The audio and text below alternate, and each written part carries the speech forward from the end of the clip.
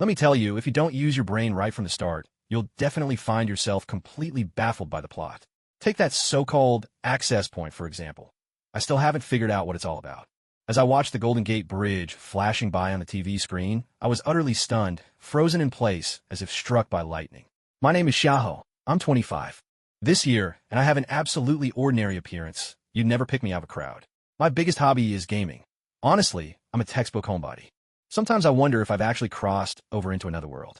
After all, I've been trapped in this unfamiliar place for 2.5 years now, and I've managed to organize my life down to the last detail. These days, I'm a bounty hunter, occasionally taking on mercenary gigs, picking up jobs, collecting bounties, and basically becoming a mission expert. It's not like I ever wanted this, but what choice do I really have? To be honest, I feel pretty helpless about it all.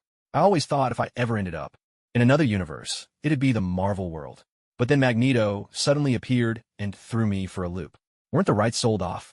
I imagined some epic crossover with Iron Man and the others, but instead, here I am. Later, it finally made sense. X-Men is actually part of Marvel. They just never merged. Because of the rights. Once I figured that out, I let it go. Still, if Thanos ever found out, he'd probably be so frustrated. I almost feel bad for him. Well, whatever. Their drama doesn't have much to do with me. Once the dust settles, it's all the same. Speaking of which, since mutants exist here, should I go and find Deadpool? Maybe team up for some good times? But let's start at the beginning, 2.5 years ago. That day, I was happily scrolling through videos and gossip when an ad suddenly popped up. Want to experience virtual reality gaming? Want to travel to different worlds? Our company's newly developed VR gaming pod uses neural link technology to immerse you in a real-world experience. I was so stunned, I practically lost my appetite for snacks. Has technology really come this far? They can make actual gaming pods now? That's incredible. Even though I was a bit skeptical, I instinctively clicked the link. My phone instantly redirected to a site called Tsunami, where I filled in a ton of personal information and signed all sorts of agreements.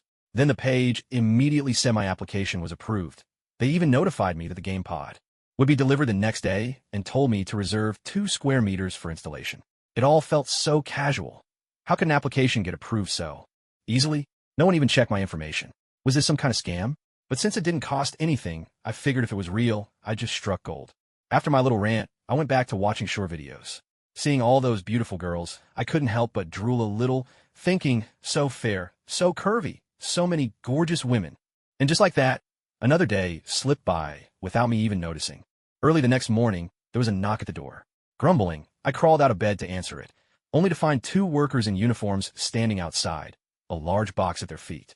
I asked what they were here for, and they introduced themselves as employees of Tsunami, here to deliver and install the gaming pod and to verify my identity. Left with no choice, I went back inside to fetch my ID. Once my identity was confirmed, they asked where I wanted the gaming pod. I told them to put it in the bedroom and led them in. Pointing to an empty corner, I instructed them to set it up there. They immediately set to work, unpacking the box and assembling the various components. I stood by, watching with a growing sense of excitement. I could hardly believe the pod was actually here. It was just too cool. About an hour later, the installation was finally finished. They explained that all I needed to do was lie inside and press the start button to use it. I quickly thanked them, handing them drinks in appreciation.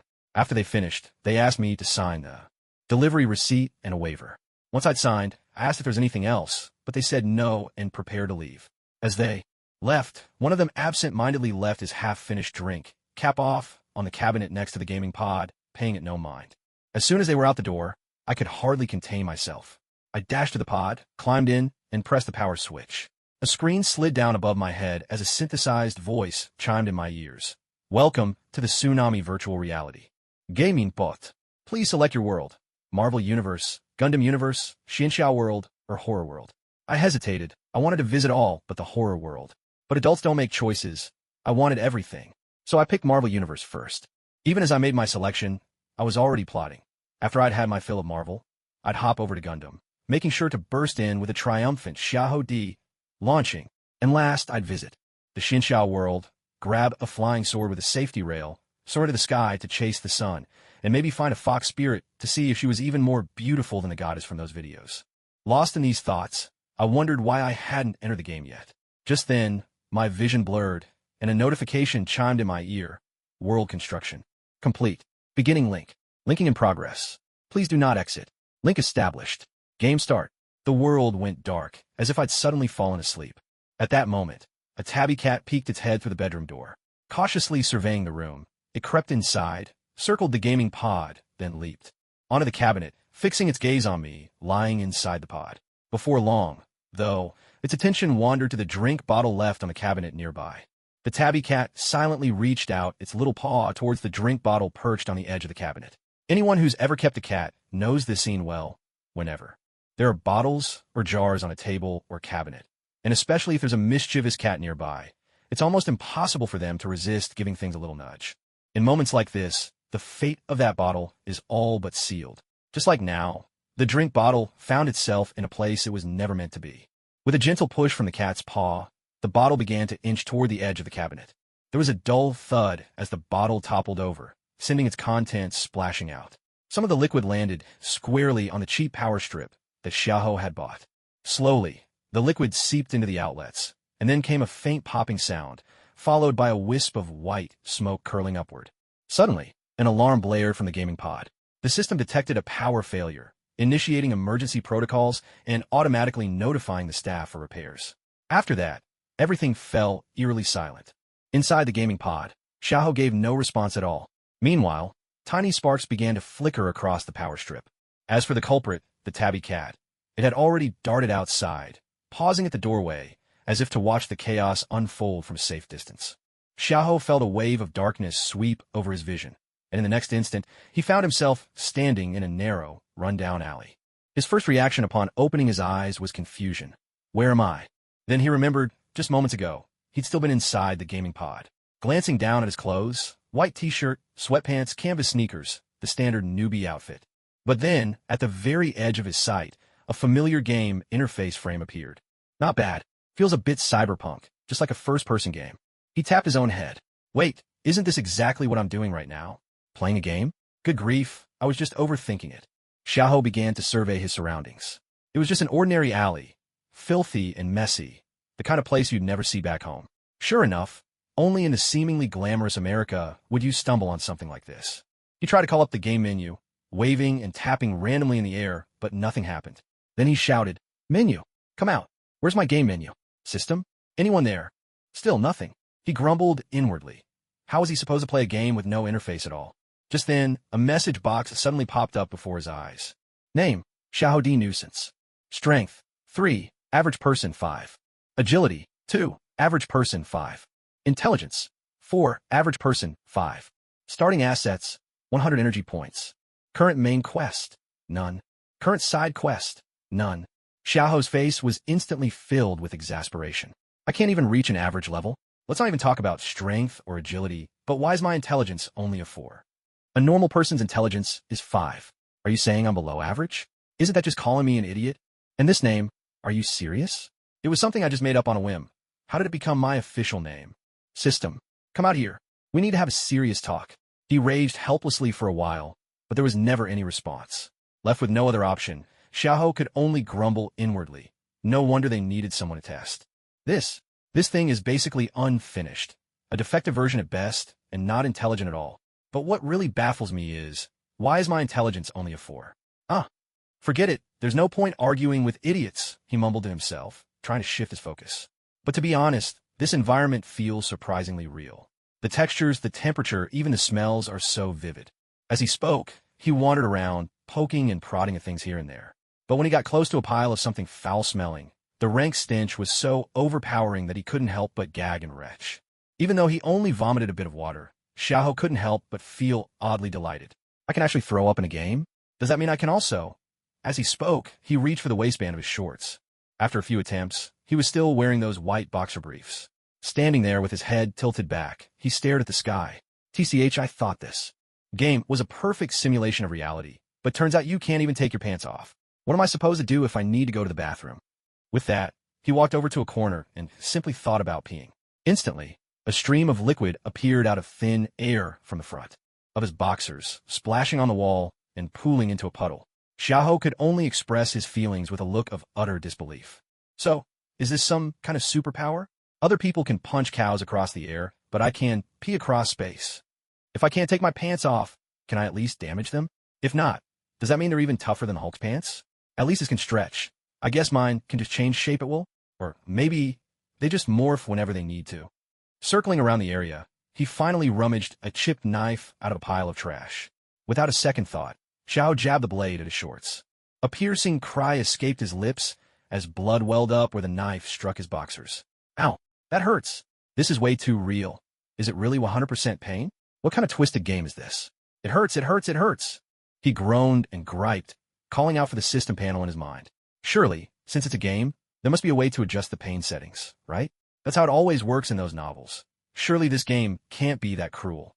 He studied the control panel for a while and finally found the pain adjustment option tucked away in an inconspicuous corner.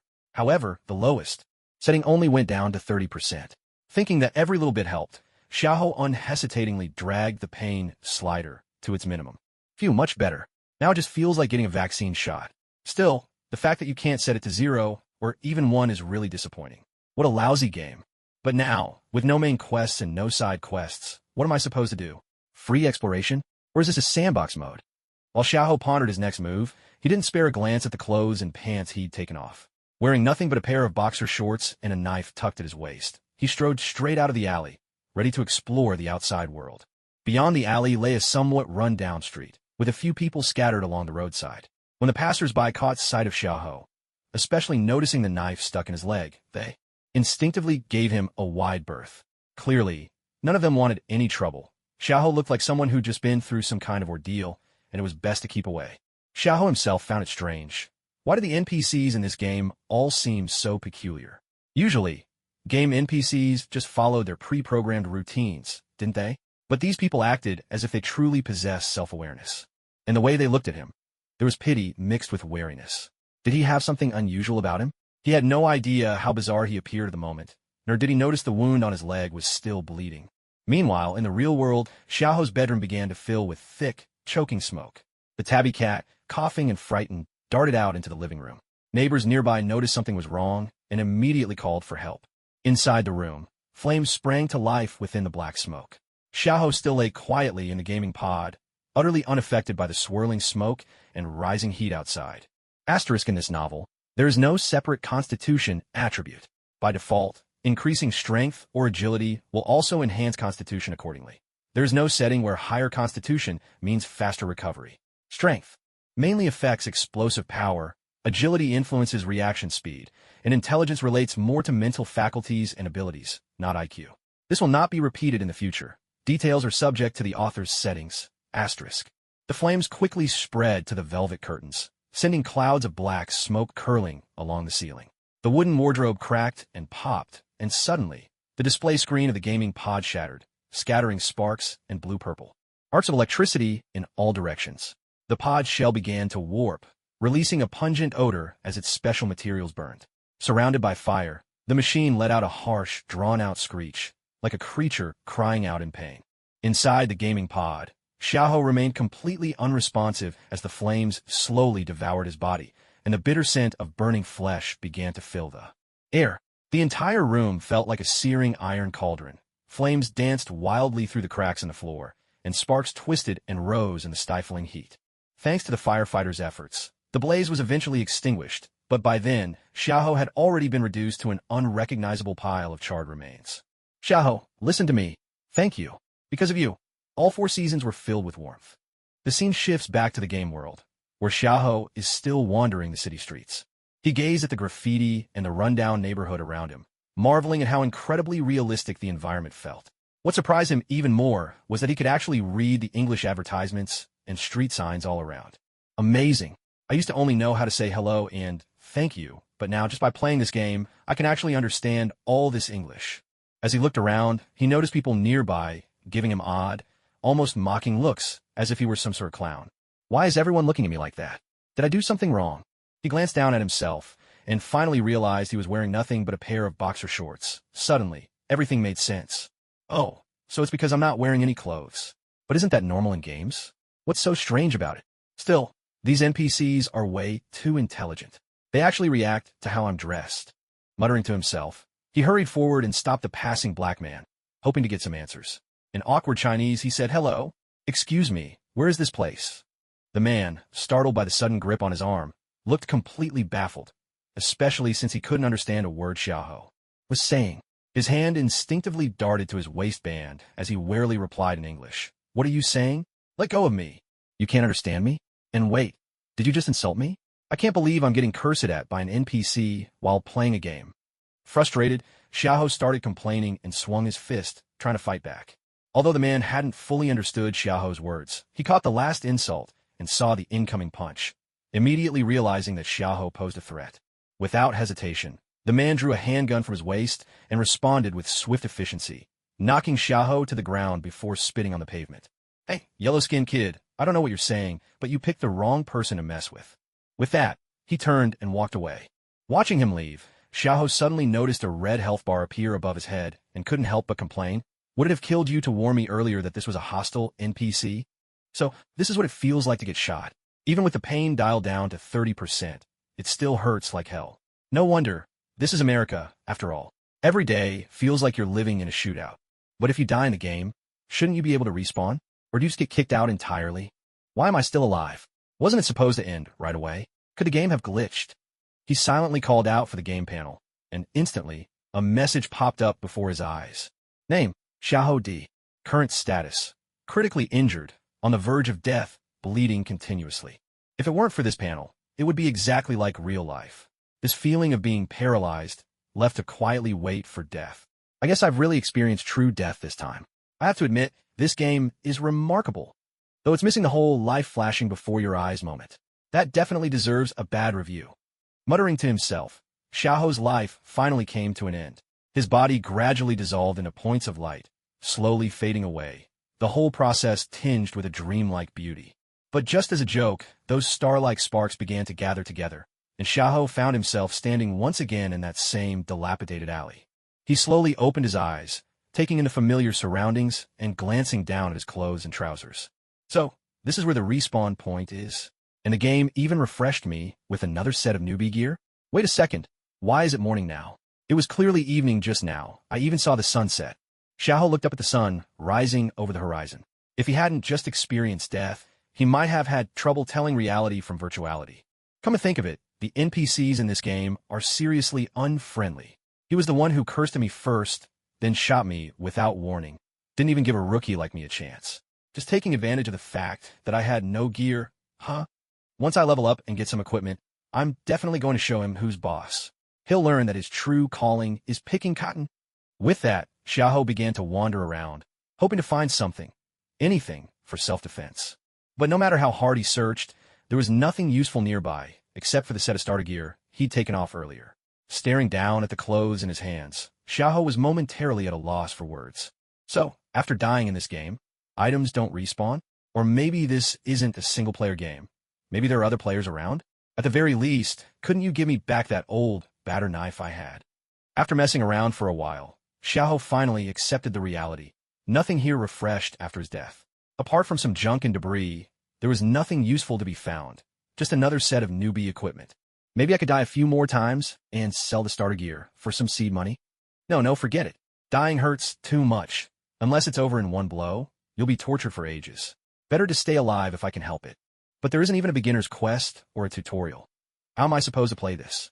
Am I supposed to just run wild like in Grand Theft Auto?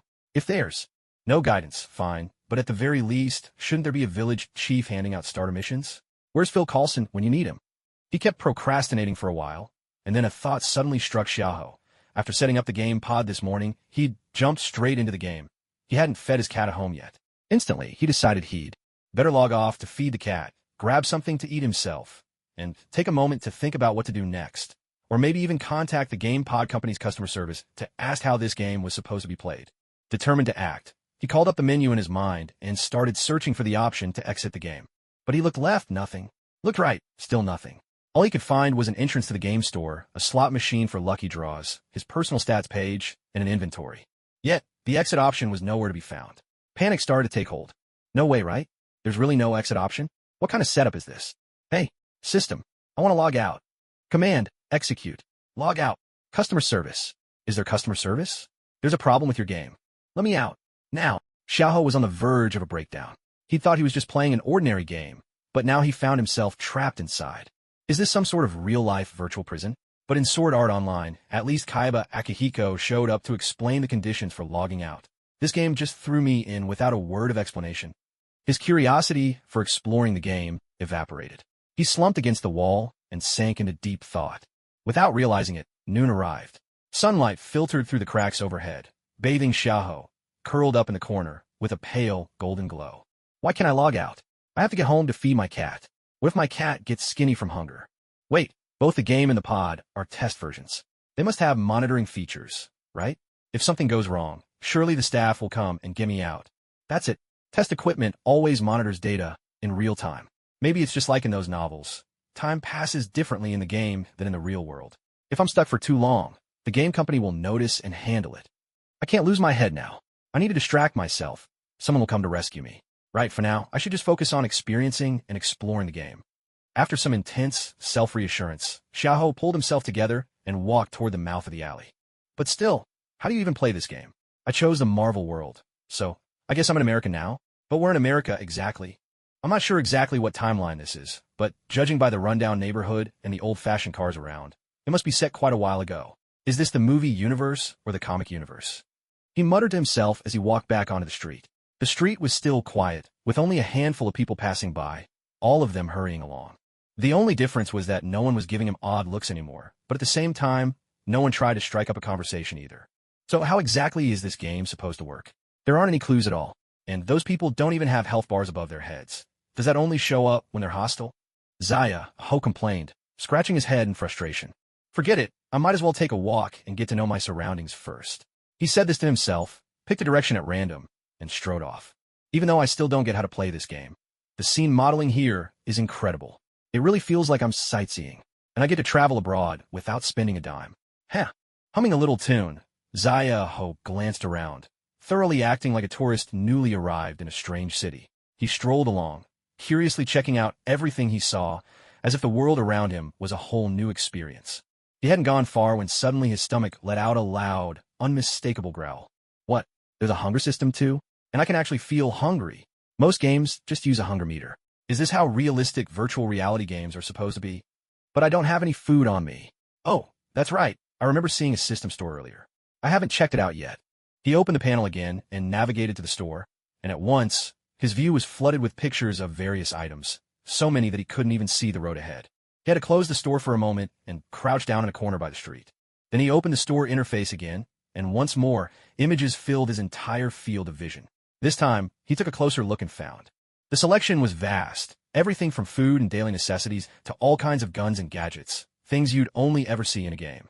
At the very top was a plump, steaming white bun, looking incredibly appetizing. He tapped to check the description and price. White bun.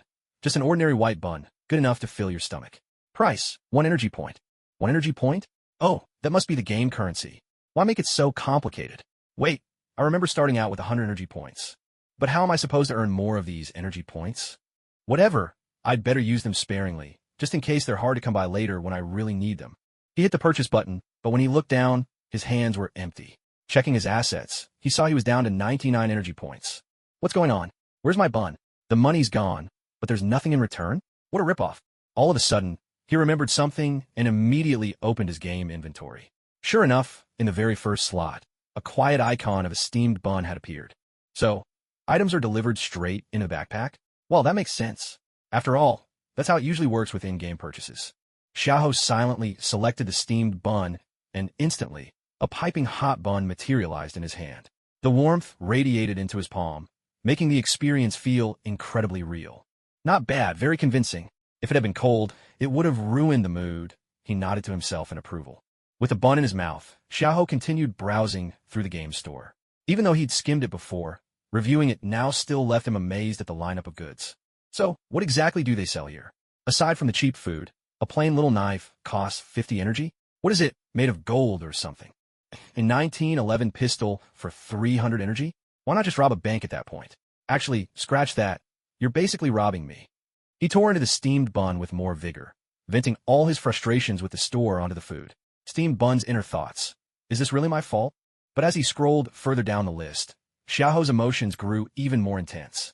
Nanobio suit, tristo zares nula nula nula. Star Wars-style lightsaber, 500,000. APU combat Misha, 700,000. Mark 3 verses 800,000.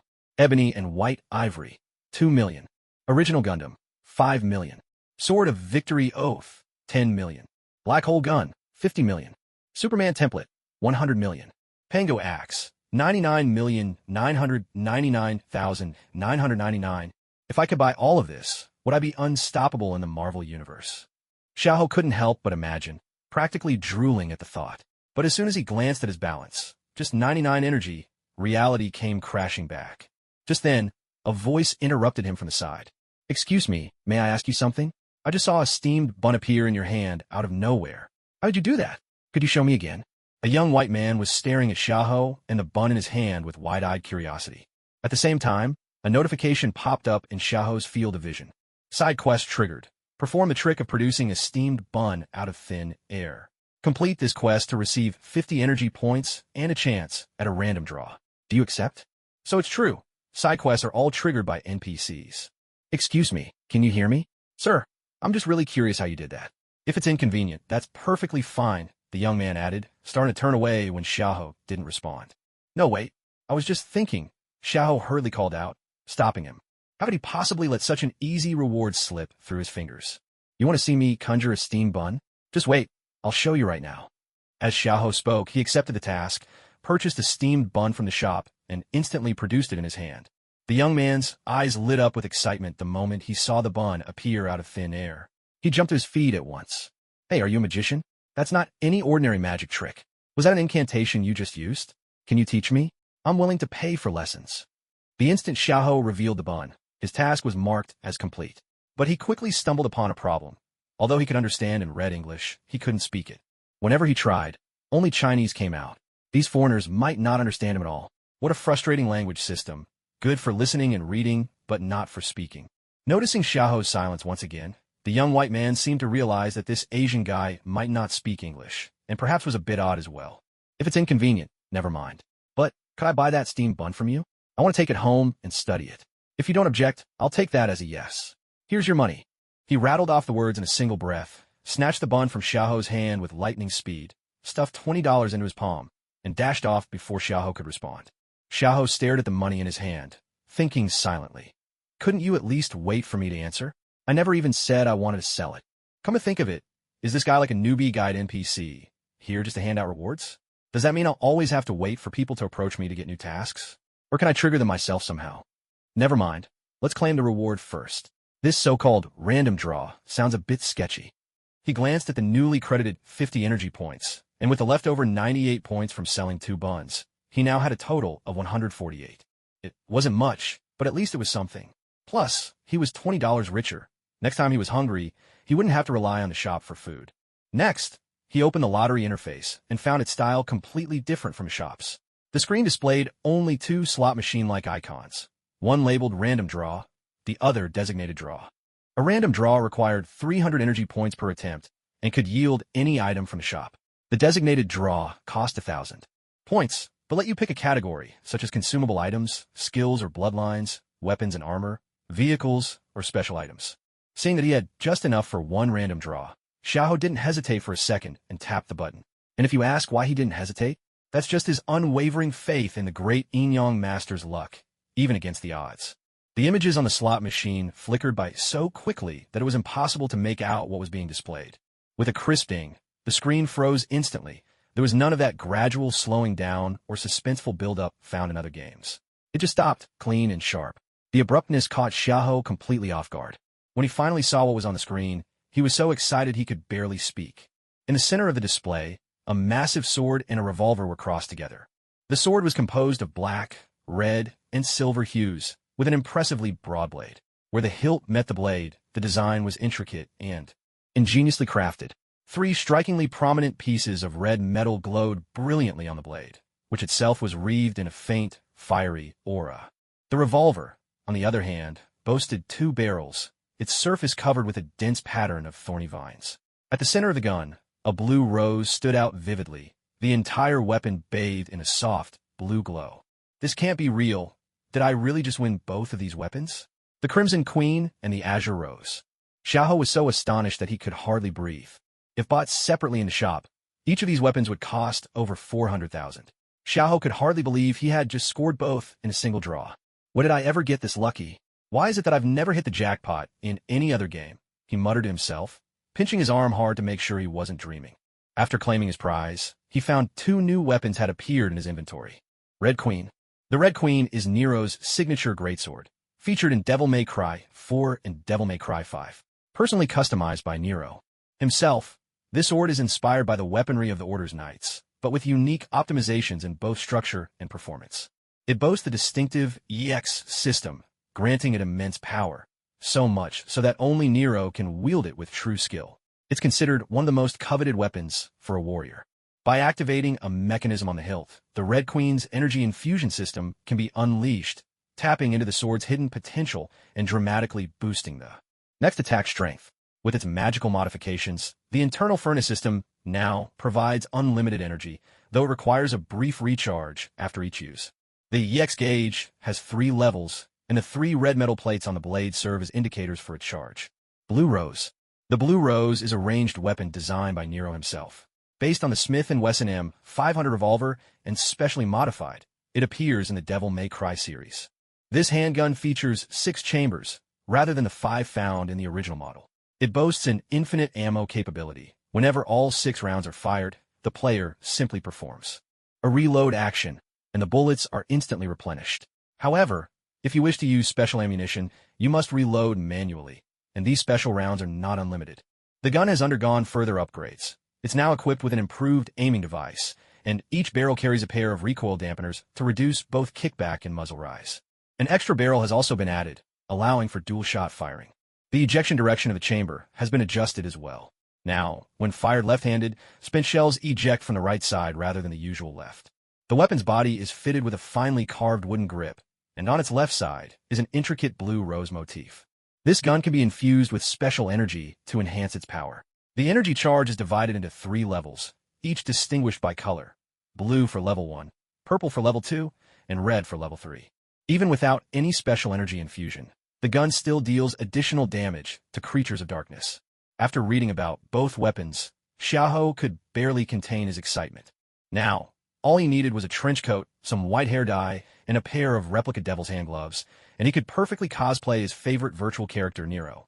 Just as he was about to take out the weapon for a closer look, the sound of footsteps approached from ahead. A woman passed by him, gave him a brief glance, then silently walked away. Watching the sudden appearance of the woman, Xiaohou felt a vague sense of familiarity, though he couldn't immediately recall where he'd seen her before. She looked so familiar. Where have I met her? Oh well, compared to her pretty face, I'm more interested in this gear. Since this game seems so realistic, I'd better find somewhere private to take a closer look. With this thought, he started searching for a secluded alley. But where did I just come from? I'm not exactly directionally challenged. Never mind, any spot will do. Mulling it over as he walked, he finally found an empty alley and eagerly slipped inside.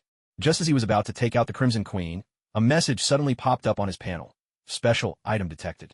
Bind before removal? Seeing the prompt, Xiaohou couldn't help but sigh. It has to be bound? How come that Steam Bun earlier didn't need this? A new message appeared.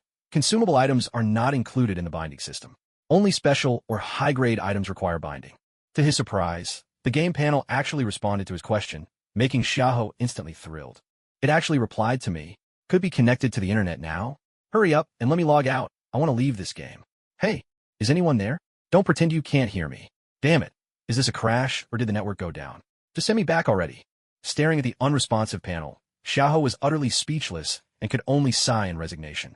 Why is it that at crucial moments, there's never any response? After a moment of silence, Xiaohou quietly opened his inventory and chose to bind both pieces of equipment. At that moment, a new message popped up on the screen: special equipment bound. If the equipment is more than 100 meters away from the player, it will automatically be recalled to the inventory. Seeing this new notification, Xiaohou had no desire to continue the conversation. There was no point anyway, since he never got a reply. With a thought, he controlled his actions, and suddenly his hand felt heavy. Accompanied by a thunderous crash, the Crimson Empress greatsword landed on the ground. Staring at his now empty hands and the massive sword at his feet, Xiaohou was flooded with mixed emotions. I can't even lift my own weapon. The other players would have a good laugh at this. He crouched down and tried to lift the sword with both hands, but could barely manage to raise it an inch before having to set it down again with a sigh. This sword must weigh at least 100 kilos. I can't even budge it. How am I supposed to use it? Looking at the glaringly low strength stat of 3 on his character panel, when ordinary people have 5, Xiaohou finally had to face just how weak he was in real life. Even if someone handed him a legendary artifact, it would be useless to him. It was just like those mythical items made of adamantium, vibranium, or even a hammer forged from the heart of star, placed in his hands. They'd be just as worthless. At that moment, he actually found himself missing his old tetanus blade. It was plain, sure, but at least it had some special effects, and, most importantly, he could actually use it. Feeling a bit down, he glanced at the Crimson Empress on the ground and silently thought, recall. Instantly, the great sword vanished. Then he turned his attention to the Azure Rose. This gun shouldn't be too heavy, right? It's just a pistol. Should be fine, he muttered as he squatted down, figuring that even if he couldn't hold it, at least it wouldn't get damaged from falling. With another thought, a pistol appeared in his hand, though his arm was immediately dragged downward by its weight. Phew, this pistol must weigh at least 5 kilos. It's nothing like a toy gun. The weight, the feel, even the engravings are just incredible. Gazing at the Azure Rose in his hand, glowing with a faint blue light, Xiaohou's confidence returned. Holding such a powerful weapon, he couldn't help but want to test its might. With a gun this cool, how could he not give it a try? He started searching the alley for something to use as a target, and before long spotted a metal paint bucket. Dragging it over to a corner, he stepped back a few meters, raised the gun with both hands, and began to take aim. With over 10 years of experience in shooting games, hitting a stationary target should be a piece of cake for me. The gunshot thundered through the air, and the fierce recoil sent Xiaohou sprawling to the ground. Flat on his back, he was instantly consumed by self-doubt. Did I just get hit by a car? My hand hurts so much, and this is with just 30% of the pain setting turned on. Did I break a bone or something? Struggling to his feet, he made his way over to where the paint can had been. Now, only the base of the can remained, wobbling on the ground. The upper half had vanished without a trace. A gaping hole had appeared in the wall, through which a bright light now shone. From the other side, startled cries and frantic discussions drifted over. Xiaohou didn't have time to think. He turned and hurriedly left the alley. Back on the main street, he was still in shock at the power of the Azure Rose. To think, he hadn't even loaded any special rounds or infused it with energy. This was just its ordinary state, and had already unleashed such devastation. He could hardly imagine what would happen if he used it with energy. The thought was both thrilling and terrifying. What's more, there were 3 stages to infusing energy, each more powerful than the last. Just imagining it made his heart race with both excitement and anxiety. But the tremor in his hands and the persistent ache reminded him of a simple truth. Right now, he was barely able to wield the Azure Rose. He was still a long way from handling it as effortlessly as Nero. Come to think of it, how am I supposed to level up here? There aren't any weak monsters for me to hunt. Surely the game doesn't expect me to kill people? That can't be right. Everyone here seems so real. If I actually hurt someone, I'd be overwhelmed with guilt. As dusk settled over the city, Xiaohou was still wandering the streets. Wait, I almost forgot. If I can't get back, where am I supposed to stay tonight? I don't have any identification, and I only have 20 bucks on me. Is that even enough for a room at a cheap hotel? And besides, even though I understand English, I can't actually speak it. There's no way for me to have a conversation with anyone. The more I think about it, the darker the future seems. Maybe there's something in the system store that can help. I'd better take a look. He rummaged through the system store, narrowing his search to language-related items, and finally found something incredibly useful. Language Module, Basic, grants fluency in the major languages of this world's Earth upon use. Price, 135 energy points. This is exactly what I need, but buying will leave me almost broke. Still, if I can't communicate, how am I supposed to earn more energy? I guess I have no other choice. A chip appeared in his inventory. He'd wanted to examine it, but the moment he chose to use it, the chip simply vanished, gone as if it had never existed. In the next moment, a flood of knowledge surged into Xiaohou's mind. Pronunciations, language rules, all pouring in at once, leaving him dizzy and lightheaded. It took several minutes before he finally steadied himself. I know I've said this 100 times already, but I can't help marveling. This game is just unbelievably realistic. I really can speak so many languages now. I wonder if I'll still remember all this once I leave here. If I really have this ability, could I just become a translator straight away? Or maybe I'll never need subtitles again when studying new materials. A slow grin spread across Xiaohou's lips, his expression turning a little smug and playful. But now that the language issue's solved, where am I going to spend the night? He mused aloud, beginning to search the area for a suitable place to stay. The night had deepened, and the streets were almost deserted. He circled the neighborhood again, but found not even a bench along the roadside. Nor did he see a single homeless person. Is public safety in America really this good now? Not even a homeless soul in sight? Or is it just that the new policies haven't taken effect yet? Just then, he noticed the entrance to a nearby subway station. I remember hearing that a lot of people spend the night in subway stations here. Since I'm here, why not try it out myself? After passing through a rather lax security check, Xiaoho stepped into the subway station. With some searching, he found a promising little corner. It was well hidden, hardly anyone passed by, and there were some cardboard boxes stacked nearby, almost as if someone had left them there to make a bed. Not bad, not bad. Seems my luck's finally turning in this game. Aside from that bit of trouble at the start, things have been smooth ever since. But I wonder, what does it feel like to sleep inside a game? Will it be like closing my eyes and instantly waking up the next day? Or is sleeping even a thing here? Ever since he realized he couldn't return to his old life, Xiaoho found himself talking to himself more and more. Maybe it helped ease the restlessness inside. After arranging the cardboard into a makeshift bed, Xiaoho lay down and began idly browsing the in-game store, hoping to distract himself and rein in his wandering thoughts. Yet the faint ache in his hands reminded him that all of this felt all too real. Time slipped quietly by. Suddenly, the sound of hurried footsteps echoed nearby, mixed with the sharp wail of a baby. Half awake, Xiaoho blinked open his eyes, grumbling in annoyance. What's that noise? Can't a guy get some sleep in the middle of the night? Peeking out, he saw 4 thugs surrounding a woman, tossing a baby back and forth between them. Each had a glaring health bar over his head, marking them as hostile units. Hey, a side quest delivered right to my doorstep, he muttered under his breath, drew his azure rose, and charged out. He raised his gun with both hands, aiming at the group, and shouted, "Put down the child, and let the lady go. If you're so tough, come at me instead." The thug with the handlebar mustache among the 4 immediately burst out laughing. Another one? Looks like we'll be feasting tonight. At the same time, the vampire bared his sharp fangs, while his companion knocked the woman to the ground. The remaining 2 paid no heed to Xiaoho's threat and pulled back the blanket wrapped around the baby. Hey, don't test my temper. You think a couple of sharp teeth are enough to scare me? Didn't you notice the gun in my hand? Xiaoho gave his revolver a meaningful shake. As he spoke, his eyes lingered on the vampire's fangs, and suddenly a sense of déjà vu washed over him. Wait, aren't those vampire teeth? Why does this scene feel so familiar? If this is the Marvel Universe, and there are vampires, Blade, Xiaoho's mind made the connection in a flash. Meanwhile, the vampire cradling the baby glanced down, only to realize he was holding a baby doll. Scrawled across the doll's chest in bold letters was the message, "Fuck you." In the next instant, a thick cloud of mist erupted from inside the doll. The vampire clutched his face and let out an agonized scream, shouting, "Garlic!" Everyone turned to see what was happening. Xiaoho glanced over at the woman on the ground, struck by how familiar this all felt, and suddenly a name surfaced in his mind.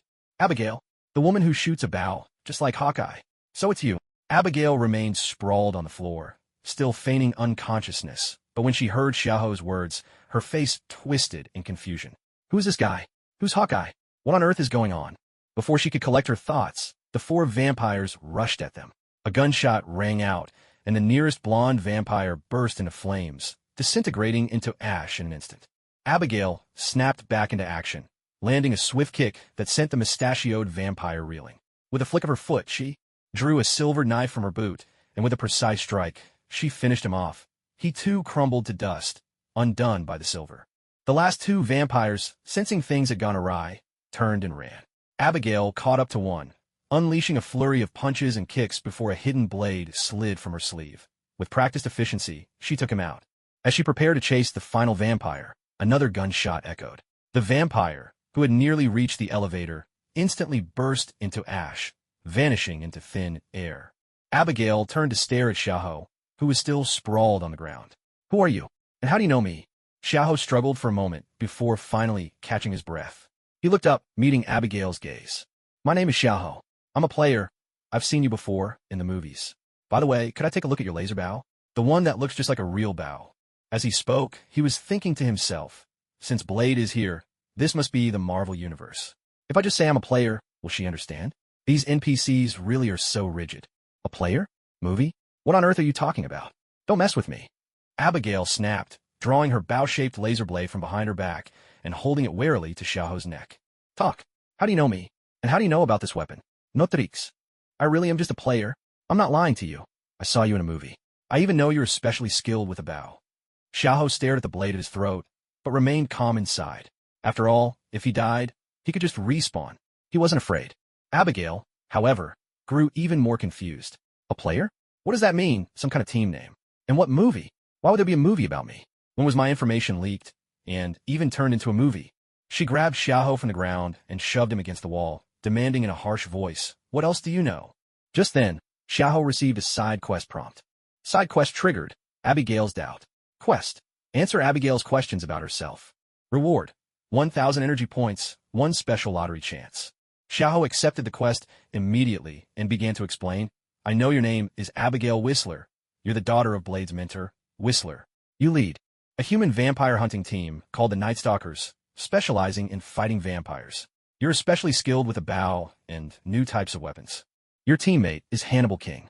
The reason you formed this team was to help Blade hunt vampires. But I can't recall much about the others. It was a movie from 20 years ago, after all. I used to love Marvel movies, and after I saw Deadpool 2, I found out this series was Marvel too, so I went back and watched it.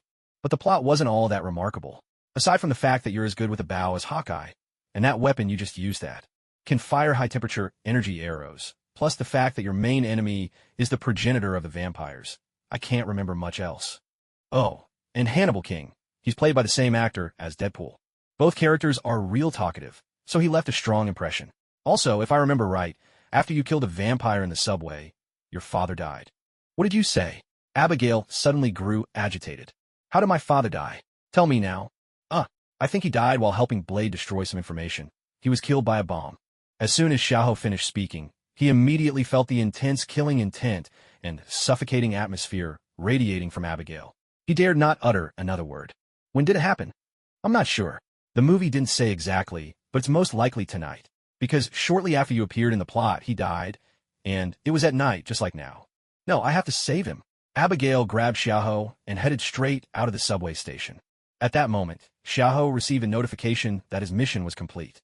When prompted to claim his reward, Xiaoho silently chose yes in his mind, but he had no interest in spinning a prize wheel or spending any energy points at all. It was all because of the woman driving. The Abigail he'd always assumed was just an NPC. The anxiety on her face and the sorrow in her eyes were impossible for him to ignore. Xiaoho began to wonder, could an AI-generated character truly act so convincingly human? It wasn't just about how lifelike her model was. Could all those complex emotions really be simulated by data to such a startling degree? His doubts about not being able to exit the game resurfaced as well. Was he really just playing a game? Why did it feel at this very moment that the person sitting beside him was flesh and blood, not just a construct of code? Would he ever be able to return to the real world? A heavy silence filled the car, time crawling by beneath the weight of this oppressive atmosphere. Ahead, the outline of the docks gradually came into view, and from the distance, sporadic gunfire and explosions could be heard.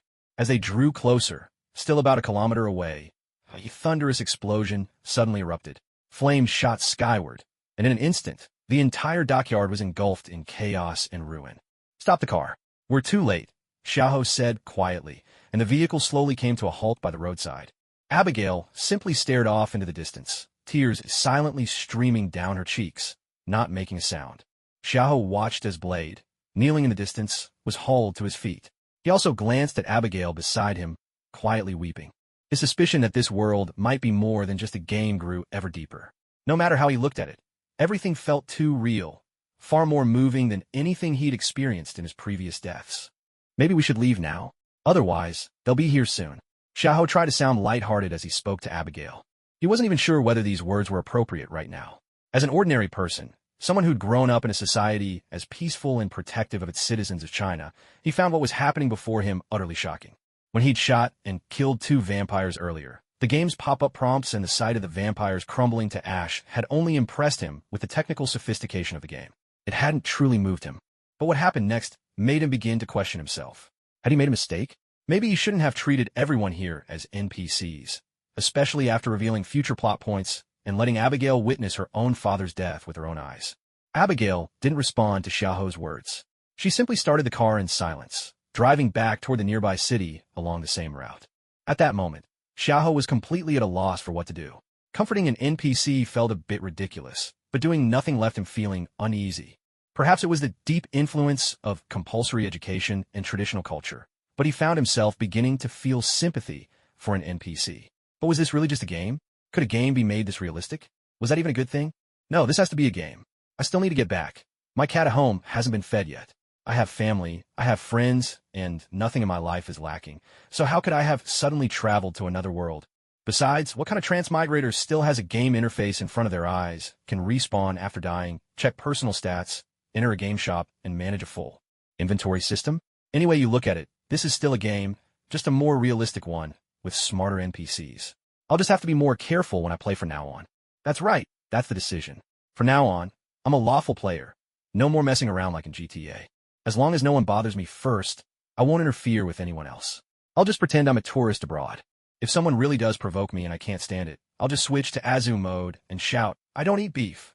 Still, since this is the Marvel Universe, should I try being a superhero? Suddenly, a sharp smack broke the silence inside the car. Abigail turned to look at Xiaoho, her eyes filled with confusion, as if she was asking why he'd suddenly slapped himself. There was a mosquito. I was killing a mosquito. Yeah, just a mosquito. Xiaoho's voice grew weaker as he spoke. Abigail's gaze shifted from confusion to the kind of look you give someone who's lost their mind. Did I just get looked down on by an NPC? Whatever. At least I snapped out of it quickly by slapping myself. What was I thinking? Wanted to become a superhero. Only a fool would want to be a superhero, getting forced into righteousness, restricted at every turn, and, no matter what you do, ending up criticized by the whole world. Only an idiot would want that life. Im no idiot. I want to be the freest person there is. I want to be Pirate King. I'm Xiahou Di, Diao Mao, and I will become the Pirate King. At that moment, the intelligence for a stat on his personal panel began to flash, as if mocking Xiaoho for his sudden bout of self-important enthusiasm.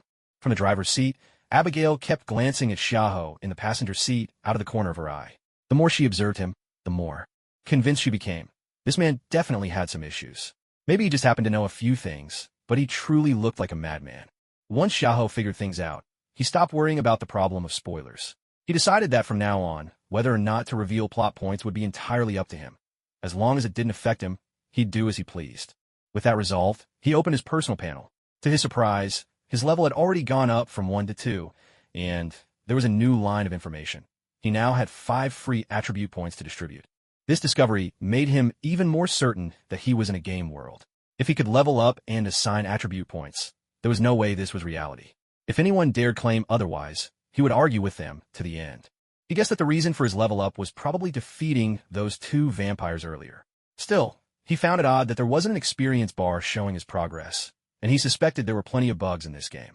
Now, he turned his attention to how best to distribute the points. First, he put 1 point into intelligence, hoping to make himself a little smarter. He hesitated over the remaining 4 points, but eventually assigned them all to strength. The reason was simple. He just wanted to experience the thrill of wielding a massive blade. After all, his Crimson Empress had been sitting in his backpack for ages. After distributing the points, he felt a surge of warmth spread through his body.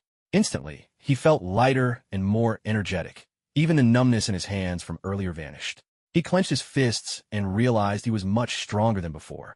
Next, he opened the shop and browsed items priced under 1,000. Most of what he saw was food and mundane supplies, common firearms, for instance, and there wasn't a single skill among them. Buying something directly didn't seem worthwhile. The lottery was much more enticing. Since he didn't need consumables or weapons for now, his Crimson Empress and Azure Rose were more than enough. He set his sights on skills and bloodlines. As for vehicles and the mysterious special category, he figured he'd leave those for later. Vehicles were self-explanatory, but he had no idea what counted as special. After weighing his options, he decided that skills and bloodlines were the best investments for now. He could always try the others when he had more funds. Having made up his mind, he selected the lottery for skills and bloodlines. The screen spun for a while before landing on a skill description. This skill originated from the Warlock class in World of Warcraft. It would allow him to breathe underwater for 10 minutes. Xiaoho fell silent when he saw it. He wasn't sure if he should complain. It felt a little pointless, but the result was set in stone. There was no use grumbling about it now. He silently accepted the skill, and a blue card appeared in his inventory. He tried to take it out like he had before, and, just like the language module chip, it was automatically used the moment he did. With that, a new incantation etched itself into his mind. As long as he recited the spell, he would be able to breathe underwater, but only for 10 minutes, and then he'd have to wait 30 minutes before using it again. The short duration and long cooldown left him rather astonished. While he was still hesitating over whether to draw another card, the card gradually rolled to a stop, pulling up to the entrance of the factory outside. "We're here. Get out," Abigail said, opening the car door and stepping out first. Xiaoho obediently got out as well, trailing behind her as they headed into the factory. He was acting this compliant mainly because she had just lost her father. Under other circumstances, he wouldn't have been so subdued. This was his way of showing respect. Since you claim you've seen movies about us, you should know where we are, right? Abigail walked ahead without looking back, but her voice carried to him. Of course I know. This is your Night Stalker Squad's base. Didn't it get attacked later? Only 3 members survived, if I remember right, Xiaoho replied casually. As soon as Abigail heard that, her expression changed drastically. She spun around and suddenly seized him by the throat. What did you just say? How could they die? Her emotions exploded. Having just lost her father, she was now hearing that her teammates were doomed too. She simply couldn't keep it together. Could you let go first? If you don't, even if you're a storyline NPC and your father just died, I'll have to fight back. Don't think I'm easy to bully, or that you can ignore this 4th calamity. Xiaoho struggled as he spoke. At his words, Abigail had no choice but to release her grip, though she still fixed him with a piercing glare. Talk. Now. What's the rush? At least when you were asking questions earlier, you'd give me a quest. Now you're not even offering that. I don't feel like telling you anything, Xiaoho retorted, deliberately turning his head away to avoid her gaze. Abigail's temper flared again, and she began to suspect that Xiaoho might not be entirely sane. When had she ever given him a quest? So what will it take for you to talk? She asked, doing her best to rein in her emotions and change her tone. Beg me, and not just half-heartedly. I want to see you really mean it. If you're just going through the motions, I won't answer. Xiaoho's stubborn expression made it clear he had no intention of cooperating. She's just an NPC, yet she dares to be so fierce with me? If I don't put her in her place, I'll lose all dignity, Xiaoho thought. Abigail was so furious, she actually laughed. Beg him? And sincerely at that? What if he decided she wasn't sincere enough? Would she have to beg him endlessly? She simply drew her hidden blade and pressed it against Xiaoho's throat. What did you just say? Care to repeat that? Have you forgotten who's in charge here? I've got nothing to say. Anyway, I'm in a terrible mood right now, and I'm not telling you anything. Even if you've just lost your father, it won't help, unless you issue a mission. Xiaoho replied, utterly fearless, brushing off her threats as if they meant nothing. Abigail fell silent for a moment, taken aback. She had never encountered anyone like this before. After thinking it over, she decided to change tactics. Then how do I issue a mission? No idea. Didn't you just issue one a moment ago? Why ask me? Xiaoho retorted with perfect confidence. When did I ever issue you a mission? Abigail grew even more baffled. At the subway station, when you were asking me questions. Xiaoho added. Abigail could only follow his lead and continued. Well, I'm asking you questions now too. If you need it to be official, consider this a mission. Tell me, how did they die? Xiaoho glanced at his mission panel, but there was no sign of a new task. He wondered if perhaps each person could only issue a mission once, or if there was some kind of cooldown period. Determined to test the theory, he tried again. Nope, doesn't count. I haven't gotten any mission prompt at all. Maybe you should give it another shot, Xiaoho said. Abigail's suspicion only deepened. She was now almost certain this man was playing games with her, and the evidence was mounting. She fought to keep her temper in check. I need your help to complete a mission. Tell me how our Night Stalker squad really died. You can name any price you want. Seeing that his mission panel still showed no reaction, Xiaoho was now fairly sure of his guess. Either each person could only issue a mission once, or there had to be a waiting period before issuing another. But he had no intention of giving Abigail the information easily, not even out of sympathy for her loss. After all, there were still other Night Stalkers who could issue missions. That way, he could profit more than once. He smiled to himself at the thought. No can do. I can't accept any mission you issue right now.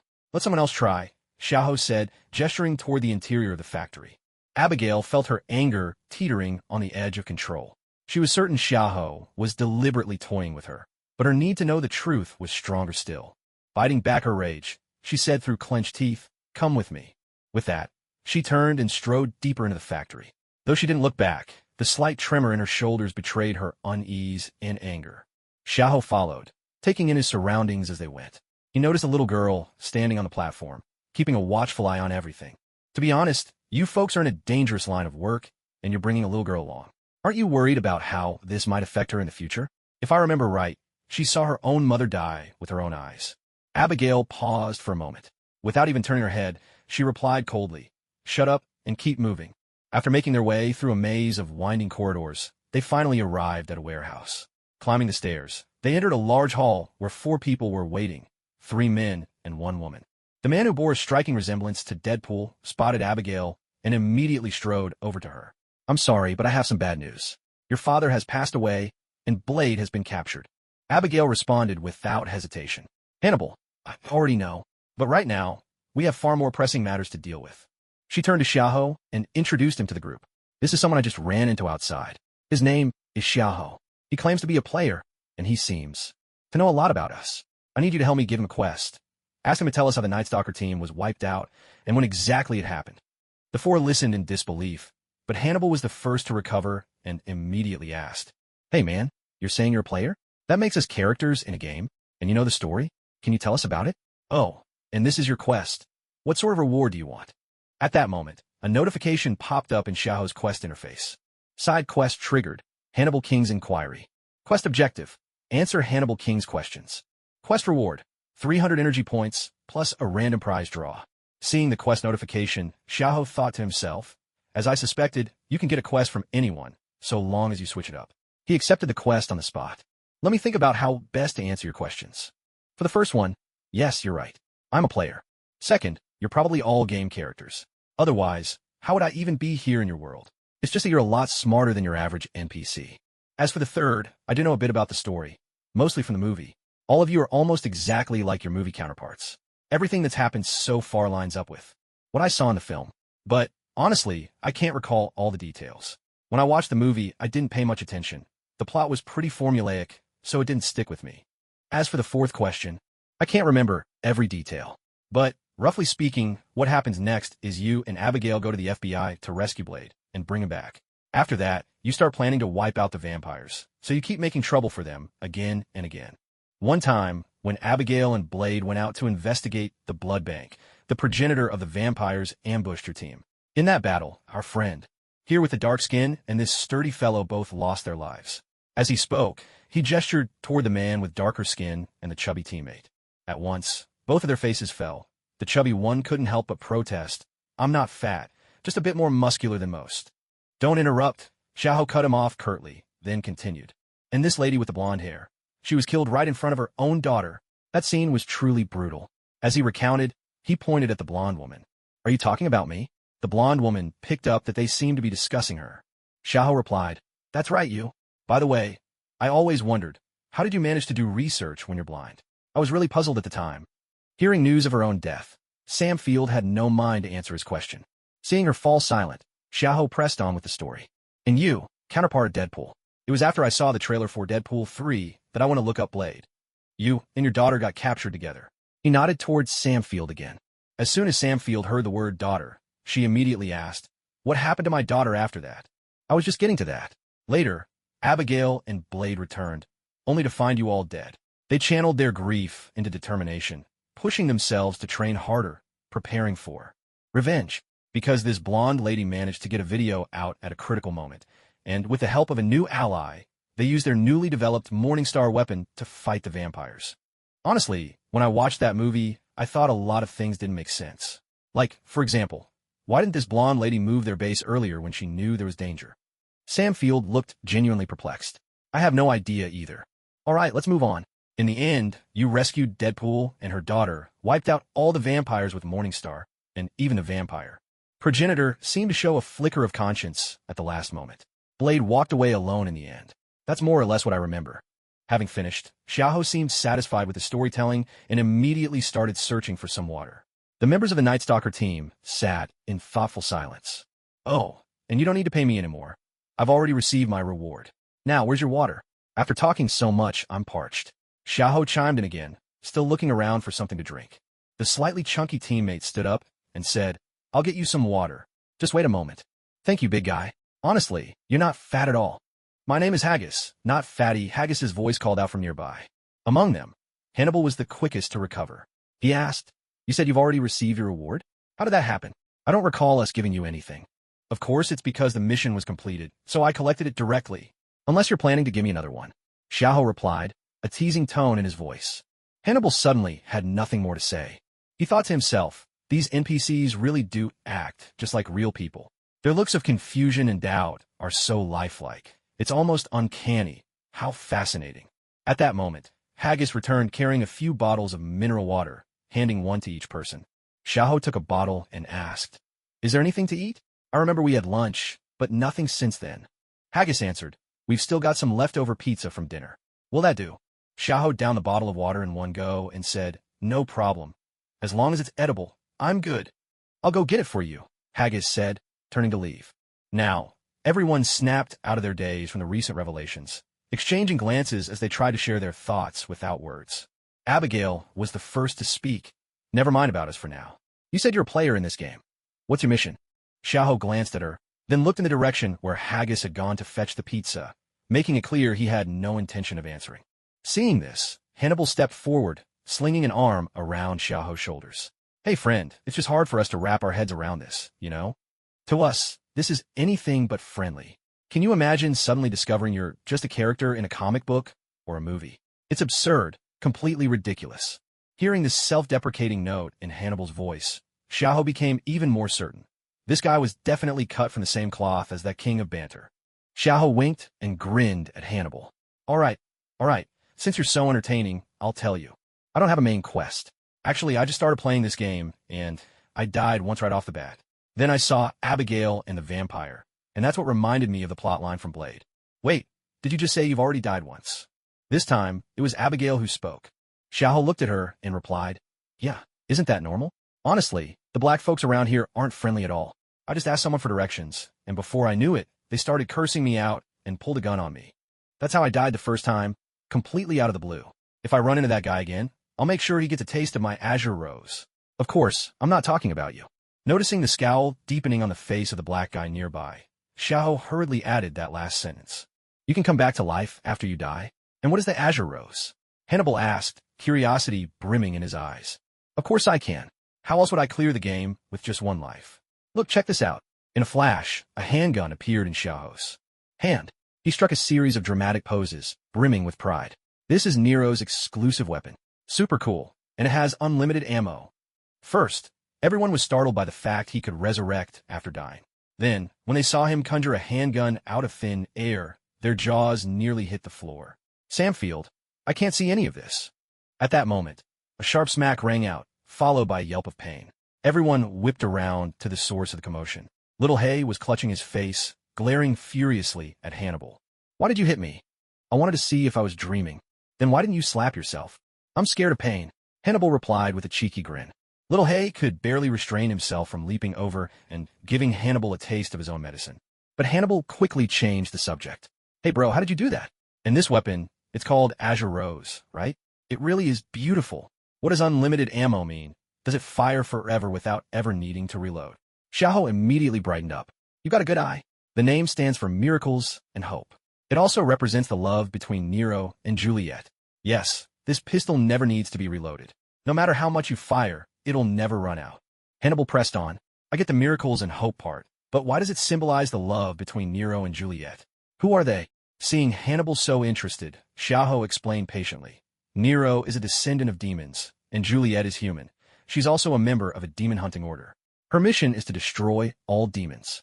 So they're doomed to be apart. It's a love that can never come true. If I go into more details, it'll sound like I'm padding out the story. Hannibal sounded a little disappointed. I see. I didn't expect there to be demons in the backstory. Just then, Haggis arrived, carrying a reheated pizza. The pizza was getting cold, so I warmed it up for you. Thanks.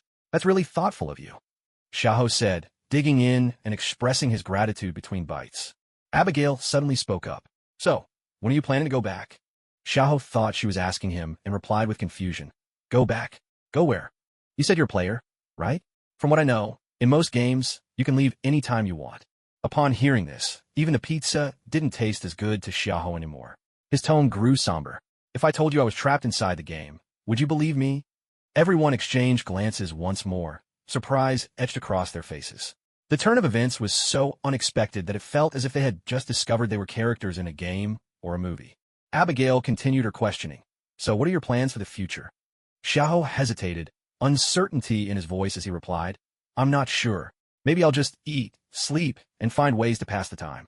Abigail could sense the confusion in his words.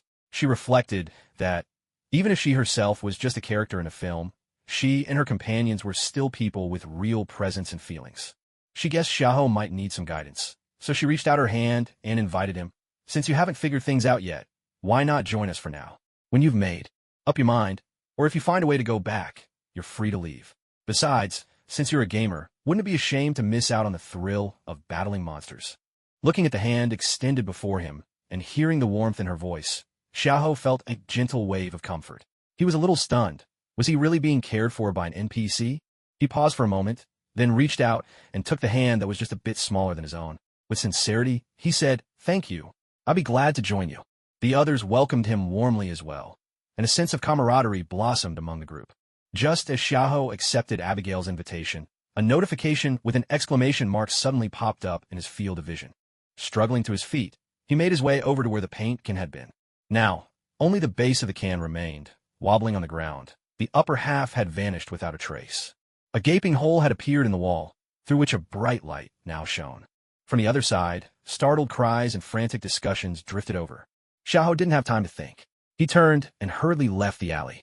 Back on the main street, he was still in shock at the power of the Azure Rose. To think, he hadn't even loaded any special rounds or infused it with energy.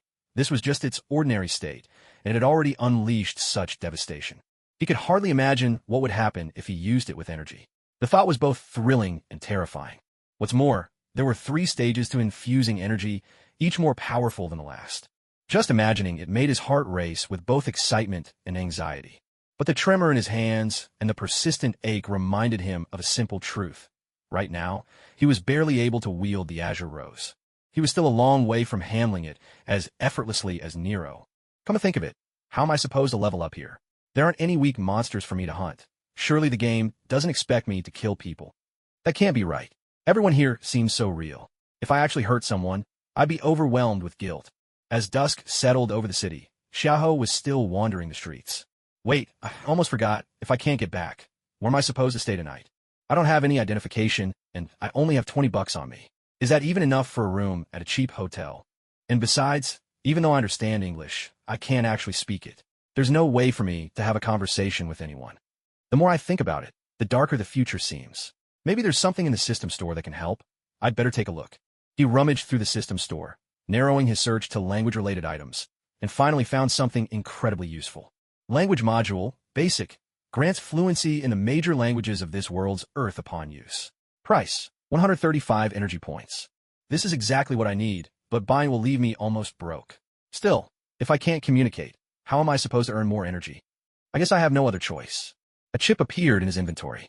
He'd wanted to examine it, but the moment he chose to use it, the chip simply vanished, gone as if it had never existed.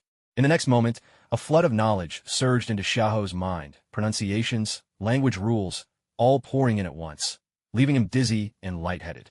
It took several minutes before he finally steadied himself. I know I've said this 100 times already, but I can't help marveling. This game is just unbelievably realistic. I really can speak so many languages now. I wonder if I'll still remember all this once I leave here. If I really have this ability, could I just become a translator straight away? Or maybe I'll never need subtitles again when studying new materials. A slow grin spread across Xiaoho's lips, his expression turning a little smug and playful. But now that the language issue's solved, where am I going to spend the night? He mused aloud, beginning to search the area for a suitable place to stay. The night had deepened, and the streets were almost deserted. He circled the neighborhood again, but found not even a bench along the roadside, nor did he see a single homeless person. Is public safety in America really this good now? Not even a homeless soul in sight? Or is it just that the new policies haven't taken effect yet? Just then, he noticed the entrance to a nearby subway station. I remember hearing that a lot of people spend the night in subway stations here. Since I'm here, why not try it out myself? After passing through a rather lax security check, Xiaoho stepped into the subway station. With some searching, he found a promising little corner. It was well hidden, hardly anyone passed by, and there were some cardboard boxes stacked nearby, almost as if someone had left them there to make a bed. Not bad, not bad. Seems my luck's finally turning in this game. Aside from that bit of trouble at the start, things have been smooth ever since. But I wonder, what does it feel like to sleep inside a game? Will it be like closing my eyes and instantly waking up the next day? Or is sleeping even a thing here? Ever since he realized he couldn't return to his old life, Xiaoho found himself talking to himself more and more. Maybe it helped ease the restlessness inside. After arranging the cardboard into a makeshift bed, Xiaoho lay down and began idly browsing the in-game store, hoping to distract himself and rein in his wandering thoughts. Yet the faint ache in his hands reminded him that all of this felt all too real. Time slipped quietly by. Suddenly, the sound of hurried footsteps echoed nearby. mixed with the sharp wail of a baby. Half awake, Xiaoho blinked open his eyes, grumbling in annoyance. What's that noise? Can't a guy get some sleep in the middle of the night? Peeking out, he saw 4 thugs surrounding a woman, tossing a baby back and forth between them. Each had a glaring health bar over his head, marking them as hostile units. Hey, a side quest delivered right to my doorstep, he muttered under his breath, drew his azure rose, and charged out. He raised his gun with both hands, aiming at the group, and shouted, "Put down the child, and let the lady go. If you're so tough, come me instead." The thug with the handlebar mustache among the 4 immediately burst out laughing. Another one? Looks like we'll be feasting tonight. At the same time, the vampire bared his sharp fangs, while his companion knocked the woman to the ground. The remaining 2 paid no heed to Xiaoho's threat and pulled back the blanket wrapped around the baby. Hey, don't test my temper. You think a couple of sharp teeth are enough to scare me? Didn't you notice the gun in my hand? Xiaoho gave his revolver a meaningful shake. As he spoke, his eyes lingered on the vampire's fangs, and suddenly a sense of déjà vu washed over him. Wait, aren't those vampire teeth? Why does this scene feel so familiar? If this is the Marvel Universe, and there are vampires, Blade. Xiaoho's mind made the connection in a flash. Meanwhile, the vampire cradling the baby glanced down, only to realize he was holding a baby doll. Scrawled across the doll's chest in bold letters was the message, "Fuck you." In the next instant, a thick cloud of mist erupted from inside the doll. The vampire clutched his face and let out an agonized scream, shouting, "Garlic!" Everyone turned to see what was happening. Xiaoho glanced over at the woman on the ground, struck by how familiar this all felt, and suddenly a name surfaced in his mind, Abigail. The woman who shoots a bow, just like Hawkeye? So it's you. Abigail remained sprawled on the floor, still feigning unconsciousness, but when she heard Xiaoho's words, her face twisted in confusion. Who is this guy? Who's Hawkeye? What on earth is going on? Before she could collect her thoughts, the 4 vampires rushed at them. A gunshot rang out, and the nearest blonde vampire burst into flames, disintegrating into ash in an instant. Abigail snapped back into action, landing a swift kick that sent the mustachioed vampire reeling. With a flick of her foot, she drew a silvered knife from her boot, and with a precise strike, she finished him off. He too crumbled to dust, undone by the silver. The last 2 vampires, sensing things had gone awry, turned and ran. Abigail caught up to one, unleashing a flurry of punches and kicks before a hidden blade slid from her sleeve. With practiced efficiency, she took him out. As she prepared to chase the final vampire, another gunshot echoed. The vampire, who had nearly reached the elevator, instantly burst into ash, vanishing into thin air. Abigail turned to stare at Xiaoho, who was still sprawled on the ground. "Who are you? And how do you know me?" Xiaoho struggled for a moment before finally catching his breath. He looked up, meeting Abigail's gaze. "My name is Xiaoho. I'm a player. I've seen you before, in the movies. By the way, can I take a look at your laser bow? The one that looks just like a real bow." As he spoke, he was thinking to himself, since Blade is here, this must be the Marvel Universe. If I just say I'm a player, will she understand? These NPCs really are so rigid. A player? Movie? What on earth are you talking about? Don't mess with me. Abigail snapped, drawing her bow-shaped laser blade from behind her back and holding it warily to Xiaoho's neck. "Talk. How do you know me? And how do you know about this weapon? No tricks. I really am just a player. I'm not lying to you. I saw you in a movie. I even know you're especially skilled with a bow." Xiaoho stared at the blade at his throat, but remained calm inside. After all, if he died, he could just respawn. He wasn't afraid. Abigail, however, grew even more confused. "A player? What does that mean, some kind of team name? And what movie? Why would there be a movie about me? Or was my information leaked, and even turned into a movie?" She grabbed Xiaoho from the ground and shoved him against the wall, demanding in a harsh voice, "What else do you know?" Just then, Xiaoho received a side quest prompt. Side quest triggered. Abigail's doubt. Quest. Answer Abigail's questions about herself. Reward. 1,000 energy points, 1 special lottery chance. Xiaoho accepted the quest immediately and began to explain. "I know your name is Abigail Whistler. You're the daughter of Blade's mentor, Whistler. You lead a human vampire hunting team called the Night Stalkers, specializing in fighting vampires. You're especially skilled with a bow and new types of weapons. Your teammate is Hannibal King. The reason you formed this team was to help Blade hunt vampires. But I can't recall much about the others. It was a movie from 20 years ago, after all. I used to love Marvel movies, and after I saw Deadpool 2, I found out this series was Marvel too, so I went back and watched it. But the plot wasn't all that remarkable. Aside from the fact that you're as good with a bow as Hawkeye, and that weapon you just used can fire high-temperature energy arrows, plus the fact that your main enemy is the progenitor of the vampires. I can't remember much else." "Oh, and Hannibal King, he's played by the same actor as Deadpool. Both characters are real talkative, so he left a strong impression. Also, if I remember right, after you killed a vampire in the subway, your father died. What did you say? Abigail suddenly grew agitated. How did my father die? Tell me now. I think he died while helping Blade destroy some information. He was killed by a bomb. As soon as Xiaoho finished speaking, he immediately felt the intense killing intent and suffocating atmosphere radiating from Abigail. He dared not utter another word. When did it happen? I'm not sure. The movie didn't say exactly, but it's most likely tonight. Because shortly after you appeared in the plot, he died, and it was at night just like now. No, I have to save him. Abigail grabbed Xiaoho and headed straight out of the subway station. At that moment, Xiaoho received a notification that his mission was complete. When prompted to claim his reward, Xiaoho silently chose yes in his mind, but he had no interest in spinning a prize wheel or spending any energy points at all.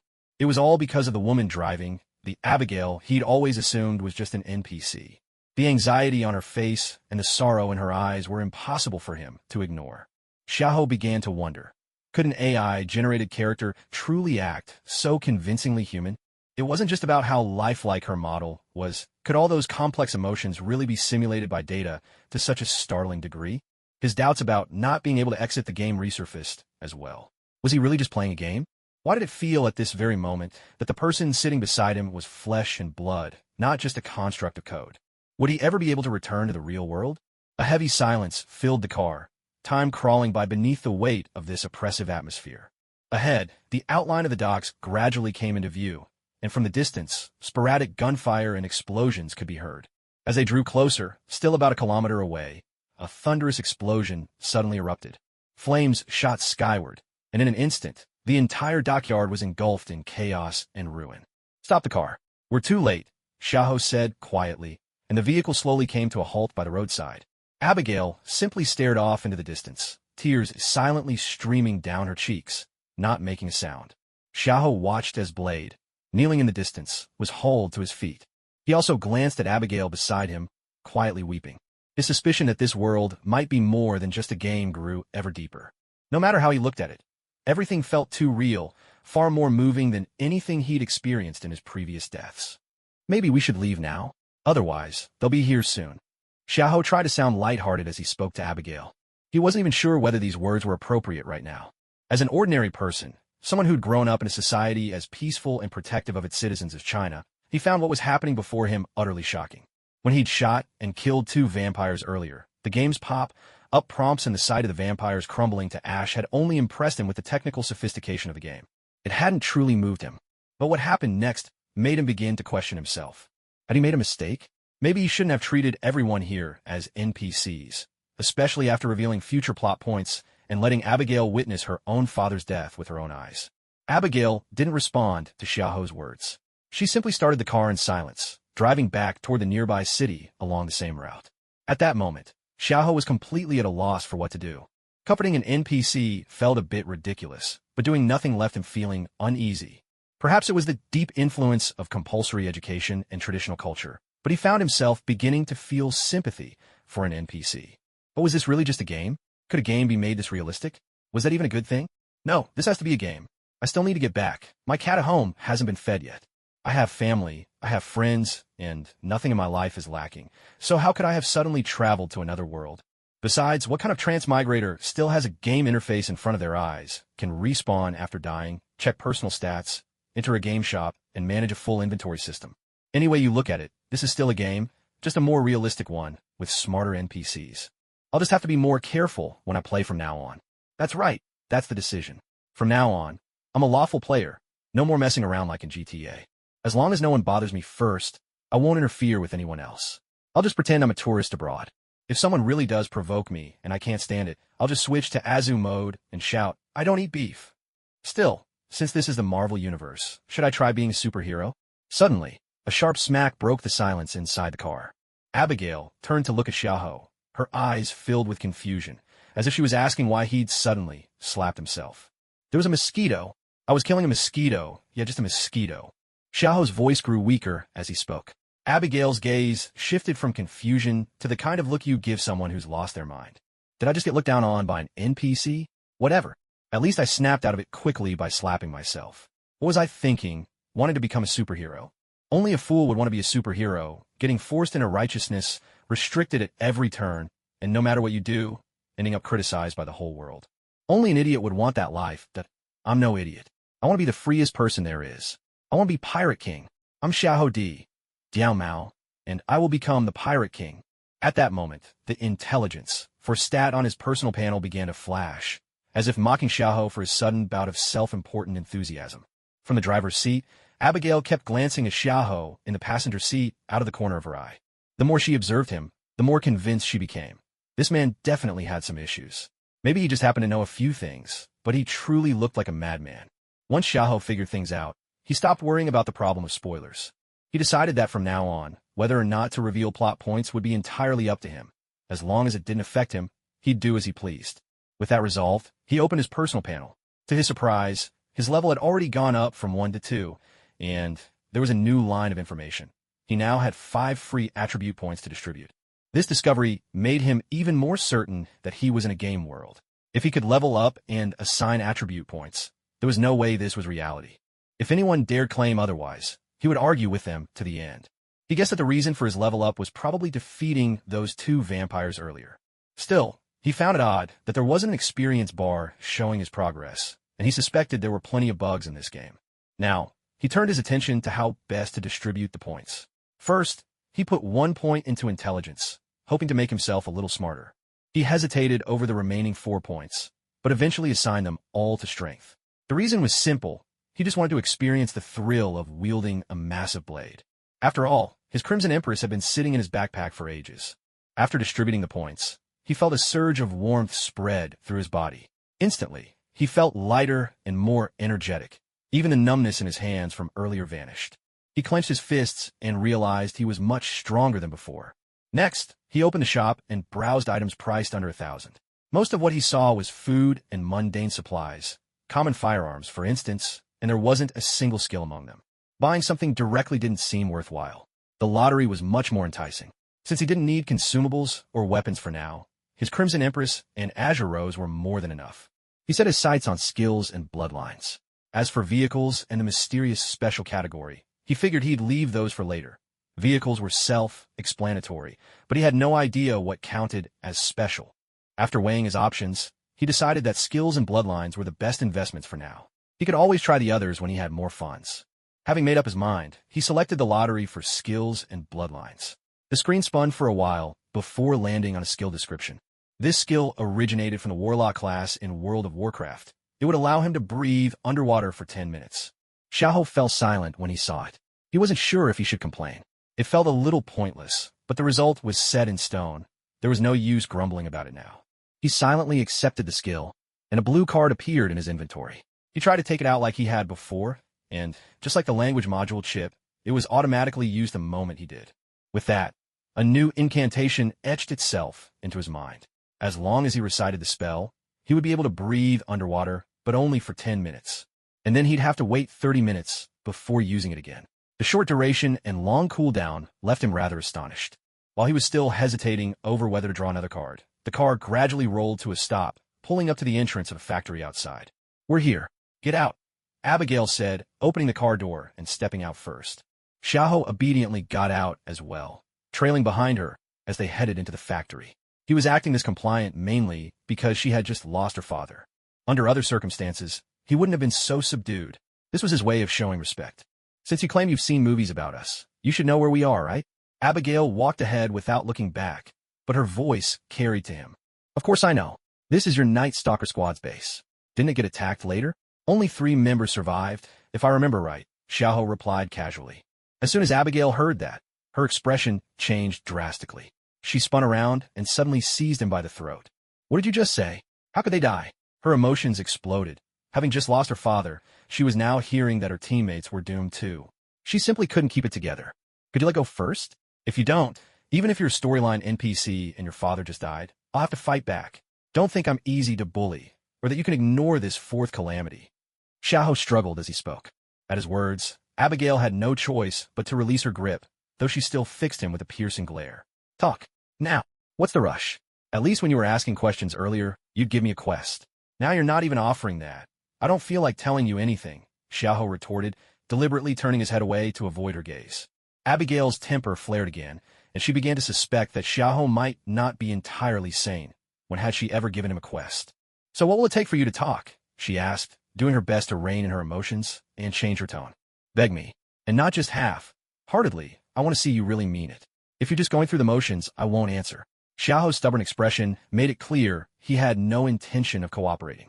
"She's just an NPC, yet she dares to be so fierce with me? If I don't put her in her place, I'll lose all dignity," Xiaoho thought. Abigail was so furious, she actually laughed. Beg him? And sincerely at that? What if he decided she wasn't sincere enough? Would she have to beg him endlessly? She simply drew her hidden blade and pressed it against Xiaoho's throat. "What did you just say? Care to repeat that? Have you forgotten who's in charge here?" "I've got nothing to say. Anyway, I'm in a terrible mood right now, and I'm not telling you anything. Even if you've just lost your father, it won't help unless you issue a mission," Xiaoho replied, utterly fearless, brushing off her threats as if they meant nothing. Abigail fell silent for a moment, taken aback. She had never encountered anyone like this before. After thinking it over, she decided to change tactics. "Then how do I issue a mission?" "No idea. Didn't you just issue one moment ago? Why ask me?" Xiaoho retorted with perfect confidence. "When did I ever issue you a mission?" Abigail grew even more baffled. "At the subway station, when you were asking me questions," Xiaoho added. Abigail could only follow his lead and continued. "Well, I'm asking you questions now, too. If you need it to be official, consider this a mission. Tell me, how do they die?" Xiaoho glanced at his mission panel, but there was no sign of a new task. He wondered if perhaps each person could only issue a mission once, or if there was some kind of cooldown period. Determined to test the theory, he tried again. "Nope, doesn't count. I haven't gotten any mission prompt at all. Maybe you should give it another shot," Xiaoho said. Abigail's suspicion only deepened. She was now almost certain this man was playing games with her, and the evidence was mounting. She fought to keep her temper in check.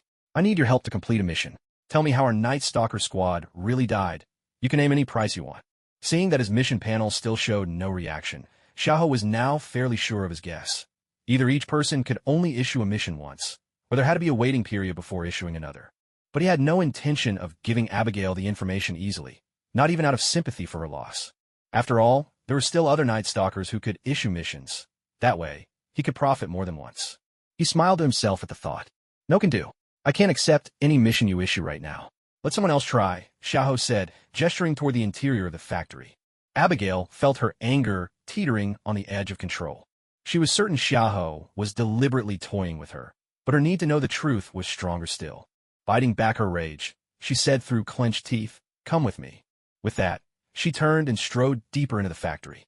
Though she didn't look back, the slight tremor in her shoulders betrayed her unease and anger.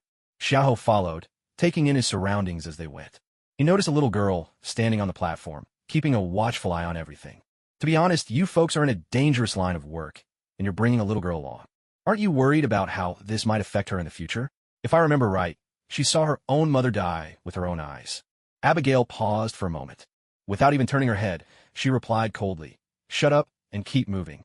After making their way through a maze of winding corridors, they finally arrived at a warehouse. Climbing the stairs, they entered a large hall where 4 people were waiting, 3 men and 1 woman. The man who bore a striking resemblance to Deadpool spotted Abigail and immediately strode over to her. "I'm sorry, but I have some bad news. Your father has passed away, and Blade has been captured." Abigail responded without hesitation. "Hannibal, I already know, but right now, we have far more pressing matters to deal with." She turned to Xiaoho and introduced him to the group. "This is someone I just ran into outside. His name is Xiaoho. He claims to be a player, and he seems to know a lot about us. I need you to help me give him a quest. Ask him to tell us how the Night Stalker team was wiped out and when exactly it happened." The 4 listened in disbelief, but Hannibal was the first to recover and immediately asked, "Hey man, you're saying you're a player? That makes us characters in a game, and you know the story? Can you tell us about it? Oh, and this is your quest. What sort of reward do you want?" At that moment, a notification popped up in Xiaoho's quest interface. Side quest triggered. Hannibal King's Inquiry Quest Objective. Answer Hannibal King's questions. Quest reward: 300 energy points, plus a random prize draw. Seeing the quest notification, Xiaoho thought to himself, "As I suspected, you can get a quest from anyone, so long as you switch it up." He accepted the quest on the spot. "Let me think about how best to answer your questions. For the first one, yes, you're right. I'm a player. Second, you're probably all game characters. Otherwise, how would I even be here in your world? It's just that you're a lot smarter than your average NPC. As for the third, I do know a bit about the story, mostly from the movie. All of you are almost exactly like your movie counterparts. Everything that's happened so far lines up with what I saw in the film. But, honestly, I can't recall all the details. When I watched the movie, I didn't pay much attention. The plot was pretty formulaic, so it didn't stick with me. As for the fourth question, I can't remember every detail. But, roughly speaking, what happens next is you and Abigail go to the FBI to rescue Blade and bring him back. After that, you start planning to wipe out the vampires, so you keep making trouble for them, again and again. One time, when Abigail and Blade went out to investigate the blood bank, the progenitor of the vampires ambushed your team. In that battle, our friend here with the dark skin and this sturdy fellow both lost their lives. As he spoke, he gestured toward the man with darker skin and the chubby teammate. At once, both of their faces fell. The chubby one couldn't help but protest. "I'm not fat, just a bit more muscular than most." "Don't interrupt," Xiaoho cut him off curtly, then continued. "And this lady with the blonde hair, she was killed right in front of her own daughter. That scene was truly brutal." As he recounted, he pointed at the blonde woman. "Are you talking about me?" The blonde woman picked up that they seemed to be discussing her. Xiaoho replied, "That's right, you. By the way, I always wondered, how did you manage to do research when you're blind? I was really puzzled at the time." Hearing news of her own death, Sam Field had no mind to answer his question. Seeing her fall silent, Xiaoho pressed on with the story. "And you, counterpart of Deadpool. It was after I saw the trailer for Deadpool 3 that I want to look up Blade. You and your daughter got captured together." He nodded towards Sam Field again. As soon as Sam Field heard the word daughter, she immediately asked, "What happened to my daughter after that?" "I was just getting to that." Later, Abigail and Blade returned, only to find you all dead. They channeled their grief into determination, pushing themselves to train harder, preparing for revenge. Because this blonde lady managed to get a video out at a critical moment, and with the help of a new ally, they used their newly developed Morningstar weapon to fight the vampires. Honestly, when I watched that movie, I thought a lot of things didn't make sense. Like, for example, why didn't this blonde lady move their base earlier when she knew there was danger? Sam Field looked genuinely perplexed. "I have no idea either." "All right, let's move on." In the end, you rescued Deadpool and her daughter, wiped out all the vampires with Morningstar. And even the vampire progenitor seemed to show a flicker of conscience at the last moment. Blade walked away alone in the end. That's more or less what I remember. Having finished, Xiaoho seemed satisfied with his storytelling and immediately started searching for some water. The members of the Night Stalker team sat in thoughtful silence. "Oh, and you don't need to pay me anymore. I've already received my reward. Now, where's your water? After talking so much, I'm parched." Xiaoho chimed in again, still looking around for something to drink. The slightly chunky teammate stood up and said, "I'll get you some water. Just wait a moment." "Thank you, big guy. Honestly, you're not fat at all." "My name is Haggis, not Fatty," Haggis's voice called out from nearby. Among them, Hannibal was the quickest to recover. He asked, "You said you've already received your reward? How did that happen? I don't recall us giving you anything." "Of course it's because the mission was completed, so I collected it directly. Unless you're planning to give me another one." Xiaoho replied, a teasing tone in his voice. Hannibal suddenly had nothing more to say. He thought to himself, these NPCs really do act just like real people. Their looks of confusion and doubt are so lifelike. It's almost uncanny. How fascinating. At that moment, Haggis returned carrying a few bottles of mineral water, handing one to each person. Xiaoho took a bottle and asked, "Is there anything to eat? I remember we had lunch, but nothing since then." Haggis answered, "We still got some leftover pizza from dinner." "Will that do?" Xiaoho downed a bottle of water in one go and said, "No problem. As long as it's edible, I'm good." "I'll go get it for you," Haggis said, turning to leave. Now, everyone snapped out of their daze from the recent revelations, exchanging glances as they tried to share their thoughts without words. Abigail was the first to speak. "Never mind about us for now. You said you're a player in this game. What's your mission?" Xiaoho glanced at her, then looked in the direction where Haggis had gone to fetch the pizza, making it clear he had no intention of answering. Seeing this, Hannibal stepped forward, slinging an arm around Xiaoho's shoulders. "Hey friend, it's just hard for us to wrap our head around this, you know? To us, this is anything but friendly. Can you imagine suddenly discovering you're just a character in a comic book or a movie? It's absurd, completely ridiculous." Hearing the self-deprecating note in Hannibal's voice, Xiaoho became even more certain. This guy was definitely cut from the same cloth as that king of banter. Xiaoho winked and grinned at Hannibal. All right, since you're so entertaining, I'll tell you. I don't have a main quest. Actually, I just started playing this game, and I died once right off the bat. Then I saw Abigail and the vampire, and that's what reminded me of the plotline for Blade. Wait, did you just say you've already died once? This time, it was Abigail who spoke. Xiaoho looked at her and replied, yeah, isn't that normal? Honestly, the black folks around here aren't friendly at all. I just asked someone for directions, and before I knew it, they started cursing me out and pulled a gun on me. That's how I died the first time, completely out of the blue. If I run into that guy again, I'll make sure he gets a taste of my azure rose. Of course, I'm not talking about you. Noticing the scowl deepening on the face of the black guy nearby, Xiaoho hurriedly added that last sentence. You can come back to life after you die? And what is the azure rose? Hannibal asked, curiosity brimming in his eyes. Of course I can. How else would I clear the game with just one life? Look, check this out. In a flash, a handgun appeared in Xiaoho's hand. He struck a series of dramatic poses, brimming with pride. This is Nero's exclusive weapon. Super cool, and it has unlimited ammo.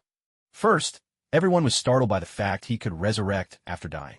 Then, when they saw him conjure a handgun out of thin air, their jaws nearly hit the floor. Samfield, I can't see any of this.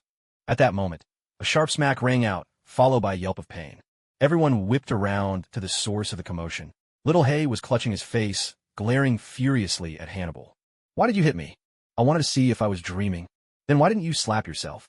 I'm scared of pain, Hannibal replied with a cheeky grin. Little Hay could barely restrain himself from leaping over and giving Hannibal a taste of his own medicine. But Hannibal quickly changed the subject. Hey bro, how did you do that? And this weapon, it's called Azure Rose, right? It really is beautiful. What does unlimited ammo mean? Does it fire forever without ever needing to reload? Xiaoho immediately brightened up. You've got a good eye. The name stands for miracles and hope. It also represents the love between Nero and Juliet. Yes, this pistol never needs to be reloaded. No matter how much you fire, it'll never run out. Hannibal pressed on. I get the miracles and hope part, but why does it symbolize the love between Nero and Juliet? Who are they? Seeing Hannibal so interested, Xiaoho explained patiently. Nero is a descendant of demons, and Juliet is human. She's also a member of a demon hunting order. Her mission is to destroy all demons. So they're doomed to be apart. It's a love that can never come true. If I go into more details, it'll sound like I'm padding out the story. Hannibal sounded a little disappointed. I see. I didn't expect there to be demons in the backstory. Just then, Haggis arrived carrying a reheated pizza. The pizza was getting cold, so I warmed it up for you. Thanks. That's really thoughtful of you, Xiaoho said, digging in and expressing his gratitude between bites. Abigail suddenly spoke up. So, when are you planning to go back? Xiaoho thought she was asking him and replied with confusion. Go back. Go where? You said you're a player, right? From what I know, in most games, you can leave any time you want. Upon hearing this, even the pizza didn't taste as good to Xiaoho anymore. His tone grew somber. If I told you I was trapped inside the game, would you believe me? Everyone exchanged glances once more, surprise etched across their faces. The turn of events was so unexpected that it felt as if they had just discovered they were characters in a game or a movie. Abigail continued her questioning. So, what are your plans for the future? Xiaoho hesitated, uncertainty in his voice as he replied. I'm not sure. Maybe I'll just eat, sleep, and find ways to pass the time. Abigail could sense the confusion in his words. She reflected that, even if she herself was just a character in a film, she and her companions were still people with real presence and feelings. She guessed Xiaoho might need some guidance, so she reached out her hand and invited him. Since you haven't figured things out yet, why not join us for now? When you've made up your mind, or if you find a way to go back, you're free to leave. Besides, since you're a gamer, wouldn't it be a shame to miss out on the thrill of battling monsters? Looking at the hand extended before him and hearing the warmth in her voice, Xiaoho felt a gentle wave of comfort. He was a little stunned. Was he really being cared for by an NPC? He paused for a moment, then reached out and took the hand that was just a bit smaller than his own. With sincerity, he said, "Thank you. I'll be glad to join you." The others welcomed him warmly as well, and a sense of camaraderie blossomed among the group. Just as Xiaoho accepted Abigail's invitation, a notification with an exclamation mark suddenly popped up in his field of vision. When Xiaoho saw this prompt, he felt rather frustrated. Another quest had been issued. After making his choice, a notification popped up.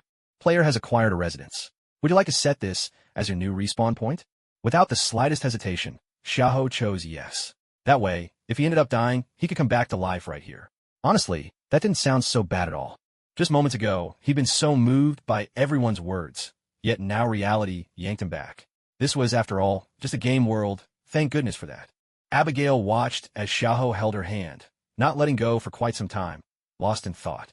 She couldn't help but recall him comforting her earlier, even if he did get a bit annoying afterward. Hannibal couldn't resist teasing. Hey, Xia, you've only just joined us, and you're already making a move on our boss? You'd better be careful. She's got quite a temper. Startled out of his daze by Hannibal's words, Xiahou quickly let go of Abigail's hand and shot back. Are you kidding me? I just got a system prompt saying I could set this place as my respawn point. That's all. Once again, everyone's attention turned to him. Hannibal was the first to speak. You can really come back to life? What does dying feel like? Xiahou could only sigh inwardly. Clearly, no one had believed him up to now. I've told you already, I'm a player. Being able to respawn isn't that weird, is it? As for what dying feels like, I don't really know. It's just, everything goes black, and when I open my eyes, I'm alive again. But I'll tell you, if I'm not fully dead, it really hurts. Hannibal's eyes lit up with excitement. Oh, awesome. Can you show us? No way. What kind of idiot would do that? I told you it hurts. Besides, shouldn't you all be thinking about how to save Blade? Remember the FBI has a lot of vampire thralls, and I think the vampires themselves are after him, too. If you don't go, he's done for. As Xiahou argued back, he casually spelled out Blade's predicament, as if it were no big deal. Abigail instantly grew anxious. Why didn't you say so earlier? Xiahou replied, Well, you never asked, did you? Let me drive, said Black, jumping in. Let's get going. Abigail grabbed Hannibal and turned to Xiahou. Are you coming with us? Just then, Xiahou's interface flashed with a new quest notification. Side quest triggered. Rescue Blade. Objective. Ensure Blade and all Night Stalker members survive. Reward. 1,000 energy points. 1 special draw chance. Was there even a choice to make? Of course he was going. As Xiahou accepted the quest, he sprinted after Black, leaving just one sentence echoing in the air. What are you waiting for? Move it. Everyone watching was left in stunned silence. Hannibal couldn't help but make a snide remark. What's with him? Is he rushing to save his wife or something? Why is he so worked up? Abigail, equally bewildered, replied, Maybe he's got another mission? Otherwise, I can't imagine him acting like this. Samfield, meanwhile, fumbled around and handed over a device as he explained, This is a suppressant serum. It should help Blade control his bloodlust. It's my latest invention. Hannibal took the device and said to Abigail, Let's catch up. Stay sharp, everyone. Don't let anyone sneak in while we're gone. When the two of them stepped outside, Xiahou and Xiaohei were already waiting in the car. Xiahou barked, What's taking you so long? If you dilly-dally any longer, we'll just be collecting his corpse. Get in the car. Go. Hannibal and Abigail could only exchange a helpless glance. On the way, Hannibal couldn't hold back his curiosity and asked Xiahou, You keep saying I'm an alternate version of Little Jerk, but who exactly is he? Oh, him? He's a total rascal, sharp-tongued, always stirring up trouble, even once tried to flirt with the goddess of death. Loves wandering through the multiverse, and sometimes even chats up the audience. The guy's just on another level. Xiahou replied offhandedly. The three in the car were left dazed once again, thinking to themselves, Do you even hear how wild that sounds? Flirting with a goddess and casually strolling through the multiverse? They might not be scientists, but they'd at least heard of the multiverse. This world hadn't even confirmed its existence, just a theory for now. Yet someone out there is already taking casual strolls through it? Abigail hesitantly asked, Is the multiverse actually real? Xiahou glanced at her and couldn't help but feel delighted. These NPCs really were buying every word he said.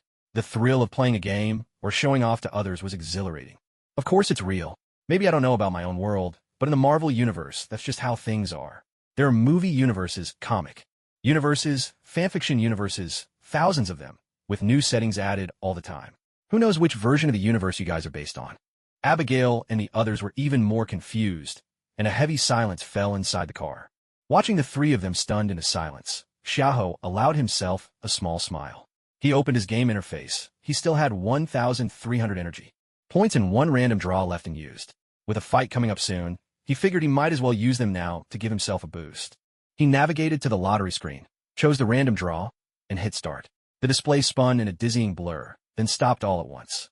A packet of spicy sticks slowly appeared on the slot machine screen, emblazoned with the words Pickled Pepper Stinky Tofu.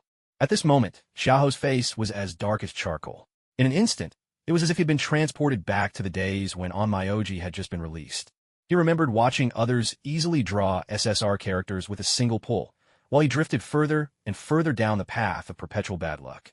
The sting was especially sharp when he finally achieved the title of Great African On My OG, the game's ultimate badge of misfortune, along with a mocking avatar frame that seemed to taunt him endlessly. Moonlit black, it read. meaning even the moon would turn dark in his presence. The tense atmosphere in the car startled the other three, who glanced at the suddenly gloomy Xiaoho, puzzled. What now? They wondered. We haven't even recovered from the last ordeal. What's gotten Xiaoho all down again? Hannibal reached over and patted him on the shoulder. What's wrong? Why the sudden mood swing? Xiaoho looked up at him and said slowly, I can feel the terror of being ruled by bad luck all over again. Want some spicy strips? Hannibal looked baffled. Spicy strips? What's that? Is it good? Xiaoho produced a packet of stinky dried tofu, holding it up with a flourish. This, worth 300 energy points. A delicacy from China. As he spoke, he tore open the package. A wave of spicy aroma drifted through the car. He grabbed a piece for himself before handing one to Hannibal. Hannibal took it, examined it, and, following Xiaoho's lead, popped it into his mouth and started chewing. Without hesitation, he passed the packet to Abigail. The moment he bit down, a fiery heat flooded his mouth, mingled with a touch of sweetness and an explosion of spices. The taste was simply addictive, impossible to put down. Abigail watched the two of them enjoying the snack so much that she took a piece for herself. The moment she tasted it, she too was hooked. The driver, Little Black, saw how much they were enjoying their food and couldn't hold back. Hey, that's not fair. Are you discriminating against me? Why didn't you give me any? At his protest, Abigail reluctantly offered him a piece. Little Black grabbed it and tossed it into his mouth, chomping down with gusto. Oh my, this is incredible. Give me another one, he blurted out, mouth full. But in the back seat, Hannibal and Abigail had already finished off the rest of the snack. Hannibal handed the empty package to Little Black with a teasing grin. You were too slow, man. It's all gone. Little Black was devastated. You can't do this to me. I'm driving. I deserve more of that stinky tofu. He shot a look at Xiaoho, while the two in the back seat did the same. Xiaoho could only shrug helplessly. Don't look at me. I'm out too. And I spent 300 energy points to get that packet. Just making sure everyone understands how rare it is. Hannibal asked directly, what exactly is this energy value? Do you have more of it? Come on, just give me a little more. If not, I'll pay you for it. As he spoke, he pulled out a wad of US dollars from his pocket. Xiaoho replied without even turning his head. Energy value is my in-game currency. I don't have much left, and I still need it to improve my strength. The three of them fell silent after hearing this. There was nothing more to say, and the car lapsed back into quiet. Meanwhile, Xiaoho opened a game store, browsing through what he could currently afford. He glanced at his energy value, 1,308, and then at the dazzling array of items on offer. Better to set a price range first, he thought. Let's cap it at 1,300 and see what's available.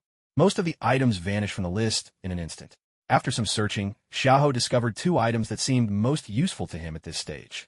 Basic combat skills, 1,250 energy value. Instantly master a variety of basic combat techniques, including the use of various weapons. Basic enhancement serum, 1,250 energy value. Slightly enhances all physical attributes to 2 or 3 times that of an average person. These are the best options he could buy for himself right now. After some deliberation, Xiaoho decided to purchase the basic combat skills. After all, as an ordinary person who knows nothing, even a strong body isn't much use without the skills to match. It's not like he's the Hulk, able to smash someone into a pulp with a single slap. If he had powers like that, there'd be no need for all this agonizing. That's how it is at the start of an enterprise. You need to grind your way up bit by bit. If only he had something like wind, forest, moon, shadow, then he'd just rewrite the rules and become a national hero right away. He'd even spotted things in the store like the Flame Dragon Emperor armor and all sorts of rule-defying items. There were even bloodlines and artifacts from the mythic era. Imagine getting the bloodline of Pangu and wielding the Pangu axe. When Oe shows up, he'd just cleave them all down. Lost in these thoughts, Xiaoho couldn't help but drool a little. The other three watched him quietly from the side, exchanging glances. Is he crazy? Just a moment ago he looked like he'd lost his father. And now he's daydreaming and drooling on himself. But they all wisely chose not to disturb him, and instead began checking their own gear. After clicking the purchase button, a new chip appeared in Xiaoho's inventory. Without hesitation, he used it. Instantly, an even greater torrent of information surged into his mind. His whole body went fuzzy and dazed, and a thin trickle of blood began to flow from his nose. Abigail, who'd been keeping a close eye on him, immediately noticed something was wrong. She reached out and patted his face, her voice full of concern. Xiaoho, what's wrong? Why are you suddenly having a nosebleed? But Xiaoho, completely out of it, didn't respond to her at all. Getting no response, Abigail grew even more anxious. She leaned halfway over, scrutinizing him closely while calling out, What's wrong?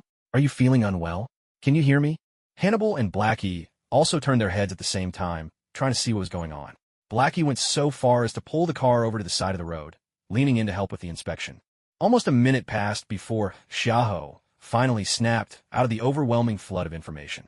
But when he saw the three people crowding around him, his face was full of confusion. He pushed away Blackie, whose hands were all over him, and asked, "What are you three up to? Why are you all crowding around me? And Blackie, why were you touching me? I'm not into guys, you know." Blackie rolled his eyes, turned away, and started the car again. Abigail cut straight to the point. "What happened to you just now? You suddenly got a nosebleed, and when we called you, you didn't respond." Xiahou touched his nose, feeling something wet beneath his fingers. When he looked, his hand was streaked with blood. It dawned on him that they'd been worried about him. As he wiped the blood from his nose, Xiahou explained, "It's nothing. I just bought something, and the information was a bit overwhelming. Just a reflex from my body, I guess." Abigail handed him a tissue and asked, "Here, use this." "Bought something? What do you mean?" Xiahou took the tissue, wadded it into 2 balls, and stuffed them up his nostrils, his voice muffled as he replied, "Just shopping. You know, bought an item from the in-game shop. Never mind. Explaining it to you NPCs is pointless. You wouldn't get it anyway." The others looked about ready to shove a gun in his mouth and interrogate him. How could he be so sure they didn't understand? Hannibal, ever curious, pressed on. "So what did you buy just now? Can you tell us?" "I'm dying to know. Come on, tell me." Xiahou had no intention of keeping it secret. He blurted out, "I bought a basic combat skill. I didn't know how to fight at all before, okay? But now I feel ridiculously strong. I can do all kinds of things now." He pulled out the Azure Blue Rose, ready to show off a gun-spinning trick he'd just learned from his fresh memory. But with a loud clatter, the revolver slipped from his hand and landed right at his feet. An awkward silence filled the car. Xiahou tried to play it off. "I just slipped. You believe me, right?" The three of them stared at him. Underscore. Xiahou slumped, defeated. _3 angle. Underscore. Inside, he couldn't help but rant. "So the skill and all the knowledge came with it, but I still have to practice myself? Seriously? How unreliable is that? I just wanted to show off a little, and now I've lost all dignity." Hannibal, fiddling with his own pistol, decided to change the subject. "Dex, how much longer till we get there?" Little Black Dex replied, "We're almost there. Get ready. We'll head in through the underground garage. How long do you think you'll need to get out?" Abigail thought for a moment before answering, "I'm not sure yet. Just drop us off and wait by the roadside. Play it by ear." At that, Xiahou began to grumble again. "Seriously, why aren't you guys using walkie-talkies, or at least phones with earpieces? What year is it now, anyway?" The three of them fell silent. "Good point. Why weren't they using walkie-talkies?" Abigail answered awkwardly, "We didn't think of it before. Next time, we'll make sure to bring some. It's 2004, by the way. Why do you ask?" Xiahou noticed everyone's discomfort and figured this must be a plot hole left by the scriptwriter. He replied, "Honestly, I just wasn't sure about the time period, so I asked to confirm the timeline." Abigail looked puzzled. "Timeline? What do you mean?" Xiahou replied, "Didn't I mention? This is a game, and it's set in the Marvel Universe. Blade is just one part of it. If I don't confirm the timeline, how am I supposed to know what's coming next? Why are you all looking at me like that? Didn't I say this before?" All three answered in unison, "You never said that." "Forget it then. We'll talk about it later. Anyway, are we there yet?" Xiahou asked as he pointed at the FBI building ahead. They had no choice but to set their questions aside for now, as Little Black slowly drove the car into the underground garage. After stopping by a stairwell, he turned to the group and said, "I'll wait for you guys outside on the street. Once you're out, I'll come pick you up right away." With that, he drove off. Abigail continued, "In a moment, I'll hack the security room first. Hannibal, you go rescue Blade. Xiahou, you're with me. Once we're done sabotaging things, we'll come find you." Hannibal simply replied, "Got it," and left without another word. Xiahou was about to make a snarky comment, but Abigail grabbed him and pulled him away in another direction before he could say anything. After walking for a while, Xiahou couldn't help but ask, "By the way, have you guys been here before? And do you even know where Blade's being held? Aren't we supposed to do some recon or something?" Abigail shot him a glance and whispered, "We've scoped this place out before. There are only a few interrogation rooms. Just follow me and keep quiet. Don't draw attention to yourself, got it?" Left with no choice, Xiahou followed, muttering under his breath, Fine, you guys are the experts. Happy now?" After making their way through a winding route, they arrived at a door. Abigail put a finger to her lips, signaling Xiahou to be quiet, and then carefully turned the doorknob. Inside the room was a surveillance center, where 2 white men sat, their eyes glued to a bank of monitors in front of them. The screens displayed feed from various critical corridors and rooms. In one of them, Blade was strapped to an interrogation chair, surrounded by a group of people. Abigail crept up quietly and, with a knife in each hand, swiftly took the two men down. She immediately began wrecking the main computer system and called back to Xiaoho, "Come help me." As Xiaoho moved closer, he muttered in protest, "You've already got this covered. What do you need me for, just to watch?" Even so, he joined in, smashing the computers and servers. After they finished destroying the equipment, Abigail led him in a dash toward the interrogation room where Blade was being held. Meanwhile, Hannibal had already slipped up to the interrogation room's entrance. Silently, he knocked out the guard at the door and slipped into the monitoring room. Inside, the vampire didn't even bother to turn around. "Didn't I tell you not to come in here?" Hannibal didn't reply. He struck in silence, slashing the vampire and kicking him toward the one-way glass. As the vampire crashed through, his body disintegrated into ashes, vanishing in midair. Without hesitation, Hannibal leapt through after him, throwing down a challenge to the four vampires inside. "Good evening, ladies." Danica Talos, the vampire leader, Hannibal's ex-girlfriend and former mistress, flared up with rage the moment she saw him. "Hannibal King, how dare you show your face in front of me?" Hannibal ignored her, dispatching one vampire into ashes with a casual blow and immediately forcing the suppressant serum into Blade's mouth. "Hey, Blade, wake up. They're here to rescue you." At the same time, he launched an attack on the vampire to his right, only to be blocked by the interrogation table. Behind him, Danica was poised for a sneak attack, but Hannibal reacted. In a flash, firing off two shots that forced her to retreat. Just then, the biggest, bulliest vampire lunged and slammed him hard against the wall, his pistol clattering to the floor. The vampire who had blocked Hannibal's attack with the table saw his chance. As he moved in to strike, he passed by Blade, who, regaining some strength from the suppressant serum, kicked him to the ground. With the serum taking effect, Blade's power was surging back. He snapped his handcuffs effortlessly. Danica, realizing the tide had turned, slipped away through the monitoring room window. The vampire Blade had kicked over glanced around, saw his boss had already run, and thought, if the chief is escaping, why should I stick around? He bolted after her, leaving behind the burly vampire, who was still in the dark about being abandoned. "So this is how I get sold out." The burly vampire still had his hand clamped tightly around Hannibal's throat, pressing him hard against the wall. On his face, a mocking grin spread, as if he were responding to Hannibal's earlier shout of "ladies," taunting him. "Look, who's the lady now?" He paid no attention to the blade behind him, which had fully reformed and was now fixed on him. Baring his metallic fangs, he prepared to sink them into the wretch who'd mocked him. But before he could, Blade strode over and landed a solid punch without warning. The vampire spun around in shock. Wait, how is Blade up already? And now, glancing around, he realized he was all alone. Blade didn't pause to let the vampire recover from his surprise. With a swift roundhouse kick, he sent the brute flying, smashing right through the interrogation room wall and crashing out into the corridor. The vampire scrambled to his feet, thinking, "Hell, I'm out of here." And with that, he bolted. Blade didn't bother chasing after him. After making sure Hannibal was unharmed, he told him to head out first, then turned to gather his own gear. Hannibal wasted no time. He slipped out through the observation room, hoping he might still catch up to the fleeing Danica. But after searching the area and finding no sign of her, and with the alarm now blaring throughout the building, LAPD and FBI agents swarming everywhere, he had no choice but to return and regroup with Blade and Abigail. At this point, Xiaoho and Abigail had reached the interrogation room floor, only to find chaos erupting inside, gunfire echoing in every direction. Without hesitation, Abigail charged in, throwing punches left and right at the LAPD and FBI agents, taking out several in mere seconds. Watching the scene, Xiaoho felt his adrenaline surge. He grabbed a passing LAPD officer and, aiming for the man's helmeted head, landed a punch. There was a dull thud, and Xiaoho's hand immediately began to swell with pain. The officer looked at him, thinking, is this guy an idiot? Punching me straight in the helmet? Dude, you call that brave, or just reckless?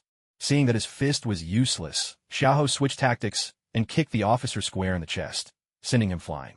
When the man tried to get back up, Xiaoho stomped on him a few more times, all the while recalling in his mind the simplest way to knock someone out. Following the method that flashed through his mind, Xiaoho aimed a kick at the base of the officer's neck, and the man instantly went limp. Inwardly, Xiaoho fumed. What kind of lousy game is this? Why can't I just learn a move with one click and instantly use it? What's the point of giving me knowledge if I still have to figure it out myself? Playing this game, and I still have to practice on my own. Meanwhile, Blade and his companions had already laid out a dozen agents. When Hannibal saw Abigail and Xiaoho arrive, he called out, "Whistler," letting them know where he was. Blade froze at the name. That was both his adoptive father and his mentor. He turned sharply, eyes searching for the source of the voice. Abigail spoke up as soon as she saw them. Follow me. We can't waste any more time here. With that, she turned on her heel and strode off without looking back. But Xiaoho suddenly grabbed her arm. I remember the vampires headed off to grab weapons. They'll probably try to block your escape. And there are more LAPD officers coming this way too. Shouldn't we take another route?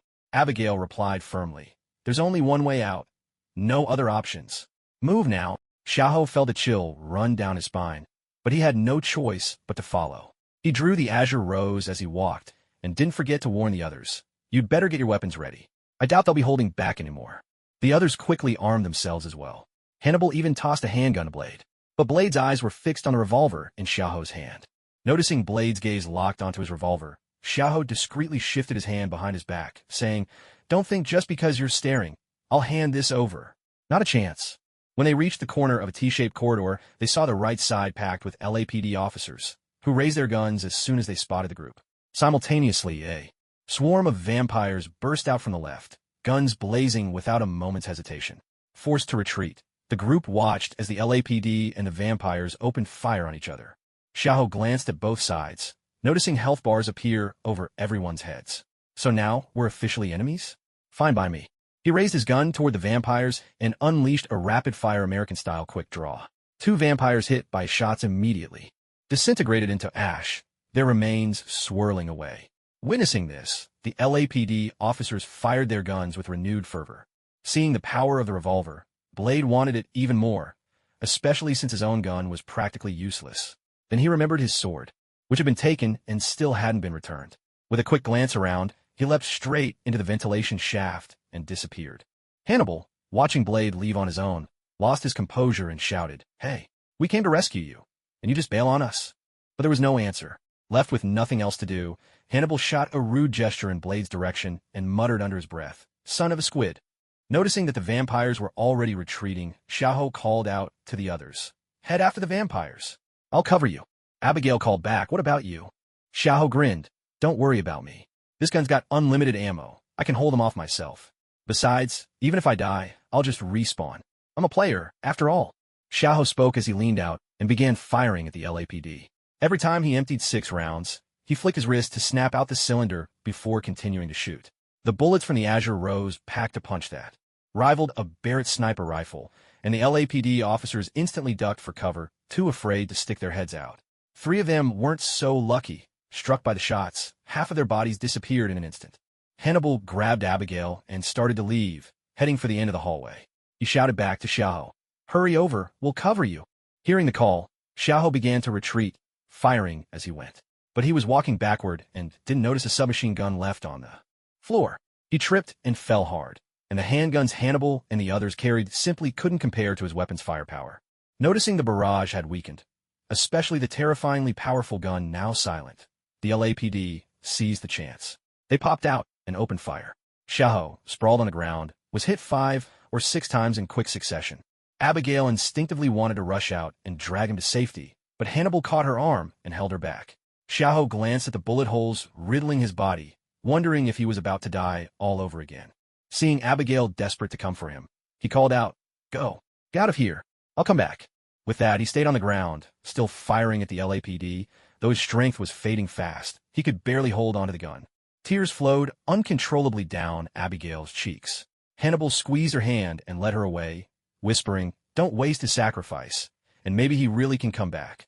After they left, Xiaoho lost the last of his strength. His entire body dissolved into motes of light, vanishing before the stunned eyes of the LAPD. They wondered if they'd started hallucinating. Even when vampires died, at least some ashes remained. But with Xiaoho, there was nothing left, not even the blood he spilled. Every drop shimmered and disappeared. Hannibal pulled Abigail along, and as they burst out of the FBI building, they found themselves surrounded by a ring of cop officers, all with weapons trained on the doors. Suddenly, Blade crashed through the building's glass from above, landing heavily on the ground in a classic superhero pose. The ring of cops stood there, dumbstruck, momentarily forgetting to shout or open fire. Blade announced, I'm here to get my sword. But the others didn't respond. Just then, Xiaoho screeched up in a car. Don't just stand there. Get in. The 3 of them snapped out of it, jumped in, and shut the doors behind them. Xiaoho saw there were only 3 people and glanced back, asking, Where's Xiaoho? Hannibal replied, We need to go. Drive now. Xiaohe didn't ask any questions. He simply floored the gas pedal and shot out of the flower bed. The cops tried to give chase, but it was already too late. They could only watch as the car sped farther and farther away. Don't ask me why no one fired their guns. Should I just say it's for the sake of the plot? Or maybe they were simply stunned into inaction. But there was one person who wasn't willing to let them escape so easily. The burly vampire actually started running after them himself, and he was getting closer and closer. Xiaohe called out, "Someone's catching up." Hearing this, Abigail glanced back, quickly drew her bow and arrow, and with a single shot, burst the burly vampire's eye, dropping him to the ground. Seeing her so fierce, the three of them didn't dare utter a word. They traveled the rest of the way back to their base in heavy silence. The moment they arrived, Abigail immediately asked Hedges, who'd stayed behind, "Where's Xiaohe? Has he come back?" Hedges was completely confused. Wasn't he out with you guys? But he still replied, "No, he hasn't. Weren't you all together?" At those words, Abigail's heart turned cold. She spun around and slapped Blade so hard he was left dazed. In Blade's mind, who am I? Where am I? Why did she hit me? Abigail immediately accused him. "This is all your fault. Why'd you run off by yourself just now? You already got my father killed. We want to save you, and now you've gotten Xiaohe killed too." Blade was even more bewildered. Hannibal stepped in to explain. "Her name is Abigail Whistler. She's Whistler's daughter. Just now, Xiaohe took several bullets while covering our retreat, but he stayed behind and kept shooting so we could get away." After hearing this, everyone fell silent. Blade was overwhelmed with guilt and could only mutter in a low voice, "I'm sorry." But Abigail refused to accept it. Overcome with emotion, she snapped, "I don't need it," and stormed out. Hannibal said quietly, "Let her calm down for a while. She's lost both her father and a friend in a single day." No one felt like saying anything after that. Each person drifted off to occupy themselves or get some rest. After all, it was nearly dawn. They'd been up all night. Hedges turned to Blade and said, "Do you want me to find you a place to stay? Don't mind them. They're just in a bad mood." Blade was feeling pretty rough himself. "Is there somewhere quiet? I think I need a moment alone, too." Hedges replied, "You can go up to the rooftop. Hardly anyone goes there." "Thanks," Blade said, and headed for the stairs. Time slipped quietly by, sketching delicate lines across the night's velvet backdrop. At last, a pale light crept along the horizon in the east, and the sky slowly brightened. Dawn had arrived. Everyone gathered once again in the main hall, introducing themselves to each other as they explained the current situation. They discussed the need to join forces against the vampire progenitor. Thanks to the circumstances with Xiaohe and Whistler, Blade refrained from his usual harsh words this time.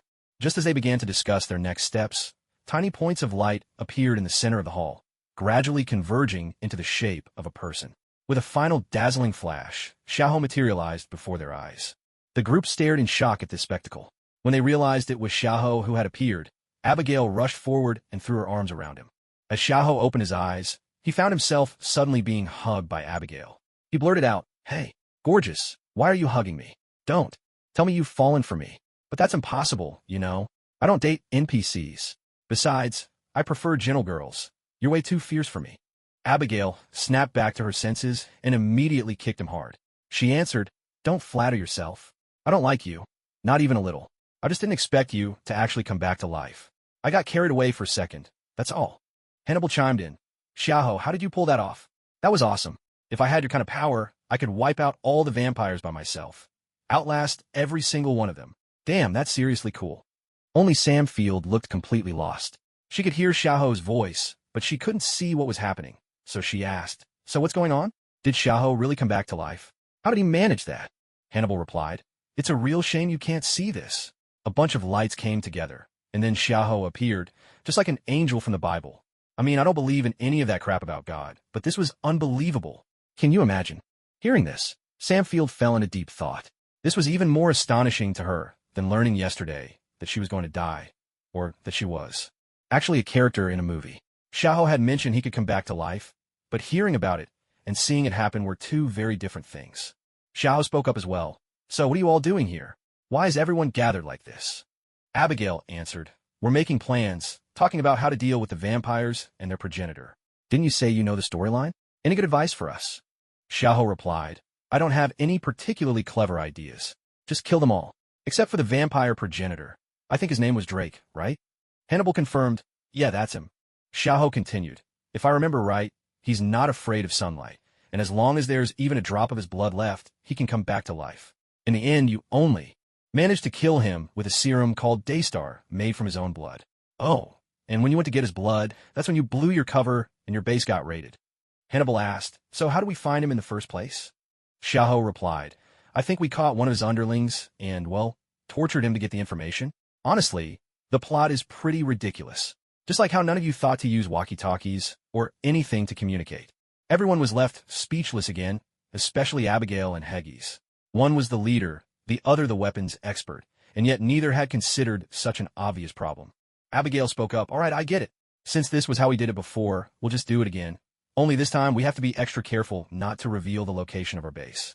And stop bringing up the walkie-talkie thing. Minjing, huh? Xiahou threw up his hands. All right.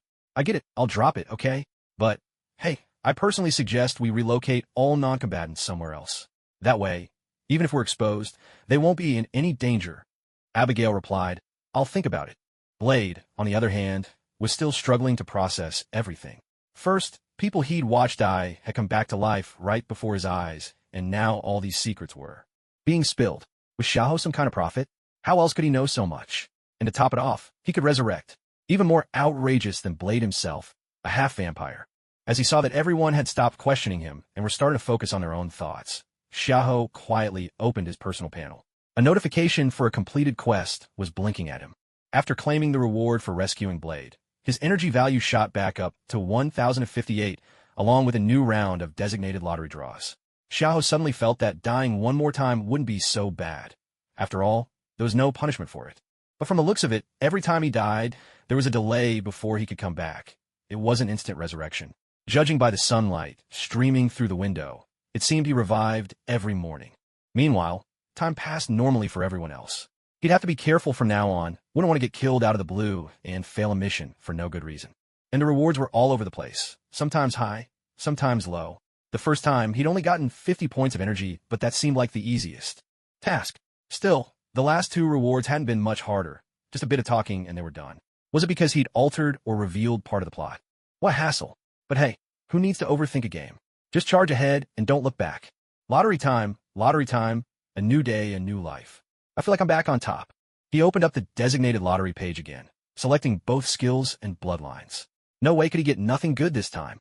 The slot machine screen spun wildly before finally landing on an image of a telephone, with a ghostly silhouette in the background. Xiahou leaned in to read the description below. You can make a phone call to the dead, but each person can only do it once, and each call can last up to 2 hours. No one else can hear the conversation, and it doesn't cost any minutes. Skill cooldown, 10 days. Xiahou was petrified once again. What on earth is the point of this? Is it just for sending messages to the dead? Can't they give me something actually useful? After claiming his reward, Xiahou stared at his energy points. Now, at 1058, hesitating over whether to draw again. He'd already pulled 2 useless skills. Maybe next time he'd get something worthwhile? Hesitation is defeat. A true man never hesitates. Draw. I have to draw. He tapped the skill and bloodline lottery again, and the slot machine whirred wildly. This time, a bottle of red potion appeared. Xiahou was instantly excited. Judging by the image, it had to be either an enhancement serum or some kind of super serum. I knew it. My luck is unbeatable. But when he read the description, his excitement fizzled out. Basic enhancement serum. Slightly enhances all your physical attributes, raising them to 2 or 3 times that of a normal person. Wait, isn't this the enhancement serum I didn't buy before? So after all that, I basically just traded up for a measly 250? Developer, get out here. I promise I won't beat you to death. Who do you think you're fooling? Meanwhile, the others in the room watched Xiahou's dramatic expressions, whispering among themselves. Heggies, what's up with him? Hannibal, it's fine. He was like this yesterday too. Just give him a minute. Little Black, he's not actually sick, is he? Abigail, Field, what are you guys talking about? Blade, silently. These people are nuts. Am I going to get screwed overworking with them? Zoe, stealthily observing. JPG, after venting his frustrations internally, Xiahou got himself together and claimed his reward. After all, the first 2 pulls were free. No reason to be upset. Based on what I spent, I'm still up like 250. Still, just looking at that number irritates me. He immediately chose to use the serum, and a small test tube appeared in his hand, sealed with a wooden stopper. Looks like it's meant to be drunk on the spot. Xiahou didn't hesitate. He popped the stopper and downed it, even giving it a review. Hey, tastes like watermelon. Not bad. 5 stars. The other saw the test tube materialize in his hand, but didn't seem too curious, just a bit puzzled about what he was drinking. Blade, I am curious. Don't ignore me. Hannibal went straight to the point. Xiaoho, what are you drinking? Let me have one too. Xiaoho shook the empty test tube. Enhancement serum. There was only one, and I just finished it. In a flash, Hannibal rushed over to Xiaoho, grabbed him, and demanded, Enhancement serum? Is it like the one Captain America took? Xiaoho answered offhandedly. It probably isn't that powerful. Maybe just 2 or 3 times stronger than a normal person. Look at Captain America. The story says he's at the peak of human potential, but he can pull helicopters with his bare hands. That's just ridiculous, isn't it? And he can go toe-to-toe with anyone. He's clearly got some cheat codes. Everyone fell silent. Field spoke up. Could I study it? There's only one vial left. Is that okay? Xiaoho said, walking over to Field and handing her the test tube in his hand. Field took it and replied, Sure, I'll analyze the components and see if I can recreate it. With that, she leaned on Zoe for support and headed toward her lab. Meanwhile, Xiaoho felt waves of heat surging through his body, as if he were about to burst into flames.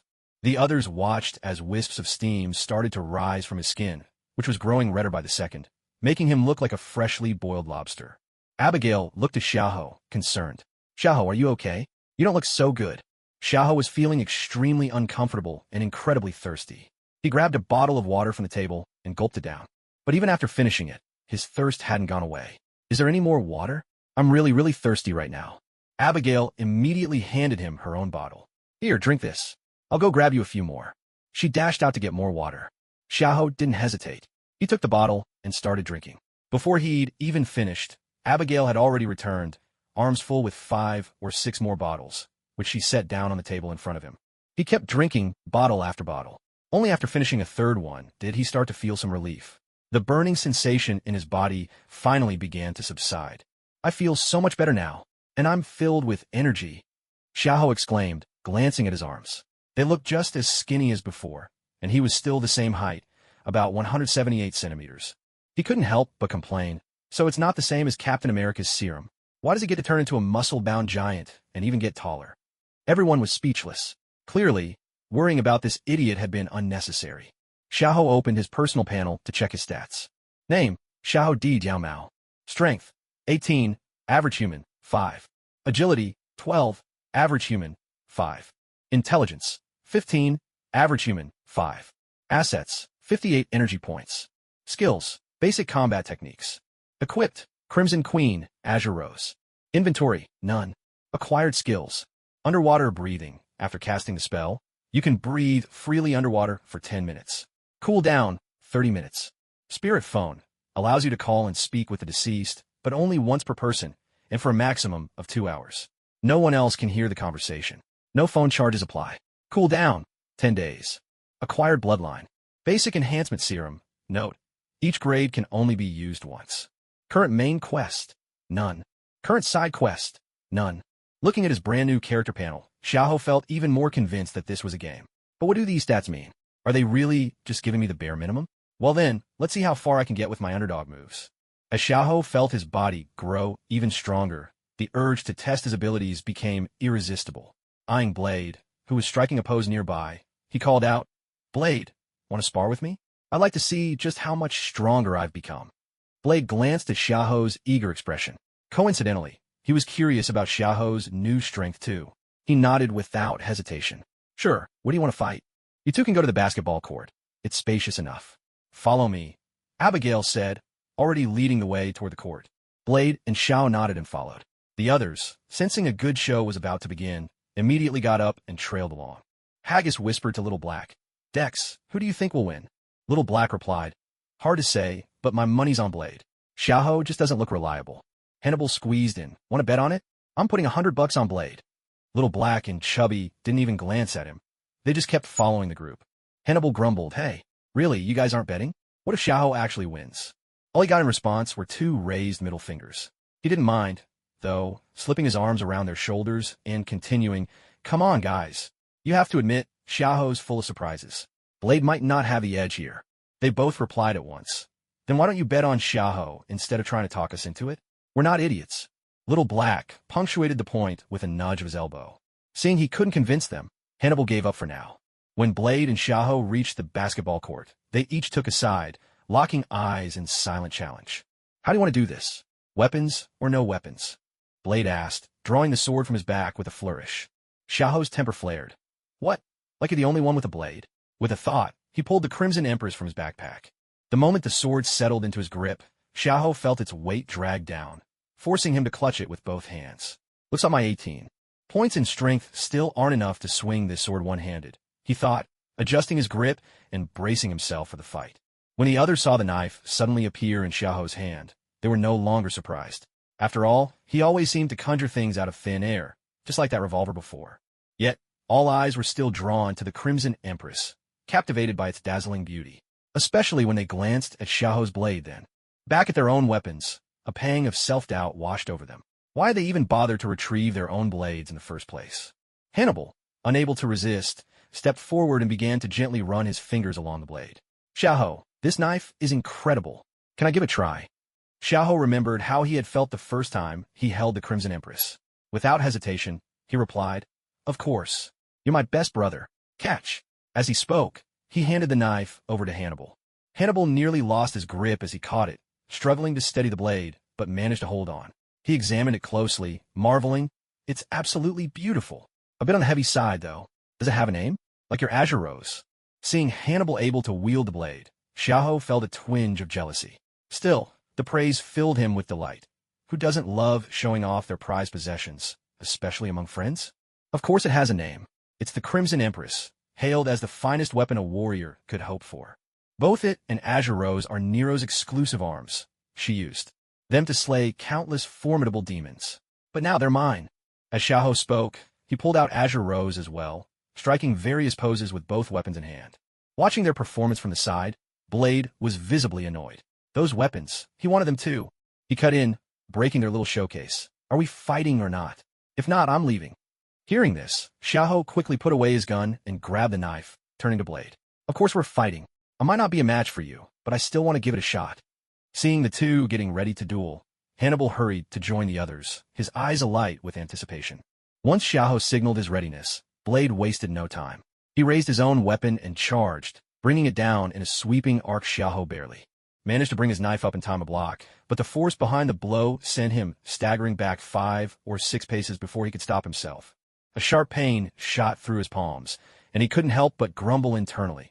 Is this for real? I'm 3 times stronger than an average person, and I still got knocked back this far? Blade, for his part, was baffled. Was Xiahou really this weak? That last strike was just a casual swing. He hadn't even used a third of his strength. Shrugging off the thought, he held back even more and pressed forward, raining down blows. Xiahou was finding it harder and harder to hold his ground, even with his enhanced attributes allowing him to process and utilize the knowledge in his mind more swiftly. If not for the obvious improvements in his strength and reflexes, he might not have lasted this long at all. But with a soft thud, the Crimson Queen was still sent flying. Blade's long sword was now resting against Xiahou's neck, while Xiahou's hands continued to tremble uncontrollably. You've lost, and your lack of real combat experience is glaring. Your strength is just barely above that of an ordinary person, and apart from decent reflexes, you've got nothing going for you. Blade sheathed his sword behind his back, beginning his critique of Xiahou's performance. Hearing this, Xiahou realized Blade was right. As an ordinary person, if not for the physical enhancements and upgrades he'd received, as well as the combat techniques he'd learned, he wouldn't even have been able to defend himself. Yet he only had technique, not experience. If he couldn't turn technique into instinct, he'd never truly grow stronger. Can you teach me? I used to be just an ordinary guy, but I want to become stronger, Xiahou said earnestly to Blade. Blade replied coolly, I don't have much time to teach you, especially now, with Drake and those vampires to deal with. Your best bet is to train on your own, then spar with me once a day to reflect on your experience. Really? I'll practice hard. Thank you. Xiahou thanked him without hesitation. Blade simply nodded, saying nothing more. At that moment, Abigail walked over to Xiahou, noticing his still trembling hands. She asked, Do you want to go rest for a bit? Xiahou didn't object and replied, Could you arrange a place for me to stay? Abigail placed a steadying hand on his shoulder and said, Come on, I'll take you. Suddenly, Xiahou spoke up. By the way, why are you so concerned about me? Don't tell me you've really fallen for me. Abigail's cheeks flushed with color as she retorted, Of course not. I'm just looking after a teammate, that's all. Hannibal immediately started whistling teasingly from the sidelines, while the others broke into smiles. Xiahou's expression turned serious. You better mean that. There's no way anything could happen between us. You know I'm a player, and you're an NPC. There's no future for us. Abigail's face fell instantly, her mood plunging, but she still insisted. I know that, and I don't like you anyway. We've only just met, after all. But Xiaoho suddenly changed his tone, a mischievous glint in his eye. Do you know what our biggest obstacle is? Abigail asked instinctively. What? I have an anti-indecency function. My pants simply can't come off, Xiaoho declared. But as he spoke, he pulled off his trousers anyway, leaving only a t-shirt on his upper body and a pair of white boxer briefs. Standing there with his hands on his hips, Xiaoho let out a triumphant laugh. I'm the man you can never have. Ha! Ha ha ha! His laughter echoed gleefully. Abigail watched Xiaoho, who was standing there laughing, and whatever slight fondness she'd had for him vanished without a trace. She thought to herself, I must have been out of my mind to ever feel anything for this idiot. Hannibal walked over to Xiaoho, eyeing his shorts curiously. You say your pants can't come off? Is that really true? He asked. Of course, Xiaoho replied smugly. They're tougher than the Hulk's pants. And mine never tear, either. Without another word, Hannibal reached out and started tugging at the shorts. No matter how hard he tried, the shorts stayed firmly in place, as if they were fused to Xiaoho's skin. Intrigued, Hannibal asked, Then how do you go to the bathroom? Or do you not need to?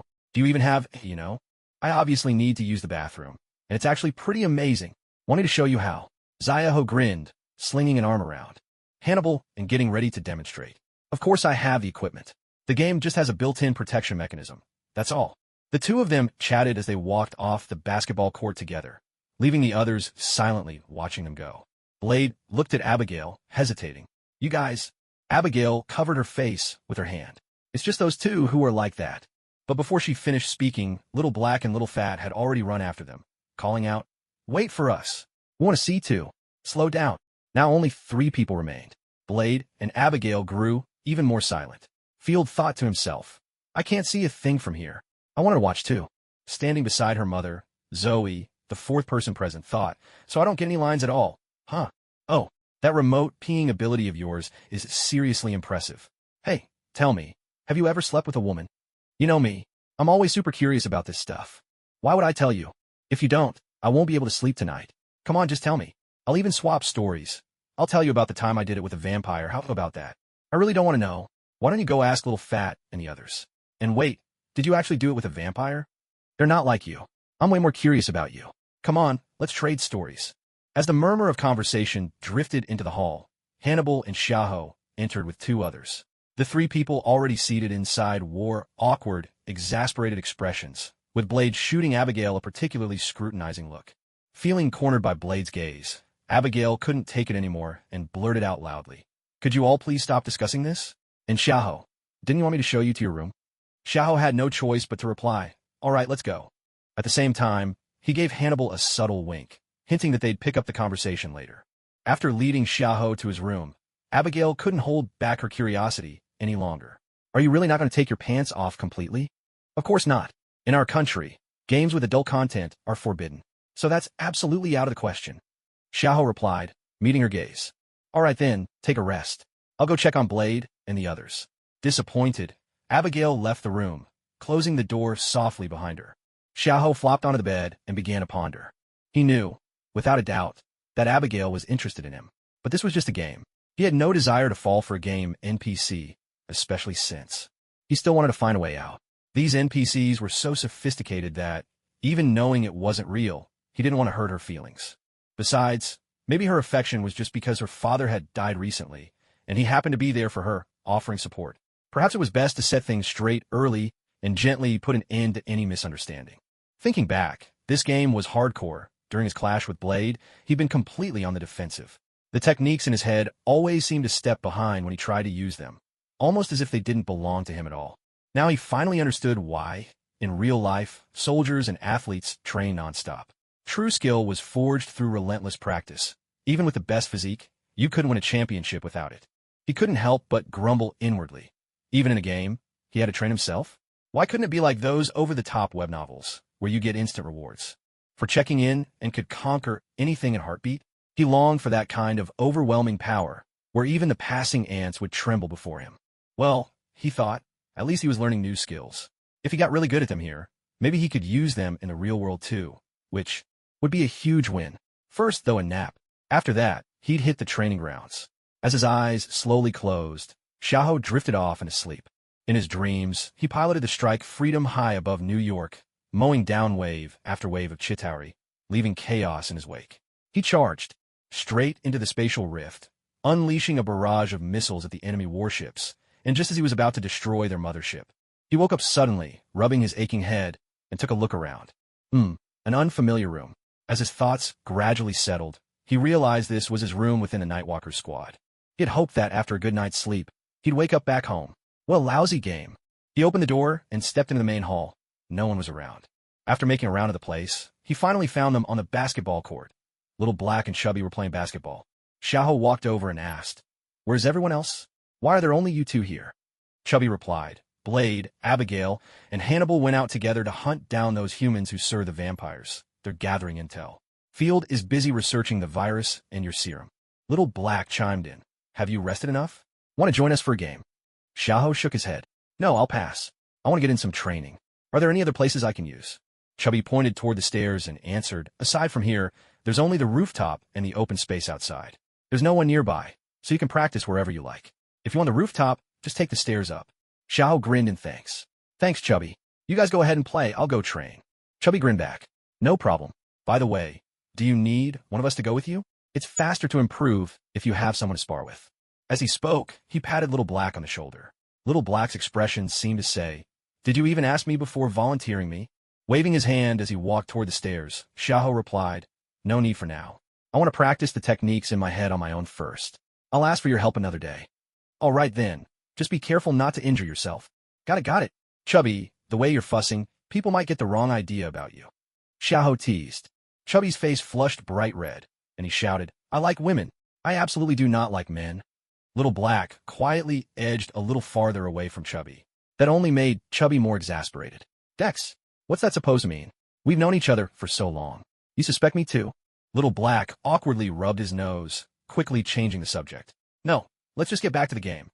"No, I don't feel like playing anymore. Play by yourself. I'm going to keep working on my new weapon. See ya." Chubby huffed and stormed off. Xiaoho decided against going up to the rooftop. The power of his weapons was too great.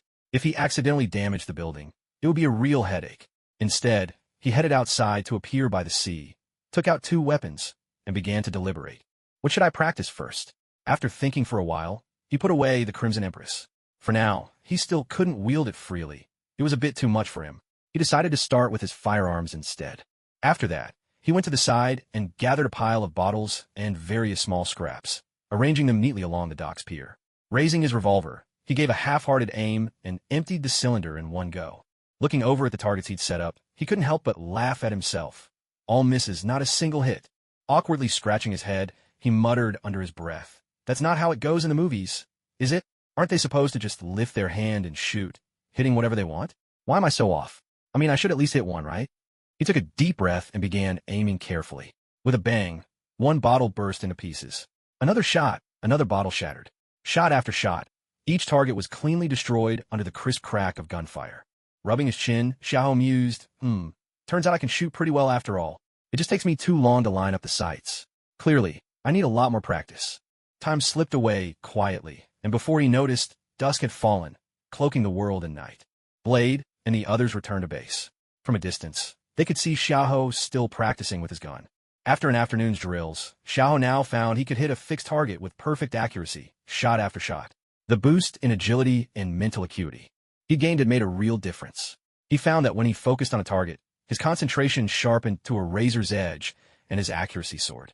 With each round of practice, the techniques of pistol shooting became more familiar, gradually settling into muscle memory.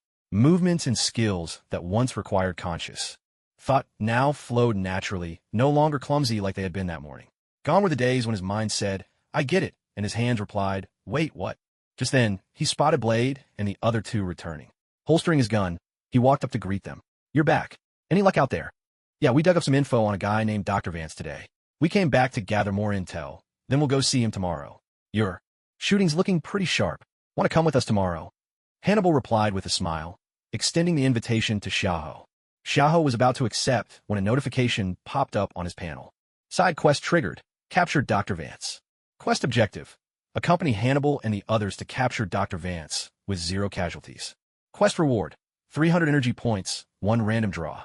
Seeing another quest had appeared, Xiaoho didn't hesitate. After accepting, he replied right away, "Sure, I'll go with you tomorrow.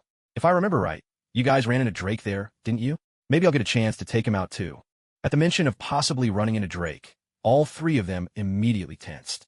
Blade turned to Xiaoho and asked directly, "Are you sure about that?" "That's right, and on top of that, it seems Hannibal even got hurt by him." What really stuck with me was just how insanely hard it is to kill Drake. I mean, you're both vampires, but your combat skills are about the same as Captain America's, and aside from your quick healing, you don't really have any special powers. You're so weak. As Xiaoho confirmed the details, he couldn't help but throw in a jab at Blade, completely forgetting how badly he himself had been beaten that morning. Blade ignored Xiaoho's ridicule and instead started thinking about how to deal with Drake. Abigail and Hannibal, meanwhile, began planning whether they should bring more gear with them tomorrow. Hannibal, in particular, seemed troubled after hearing he might get hurt. All he could think about was whether he should wear a few extra bulletproof vests and protective gear. Seeing them worry, Xiaoho stepped in with some reassurance. "Honestly, there's no need to stress too much. For what I remember of the story, Blade can still hold his own against Drake. Sure, it doesn't seem all that reliable, but it should be fine. Worst case, I'll just cover the rear." Though the others weren't completely put at ease by Xiaoho's words, they nodded all the same. In truth, all they could do was take things one step at a time. With that, the four of them headed back inside the base together. After dinner, everyone gathered to discuss strategies for their encounter with Drake the next day. Abigail was the first to speak. "Field, how's your work on Morningstar coming along?" "It's basically finished," Field replied from the direction of Abigail's voice, "but I can't guarantee it'll work on Drake. It would be best to wait until you get some of his blood. Once I can study it, I'll make some final adjustments to ensure nothing goes wrong." Abigail nodded. "All right, then let's hold off using it tomorrow. We'll wait for the final version. Otherwise, we might just tip Drake off." She then turned to Xiaoho. "Do you know if he has any weaknesses?" "Doesn't seem like it. As long as his immortality hasn't been destroyed by Morningstar, nothing you throw at him will kill him. But he does seem to pay special attention to Blade. In the end, even though he could have finished him off, he chose to hold back." As Xiaoho spoke, he shot Blade a peculiar look. The others all turned to Blade as well. Hannibal even exaggerated his expression, waggling his eyebrows and making a dramatic clicking sound with his tongue. Blade stared at Xiaoho, who was sitting there slandering him, and felt an itch in his palm. He really wanted to pull out his sword and teach him a lesson. Although he'd heard from the others about Xiaoho's unique situation, that personality of his, let's just say they were totally incompatible. Blade was all about cool moves and keeping up appearances, while Xiaoho seemed determined to make him look uncool at every opportunity. Seeing that Blade didn't say anything, Abigail stepped in to ease the tension. "All right, then tomorrow Xiaoho will come with us. Everyone just be careful. Take a moment to double-check your gear, and if there's nothing else, let's get to our own tasks." After a chorus of agreement, everyone went their separate ways. Xiaoho made his way to the rooftop. He planned to practice his hand-to-hand combat skills for a while, reviewing every move and technique he could recall from memory until they became second nature. Ever since his intelligence had improved, he found he could go 2 or 3 days without sleep and still feel fine. So he figured he might as well put in the extra time to train, hoping to become just a bit stronger. Blade had originally come up to the rooftop to enjoy the breeze, but when he saw Xiaoho training, he decided not to disturb him. He quietly turned around and left, looking for another spot. Time drifted quietly by, carrying the night from its deep, shadowy silence to the gentle promise of dawn. The following morning, as the first light crept in, the four of them gathered in the lobby to go over their gear one last time before setting out for Dr. Vance's office building, the location they'd uncovered the previous night. Xiaoho thought to himself, "I'm not really checking my gear. I'm just watching them check theirs." The four of them piled into the car. As he drove, Hannibal struck up a conversation with Xiaoho. "So, Xiaoho, what was your world like?" Xiaoho thought for a moment before answering. "There's nothing supernatural, no vampires or anything like that. Everyone just leads pretty ordinary lives. My country is really safe too. It's not like here, where you could get shot just walking down the street. Well, except for America and my world. That's about the same, I guess." Abigail chimed in. "It must be hard to get used to things here, then." Xiaoho paused, then replied, "It's not too bad. I mean, it's just a game, right? The only thing that's hard to accept is suddenly being trapped inside the game." She lowered her voice and asked, "But have you ever considered, maybe our world isn't a game at all? How could that be? Of course this is a game."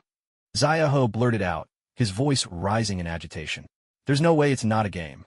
Sensing the tension, Hannibal jumped in to smooth things over. "Hey, don't get worked up. Xiaoho, she's just saying maybe. Who really knows, right?" Realizing she may have crossed a line, Abigail apologized. I was just thinking, maybe our world is real too. I didn't mean anything by it." Xiaoho knew he'd overreacted, but the idea gnawed at him. if this wasn't a game, then he'd somehow crossed over to another world. And that meant he might never get back home, a thought he couldn't come to terms with. And honestly, who gets sent to another world and then isn't even allowed to take their pants off? Wasn't that just another way of turning him into a eunuch? Can't even take care of things himself, let alone find a girlfriend. He'd rather be dead. Should I rely on personal charm and have a platonic romance with a girl? But then he remembered. She already knew he was a character from a movie and a game, and yet she hadn't shown much excitement. Compared to that, his own reaction seemed a bit pathetic. He quickly apologized. Sorry, I just got carried away. I still have family in my original world. The thought that I can't go back, it makes me emotional. I apologize. It's okay. I have my own issues too. Abigail answered just as quickly, secretly relieved in her heart. Blade sat quietly by the side, munching on snacks and thinking, I'll just watch and keep my mouth shut. Seeing that both of them had calmed down, Hannibal smoothly changed the subject. Xiaoho, about those stinky, dried tofu sticks you had last time. Do you really not have any more? I can't get that taste out of my mind since I tried them. The ones I had before were from a lucky draw, so I'm not sure if I can get any more. But let me check, Xiaoho replied. He remembered there was food for sale in the store module, so there might be something similar. He opened the store and searched for spicy snacks, only to be bombarded by thousands of different varieties on the screen. Xiaoho swallowed quietly. Out of all these options, he had only tried a few. The prices range from the very affordable, just 2 energy points per pack, including the spicy pickled tofu he'd won last time, to the top-tier ones at 300,000 energy points per pack, which could buy a full set of nanobio armor or other powerful gear. He was about to complain, but then he read the descriptions. Made from spirit-rich grains and medicinal herbs, these snacks could boost cultivation or game level after eating them. Instantly, any urge to complain vanished. Checking his balance, he bought 4 packs at 2 energy points each and handed 1 to each person, saying, turns out they do have them, but you need to spend energy points to buy. 1 per person, no extras. The 3 of them took their snacks and thanked him in turn. Hannibal, however, slipped his pack into his pocket and said to Xiaoho, how about you give me a little of yours? I can't eat while I'm driving. Seeing Hannibal's cheeky grin, Xiaoho instantly understood his game. Forget it. I'm not feeding another guy. That's just gross. I'll give you mine. I'm not a fan of this stuff, Blade said, handing his own pack to Hannibal. Hannibal was overjoyed. He took the snack with one hand, thanked Blade, and shot Xiaoho a triumphant look. Still, he didn't push his luck. He opened the package, took out 2 pieces for himself, then handed the rest back to Blade, reminding him, you should try a piece too. It's really tasty. Blade didn't object. He took the snack back, tasted a piece, and then turned to Hannibal. I regret giving it to you just now. This stuff is actually really good. The mood inside the car lightened, and with a burst of lively chatter, they soon arrived outside a tall building. Everyone quickly composed themselves, and with Blade leading the way, they headed inside.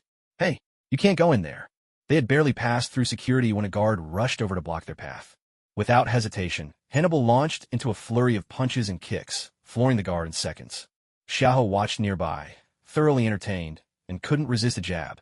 Couldn't you have just knocked him out? Hannibal struck a pose and grinned. Don't you think this way is much cooler? Up ahead, Abigail called back. Stop messing around, you two. Hurry up. Even as she spoke, she and Blade had already knocked out several more guards and were making their way toward the stairs. Xiaoho and Hannibal hurried after them, but Xiaoho couldn't help adding, look at them. While you were showing off, they already took down 4 or 5 guards. Hannibal shot back, refusing to be outdone. And why didn't you jump in? They didn't even have their health bars up. Why would I bother? Xiaoho shrugged, as if to say, not my fault. Hannibal was left speechless.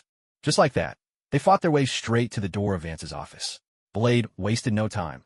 He kicked the door open with a resounding crash. Inside stood a middle-aged white man with brown hair, wearing a necklace strung with several finger-thick bones. Who knew what kind of animal they came from? He greeted the 4 with a broad smile. Hello, how can I help you? But Xiaoho had already noticed the glaring health bar above his head and the foot sticking out from behind the desk, a detail he instantly recalled from memory. He grabbed Hannibal, who was about to rush forward, and spoke out loud. He's not Vance, he's Drake. At the same time, he drew his revolver and fired 6 shots in rapid succession. Drake, however, dodged them all with a few nimble twists, and even managed to kick the desk toward the group. They scattered to avoid the flying obstacle, but Drake seized the moment, lunged forward, grabbed Xiaoho by the throat, knocked the revolver from his hand, and dragged him over to the window, using him as a shield. Drake couldn't resist asking Xiaoho, how did you recognize me? Even with Drake's hand at his throat, Xiaoho remained completely unfazed and shot back with a teasing grin. You had your health bar out in plain sight. Plus, that guy on the floor gave you away. You really think we're blind? Drake wondered to himself, health bar? What's that supposed to mean? In the end, he decided it must have been the real Vance lying exposed on the ground, and chose to ignore Xiaoho's comment. Still gripping Xiaoho's neck, he stayed behind him and called out to Blade. So, you're the infamous hunter who strikes fear into their hearts?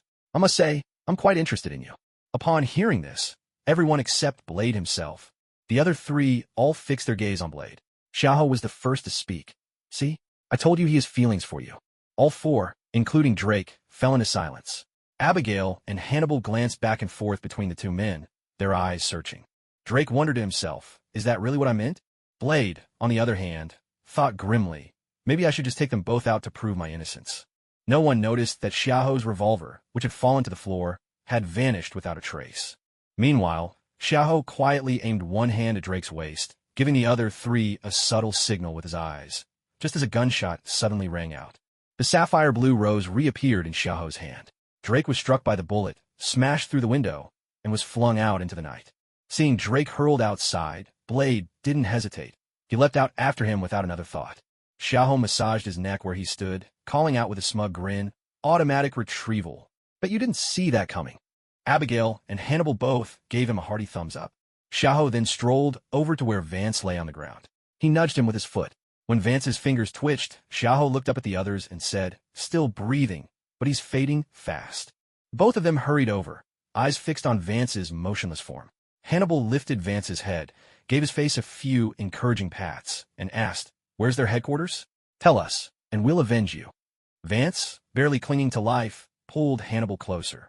With his last strength, he whispered an address in Hannibal's ear, and then, just like that, he was gone. At the same moment, Xiaoho received a mission completion notification. Staring at the completed objective, he couldn't help but mutter to himself, does this really count as a success? I was sure we'd blown it. After watching Vance slip away for good, Abigail moved to the blood-stained floor near the window. She produced a container and began gathering the spilled blood. Only after meticulously collecting every drop did she turn to the others and announce, the mission's done. Let's head back. As for Blade, he'll find his own way. Xiaoho and the others didn't hesitate. They followed Abigail back to the Night Stalker's base. As Xiaoho eyed his newly acquired 300 energy points and a random lottery ticket, he decided he'd take a proper shower before claiming his prize. Not because he was superstitious, of course. It was just that he felt too filthy. The three of them, with Drake's blood in tow, returned to base. Xiaoho dashed eagerly toward his room. Abigail and Hannibal paid him little mind. After all, Xiaoho's odd behavior was nothing new. With a blood sample in hand, they found Field in the lab, where she was drawing with her daughter. Abigail addressed her, Field, we've brought back Drake's blood. Could you take a look and see if it's usable? Field heard the commotion, gently reassured Zoe, and walked over with her white cane. Abigail hurried to support her, handing over the container filled with blood. Field took the container, opened it, and sniffed the contents. This should work. Can you help me call Haggis over? I need his assistance for further research. I'll go get him. You all wait here for a moment, Hannibal said as he stepped out of the room. After finishing his shower, Xiaoho felt refreshed and immediately opened the lottery interface. He glanced at the number of available draws. Just one. Pressing his palms together in a little prayer, he clicked to confirm his entry. The screen spun wildly like a slot machine, images flashing in rapid succession. Finally, it stopped, revealing a picture in the center, a hand clutching a glowing blue heart. Dragon Slayer's heart, special bloodline. Upon use, grants magic power and gradually enhances physical attributes. I can't make amends. In fact, perhaps I'm the one who burdened him with a fate he never deserved. Even so, I still have a life that should belong to him. Xiaoho read the item description, a strange sense of familiarity washing over him. 2 lucky draws in a row. Maybe he should stick to this lottery in the future? After claiming the prize, he stared at the heart in his inventory, wondering how to use it. Was he supposed to replace his own heart? But the description did promise magic power and a gradual boost to his physical stats. With a grim resolve, he chose to use it. After all, this was just his in-game body. Swapping out a heart was no big deal. The moment he used it, a sharp pain shot through his chest, especially on the right side, a throbbing ache that wouldn't subside. Even with only 30% pain feedback, the sensation was overwhelming. The pain intensified, spreading throughout his body, until his vision went black. He collapsed to the floor, unconscious. After Hannibal noticed that Xiaoho hadn't come out of his room since returning, he decided to check on him. Maybe Xiaoho needed someone to talk to. He knocked on the door repeatedly, but received no answer. Growing worried, he forced the door open and rushed inside. There, he found Xiaoho lying face down on the floor in nothing but his shorts, his heart pounding with anxiety. Hannibal hurried over, checked for breathing, and, finding life, immediately called Field over. The others arrived quickly, crowding into Xiaoho's room. After a thorough examination, Field finally spoke to the group. It doesn't seem serious. He's just unconscious and should wake up soon. However, Abigail quickly pressed. However what? Tell us. It's just, I think I heard 2 heartbeats. Which means Xiaoho now has 2 hearts, Field said hesitantly. The others immediately breathed a collective sigh of relief. So it wasn't anything serious after all, just 2 hearts. In that case, there was nothing to worry about. Well then, if there's nothing else, everyone should get back to what they were doing, Abigail instructed the people present. Hearing this, the group dispersed. Peggy's pulled Field away to continue researching the Morning Star, while Little Black dragged Hannibal off to play basketball. Abigail, meanwhile, chose to stay behind. As he stepped outside, Hannibal whispered to Little Black, I'm telling you, the boss definitely has feelings for Xiaoho. Look, she's still inside with him. Little Black replied in a hushed voice, as long as you know. Let's just sit back and enjoy the show. By the way, do you have a girlfriend? Hannibal suddenly changed the subject. Once everyone had left, Abigail stood gazing absent-mindedly at Xiaoho, who was lying in bed. Every so often, a trace of pain flickered across his face. She wondered to herself, he's not even handsome, so why does he capture my heart? Without realizing it, her hand reached out to gently wipe the sweat from his brow. At that very moment, Xiaoho was lost in a strange dream. In his dream, people from all walks of life were pleading for someone's help, and no matter what they asked, that person did his utmost to fulfill their wishes. Gradually, their demands became more and more outrageous, until finally, they even demanded that he die for them.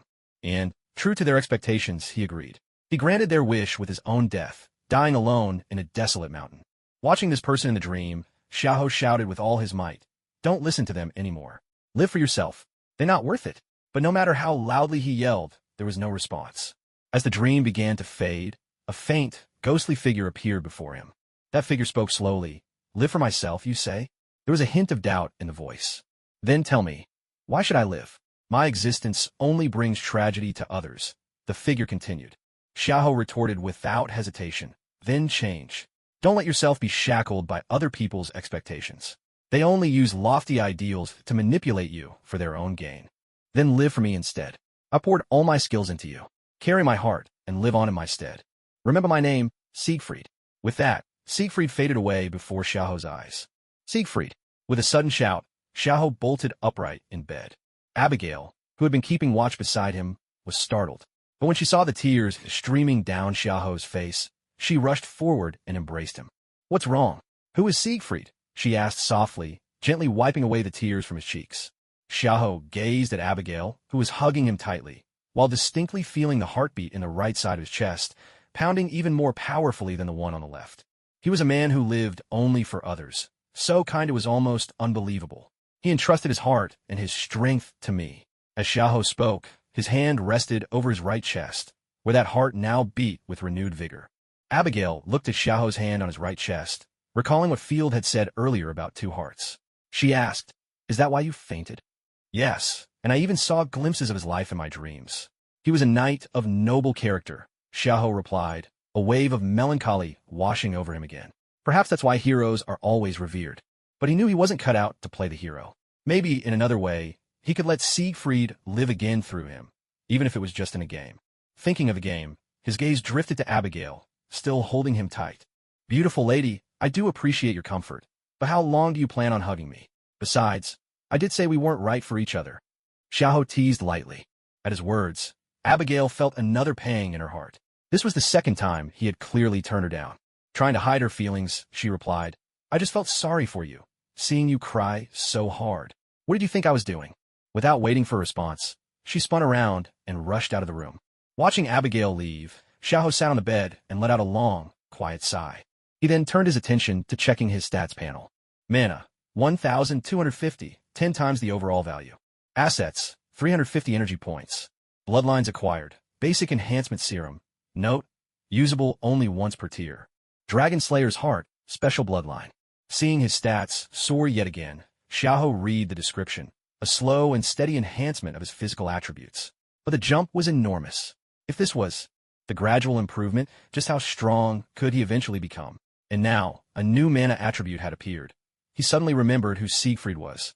Siegfried was a character from Fate/Grand Order, titled Destiny, Grand Order in the Chinese version, and also appeared in the anime Fate/Apocrypha. He was the embodiment of self-sacrifice, a saint. Among men, some even called him a walking wishgrantayer. If you haven't seen it and are curious, give it a try. Though, be warned, it's a tragedy, and there's always someone bending the rules. Now that he had mana, could he finally use the charge power of Azure Rose? He'd have to test it out soon. And with such a dramatic boost in strength, perhaps he could wield the Crimson Empress as he pleased. Xiaohou picked up the Crimson Empress, gripping it with one hand and swinging it a few times. He felt no strain at all. It seems I really have gotten stronger. Don't worry, Siegfried. I'll live well for the both of us in this game world. No one will ever use all sorts of pretext to manipulate me again. From now on, I'll only do what I want to do. Not even a quest assignment can force me. Unless, of course, they pay extra. He glanced at his remaining 350 energy points and hesitated, wondering if he should try his luck at the lottery once more. After all, he felt like his luck had come back.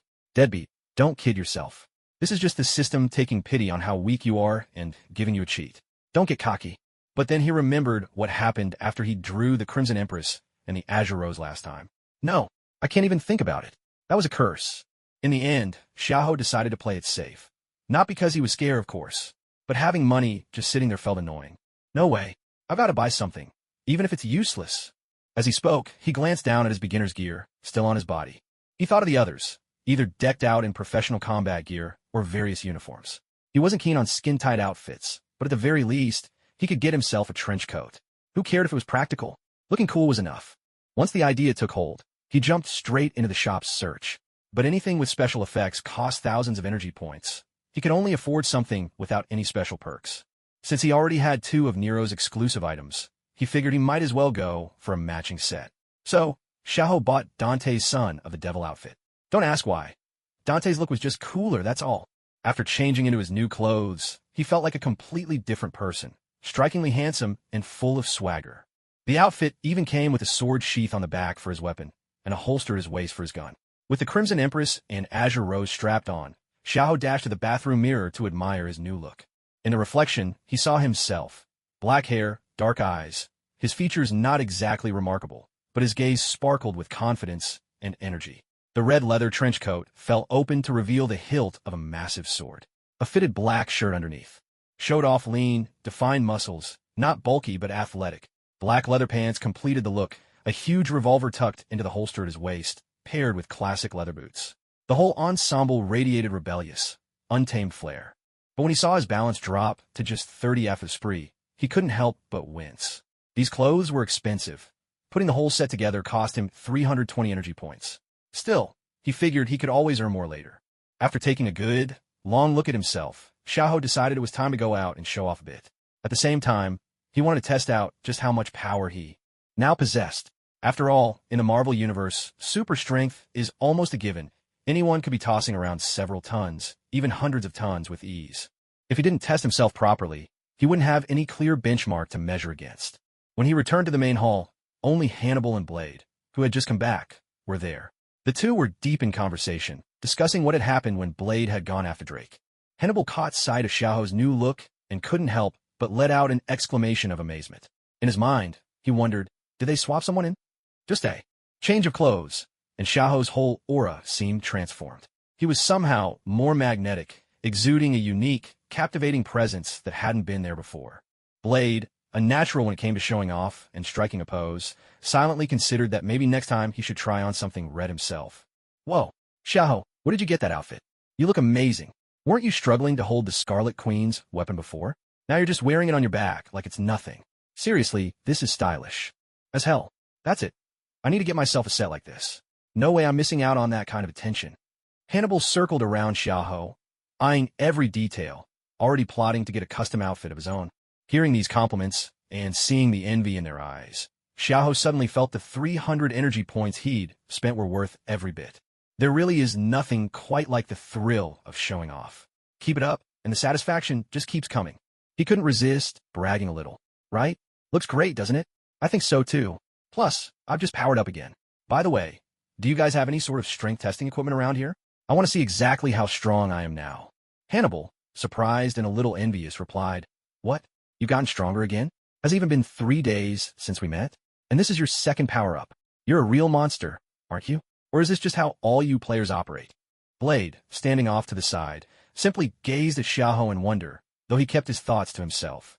I did another draw when I got back, Xiaoho explained, and I got the heart of a dragon-slaying hero. After I used it, I got stronger. But I still don't know exactly how much stronger, so I want to test it. Do you have a place for that? He explained, repeating his question. Vedo, Vedo. I'll take you there. Hannibal started leading Xiaoho toward the testing area, not missing the chance to ask for more details. Wait, the heart of a dragon-slaying hero? Is that why, when we checked you before, you had 2 heartbeats? So you've got 2 hearts now? That's wild. Hearing there was going to be some testing, Blade quietly decided to follow along, eager to see what would happen next. The 3 of them made their way together to the equipment room, where little Fatty was, and, along the way, Xiaoho had already explained the story about the heart and Siegfried. When they opened a door, Abigail was there too, discussing with little Fatty how to improve her own equipment.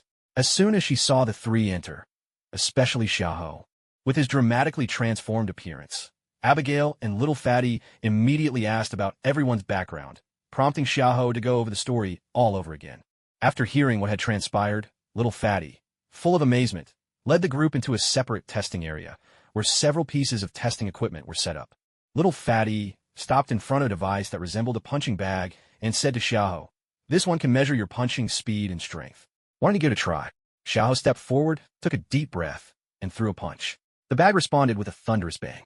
Little Fatty quickly hurried over to check the data on a nearby monitor. The readout showed a force of 1,200 kilograms, with a punch speed of 35 meters per second. That's already on par with a small caliber weapon. Your explosive power is 1,200 kilograms. That's 5 times stronger than a professional boxer. I can hardly believe a human could unleash such force. Little Fatty exclaimed, his face full of awe. Blade, seeing this, also stepped up to the machine, ready to give a shot. When he threw his punch, the resulting noise was twice as loud as before. After checking the instrument, little Fatty declared, "Blade, you're even stronger than Xiaoho. Your explosive power hit 2,800 kilograms. That's 12 times that of a pro boxer." Blade nodded in satisfaction, silently noting that he'd only used 80% of his full strength. Little Fatty then led them to a treadmill and announced, "This machine can test your running speed. Who wants to go first?" Xiaoho quickly jumped at the opportunity, thinking to himself that he'd better go first. Otherwise, if Blade ran before him, it might mess with his confidence. As Xiaoho ran faster and faster on the treadmill, the speed reading climbed higher and higher until it finally settled at 55 meters per second. Seeing the result, Xiaoho breathed a sigh of relief. Not bad, over 10 times faster than before. Blade also stepped up for his test, and the final reading showed a staggering 130 meters per second, leaving everyone speechless. Inwardly, they all thought, these 2 are simply superhuman. After running tests for reaction time, weightlifting, and a few other metrics, little Fatty reached his conclusion.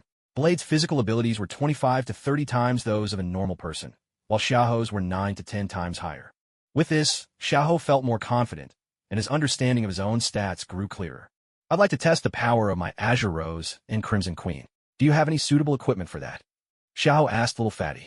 Hearing Xiaoho's question, little Fatty hurriedly replied with a worried look, "That won't do. I can only test regular stuff here. But if it's weapons, you want to test? I've got some special steel, anywhere from 10 to 30 centimeters thick. You can take it outside to the open lot and test it there." He absolutely did not want Xiaoho blowing apart his equipment room during a weapon test. After all, a lot of the instruments here were expensive. Xiaoho, realizing this, had no choice but to gather up the special steel plates piled in the corner, taking one of each thickness and stacking them together. He carried them out in his arms. Surprisingly, the whole load must have weighed several hundred pounds, but he lifted it as if it were nothing more than a case of bottled water. Out on the open ground, he set each steel plate in place at different spots, making sure they were secure. Then he stepped back 10 meters, drew the Azure Rose, and took aim.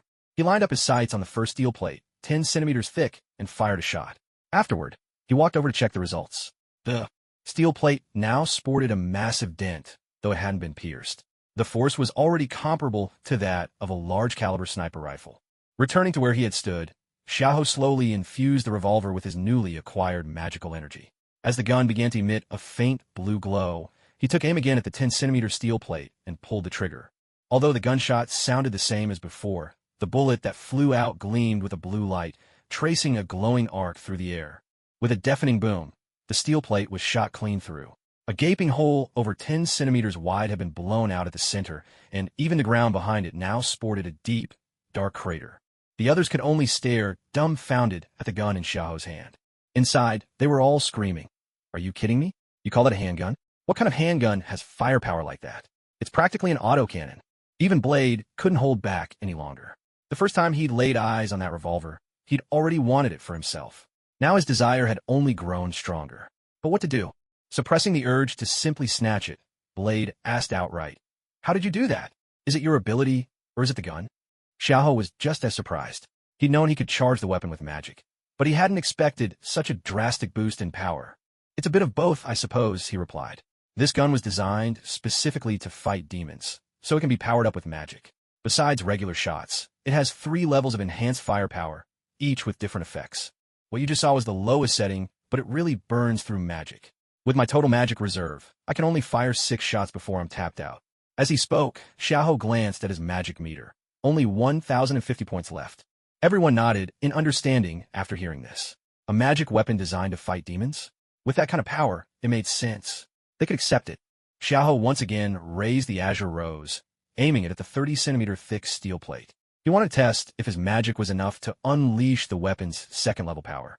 As magic gradually flowed into the gun, a blue glow emanated from its body. Xiaoho didn't stop.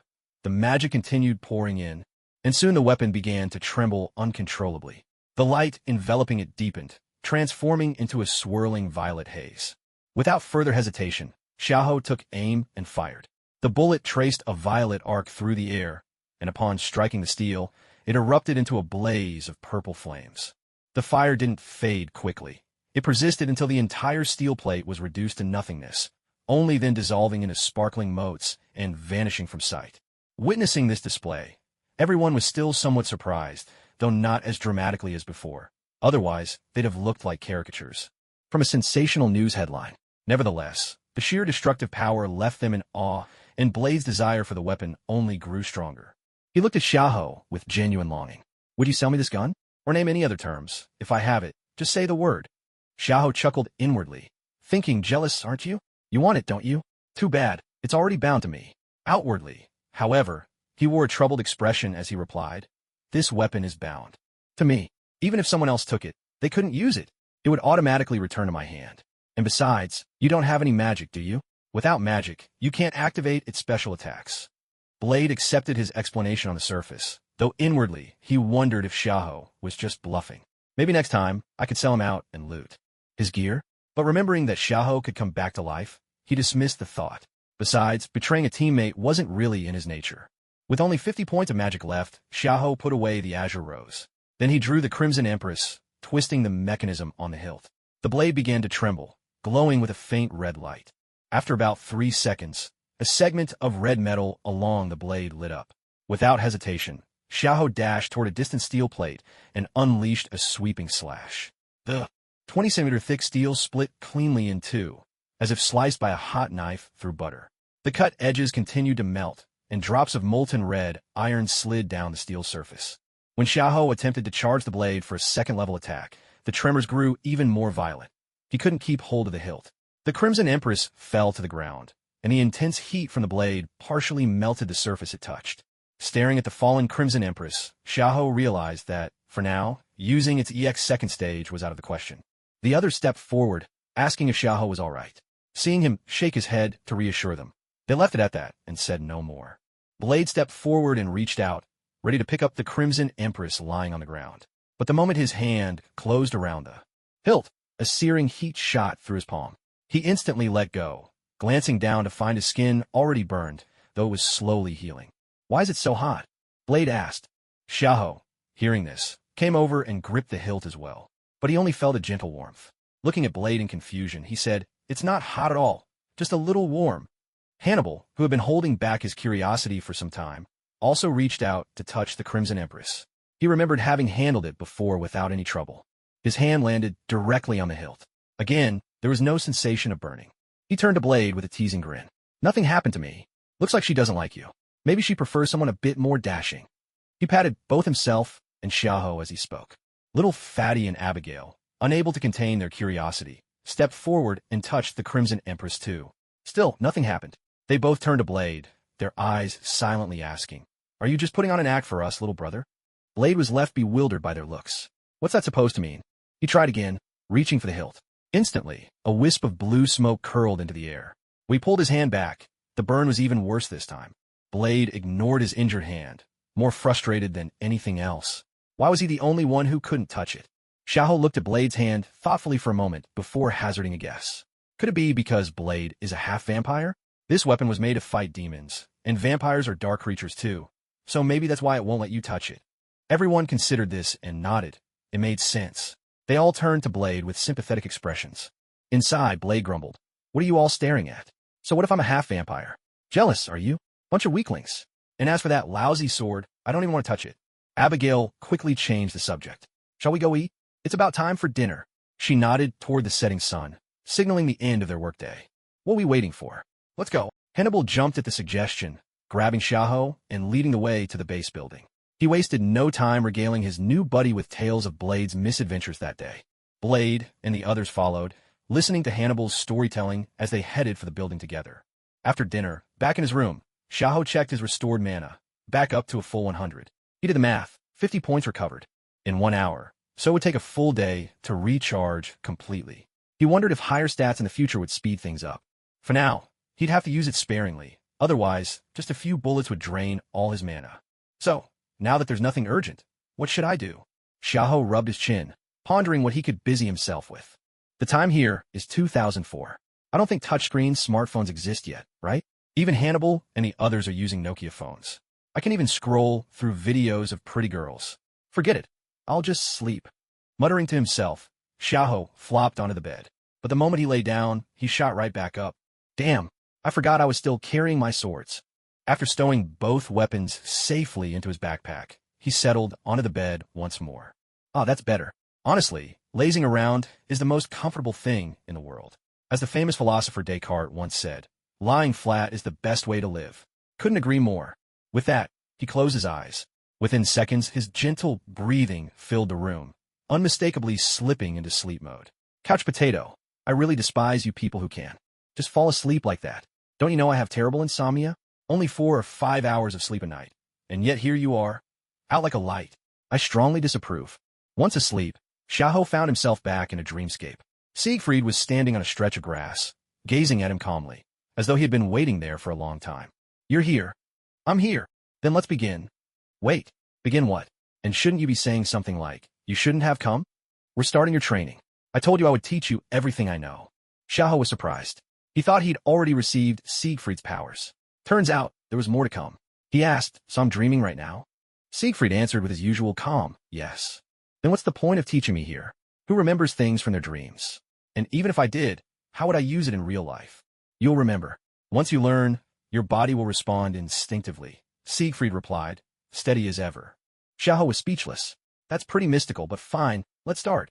Siegfried didn't say another word, simply conjured 2 great swords from magical energy and handed one to Xiahou.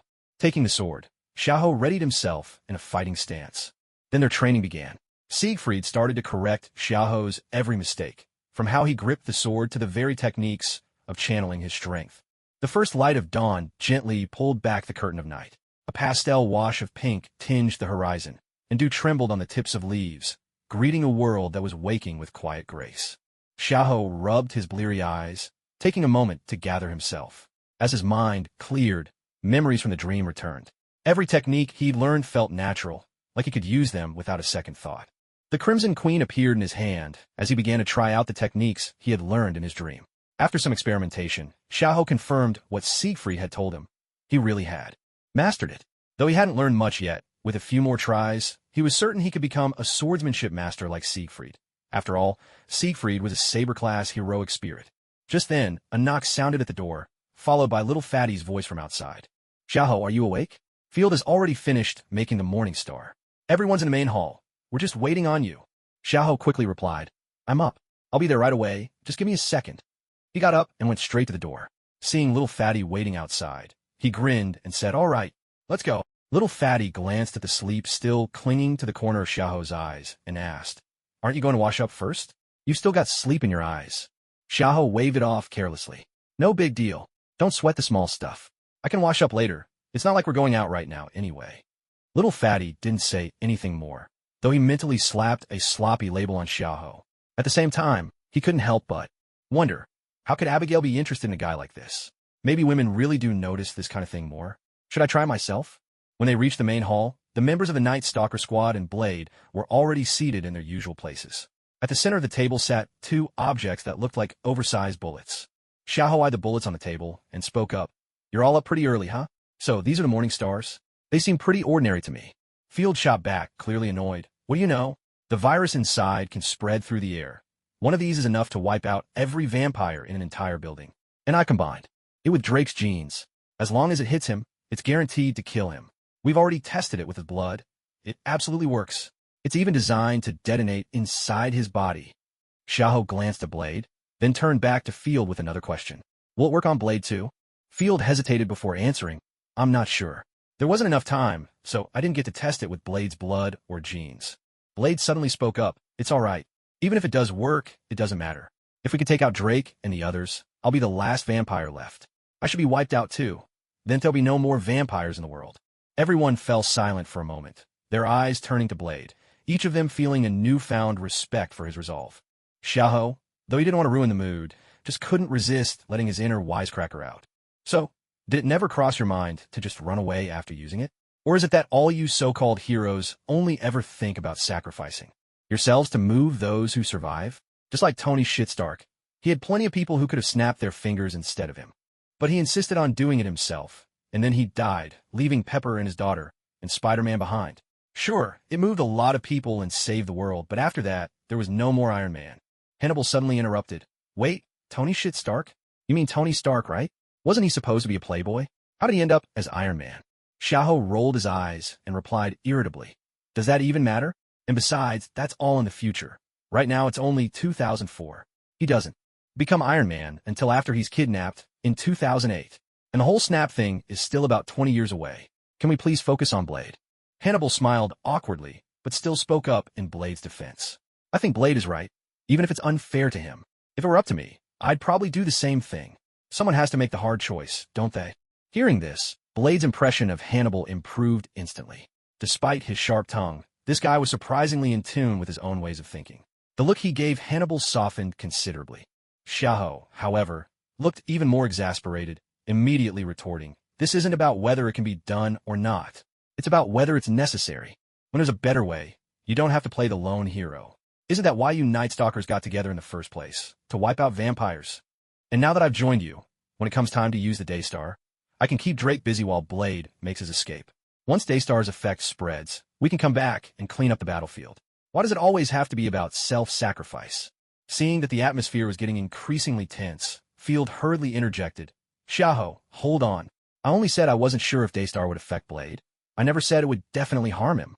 Xiaoho took a deep breath, then turned to Blade and addressed the others. My issue is with Blade.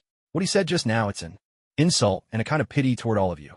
It makes it sound like, without him, you'd never be able to pull this off yourselves. It paints him as so noble, while at the same time, it completely dismisses everything you ordinary people, all of you who are willing to risk your lives, have done. True self-sacrifice is only noble when it's the last resort, when there really is no other way. But there was clearly a way to solve this, yet he chose to act like this. It shows he doesn't trust us. That's just arrogance and self-righteousness. In my world, the warriors who protect ordinary people, along with the government, always choose unity and cooperation first when facing problems. But when it's time to risk their lives, they never hesitate. So I hope you'll really think this through, Blade. You are not indispensable. At least, for what I know of the Marvel Universe, you are among the weakest group of heroes. Maybe most of them haven't appeared yet, but in a few years, superheroes will emerge like a tidal wave. With those words, Xiaoho didn't bother with anyone else in the room. He gave Blade a steady, meaningful look, then walked out.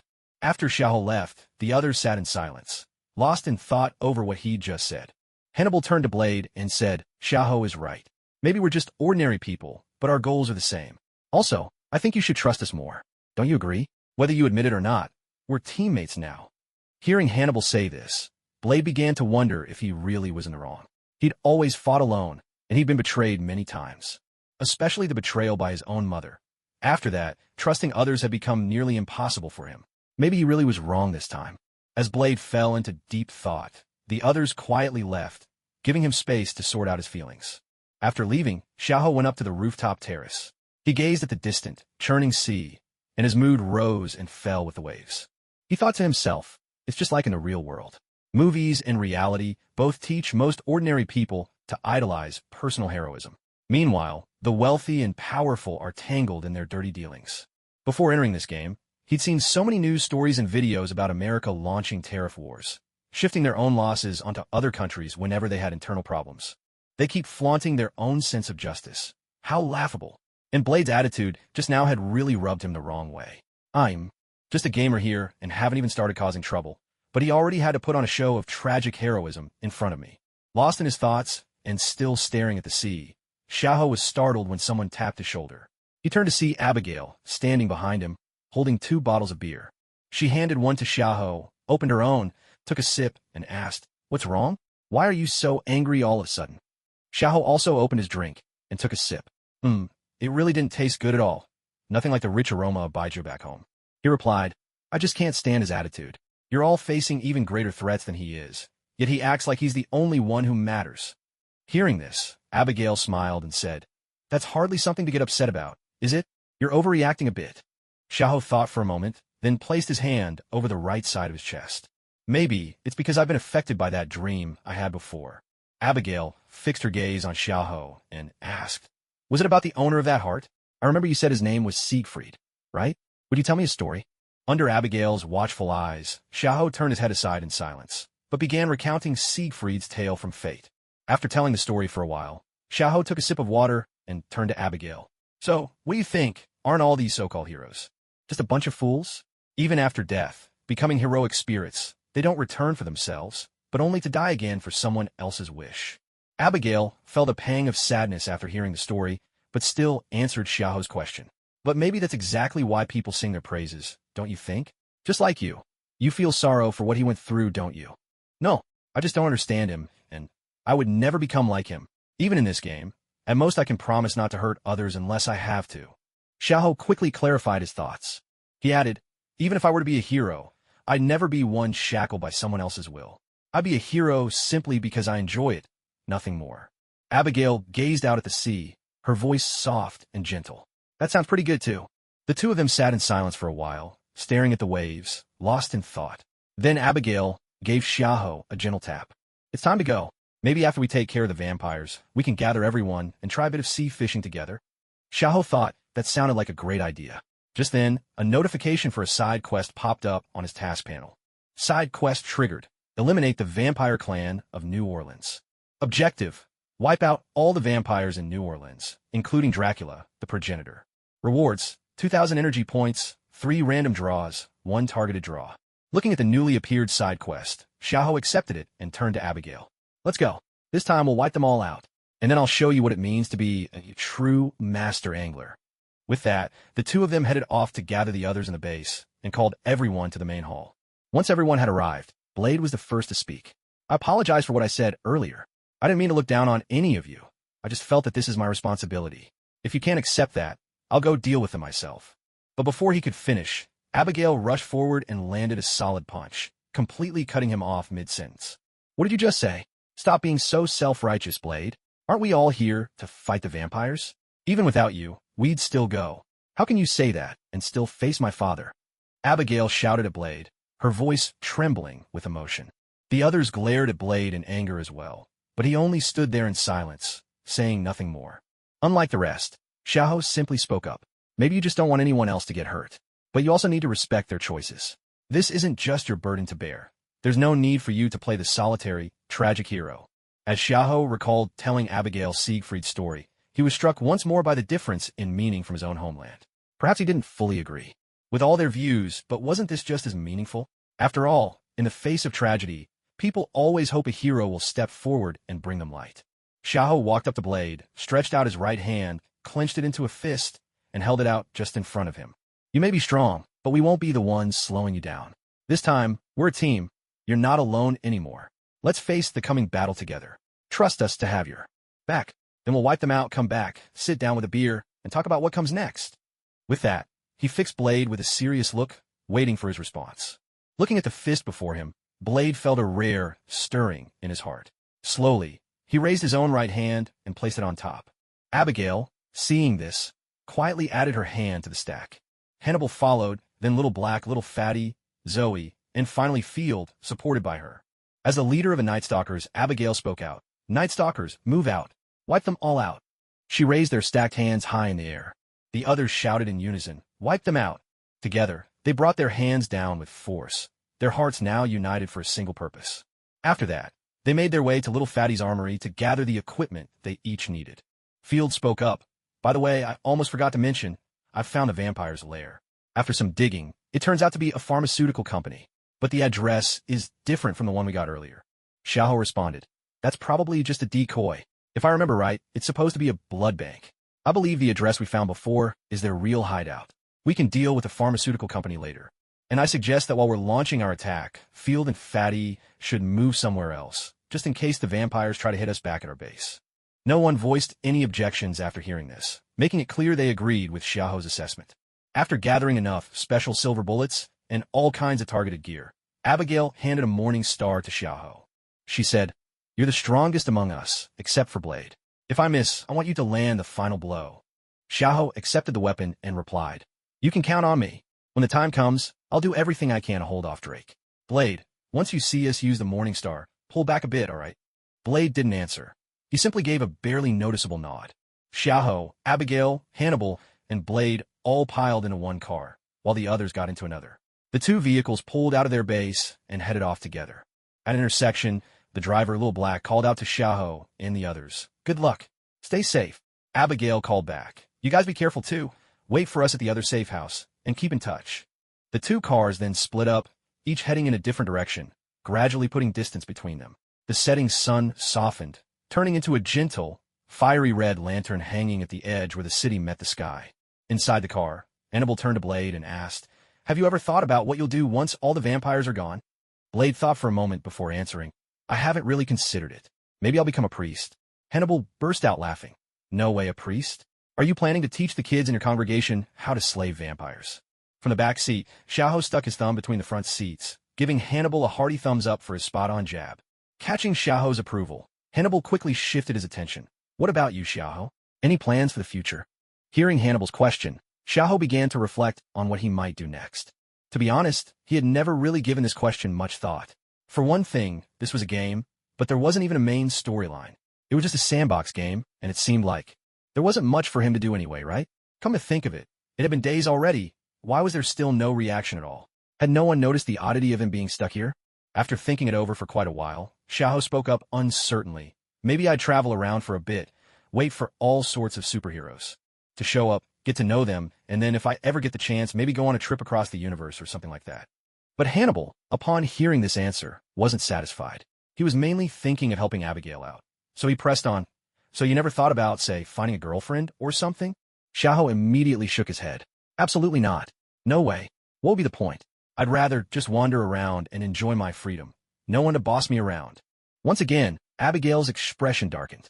It seemed she really had no chance after all. Xiaohou looked at Hannibal and decided to turn the question around. What about you, Hannibal? Have you ever thought about your future? Me? Well, I want to be an actor. What do you think about Green Lantern? I feel like I really fit that role. Hannibal replied casually. You'd better be careful. If Deadpool finds out, he'll definitely come after you. Xiaohou replied in a mock comforting tone. The car gave a sudden jolt, and Hannibal, a bit anxious, asked, why? I've never offended him. He couldn't help recalling what Xiaohou had said before. Deadpool was the kind of guy who could wander the multiverse at will, a real menace. Xiaohou grinned. Who can you blame? Deadpool absolutely hates the actor who played Green Lantern. He's always threatening to break the fourth wall just to take him out. Hannibal was speechless for a moment. If I change my mind now, would it help? Too late. Just accept your fate. Abigail, what about you? Have you thought about what you want to do in the future? Xiaohou teased Hannibal before turning to Abigail. Blade and Hannibal both looked over at her as well, clearly curious about what she envisioned for her own future. With all three of them waiting for her answer, Abigail thought for a moment before saying, I think I'd become an archery coach. At least that's something I'm really good at. The three of them nodded in agreement, and then everyone continued to chat and joke around for a while. After a bit, Hannibal announced, guys, we're almost there. Get ready for a fight. By now, their vehicle had reached the vicinity of the vampire's headquarters. The vampire headquarters building had 13 stories in all, and its exterior design drew inspiration from certain medieval castles. The car stopped by the roadside outside the building, and Xiaoho watched the people moving about inside. If it weren't for the glaring health bars floating above their heads, anyone would have thought this was just an ordinary office building. After several days of observation, Xiaoho had figured out the rules behind his ability to see other people's health bars. Only when someone harbored ill intentions toward him, or when a hostile relationship was clearly established, would a health bar appear above their head. As for vampires, they held malice toward all humans. So, even though their hostility wasn't directed solely at Xiaoho, he could still see their health bars. With a sigh, Xiaoho mused that he had practically become a vampire detector. He turned to the other three and said, "It seems everyone inside this building is a vampire, or at least every single person I've seen so far." Blade checked his pistol and throwing knives, then spoke up, "In that case, there's no need to hold back. Let's wipe them out." Hannibal and Abigail also double-checked their gear, and in unison said, "Let's go." The four of them strode forward side by side, their steps steady and resolute. Sunlight spilled over their shoulders, casting 4 long shadows across the ground. As soon as they entered the lobby, their presence caught the attention of 2 vampires stationed as guards. The two exchanged wary glances, then started forward, intending to question these unexpected visitors. But before they could take more than a step, and before a word could leave their lips, a cold flash of steel sliced through the air, followed instantly by 2 muffled gunshots. Bang! Bang! The shots rang out almost simultaneously, as if fired by a single hand. The 2 vampires didn't even have time to cry out before the sudden bullets struck them down. In an instant, they turned to ash, dissolving into the air. Seeing this, the 3 standing behind Blade showed no hesitation. In perfect sync, they attacked, their weapons glinting coldly as they darted like lightning toward the other vampires, who hadn't even realized what was happening. In a heartbeat, the lobby erupted in a storm of gunfire and flashes of flame. Bullets howled through the air, tracing deadly arcs, while fire roared forth like furious dragons, consuming the vampires in its path. This sudden assault plunged the entire hall into chaos and carnage. But it wasn't long before every vampire in the lobby had been wiped out, leaving the 4 completely unscathed. Without missing a beat, they headed straight for the elevator, planning to ride it all the way up to the top floor. Meanwhile, the vampires on other floors had already heard the gunfire from below. Watching the elevator ascend, they frantically relayed warnings to the higher levels. After hearing the news relayed by her underlings, Danica turned to Drake, who stood by the window, gazing down at the street below, and said, "Someone's attacking us. Looks like it's Blade and his crew. They're on their way up in the elevator right now." Drake, upon hearing this, strode over to a nearby cabinet and took his weapon from the rack, a one-handed sword reminiscent of a tang saber. At the same time, he slid a single vambrace onto his left arm. "Let's go. Time to properly greet our daywalker," Drake declared, leading the way toward the elevator on their floor. Danica quickly gathered her men and followed behind, secretly gleeful. "Blade, this time you're finished. You actually walked right into our hands." Meanwhile, inside the elevator, Xiaoho looked exasperated as he complained to the others, "Seriously, is it really a good idea for us to ride the elevator up like this? What if the doors open and a dozen guns are pointed at us?"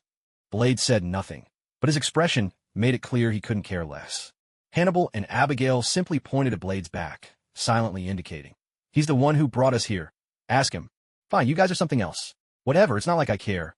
I'll just come back anyway if I die," Xiaoho said, but as he spoke, he stepped forward to stand beside Blade, shielding the other 2 behind them. With a soft ding, the elevator arrived at the 13th floor, and the door slid open. But outside, things weren't quite as Xiaoho had imagined. There weren't dozens of guns leveled at them. While there were indeed dozens of people staring at them, none had drawn their weapons just yet. Drake at the front fixed his eyes on Blade and called out, "Blade, I told you. Next time we meet, my blade will face yours. We'll see who the true god is. Are you ready to die?" Blade answered by flipping him off, spitting out, "Born ready. You son of a..." Xiaoho muttered from the side, "I should have known. Are these people all idiots? Or is this just how the story goes? Always gotta talk tough before the fight, then go for a good old-fashioned brawl?" Hannibal quietly reached for the ultraviolet grenade strapped to his lower back. As Blade and Drake rushed at each other, Hannibal pulled the pin and tossed the grenade. Danica, seeing Hannibal's underhanded move, shouted, "Hannibal King, you bastard!" She dove behind a nearby cabinet for cover. A flash of violet light burst through the room. Of the vampires present, only a handful reacted quickly enough to find shelter.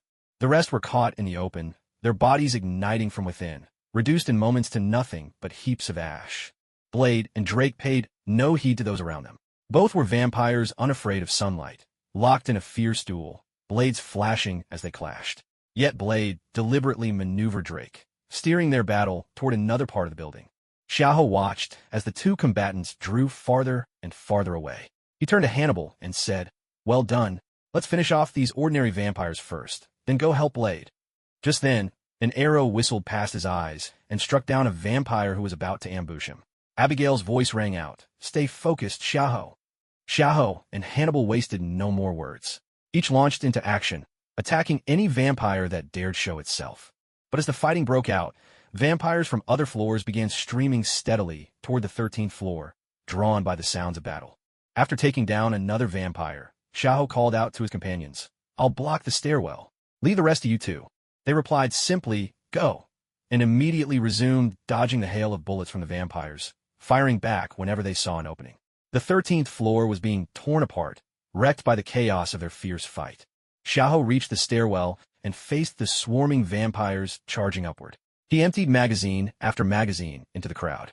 Against these ordinary vampires, he didn't even need to use the charged mode of his Azure Rose. As long as he hit a vital spot, every shot was a kill. But vampires, despite sometimes seeming foolish, were far from truly stupid. They raised their pistols and submachine guns, unleashing a barrage of gunfire at Xiahou. The sheer intensity of firepower forced Xiahou to keep his head down, and he couldn't help but grumble to himself. "This isn't like what I saw in the movies. Weren't the movie vampires just mindless brutes who only fought hand-to-hand? And when they did shoot, it was just for show, never hitting anything. Why are these guys so well-armed and aggressive?" Seeing Xiahou pinned down, the vampires surged up the stairs in a frenzy. The gunfire ceased for a moment, and Xiahou took the chance to extend his Azure Rose from behind the corner. 6 sharp shots rang out, and 6 more vampires turned to ash. The vampires, seeing he still dared to fight back, unleashed another ferocious volley, filling the walls with bullet holes and flying debris. But Xiahou was already back behind cover, secretly pleased with himself. Shoot and run, damn, that's exhilarating. As the gunfire died down, he was just about to try another sneak attack. But the moment he edged his gun around the corner, the staccato of gunfire erupted again, forcing him to yank it back immediately. The vampires had learned from experience, leaving some of their number to keep their weapons trained on the stairwell corner while the rest continued their charge. Realizing he could no longer suppress them from a distance, Xiahou quietly holstered Azure Rose at his waist. In his hand, the Scarlet Queen appeared, ready for close combat. At the same time, he thought to himself, "If I can't use ranged attacks, then close combat it is. This is the perfect chance to try out the sword techniques I learned from Siegfried."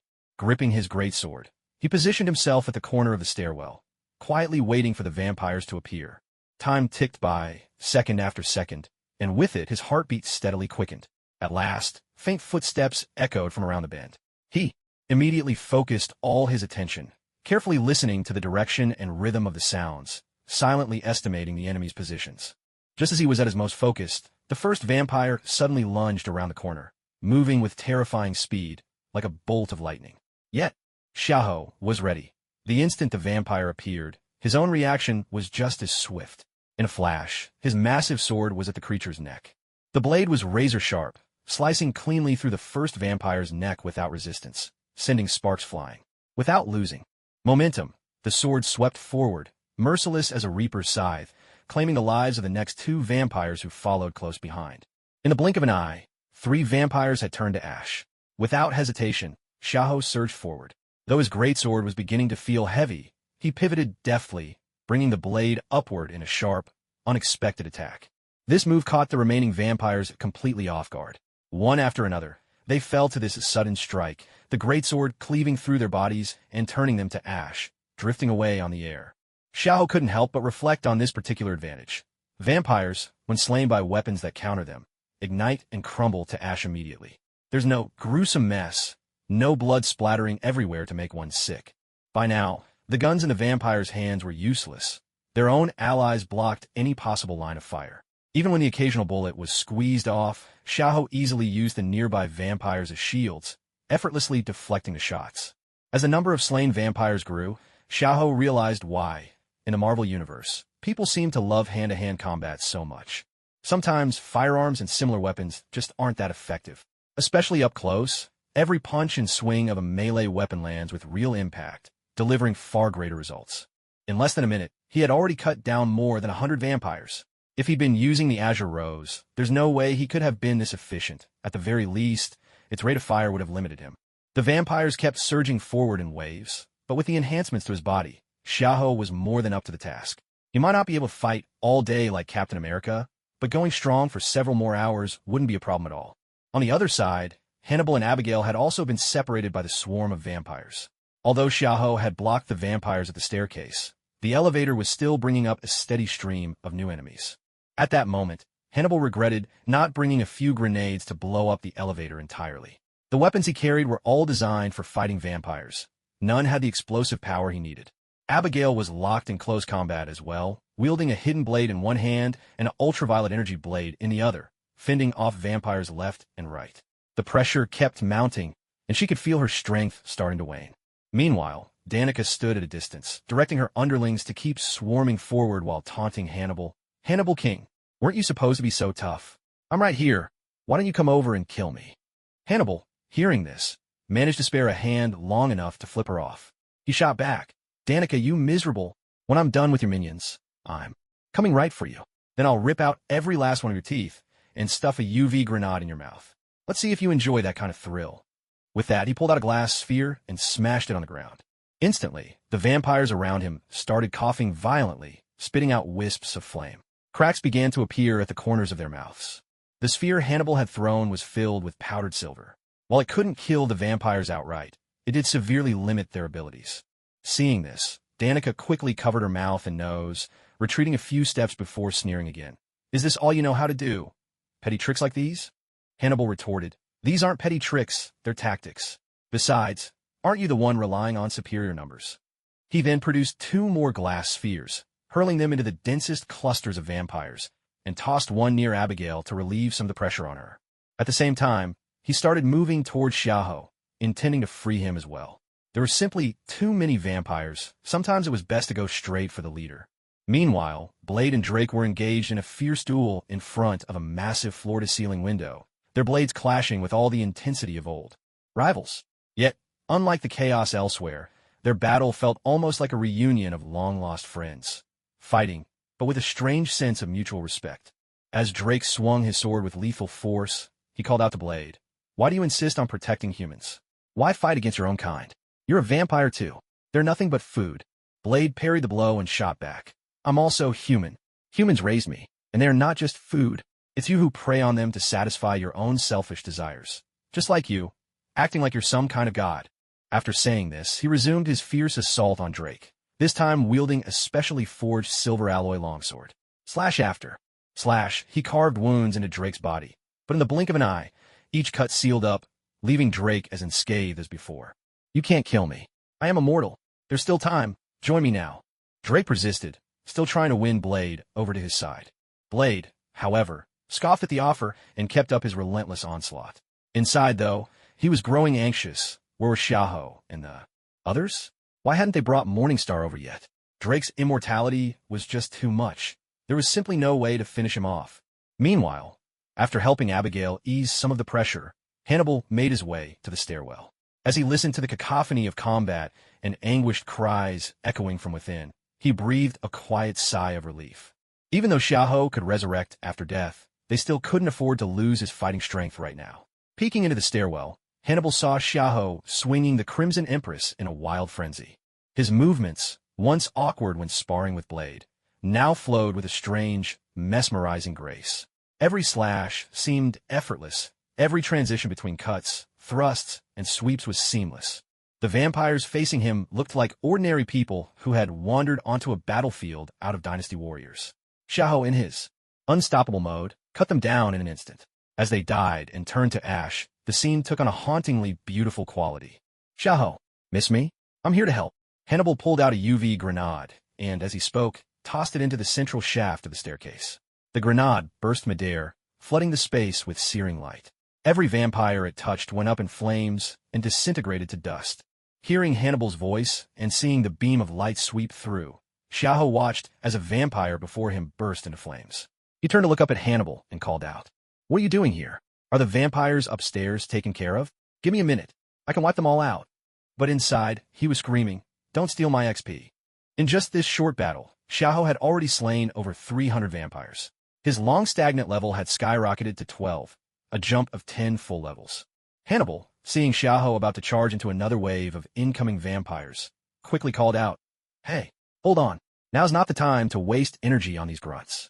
Abigail and I are barely holding on. There are too many of them. We can't kill them all. Go help Blade and take down Drake first. After that, we'll deal with the rest of these vampires. And don't forget Morningstar." Xiao thought it over and realized Hannibal was right. Drake should be taken out first. After that, the rest of these walking experience points weren't going anywhere. He turned and began to run upstairs. Once he reached Hannibal's side, he asked, "But if I don't block them, it'll be a huge problem if they charge up here. Can you handle it?" Hannibal pulled out 2 glass marbles and flashed him a confident smile. "That's why I came prepared with plenty of these." With a swift motion, he tossed the marbles. They traced an arc through the air and shattered at 2 different corners of the stairwell. Instantly, a cloud of powder engulfed the stairs. The vampires caught its scent, and, racked with pain, they began to spit fire, not daring to step into the cloud's reach. "This stuff is perfect, isn't it? At the very least, it'll buy us plenty of time." Hannibal turned to Xiaohou, grinning broadly, his expression practically demanding praise. Xiaohou obliged, giving him a thumbs up and saying, "Very impressive. But why didn't you use these earlier?"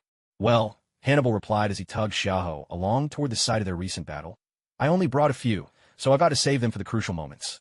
Let's not waste any more time, move." When they reached the lobby by the elevator where they had fought moments ago, Abigail was once again beset by a horde of vampires. The 2 men quickly drew their guns and joined the fight, covering her and breaking the siege. Once the 3 regrouped, Hannibal pointed out a direction to Xiaohou and said, "Blade and the others went that way. Abigail and I will hold off these minions here. You go help Blade and finish Drake as fast as possible." Xiaohou nodded to both of them. "Got it, leave it to me. I'm counting on you 2 here. I'll be quick." Without another word, he dashed off in Blade's direction. Any vampires in his way were dispatched without hesitation. Those farther away fell to his gun, while those closer were cut down with a single stroke, each one turning instantly to ash. Nothing could stop him. Watching this, Hannibal turned to Abigail, clearly moved. "Can you believe it? Just a few days ago, he was a total rookie, just with a bit of an edge." Abigail nodded emphatically, but couldn't help adding, "When I first met him, he fired off 2 shots and his hands hurt for ages. He never said so, but I could tell. People like us, ordinary humans, there's just no competing with the non-humans." After speaking, both of them fell silent, their faces shadowed with gloom. Perhaps before long, they would only be burdens. Xiaohou hadn't gone far before he was blocked by the burly vampire he'd encountered earlier, now flanked by his 3 vampire hounds. The vampire laughed darkly and taunted, "You're not getting through here. Get in, boys." The 3 dogs' jaws cracked open, peeling back like monstrous blossoms, and lunged for Xiaohou. The burly vampire charged in right behind them. But with just 3 flashes of sword light from Xiaohou, both the man and his 3 dogs were instantly reduced to ashes. "Seriously? That weak? I thought they'd put up more of a fight." Xiaohou muttered with a hint of disappointment, then pressed deeper inside, searching for Blade and Drake. At last, in a grand hall with sprawling floor-to-ceiling windows, he found the 2 locked in a fierce and heated duel. "Looks like I picked the wrong time to show up. Judging by the passion in your fight, I almost feel bad for interrupting," Xiaohou called out as he strode into the hall. The 2 combatants broke apart after a clash, stepping back and turning their eyes to the newcomer. Blade recognized Xiaohou and immediately asked, "Is it handled outside?" Xiaohou walked up beside him, eyeing the wary Drake across the room. "Not yet. There are just too many vampires. They told me to come and help you finish him off first." Blade nodded at Xiaohou's reply, wasted no more words, and raised his blade, ready to strike at Drake once again. Xiaohou mirrored his movements, triggering the EX mode for his Crimson Empress. After several more intense exchanges between Blade and Drake, Xiaohou's Crimson Empress had fully charged its first burst. Seizing the perfect moment, he swung his flaming blade in a cunning arc, slicing toward Drake's lower back. Drake realized too late to dodge. He was nearly cleaved in 2. Crimson flames danced along the wound, staunching any attempt at healing. Seizing the opportunity, Blade unleashed another slash, severing Drake's right hand, then followed up with a spinning kick that sent Drake crashing into a wine cabinet, shattering it to pieces and burying him under a cascade of splintered wood and glass. Xiaohou was momentarily speechless. He turned to Blade and asked, "Why kick him? Just keep hacking away. Chop him up first, can't you?" Blade scratched the back of his head, a bit sheepish. "I couldn't help it. It just sort of happened." As they spoke, Drake was already crawling out from under the debris. His severed hand had regenerated, and the flames on his waist wound flickered out as the flesh slowly began to knit back together. He glared at the Crimson Empress in Xiaoho's hand and demanded, "Why does your sword hurt me? I'm supposed to be immortal." Even as he spoke, his wounds finished healing completely. Xiaoho eyed the fully healed Drake, sighing inwardly. If only he could unlock the second or third stage, he'd end this for good. Out loud, he taunted, "Are you stupid? Why would I tell you? But since you asked so nicely, I'll be generous. This sword was forged to slay demons. A puny little vampire like you doesn't even count." Drake bristled with rage the instant he heard Xiaoho's mocking words. "Did you even hear yourself? Me, a weakling?" Fury erupted within him. His body swelled rapidly, a pair of bat-like wings unfurling from his back. His face twisted, abandoning all traces of humanity. He cast aside his single-handed sword, both arms morphing into razor-sharp claws. At last, he stood transformed into a towering, nearly 3-meter-tall humanoid bat monster. Blade watched Drake's transformation, then turned to Xiaoho with a look of utter disdain, as if to say, "Couldn't you keep your mouth shut? Now look what you've done. This thing's not going to be easy." Xiaoho was just as speechless. Was Drake really that thin-skinned? He quickly addressed Blade. "You go in first, cover me for a bit. I'm about to unleash my big move." With that, he drew the Azure Rose and began channeling magic into the gun. Seeing Xiaoho draw his pistol, Blade didn't hesitate. He gripped his sword tightly and charged straight at the monstrous Drake. But Drake's newfound strength had grown by leaps and bounds. Blade was completely overpowered, barely able to defend himself. Even as he pummeled Blade, Drake didn't forget to taunt Xiaoho, roaring, "Come on then, insect! Why don't you try your luck?" By now, the Azure Rose in Xiaoho's hand was shimmering with a faint violet glow. When the color stabilized, he shouted at Blade, "Blade, get out of the way!" At Xiaoho's urgent cry, Blade dove and rolled out of range, putting some distance between himself and Drake. A violet bullet from the Azure Rose struck Drake square in the chest. Instantly, purple flames raced across his entire body, setting him ablaze. An agonized scream tore from his throat and echoed through the air. Blade, seeing Drake engulfed in searing flames, thought to rush in and finish the job with his sword, but Xiaoho grabbed his arm, stopping him. "Those flames are contagious. Stay back," Xiaoho warned. Yet, as they watched, the fire cloaking Drake's body began to wane. Both Xiaoho and Blade grew grim. Xiaoho pulled out the Morning Star, then turned to Blade, his voice urgent. "Step outside for a moment. I'm going to use the Morning Star." Blade gave Xiaoho a long, searching look, nodded silently, and crashed through the glass window, leaping out into the night. With Blade gone, Xiaoho wasted no time. He rushed in, drove the Morning Star deep into Drake's body, and triggered the detonation. Venom surged through Drake's veins, causing his entire form to swell like an overinflated balloon. By the time he'd expanded to nearly 5 meters tall, Drake exploded with a thunderous boom, showering the room in a torrent of blood. Fine dust began to drift through every corner of the building. Oddly, the blood didn't fall to the ground. Instead, it gathered together, slowly taking on a human shape that collapsed onto the floor. But this time, Drake no longer had the strength to rise. Drake turned his head toward Xiaoho and spoke slowly. "You've won. Human, tell me your name, and give me a swift end." Hearing Drake's request, Xiaoho drew the Crimson Empress once more and walked slowly to his side. "It feels a bit strange, but remember this. My name is Xiaoho." With that, he brought his sword down, severing Drake's neck. This time, the wound did not heal. Instead, Drake's body burst into flames. As his final words echoed, his form crumbled into a heap of ashes. "Rest assured, I'll remember you." On the other side, Hannibal and Abigail were covered in wounds of all sizes, blood streaming from them. Dozens of vampires surrounded them, but none moved to attack. Standing behind the vampires, Danica addressed Hannibal and the others. "Hannibal King, what can you do now? You've already lost. I'll make sure to torment you thoroughly. You won't die so easily." But Hannibal noticed that some vampires in the distance had begun clutching their necks as their bodies started to burn. He realized that Xiaoho must have used the Morning Star. Turning to Danica, he said, "Danica, you're celebrating too soon. You should have killed us when you had the chance. At least then I could have taken you with me. But now, standing there giving your victory speech, it's us who've won." No sooner had he spoken than all the surrounding vampires were enveloped in the dust of the Morning Star. Danica clutched her neck, letting out one last agonized scream before her body was consumed by fire. As the dust continued to spread, vampires throughout the entire building began to disintegrate in waves. From the rooftop in the distance, Blade watched the scene unfold, his gaze fixed on the building. He didn't look away until the very last vampire, desperate to escape, reached the street, and crumbled to ash. A feeling rose in his heart, one that words could hardly describe. At that moment, he felt the burden he had carried for so long finally lift from his shoulders. The endless battle against vampires had left him weary, yet now he was filled with a profound sense of fulfillment and accomplishment. When he heard sirens wailing in the distance, Blade called Hannibal to let them know the police were on their way. It was time to leave.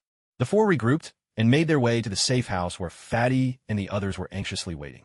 The moment they saw all four return unharmed, their worries melted away. Fatty, barely able to contain his excitement, blurted out, "How did it go? Did you succeed? Did you wipe them out?" Hannibal answered with a beaming face, "Of course. You should have seen the scene.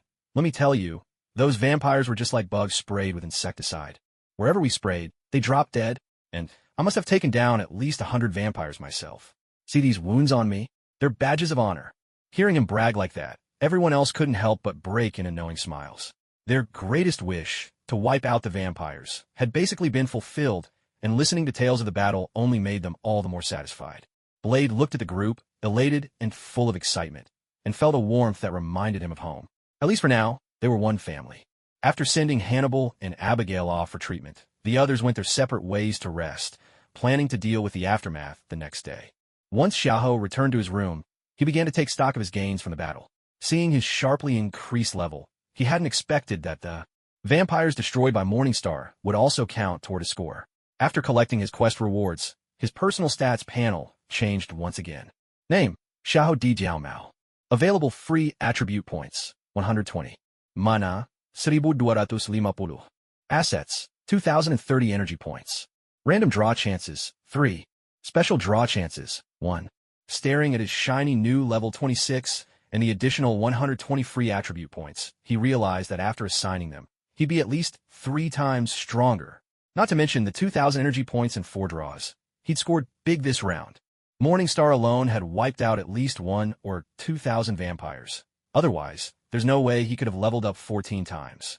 He recalled that when he'd blocked the stairs and killed more than 300 vampires, he'd only gained 10 levels.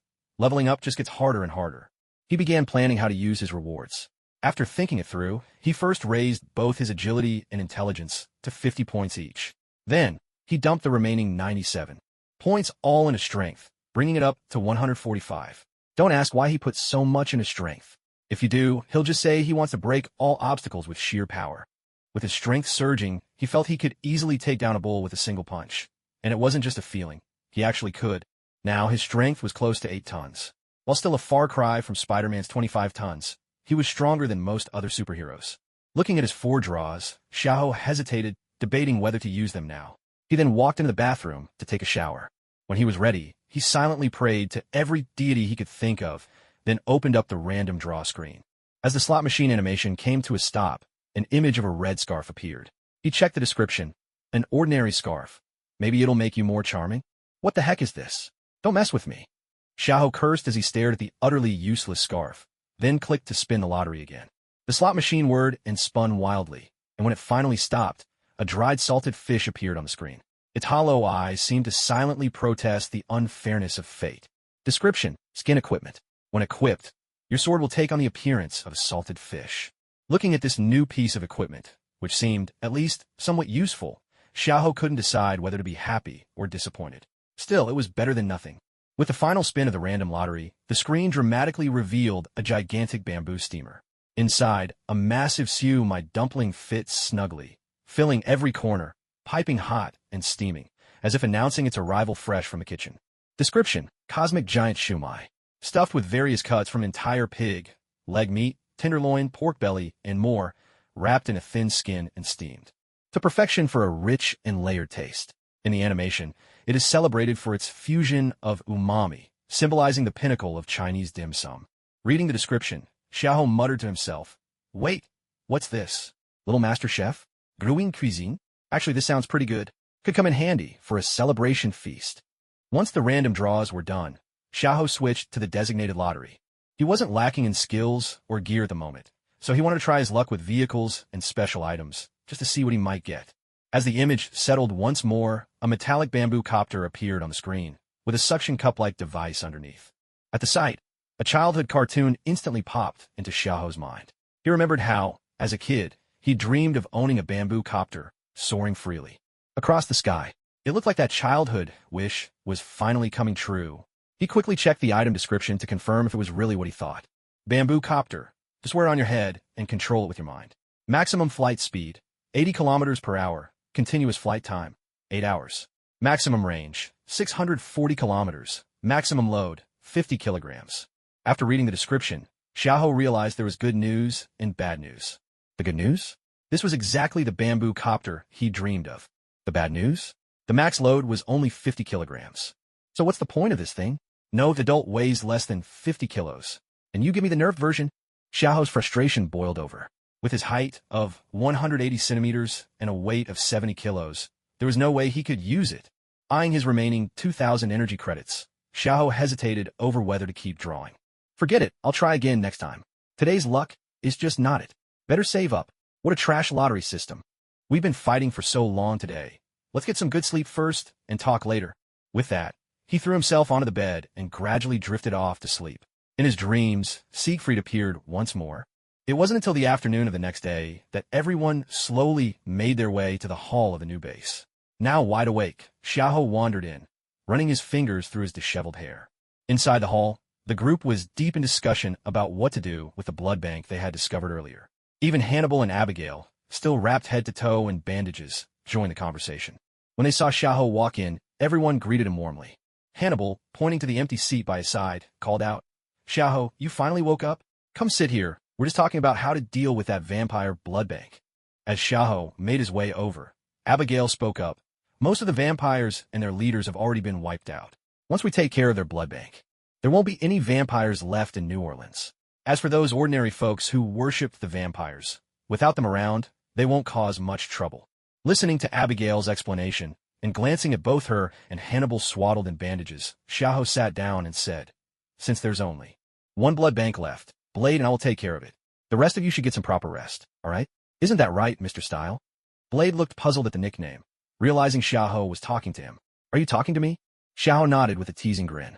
"Don't you think that name suits you perfectly? Every time you fight or make an entrance, you're always striking a pose. Am I wrong? Besides, it makes us seem like close friends, doesn't it?" Blade bared his fangs in an instant, like a growling dog ready to bite, clearly not amused by the joke. Hannibal, hearing Xiaoho's description, put on an expression of agreement and asked, "Xiaoho, if that makes us closer, then what nickname do you think fits me? How about Bond? I feel like I got his vibe." Xiaoho shook his head. No. How about King of Banter? I was going to call you Little Rascal, but that doesn't quite fit you. You do have some boundaries, after all." Hannibal, unimpressed, retorted, "I don't think that's a great nickname, okay? Besides, I'm just trying to lighten the mood. And honestly, you're not much better than me. That nickname suits you more than me." Xiaoho wagged a finger. "I've got nicknames that suit me just fine. Smart mouth. Or handsome. I like both. Call me whichever you like." Hearing the two words pronounced in Chinese by Xiaoho, everyone wore the same bewildered expression, as if to say, "What did you just say? What does that mean? Care to explain?" Off to the side, Xiaohe even pulled a real-life version of the famous confused meme face. Seeing the puzzled looks on their faces, Xiaoho lost his playful spirit. Sure enough, joking around with a bunch of foreigners, especially those who didn't understand internet slang at all, was nowhere near as much fun as chatting with online friends or gaming buddies. He straightened his expression and addressed the group. "All right, enough joking. You all take a good rest now. Leave the next part to me and Blade. When we get back, we'll throw a proper celebration. Let's have a feast for wiping out these vampires." Blade stood up as well, nodded to everyone, and added, "Xiaoho's right. Thank you for everything you've done so far. Leave the final cleanup to us." Everyone responded, saying they'd be waiting right here for the good news. Abigail, however, looked worried as she watched the two men walk away. Hannibal patted her on the shoulder and said, "All right, don't keep staring. They're long gone. Staring won't make him turn around, and honestly, Xiaoho might not be the right guy for you anyway. He's keeping his distance on purpose, so don't overthink it." Abigail just nodded in response, saying nothing more. When they reached the parking lot outside, Xiaoho turned to Blade and said, "You drive." Blade shot back, "Why can't you drive?" "Because I don't know how to drive a car with the steering wheel on the right, and I have no idea where we're going," Xiaoho replied, picking his nose as he spoke. Blade rolled his eyes, but opened the driver's door and got in. Xiaoho quickly clambered into the passenger seat and buckled his seatbelt. Blade was annoyed. He was never the one to drive. Usually, he was the one getting chauffeured around. Frustrated, his foot pressed harder and harder on the gas pedal without thinking. Sitting beside him, Xiaohou started muttering, "There are 1,000 roads, but safety comes first. If you drive recklessly, your loved ones will be left in tears." Blade's face darkened even more, and the car picked up speed, leaving a trail of angry shouts from other drivers in their wake. When the two finally arrived at the address of the blood bank, they saw a crowd of ordinary people inside, busily hauling large boxes. The place looked like an industrial park, made up of several large warehouses. Xiaohou paused at the entrance, scanning the people inside. He didn't spot anyone with a health bar floating overhead, so he turned to Blade and said, "These all look like regular folks. Let's head in and take a look around." The two of them walked further inside together. The security guards at the gate took one look at their intimidating demeanor and decided not to get involved, letting them stroll right in without a word. At each warehouse entrance, Xiaohou would peer inside, carefully scanning the interior. Only after making sure there were no vampires or anything unusual would he move on with Blade to the next spot. They searched through 7 or 8 warehouses in a row, but not a single clue turned up. It wasn't until they reached the final warehouse that things changed. Parked outside was a police car, but there was no one inside. Whoever it was had probably gone in. The sight of the car instantly put both of them on high alert as they made their way toward the tightly shut warehouse door. Standing before the entrance, they noticed something different. Unlike the other warehouses, this door was sealed and required a fingerprint to unlock. The two exchanged a glance. There was no doubt now. This place was definitely suspicious. They were in the right place. Xiaohou stepped up to the door and gave it a hard shove, but it didn't budge an inch. Unwilling to give up, he tried again, but the result was the same. Was it possible that, with nearly 8 tons of force at his disposal, he couldn't move it at all? Drawing the Crimson Queen, he activated its EX mode. This time, he easily reached the second gear. With a swift upward slash, he severed the door right at its hinges, revealing, through the break, rows of shelves inside. With another forceful push, Xiaohou swung the door open. He turned back to Blade with a grin and said, "What do you think? Pretty cool, Blade, right? I have a feeling you wouldn't be able to beat me now." Blade's face remained as cool and stoic as ever, offering no response to Xiaohou's boasting. But inwardly, he couldn't help but grumble. This guy's totally cheating. How did he get so much stronger in just a few days? I want a blood test. Inside, the warehouse was lined with metal racks, each one hung with large sealed bags. Inside every bag, a human being. Only a few tubes connected them to the outside world, and from one of those tubes, blood was still steadily flowing. The sight filled both men with rage. Xiaohou had seen scenes like this in movies before, but experiencing it in person brought a different kind of sorrow, a deep, aching empathy for the victims. They watched as workers inside sorted through files and supplies. Only a handful among them were vampires. Most were human. Yet the humans here were more ruthless toward their own kind than the vampires ever were. The scene reminded Xiaohou of those scam factories he'd seen in videos from northern Myanmar. The people here were no better than those criminals. Seeing Xiaohou's agitation, Blade spoke up. "Want me to take care of this? Looks like you've never really killed anyone before, have you?" But Xiaohou simply shook his head. Aside from the blood bags on the racks, everyone else in his sight had a health bar floating above their heads. He had no reason to hesitate. But when he fired his first shot and hit someone, the spray of blood and shattered flesh made his stomach churn with nausea. He couldn't help but think, this really isn't the same as killing vampires. Why did the developers make this game so realistic? Are they sure it's even allowed to go this far in China? He wondered if the Red Dogs and Dungeon Fighter Online had been toned down too, changed into oil soldiers because of restrictions. As he hesitated for a brief moment, Blade had already drawn his pistol and began slaughtering the stunned people and vampires. That's right, slaughtering, because these people and vampires had no ability to fight back. Watching Blade's frenzied massacre, Xiaohou paused and silently reminded himself, "It's just a game, just a game. They're all just minor enemies." Then he raised the azure, rose and started firing in a constant rhythm. When the magazine was empty, he gave it a quick flick to eject it, snapped in a new one, and continued shooting without pause. As the two of them unleashed their relentless attack, it took about 15 minutes before the entire warehouse, both people and vampires, had been wiped out, leaving nothing behind but a sea of corpses. Standing at the door, Xiaohou took a deep breath and raised the azure rose once more.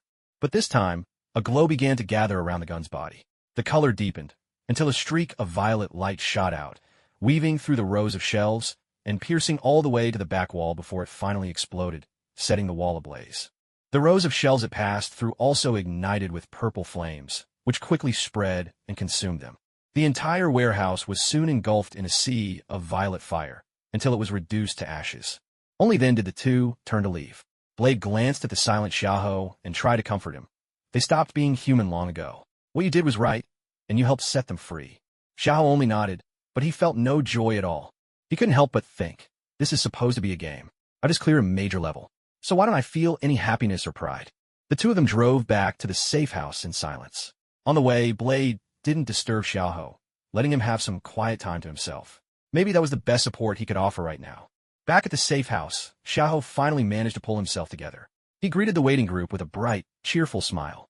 He announced, "We've completely wiped out the blood bank, and everyone inside. Let's have a celebration. Tonight, I've got some glowing dishes for us." The others cheered at the news. Once the hall had been cleaned up and decorated with all kinds of streamers and balloons they collected, the 8 of them sat around the central table. The table itself was empty, but everyone looked at Xiaoho with eager anticipation. Hannibal, unable to contain himself, urged, "Xiaoho, hurry up and bring out your glowing dishes. I can't wait any longer." Xiaoho had no intention of keeping anyone in suspense. With a wave of his hand, an enormous bamboo steamer appeared, so large it covered the entire table and even spilled over the edges. The steamer measured 4 meters by 4 meters, its lid still firmly in place. As Xiaoho lifted the cover, a dazzling, radiant light burst forth from within, shooting up toward the ceiling. Along with the light, an irresistible aroma began to spread throughout the hall, and everyone who caught a whiff of it found themselves swallowing uncontrollably. When the brilliance faded, what lay inside the steamer was revealed, a gigantic crystal-like shumai, resting quietly within. Its skin glistened with a translucent, gem-like sheen, through which one could glimpse intricate patterns of pale pink filling inside. Everyone stared at this dish that looked more like a work of art than food, momentarily at a loss as to where to begin. The urge to reach out and grab it with their hands was strong, yet they hesitated, not wanting to mar its perfection. Watching their reactions, Xiaoho felt a wave of satisfaction. He wasn't much better himself, but at least he'd had time to prepare his mind for this. "What's with those faces?" Xiaoho laughed.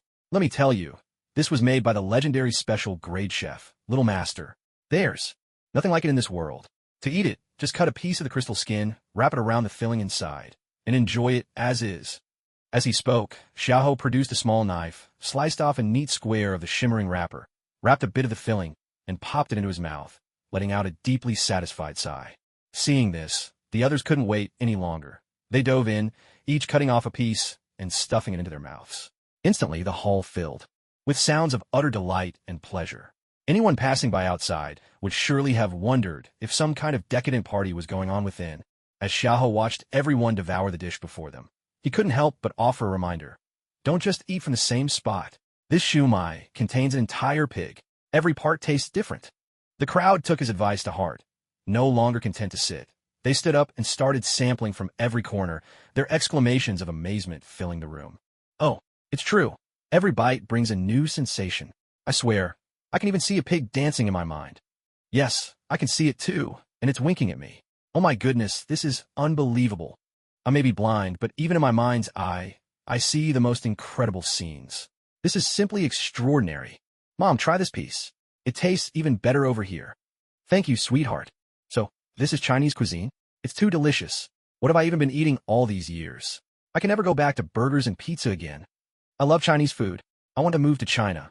I can't imagine living the rest of my life without it."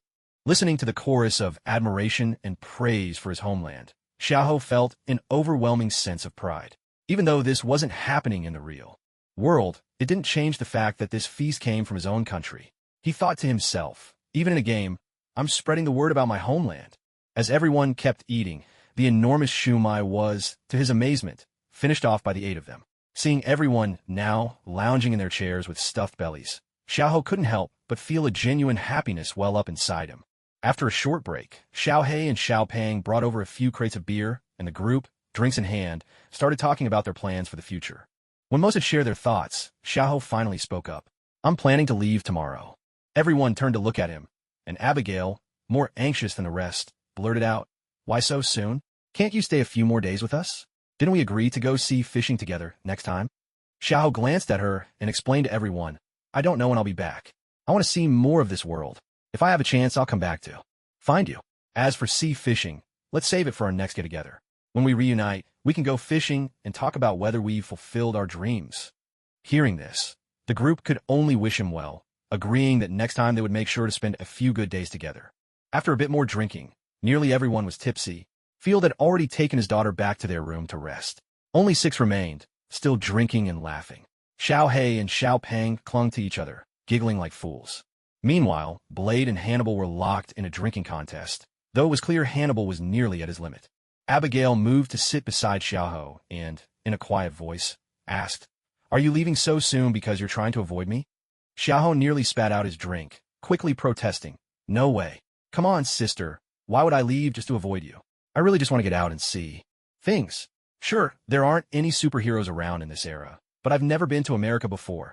I gotta take in the sights and the culture, don't I? And besides, I've spent the past few days holed up with you guys, fighting vampires. I figured it'd be nice to go out and enjoy some scenery for a change." Abigail, hearing his reply, was relieved. "So how long do you plan to be gone? Why don't I go with you?" Xiao hurriedly waved off her suggestion. "No need for that. I don't even know how long I'll be gone, and I don't have any set destination. I'll just wander wherever I please. It wouldn't be right for you to tag along, and besides, don't you want to be an archery coach? I think you should be chasing your dream, not just wandering around with me." Abigail saw the look on Xiaoho's face and had no choice but to give up. She lowered her voice and said, "Then you have to come back to find us. Don't forget your friends." Xiao nodded quickly. "Don't worry, I'll just take a look around and be right back." Time slipped by quietly, and before anyone realized it, noon of the next day had arrived.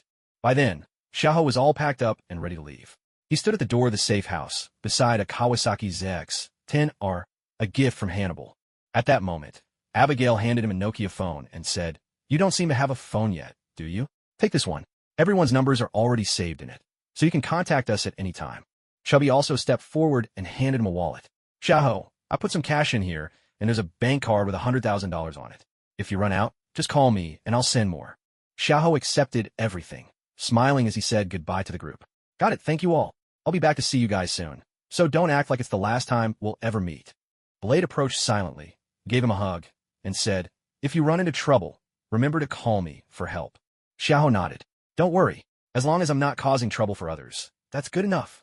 After another round of farewells, Xiaoho climbed onto the motorcycle and rode off toward the horizon. But he hadn't gone far when, out of nowhere, a portal sparkling with embers appeared before him. Before he could react, he was transported straight into a martial arts arena. A mysterious energy filled the air, and his motorcycle was halted in place by an unseen force. Not far away stood a bald man in monk's robes, smiling as he watched Xiaoho. Without thinking, Xiaoho blurted out, "What the Ancient One?" A vein throbbed on the Ancient One's forehead. How many years had it been since she'd met someone who greeted her like that? Was this any way to say hello? Still, she kept her composure. With a wave of her hand, the two of them found themselves seated in a tea house. As a cup of tea was placed before him, Xiaoho finally came to his senses. Staring at the tea, he wondered, was he really following tradition and being formally invited for tea by the Ancient One? But this was all inside a game. Was a tea invitation even possible here? Incredible. Noticing Xiaoho's mind drifting off again after regaining his composure, the Ancient One's brow furrowed once more. She sighed softly. There was nothing she could do. Not only could she not kill him, but even if she banished him to another dimension, he could just die or get himself killed and return to this world's earth. It left her at a complete loss. She couldn't even seal him away. Finally, she gave a light cough, pulling Xiaoho's wandering thoughts back to the present. When Xiaoho heard this, he immediately turned to look at the Ancient One, ready to ask why she was looking for him. But before he could utter a word, the Ancient One had already begun to speak. "Hello, Xiaoho. I'm the Ancient One. You know who I am?" Xiaoho nodded, about to reply, but the Ancient One cut him off again. "I know what you want to ask. I bear you no ill will. I simply wish to invite you to Kamartaj as a guest for a while." Before Xiaoho could respond, the Ancient One continued. "You're wondering how long, aren't you? Let's say 2.5 years. Xiaoho tried to interject. No need to say it. I know, you want to know why it's so long, right? This period is mainly to help you adapt to this world and to better master your abilities." No, this isn't imprisonment, just a way to train you. Want to learn magic? That's possible too, but it depends on your talent. Although you have magical potential, you might not be suited to the kind of magic we practice here. And no, I can't read minds. I just happen to know what you're about to ask. Inside, Xiaoho thought, you say you can't read minds, but this is just like those transmigration stories. Never lies. I truly don't read minds, and I don't know any other transmigrators either. You're just special, the Ancient One said, as if in response to his thoughts. Xiaoho thought again, so, does that mean I can finally speak now? With a kindly smile, the Ancient One said, "Go ahead, if you have something to say, speak your mind." Clearing his thoughts, Xiaoho finally said, "Come on, you say you can't read minds. Honestly, you're even more impressive than in the movies. With skills like yours, can you let me quit the game?" Though the Ancient One was inwardly exasperated, her face remained serene as she replied, "I can't. As you can see, I'm just an NPC." Xiaoho was speechless, then said, "So this is really just to train me? It's not some roundabout way to keep me captive? And are you sure I can't learn your magic?" "Yes, no, and I don't know. At least, in the future I've seen, you haven't learned it. But anything is possible, isn't it?" The Ancient One replied, taking a sip of tea. Inwardly, she thought, "I'd love to get rid of him. If only I didn't worry about pushing him to the dark side, I'd end this right now. I just want to clock out."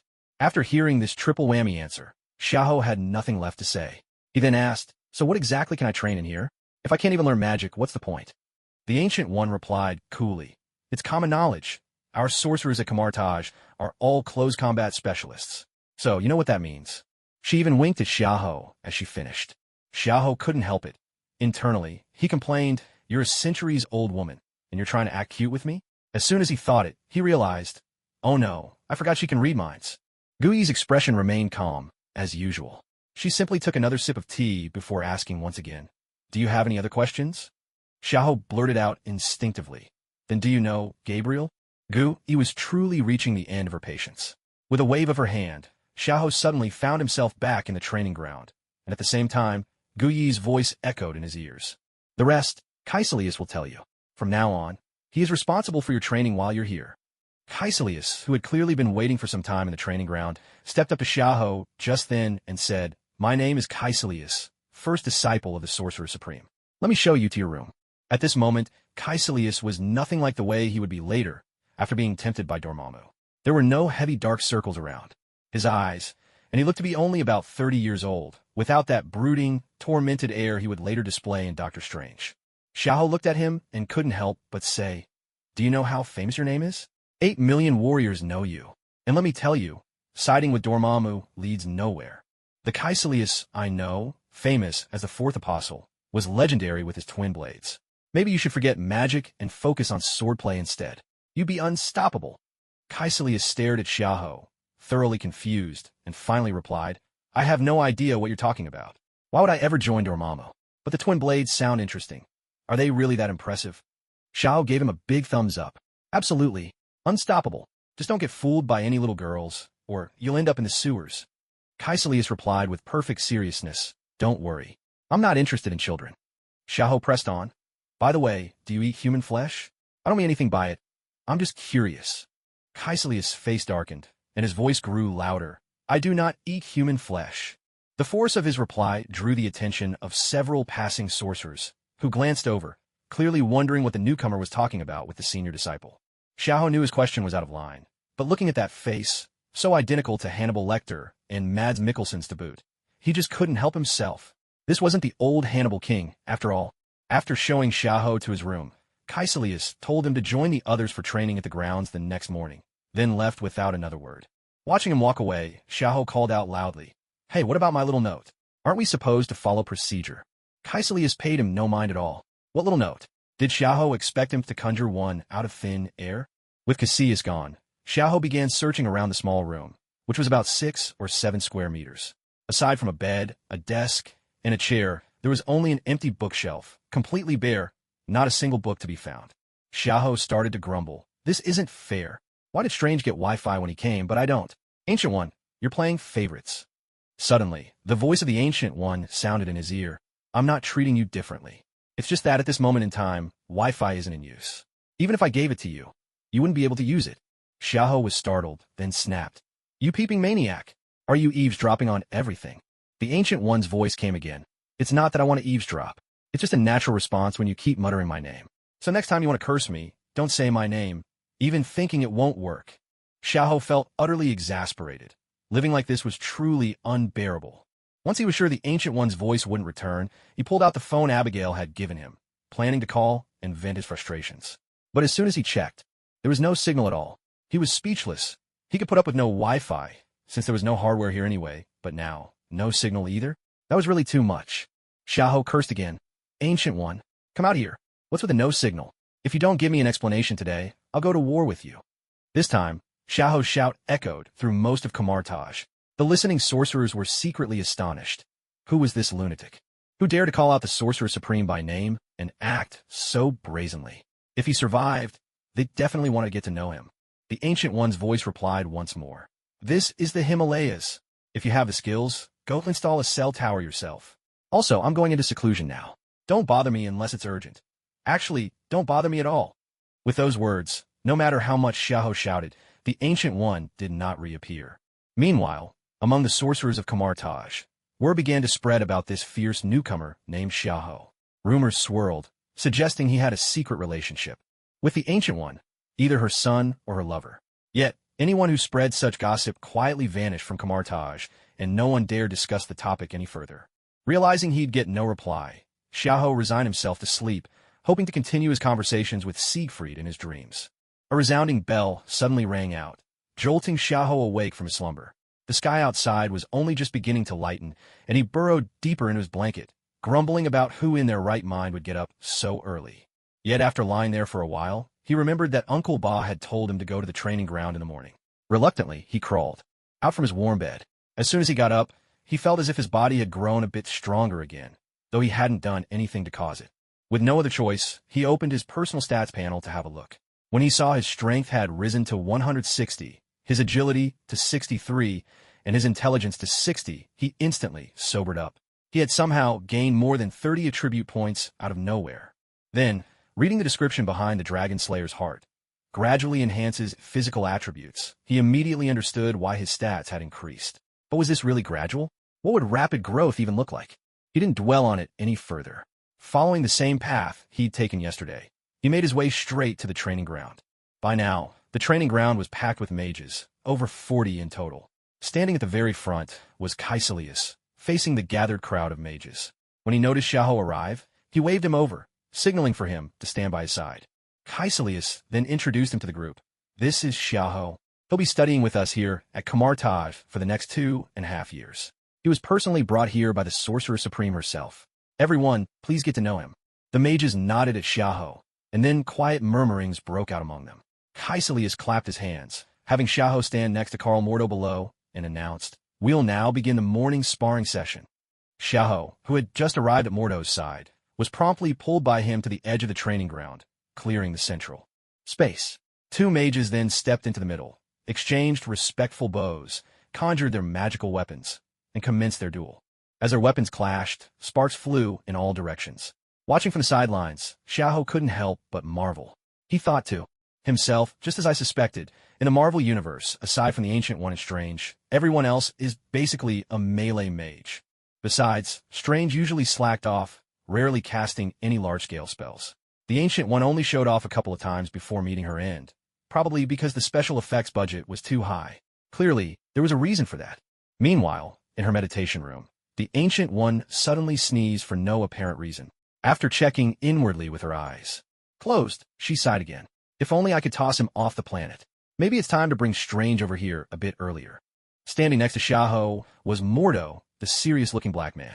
Xiahou had originally thought about striking up a conversation, but the moment he saw Mordo's expression, he lost all desire to chat. Truth be told, he'd never particularly liked black men, and this one was a turncoat with an unappealing personality. Best to keep his distance. As the sparring matches proceeded, only 3 remained: Caecilius, Mordo, and Xiahou. Mordo glanced at Xiahou, then strode to the center of the arena and challenged Caecilius to a duel. Seeing this, Xiahou thought, hey, I wasn't even judging you, and yet you're already giving me the cold shoulder. He spoke up directly. Let me be the one to spar with Master Mordo. I want to experience firsthand how a mage fights. With that, he strode over to face Mordo, mimicking the earlier gestures of the mages, gave a polite bow, and then drew the Crimson Queen. The moment the Crimson Queen appeared, every mage present could feel the unmistakable aura of a demon emanating from the weapon. Mordo's face darkened with displeasure as he demanded, "Why are you wielding a demon's weapon?" Hearing Mordo's interrogative tone, Xiahou instantly bristled. "What I use is none of your business, is it? Even the Ancient One doesn't meddle. So who are you to say anything?" Mordo's already grim expression grew even darker, as if he could suck the very light from the room. But Xiahou had a point, so Mordo could only return the bow, albeit reluctantly, and summoned his own magic staff. As Mordo's magical energy surged through it, the staff transformed into a 3-sectioned rod, each segment linked by magic, and crackling with tiny sparks. Not to be outdone, Xiaoho immediately activated the Crimson Queen's EX mode. The blade burst into flames, and as it reached its first stage, Xiaoho launched the first attack. With a swift flying swallow strike, he targeted Mordo, who hastily raised his staff to block.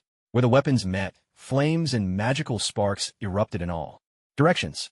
Yet the difference in strength was clear. Xiaoho's power far outclassed Mordo's, and even with the boost from his magic, Mordo couldn't hold out for long. He was forced back 4 or 5 meters, and a deep notch appeared on his staff. Seeing this, Xiaoho couldn't resist a taunt. "Master Mordo, it seems you're not quite as formidable as you let on." Hearing this only stoked Mordo's frustration. Silently, he channeled even more magic into his weapon and lashed out at Xiaoho once more. Empowered by Mordo's magic, the staff instantly extended over 5 meters. Xiaoho hurriedly raised his blade to parry, but his reaction was a beat too slow, and he was knocked back more than 3 meters. Mordo shot back. "Looks like you're not so impressive yourself." Xiaoho was left speechless. "Someone please tell me, how on earth can your staff get that long?" Shaking off his surprise, he gripped his sword with one hand and charged forward again, this time discreetly drawing the azure rose and channeling magic into it with his left hand. As Xiaoho came at him again, Mordo didn't think much of it and met him head-on with the staff. After exchanging several blows, Xiaoho suddenly leveled the azure rose at Mordo. He shouted, "Take this, gunfire!" Startled by Xiaoho's sudden appearance of a handgun, Mordo hurriedly conjured a magical shield in front of himself. But a shot so carefully prepared was not something Mordo's hastily conjured shield could possibly withstand. The magical shield held for only a moment before shattering. The bullet, still carrying residual force, shot forward, struck Mordo square in the chest, and sent him flying backward. Mordo was hurled clear out of the training arena, tumbled several times across the ground, and when he finally got up, he spat out a mouthful of blood. Though his magical energy shielded him from being pierced by the bullet, the full impact of the blow was his alone to bear. It felt as if every organ inside him was groaning in agony. Mordo managed to speak through gritted teeth. "That's not honorable combat. You actually used a gun." Xiaoho shot back. "You never said guns are off limits, and there's no rule about only using one kind of weapon, right?" Hearing Xiaoho's retort, Mordo had no choice but to swallow his frustration and, fuming, strode to the far end of the arena, making it clear he wanted nothing more to do with this shameless opponent. Caecilius, who had yet to turn to the dark side, was still quite concerned for his fellow apprentice. He walked over to Mordo and started checking his injuries. At the same time, he called out to Xiaoho, "Be more mindful during your next duel. Don't deliberately injure other sorcerers." Xiaoho waved him off with complete indifference. All right, I get it. Anything else? If not, I'm off to have tea with the Ancient One." Caecilius was momentarily speechless, left with nothing more to say except, "That's all." Xiaoho immediately shouted at the top of his lungs, Ancient One, can't you hear me? I want tea. Open a portal for me." The surrounding sorcerers were all left wide-eyed, stunned by Xiaoho's audacity. Was this guy for real? Though the Ancient One had little desire to indulge Xiaoho, she finally relented and opened a portal, if only to prevent him from bellowing any further. When the gathered sorcerers saw an actual portal appear before Xiaoho, their expressions crumbled again. Their curiosity about Xiaoho's identity only grew. After all, the Ancient One's reputation had been built over centuries. Until Xiaoho, no one had ever dared be so disrespectful to her. And, judging by her reaction, it seemed she was even indulging him. Unfazed by the sorcerer's reactions, Xiaoho stepped straight through the portal as soon as it appeared. He sat down without hesitation, picked up the tea that had already been set out, and drained it in one gulp. The Ancient One looked at Xiaoho and spoke helplessly. "Since you know who I am, aren't you even a little afraid of me? Aren't you worried I might just throw you into another dimension?" Xiaoho smacked his lips, secretly thinking the tea was nothing like the miraculous brew described in the fanfictions he'd read. Then, with a face full of nonchalance, he replied, "You already know you're an NPC and I'm a player. What's there to be afraid of? Besides, aren't you supposed to be able to read minds? Why don't you keep at it?" In Guyi's mind, she thought, "What do I know, really? If it weren't for the glimpses I've had of the future and everything you've shown so far, how would I have figured it out? You keep calling yourself a player and refer to everyone in our world as NPCs. Honestly, I was just bluffing to keep you in check." Xiaoho watched Guyi across from him, noting how she simply gazed at him in silence. He'd never imagined she had such a rich inner world, full of hidden thoughts and drama. When he saw his teacup refilled once again, he had no choice but to speak. "You know, I'm well aware of your intentions. After you brought me here yesterday and didn't do anything to harm me. In fact, you've shown me nothing but tolerance. I realized. Either you need my help for something, or you have some plan involving me. So, Master Gui, would you care to explain why? Xiaohou finished his question, fixing his gaze firmly on Gui's eyes. Yet, in his heart, he was thinking, am I exuding some kind of imposing aura now? Look at that. Even Gui's been stunned by me. He felt a thrill of triumph ripple through him. Gui, feeling a little uncomfortable under Xiaohou's stare, finally spoke up. I don't have any schemes against you, nor do I need you to do anything for me. The way I've been lenient and indulgent toward you is simply because I find you agreeable. Besides, you're special. But in her heart, she sighed. Honestly, I'm just worried you'll go stir up trouble, especially now, with the tension between mutants and ordinary people at its peak, and your abilities being so out of the ordinary. You could easily be mistaken for a mutant and captured, then subjected to all sorts of research and torment, until you finally turn dark. In the timelines she'd observed, over 80% ended in destruction at Xiaohou's hands. Those bizarre abilities and mysterious items he possessed, no matter who showed up, even eternity itself, none could withstand that kind of chaos. And besides, Gui continued, you should know that right now, there's nothing fun to do outside. You might as well focus on training, improve your skills further, and gain the means to truly protect yourself. That way, you won't keep dying over and over. After listening, Xiao had to admit she made a little sense, but something still felt off. He didn't dwell on it, but he spoke up, so, what you're saying is, you want me to inherit the title of Sorcerer Supreme? Gui nearly choked on her tea in surprise. How did you even make that connection? Why would I want you to be Sorcerer Supreme? Taking a sip of tea to steady herself, she added, I mean, I wouldn't mind you inheriting it, but to become Sorcerer Supreme, you have to learn magic first. At that, Xiaohou scoffed. Who says you need magic for that? Aren't all of you basically melee mages anyway? Look at Gandalf, he just cast a light spell and then solved everything with brute force. Didn't he become the White Wizard? He even earned a reputation as a dual-wielding berserker. But here in our order, every sorcerer must know magic. Sure, they spend more time fighting up close, but they still need to be able to restrain their enemies, like using the mirror dimension. That's the only way we can have a fair and friendly sparring match. The Supreme Sorcerer, determined to salvage the reputation of Camartage, insisted with an air of forced dignity. Hearing the Ancient One's explanation, Xiaohou found it quite reasonable. This also explained why, in the Marvel Universe, sorcerers, despite all being skilled in magic, seemed to prefer close combat. It wasn't that wizards refused to attack from a distance. They just enjoyed jostling for the front lines alongside the warriors. He pressed on with another question. But why exactly 2.5 years? Do you have something against Brother G? Hey, I see through you now, little schemer. The Ancient One was left speechless. This was precisely why she avoided reading Xiaohou's mind. Before coming to Camartage, he'd seemed perfectly normal. How could his demeanor change so drastically and so suddenly? The reason for Xiaohou's transformation was, in fact, the Ancient One's own doing. Since she could read minds, he figured there was no point in hiding anymore. He decided to drop all pretenses and let his true nature show. He'd simply been too cautious before. Besides, in the Marvel Universe, apart from the real heavyweights, the Ancient One ranked near the very top. Other than Dormammu, who else dared to cause mischief on Earth without sneaking around? Since even the Ancient One wasn't interested in harming him. And, as a gamer, he had nothing to fear. He might as well just be himself. At this point, the Ancient One was desperate to get away from Xiaohou.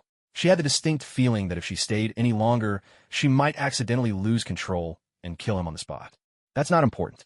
You'll understand when the time comes, she replied curtly.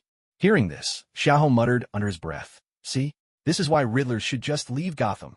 He then asked a question he'd been dying to voice. By the way, Ancient One, you've had so many rebellious disciples. Did you really not notice? Or did you just not care? Or was it all just to toughen up Strange? You just wanted to slack off, didn't you? No, I didn't know, and I shouldn't have. That's something Strange needs to worry about, the Ancient One answered solemnly. But neither of the two present believed a word of it. Then you must know about all the messy things Strange has done, right? Why not choose Tony instead? He seems a bit more reliable than Strange, if you ask me, Xiaohou continued, voicing his curiosity. By now, the Ancient One was getting quite impatient. Do you even realize what kind of questions you keep asking? As if this is just a matter of what I want. I think you shouldn't be curious about these kinds of questions. Everything is destined, and even if you force a change, time will eventually return to its proper course. As an old saying from the East goes, small things may be changed, but big things cannot. Certain key moments in time are fixed, just like how the title of Sorcerer Supreme in this universe can only be inherited by Strange. Xiao noticed that the Ancient One was beginning to lose patience, and since they had already talked for quite a while today, he decided to continue their conversation another day. After taking another sip of tea, he stood up to bid farewell to the Ancient One. "Hey, Ancient One, could you give me some better tea next time? This tea is really bland. There's nothing special about it at all. Oh, and by the way, would it be okay if I took a look at some magic books in a library?" The Ancient One quickly replied, "Of course, just go find Caecilius. He'll take you there." Seeing the Ancient One's obvious eagerness to send him off, Xiao cheerfully headed for the door. As he was leaving, he turned back and called out, "I'll come back for tea again tomorrow. Make sure you prepare something a bit better." The Ancient One was left fuming. She really couldn't stay in Comartage any longer. Tonight, she decided she'd go out for some fun. Now that she thought about it, Mephisto had been stirring up trouble lately. Maybe she should go teach him a lesson and blow off some steam while she was at it. After leaving the Ancient One's residence, Xiao began to wander around Comartage. When he'd arrived yesterday, the Ancient One had whisked him away for tea right away, so he hadn't had a chance to explore it all. Looking around the pagodas and pavilions rich with Chinese elements, Xiao felt quite delighted.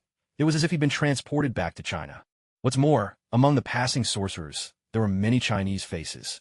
When they saw him, they greeted him warmly, making him feel as though he were simply visiting a scenic spot steeped in ancient culture. Comartage was just a small village, so it didn't take long for him to see it all. Soon, he found himself back at the training grounds. There, Caecilius was instructing a group of apprentice sorcerers in the art of drawing portals. The moment Xiao saw this scene, he rushed over, eager as ever. "I want to learn this. Coach, teach me." Caecilius shot him a silent glance, then pointed at the table nearby, where more than a dozen sling rings lay.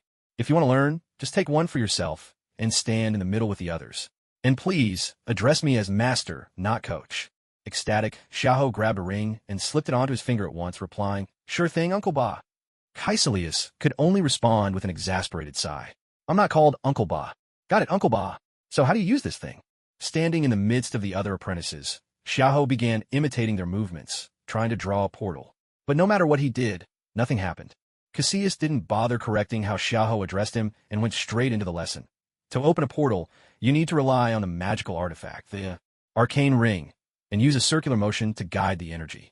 Clearly visualize your destination in your mind and imagine it as being right within your reach. The more vividly you picture every detail, the faster the portal will open. But keep in mind, the stability of the portal depends on your perception of the multidimensional energy flow. So, never step into the portal before it's fully stabilized. Otherwise, you might get sliced clean in half by the shifting space. If it's just your hands or feet, you might get lucky. But if it's your torso, there's no saving you. Listening to Caecilius' instructions, Xiao tried to conjure an image of the Night Stalker's base in his mind. He channeled his inner magic, letting it flow toward his fingers and into the arcane ring, then began to slowly trace circles in the air. An hour slipped by just like that. Xiao was still drawing circles, but nothing was happening in front of him. Around him, the apprentices, the fastest learner among them, had already managed to open a small portal, and through it, one could see the other side. The slower ones were at least managing to send sparks flying in all directions. Internally, Xiao was exasperated. Seriously? I have innate magic, and I'm worse off than these guys who are basically running on credit? But every time he tried to infuse his magic into the arcane ring, it felt as though the ring was spitting it right back out, as if it didn't like his magic at all. No matter how hard he tried to imagine or how carefully he drew his circles, there was still no response. After another half hour, Xiao's patience ran out. He stormed over to the table and swapped his ring for a new one. Convinced the last one must have been faulty, how else could there have been absolutely no reaction? With a fresh arcane ring, Xiao kept trying, drawing circles with even more effort, but still couldn't channel any magic into it. After testing 3 different rings, he gave up. This thing was cursed. Frustrated, he marched up to Caecilius and demanded, "Uncle Ba, why won't this stupid thing absorb my magic?" Caecilius looked at him, completely baffled. It was the first time he'd ever heard of an arcane ring failing to absorb or channel magic. After all, the rings had been specially designed by the Ancient One herself to help sorcerers open portals more easily. Caecilius placed a hand on Xiao's shoulder, carefully sensing the flow of magic within him, and his face grew even more puzzled. There was definitely magic there, perhaps not a lot, but enough. This shouldn't be happening. After instructing the apprentices to keep practicing, he took Xiao to see the Ancient One once again.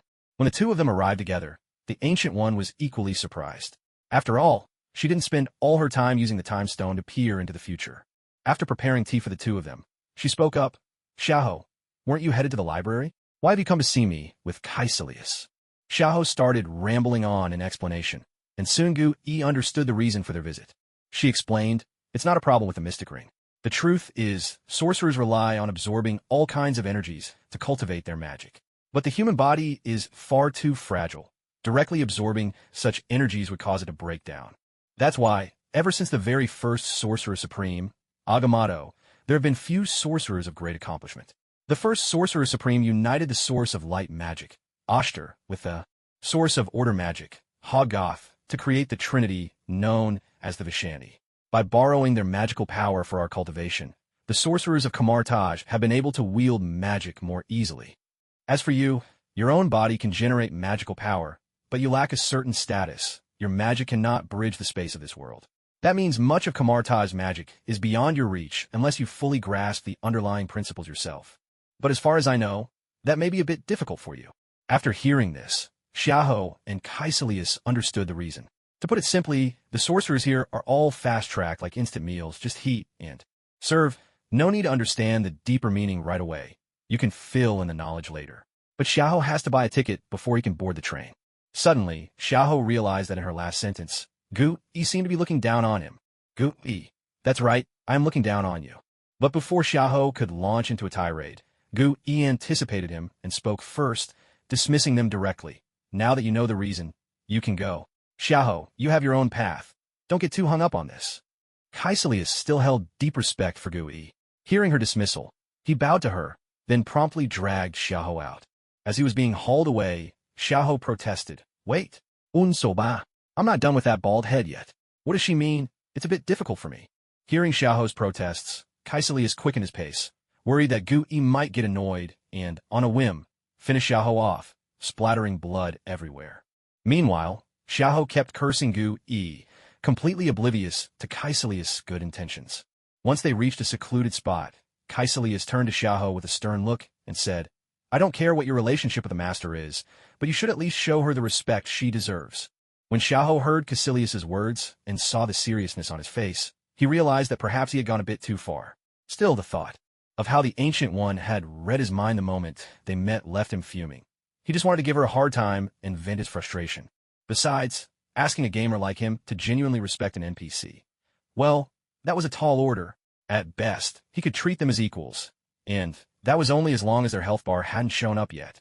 But Kaisilius seemed like a decent person right now. Maybe he should change the way Kaisilius thought of him? He acted on impulse. After all, he didn't care at all for the Ancient One's arrangements or opinions. He simply wanted to test whether he truly had no power to alter the course of the game. If he couldn't, well, this lousy game wasn't worth playing anyway. If that was the case, he might as well just give up and go with the flow from now on. Xiaoho, meeting Kaisilius' stern gaze, broke the silence and said, Uncle Cass, you don't have to be so serious. That's just the way I get along with the Ancient One. I do respect her, you know. It's not like she's that other Ancient One, the guy with hair. Seeing Xiaoho spouting his usual nonsense, Kaisilius felt both helpless and exasperated. He wasn't fond of dealing with such unpredictable people, but for the Ancient One's sake, who clearly valued Xiaoho, he wanted to try and change him. Before Kaisilius could reply, Xiaoho pressed on. Besides, I know why you're here, to study magic. You want to bring a loved one back from the dead, right? Kaisilius' face instantly froze in shock as Xiaoho laid bare his deepest secret. Seeing Kaisilius' reaction only confirmed Xiaoho's suspicion. Plus, that phone skill he'd drawn earlier, it might actually come in handy now. Uncle Cass, don't be so surprised. I know a lot about this world. The resurrection magic from Kamar-Taj? Totally unreliable. You shouldn't get your hopes up. Siding with Dormammu is even worse. He only tells lies. But I do have a special ability. I can make a call to the dead. You won't hear the conversation, but I can pass messages between you. Want to give it a try? When Kaisilius first heard Xiaoho dismiss Kamar-Taj resurrection magic, he didn't believe a word of it, especially the part about siding with Dormammu, which had never even crossed his mind. But the possibility of speaking to the dead made his heart pound with anticipation. With a glimmer of hope, he asked, You really can call the dead? Xiaoho nodded with certainty. Yes, but only I can hear the other side. You won't hear the conversation yourself. Still, I can be your messenger. Hearing Xiaoho's confident reply, Kaisilius' face flushed red with excitement. He hurriedly grabbed Xiaoho's arm. What should I do? Do I need to prepare anything? Seeing his anxious expression, Xiaoho nodded in understanding. After all, This was far more reliable than those fortune tellers and shamans who read incense smoke. At the same time, he received a side quest notification. Help Casillas communicate with his wife. Reward: 3,000 energy points and 10 chances at the random draw. Xiahou accepted the task, patted Casillas on the shoulder, and said, "You don't need to prepare anything. Let's go to my room. It's quieter there." As soon as Casillas heard this, he opened a portal to Xiahou's room, grabbed his arm, and led him straight through. Xiahou didn't keep him in suspense. After confirming the name, he took out his phone and activated the spirit calling call skill. On the greenlit screen, the call connected. After 3 short rings, a young woman's voice came through from the other end. "Hello, who is this? Why are you calling me?" "Hello, I'm Casillas' friend. He wants to talk with you, so please hold on a moment." After saying this, Xiahou looked at Casillas and asked, "It's connected. What do you want to say?" Seeing Xiahou's calm demeanor, while the phone clearly showed an ongoing call, Casillas thought for a moment and said, "Ask her for me. How is she doing on the other side?" Xiahou looked at him, a little speechless. What a way to start a conversation, but still relayed the message. "You want me to ask you? How are you doing over there? I'm not sure if you'd call this well. All I know is that my consciousness stopped at the moment I died. It wasn't until I got your call that I became aware again." Xiahou turned back, continuing, "She says she doesn't know. Her awareness stopped at the moment of her death. She only woke up because of my call." Uncle Ba's expression froze for a moment. What did she mean she doesn't know? What does that mean? Xiahou thought for a moment and explained, "It's probably because after she died, she didn't go to hell. You know, your world doesn't seem to have a heaven, so her soul was most likely taken directly by the goddess of death and fell into a state of stasis." After hearing Xiahou's explanation, Uncle Ba's expression relaxed quite a bit. At least his wife hadn't ended up in hell, tormented by demons. Xiahou continued, "Is there anything else you want to say or ask? The call has a time limit. You only have an hour, and several minutes have already passed."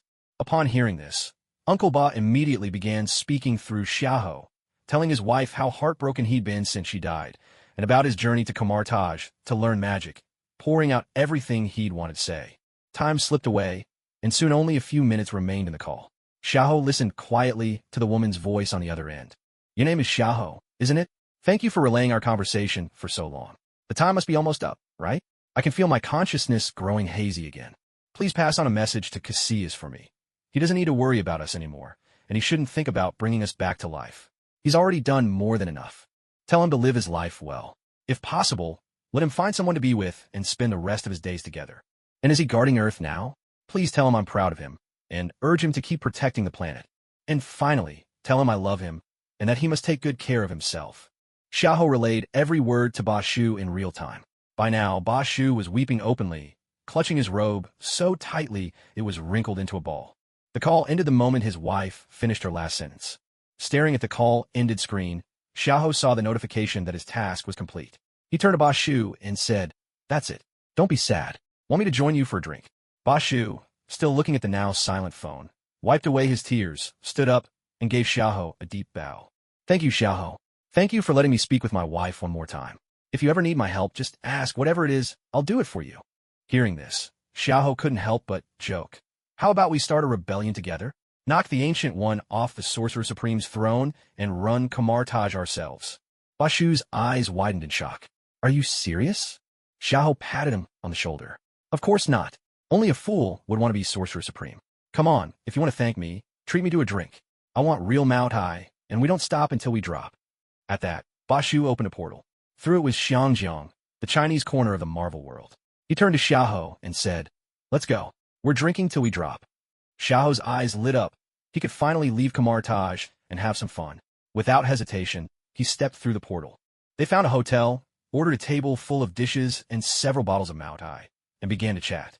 Xiahou looked at Ba Shu and asked, "Now that you've spoken with your wife, are you feeling any better?" Ba Shu answered sincerely, "Much better. Thank you. From now on, I'll do as my wife wished and protect this world well." Xiahou grinned mischievously and pressed on. "Just protect the world? Didn't she tell you to find someone new? Don't you want to?" Uncle Ba's face flushed red as he spoke. "I'm done searching. No one can compare to her. All I want is to protect this world. Nothing else matters anymore." Xiaohu's playful expression faded, replaced by sincerity as he looked right at Uncle Ba. "Promise me. Don't let Dormammu corrupt you." Silently, he thought to himself, if even after this, Casillas still falls under Dormammu's sway, he'd just choose to log off for good. Uncle Ba met Xiaohu's serious gaze, answering with equal determination, "Don't worry. No matter what happens, I will never join Dormammu's side." Hearing this, Xiaoho's face broke into a smile once again. The two of them started to boast and chat, swapping stories as they waited for the food and wine to arrive. Once the table was set, they eagerly matched each other drink for drink. Meanwhile, in Kamartaj, the Ancient One withdrew her far-seeing gaze and let out a deep sigh. The future has already changed. It seems I'll have to rethink strange training plan. Though her words carried a note of exasperation, an unmistakable smile played across her lips. Somewhere in the cosmos, a shadow watched a planet racked by plague. From the darkness, a woman's voice echoed. "How intriguing. Someone has made contact with the spirits within my domain. Should I go and pay him a visit?" With the first blush of dawn, Kamartaj looked like a piece of amber growing atop the Himalayas. The crimson monastery buildings, dusted with frost, sat encircled by snowy peaks. Bronze bells, suspended from the eaves, trembled in the morning breeze, their tones sighing through the air like wind passing through a bone flute. Awakened by the sound of the bells, Xiahou lay in bed, pressing a hand to his aching head as he took in his surroundings. Memories surfaced by degrees. Last night, he and Uncle Ba had drunk deep into the night. He vaguely recalled Mordo and Wong joining in later. He'd put away more than 10 bottles of Moutai himself, and when that failed to satisfy, he'd cracked open several beers as well. He drank and drank, until his memory simply cut out. He had no idea how he'd managed to make it back, just a faint recollection of having another row with Mordo. Clearly, his constitution still wasn't up to the challenge. He'd have to keep training. After lying there a while longer, he headed to the communal bath for a thorough wash. Emerging, he felt completely refreshed, mind and body renewed. He then checked his personal status. He remembered he still hadn't used the rewards from yesterday's quest. His balance now showed 5,030 energy points, plus 10 chances at a random lottery. He couldn't help but marvel at the generosity of this mission's rewards. He opened the lottery interface, planning to use up all his draws in one go. This time, however, there was a new feature, a 10-spin option. There was no guarantee or discount like in other games, but at least he wouldn't have to keep tapping the button over and over. That, at least, was an improvement. Decisively, he chose the 10-draw option, eager to see what different rewards he might get. The slot machine's display multiplied from 1 to 10, with a cascade of different icons spinning wildly across the top of the screen. When the reels finally stopped, 10 different images appeared above. Yet, 8 of them turned out to be nothing more than everyday food and household items. Completely worthless, really. Only 2 stood out. A cardboard box and a golden totem rendered in a blocky, pixelated style. Cardboard box, from the Metal Gear series. Hide inside to blend in or evade detection, and sometimes even lure enemies. One of the most iconic and practical tools in the series, with a dash of humor. Totem of Undying, from Minecraft. When a player holding this totem suffers a fatal blow, it sacrifices itself to save the player's life. Looking at these 2 new items, he couldn't help but feel they were rather useless. Still, who knows, maybe they'd come in handy, right? That was the best comfort Xiahou could offer himself. As for the remaining energy, he decided to save it for later when he might really need it. After the draw, Xiahou shook his head to clear it and stepped out of the room. He'd had too much to drink the night before and felt no urge to eat. Instead, he planned to track down the Ancient One for some tea. Strangely enough, he was starting to get hooked on the stuff. Passing by the training grounds, he noticed Mordo had taken over as assistant instructor. Mordo gave him a brief glance, said nothing, and went back to watching the trainees. Xiahou didn't bother stopping. He slipped by and headed straight for the Ancient One's little courtyard. Inside the tea room, the Ancient One was, as always, sitting serenely with her tea. This time, though, a second cup of steaming green tea sat across from her. Clearly, she'd known Xiahou was coming. Without hesitation, Xiahou took his seat and lifted the cup, drinking deeply. Almost instantly, the dull ache in his head eased noticeably. The Ancient One watched Xiahou make himself at home and shook her head with an amused smile. "You're too hard on Mordo. He's a little extreme, that's all." Xiahou stared blankly, inwardly shouting, "Who am I? Where am I? What on earth happened?" Seeing his confusion, the Ancient One didn't need to read his mind to know he'd clearly forgotten last night's events. She explained, "Yesterday, after you disrupted Kaisalia's future, you all went out drinking. Along the way, he called Mordo and Wong to join. Later in the night, Mordo voiced his displeasure. He thought you should show me more respect. And you called Mordo an ingrate. You even claimed he'd betray Kamartaj in the future, and that he had no right to judge you." As she spoke, the Ancient One even flicked open her folding fan with a flourish. Xiahou was left dumbfounded. "Did I really say that? I think I forgot." Gu Yi tapped the table lightly with her folding fan and spoke, I know you've always had a certain air of superiority, a sort of irreverence toward the world. You think you know most of what goes on in our world, and you like to reveal these secrets to set yourself apart. But sometimes, knowing too much about the future isn't a good thing. It can actually make things worse. Seeing that Xiaohou was about to retort, Gu Yi continued. Don't be so quick to argue. You know that I can see the future. Do you realize? In the futures I've witnessed, because you keep revealing the plot, the world falls into chaos. There are tens of thousands of timelines, and in each, the world is destroyed. Even if you are special, you must have sensed by now that this world is far more than just a game. Every person here is real. You shouldn't take pleasure in meddling with their lives. After all, deep down, you're a kind person, aren't you? Hearing Gu Yi's words, Xiaohou lowered his head and fell into deep thought, questioning if he truly was the person she described. He recalled how Abigail's situation had already made him resolve not to deliberately hurt those in this world. When did he begin to change? Perhaps it was after gaining powers beyond those of ordinary people that his heart started to shift. Watching Xiaohou reflect on himself, Gu Yi picked up the teacup from the table and sipped it slowly, her fan fluttering cheerfully in her hand. She had gone through this conversation thousands of times with the time stone, and except for a few rare occasions, she always received an answer that satisfied her. After careful consideration, Xiaohou finally spoke to Gu Yi. Thank you, Sorcerer Supreme. I've gotten a bit carried away, but there are still things I might share with a few special people, only so there will be no regrets. But from now on, I will respect the lives in this world. As long as they don't come looking for trouble first, I won't harm them on my own initiative. After all, there's an old saying from my upbringing. If others don't offend me, I won't offend them. But if they do, I will retaliate. When Xiaohou said these last words, his expression was earnest, as if to make it clear that this was his bottom line. Gu Yi simply smiled and nodded. That's the right attitude. I never asked you to change who you are, only that you try to cause less harm to this world. And let me tell you this. As long as you leave ordinary people untouched, even if you end up clashing with politicians or nations, I won't interfere with your decisions. Hearing the last part of what the Ancient One said, Xiaohou realized she must have seen something. After all, Marvel's main stage is in America, and everyone knows what the people at the top of that country are like. He patted his chest and reassured the Ancient One. Don't worry, and if I see ordinary people in danger, I'll help them if I can. As for everything else, well, may the best one win. Then, reverting to his previous demeanor, he said to the Ancient One, By the way, Master Ancient One, it always feels awkward calling you that. How about I just call you Gabriel from now on? The Ancient One's fan came down sharply on his head, and she replied, There are no angels or gods in this world. If you have to name one, God would be the great Ashit. At least he once created angels. But he took them all away with him. Xiaohou rubbed the spot where he'd been hit. Then I'll just call you Old Deng. By the way, where did you send my ghost fire? He checked. Old Deng could also refer to an eccentric older woman, someone whose ways are uniquely her own. Seeing that the Ancient One had no intention of answering, Xiaohou continued. As for Mordo, I admit I'm a bit prejudiced against black people, and after coming to this game world, the first blood I lost was taken by a black guy.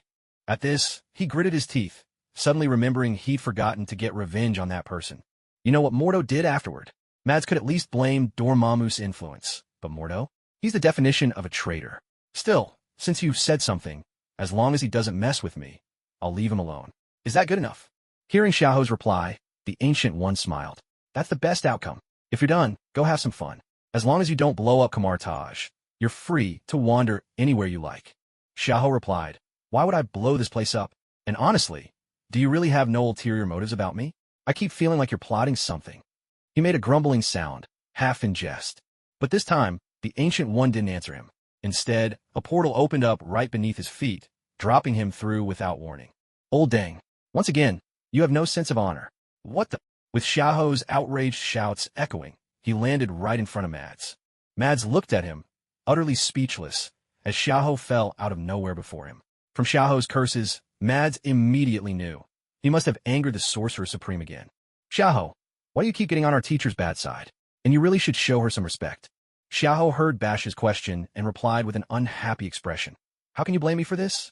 We were just having tea a moment ago. I simply asked her if she had any designs on me, and she threw me out. When she dies a few years from now, I'm going to throw a banquet here for 3 days and nights to celebrate. But as soon as he finished speaking, a small portal appeared above his head. A hand reached out from it and smacked him hard on the forehead with a fan, knocking him straight to the ground before withdrawing again. At the same time, Gu Yi's voice rang out. Haven't I told you before? I can hear you when you talk behind my back. Stop gossiping about me all the time. Lying on the floor, Xiahou shot her a double middle finger in protest, making his displeasure clear. Bashu, watching from the side, felt his heart skip a beat. To say something like that, and only get a knock on the head, clearly, the teacher really favors him. Once he was sure he was no longer paying attention. Bashu hurriedly helped Xiahou to his feet, whispering, "I told you to show the teacher some respect. Now you've been punished, haven't you?" Rubbing the swelling on his head, Xiahou grumbled with contempt. "Respect, my foot, respect. If I could beat her, I'd challenge her right now, just to show her the true terror of the fourth calamity." Seeing that Xiahou didn't think he was at fault at all, Bashu dropped the subject and simply asked, "The teacher only told me to look after you. But what are you planning to do here? You can't even learn magic." Xiahou bristled at that. "What do you mean, I can't learn magic? Who says I can't? Take me to the library. I'll see for myself. If I can't learn anything, I won't come out." With that, he grabbed Bashu and marched off. As he was being dragged along, Bashu muttered under his breath, "You're going the wrong way. It's on the other side." Xiahou snapped. "Why didn't you say so earlier? I don't even know my way around." When they arrived at the librarian on duty was not Wong, but an elderly Asian man with white hair and a long white beard. After speaking with him for a moment, Bashu turned to Xiahou and said, "This is Master Louis. He's been in charge of the library for over 30 years. Xiahou, you should show him some respect." Xiahou nodded, then greeted the master with a traditional salute. "Greetings, Master Louis. My name is Xiahou. How can I take a look at the magic books? Sorry to trouble you." Master Louis smiled in return. "Feel free to browse. If there's anything you don't understand, just ask me. Some of the forbidden books are sealed, though. You probably won't be able to read those." Xiahou replied, "That's fine. I wouldn't be able to make sense of those profound books anyway. I know my own limits." Uncle Ba stared in astonishment. Was this really the same Xiahou who had dared to challenge the supreme sorcerer on his very first day? Could he have been possessed by someone else? After exchanging a few more compliments with Master Louis, Xiahou was just about to browse the shelves and see if there was anything he could actually understand, when he noticed Uncle Ba still watching him from the side. "So Ba, you're still here? Why are you staring at me? I'm going to read. I don't have time to play with you." "Fine, I'll leave then." Without another word to Xiahou, Uncle Ba turned on his heel and walked out. The library itself was divided into 2 floors, and deep within the first floor stood a closed stone door. It was carved all over with intricate magical runes and shimmered with a faint, mysterious glow. Rubbing his chin, Xiahou gazed at the door, thinking to himself, "That must be where they keep the Eye of Agamotto." But lately, the Ancient One seemed to have it on her at all times, so the room was probably empty. He picked a random bookshelf and pulled out a magic book that looked interesting.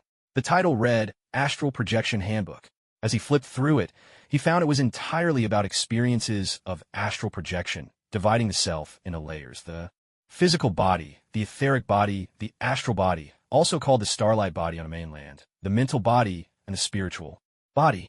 Astral projection, it explained, was the act of traveling outside the physical body during sleep or after training. After leafing through the whole thing, Xiahou was left scratching his head. What on earth was all this? As an academic underachiever, he simply couldn't make heads or tails of it. He put the book back and grabbed another from the shelf, this one titled The Key of Solomon.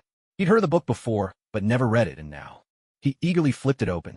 It was a compendium of various magical circles, but the diagrams and theories were far too profound and complex for him.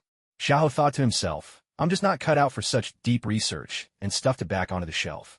He went on a skim through more than a dozen other books, the Doors of Perception, the Book of Cagliostro, a copy of the Book of the Vishanti, and so on, before finally giving up. He couldn't help but complain aloud. What is all this supposed to be? Cognition of space, insights into multidimensional reality, even the construction of multidimensional imagery. Anyone who can learn this stuff must be a scientist or scholar. I'm just a community college dropout. How am I supposed to make sense of anything so advanced? Louis watched as Xiahou muttered and grumbled to himself, and walked over to ask, "What's wrong, Xiahou? Are you having trouble understanding something? Tell me. Maybe I can help explain." Xiahou blushed, his reply growing much quieter, almost like a student being called on in class by the teacher. He spoke meekly. "I don't understand any of it. Is there any hope for me?" Louis was left speechless, wondering to himself, how did he even get in here? But he still forced himself to ask, "Is it that you can't understand the writing in these books?" Xiao's voice grew even softer. "I can read all the words, but I just can't understand what any of it means." "Louis, honestly, I never should have meddled and asked. And how did you even manage to recognize every word, but not make sense of any of it? These books are written in at least a dozen different languages, you know?"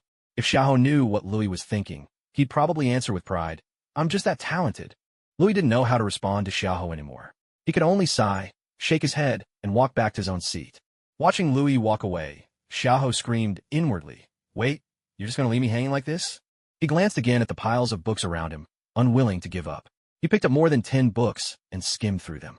Again, that's when he had to admit to himself his intelligence just wasn't cut out for life as a mage. He decided to accept his fate. As he left the library, Xiaoho kept glancing back at Mage Louis, hoping the old wizard might call out, "Hey, I've got a magic book that's perfect for you." Anything to give him a little hope. But even as Xiaoho reached the door, the old mage still didn't dare meet his gaze. Instead, Louis only bowed his head lower, pretending to be engrossed in the pages before him, as if there was something in the book needing his utmost attention. To spare them both any more awkwardness, Xiaoho quietly stepped out of the library. Looking up at the night sky now brimming with stars, he realized he'd spent the entire day inside. He let out a long breath, releasing the stuffiness and frustration in his chest, then turned his gaze back to the vast canopy of stars. In his heart, he shouted, "So what if I can't learn this stuff? I'll just buy someone else's experience from the marketplace later. Then I'll come back and wow you all. And if that doesn't work out, I'll just focus on being a warrior. I'm not jealous at all." With that, he headed toward the dining hall. He was starving. Burp. There may not have been much meat, but the taste was actually pretty good. And it was Chinese food. 5 stars. Xiaoho belched contentedly as he headed back to his room. After a quick wash, he sat on his bed and began to space out. After a while, he started to grumble to himself. "Man, it's so boring here. I want to scroll through short videos, play some games, and read a novel." He glanced again at the prompt that had been popping up since his arrival, asking whether he wanted to bind his new resurrection point. After thinking it over for a bit, he finally confirmed the binding. Mainly, this was probably the safest place on Earth. Who would dare cause trouble here as long as the Ancient One was still alive? That way, even if he got himself killed out there, nobody would be camping his resurrection spot to ambush him. But afterward, he would deeply regret this decision. Over the next few days, Xiaoho became well acquainted with most of the sorcerers here. Every day, besides sparring with different mages, he would often chat and boast with them. However, the Ancient One still forbade him from leaving the bounds of Kamartaj. A month later, he sat alone on a rock, staring blankly at the distant Himalayas. The light in his eyes gradually faded away. Uncle Ba suddenly appeared at his side. He handed Xiaoho a bottle of beer and sat down next to him. "Why are you zoning out here again?" he asked. Xiaoho took a dazed sip of the beer before replying, "Uncle Ba, I really regret this. This is just another kind of prison. I can't go anywhere. There's nothing fun to do. Do you have any idea what this past month has been like for me?" Uncle Ba didn't know how to respond, so he simply patted Xiaoho on the shoulder. "You'll get used to it bit by bit. All our sorcerers live like this. Studying and researching magic requires a quiet environment." Xiaoho, on the verge of a breakdown, exclaimed, "But I just can't learn it. Isn't this the same as being locked up?" Uncle Ba, well, he had a point. Unable to offer any comfort, Uncle Ba just gave Xiaoho's shoulder another pat, left another bottle of beer, and walked away. Watching Uncle Ba's retreating figure, Xiaoho turned his gaze back to the distant mountains, lost in thought once more. He realized he had to find something to do to distract himself. Otherwise, he'd go insane. What bothered him most was that the in-game store didn't even sell any entertainment items. Can you believe it? Was it really impossible to play games inside a game? After some careful thought, a new idea struck him. Up until now, he had only passively accepted side quests, never once considering seeking them out himself. Maybe he could try to trigger some on his own initiative. So, over the next month, he started looking for various mages in Kamartaj in hopes of triggering quests. However, his success rate was extremely low. Unless someone made a genuine request, the game's quest system wouldn't recognize it. But the mages of Kamartaj had very few needs outside of magic, and that was exactly what Xiaoho couldn't help them with. In the end, he managed to attract a few mages to learn from him, using the martial arts he had learned from Siegfried as bait. That way, he triggered a handful of quests. Over the course of a month, he earned 2,000 energy points and 7 random draws. But as another month slipped by, the mages had thoroughly mastered the basics. It became much harder to trigger more quests with this method, so Xiaoho had to start looking for new ideas.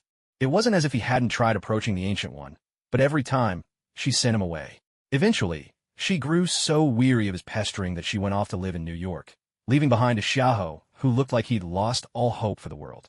He began causing all sorts of trouble and mischief throughout Kamartaj, making life miserable for the many sorcerers he harassed. Eventually, they all pleaded with him to stop his antics. He even managed to trigger some side quest rewards along the way, which was utterly absurd. And so, another year slipped by, leaving him with a year and a half before his departure from this place. In his dreams, Siegfried had guided him for half a year before vanishing from his dreamscape altogether, declaring that Xiahou had fully mastered all his techniques and was now a seasoned warrior in his own right. The Dragon Slayer's heart within his chest, which had continuously strengthened him for a year, ceased its enhancements as well. Apparently, he'd reached his physical limits. Now his strength had risen to 560, agility to 310, intellect to 245, and magical power to 11,150. By normal standards, it would take leveling up nearly 200 times to amass that many free attribute points.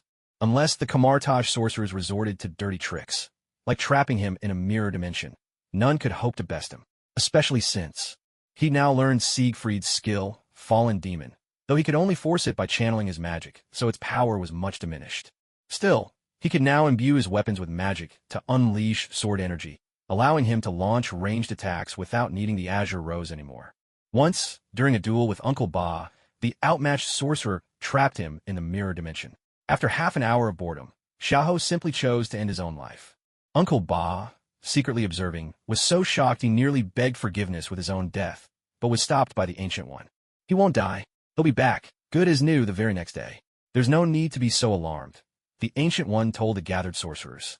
They even witnessed Xiahou's body dissolve into motes of light and disappear.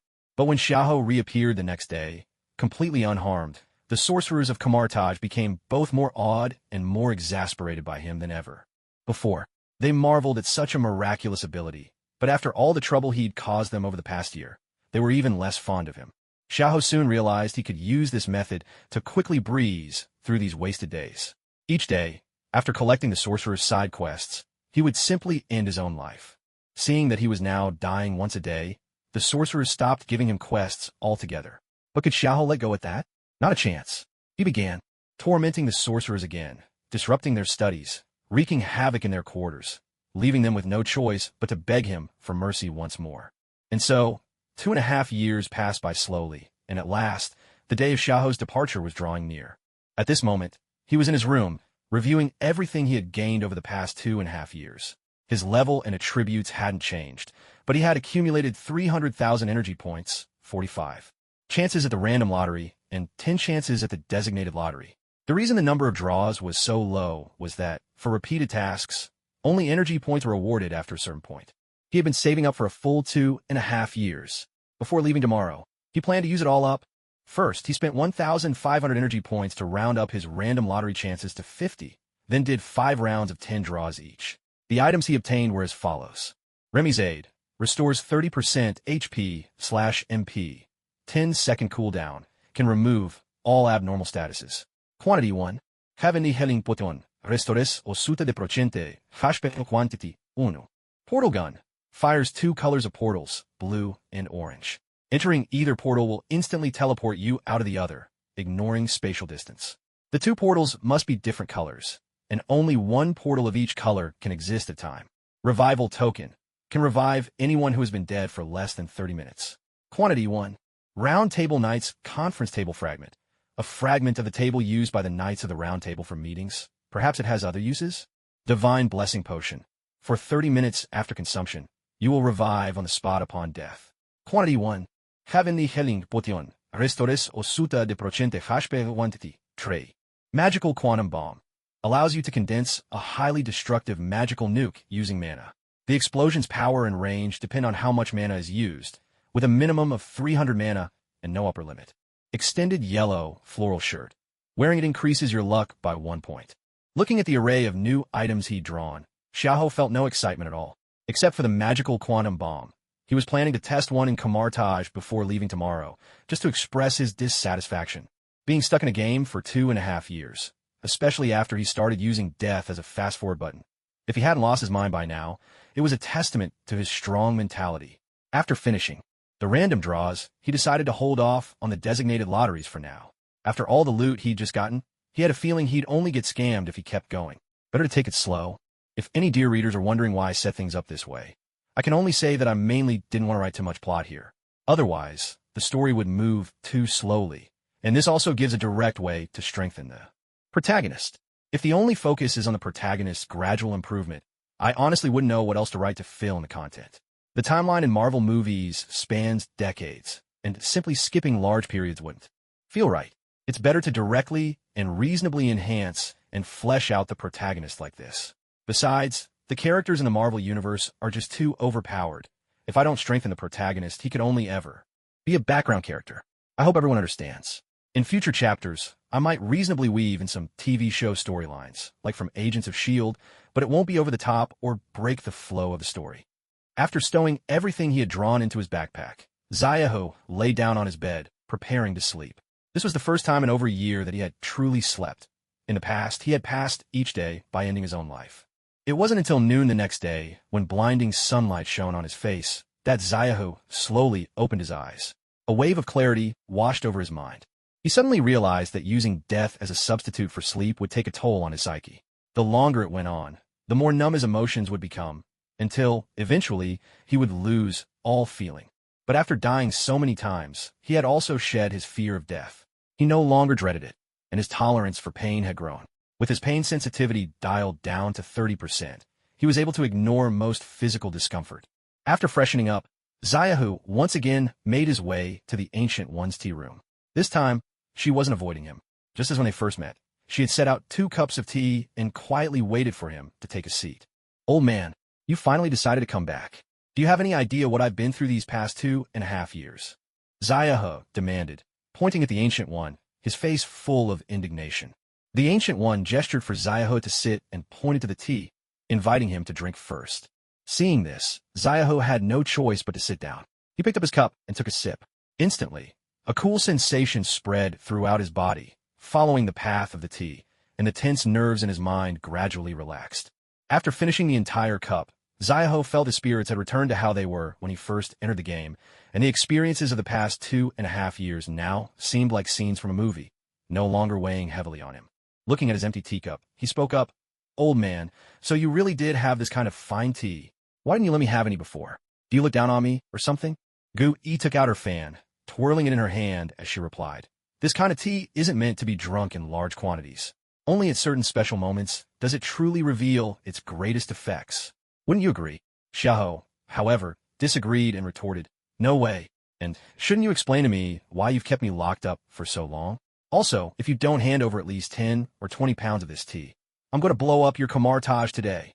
Gu-Yi's previously calm expression froze for a moment. This kid really was a handful. Xiahou continued, "It just occurred to me. Why don't you do what Strange does? Why not knock my soul out of my body so I can experience your multiverse firsthand and boost my aptitude for learning magic? Because you don't have a soul. Or rather, your soul and your body are inseparable. There's no way to separate them. When you die and come back, all you're doing is reuniting with your soul. Or, in your terms, you're just reassembling your data, aren't you?" Player Xiahou, "Is that so? Well, I don't care. Who plays a game and ends up thrown in jail? I object. I demand compensation." Xiahou was stunned for a second, then launched into a full-on tantrum. Gu-E spoke up, "How about this? From now on, Kamartage can serve as your resurrection point. If you ever need help, you can contact me or any of the other sorcerers. Does that work for you?" Although Xiahou was still a bit disgruntled by Gu-Yi's answer, he reluctantly accepted it. After all, this meant he now had some serious backup. If that egghead Nick Fury dared to mess with him, he could just open a portal and bring out Gu-E. What a joy that would be. Once he'd sorted out his thoughts, he asked, "So how do I contact you? Don't tell me I have to do what that idiot Thor does and shout into the sky." Gu-E felt a wave of exasperation, but thinking about Thor's antics, she had to admit it was pretty foolish. Still, the guy in front of her didn't seem much smarter, so she took out a jade pendant and handed it to Xiahou. "If you infuse this pendant with magic, you'll be able to reach me directly. But don't bother me unless it's important." Xiahou accepted it, grinning ear to ear. He'd just secured himself a top-tier bodyguard. Then he took out a vial of Heaven's elixir he'd drawn yesterday and handed it to Gu-E. "I won't take advantage of you. This can fully restore your energy and magic. You'll have plenty of chances to chat with Dormammu now." Gu-E didn't refuse. She'd seen this item while glimpsing the future, and it was indeed quite useful. Xiahou then bid his farewell. He was itching to get out and raise some hell, but before that, he had to go say goodbye to Uncle Ba and Wong. Over the past 2 years, they were the ones he'd grown closest to. After finding the two of them training in the martial arena, Xiahou walked straight over and said, "Ba Shu, Wong, I'm leaving soon. I brought you both a little farewell gift." With that, He handed each of them a bottle of paradise elixir, once again explaining its use. After a moment's thought, he also gave his only bottle of divine blessing potion to Ba Shu, explaining, "This is a resurrection potion. It won't work on those who are already dead, but if you're ever in mortal danger, just drink it. Within the next 30 minutes, no matter what happens, you'll come back to life. With the paradise elixir, that's 3 lives for you. Isn't that great?"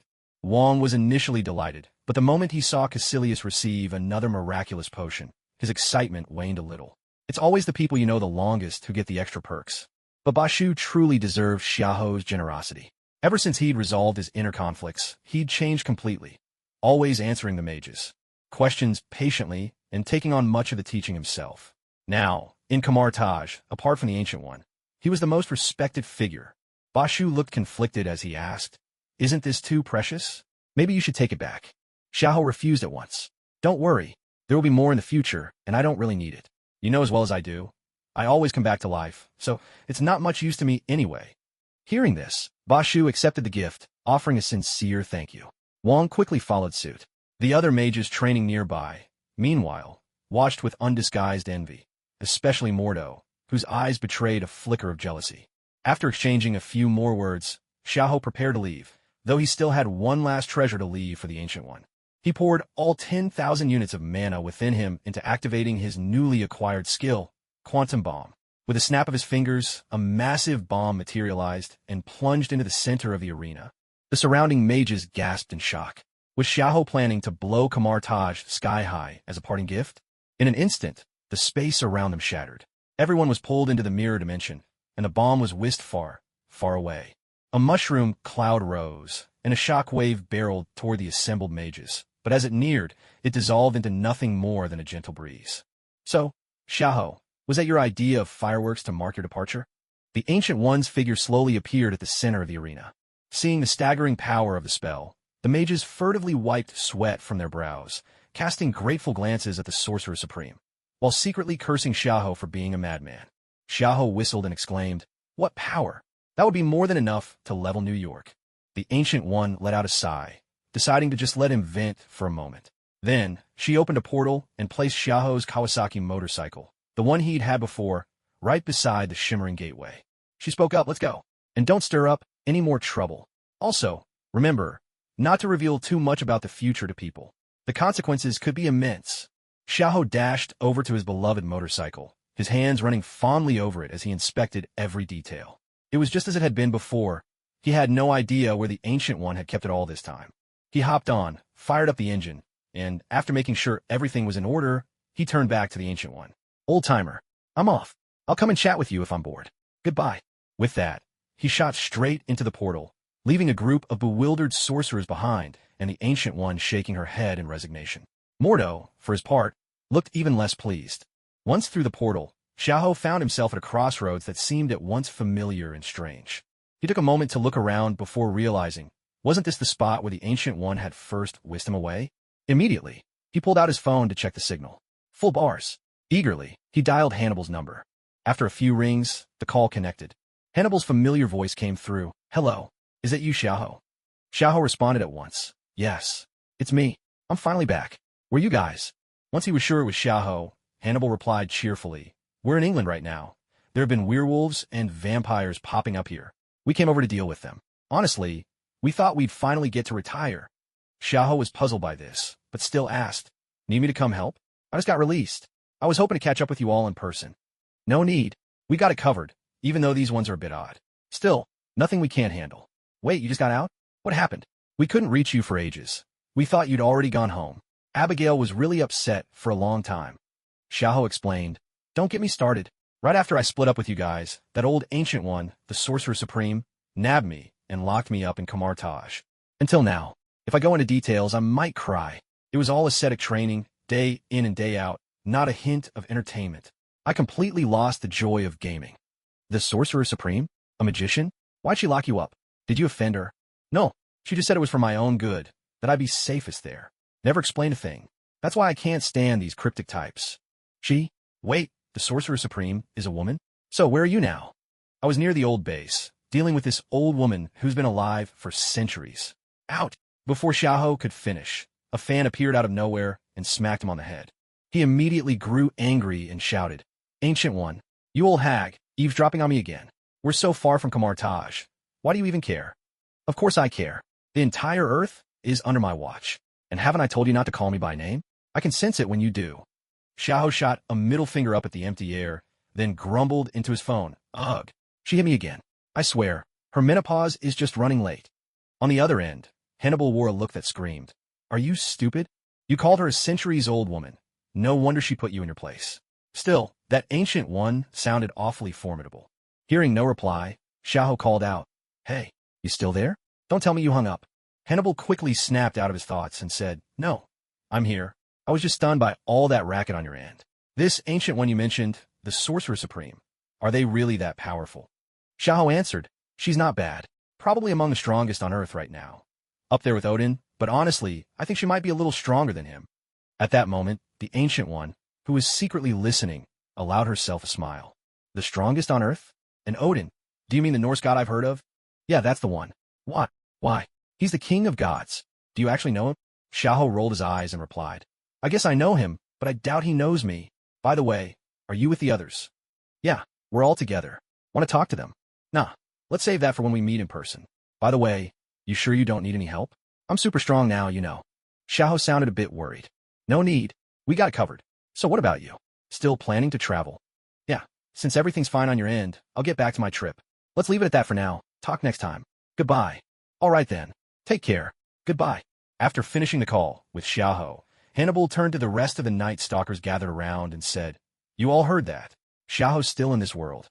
He was just taken away by the Sorcerer Supreme, and now he's back on his journey. So there's no need to worry about him. Let's wrap things up here quickly and then go find him for a get-together."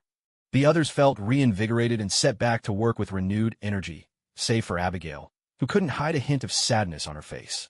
On Xiao's end, after hanging up the phone, he rode his motorcycle toward the city. As he gazed at the dramatically transformed urban landscape, his face was filled with wonder. He even noticed that some people on the street were already using touchscreen phones. Although the devices still seemed rather old-fashioned and most functions relied on physical buttons, the leap forward was unmistakable. After circling the city for a while, he didn't come across that black guy he was looking for. He'd been thinking about getting revenge. But since they didn't cross paths, he decided to let it go and give him a break. The truth was, he didn't want to stay in one place for too long. All he wanted was to roam wherever he pleased. Once he left the city, he headed east, accelerating until the Kawasaki ZX-10 R beneath him roared to life, pushing the speedometer to nearly 300 kilometers per hour, overtaking countless vehicles along the way. Street racing is dangerous. Don't try this at home. As the scenery alongside the highway grew increasingly desolate, Xiao couldn't help but sigh inwardly. Sure enough, outside of those major cities, most of America was still largely undeveloped. Its dazzling surface was just a facade. With dusk settling in, he found a roadside motel and checked in. After grabbing a quick American-style fast food meal in the diner, Xiao, picking his teeth, returned to his room and turned on the television. Most of the channels were airing dull sitcoms, but when he flipped to a news channel, he froze in surprise. The broadcast showed a massive bridge floating in the sky. The caption indicating the scene was unfolding in San Francisco and mentioning words like mutant. Is this X-Men? That iconic scene with the Master of Magnetism. So this is a world where Marvel and the X-Men are merged. This is wild. If it keeps going like this, even the purple villain is going to end up sobbing. Everyone in X-Men is so ridiculously overpowered. After a round of good-natured complaints, Xiao accepted the reality of this world. Just from the bridge-lifting scene, he could tell this was a toned-down version of the movies. Otherwise, the mutants would have already stopped the Earth from spinning. He then wondered if he should go and meet them for fun. There were plenty of people he wanted to see with his own eyes, like Wolverine, Deadpool, Blink, Polaris, and especially Mystique. That was the stuff of dreams.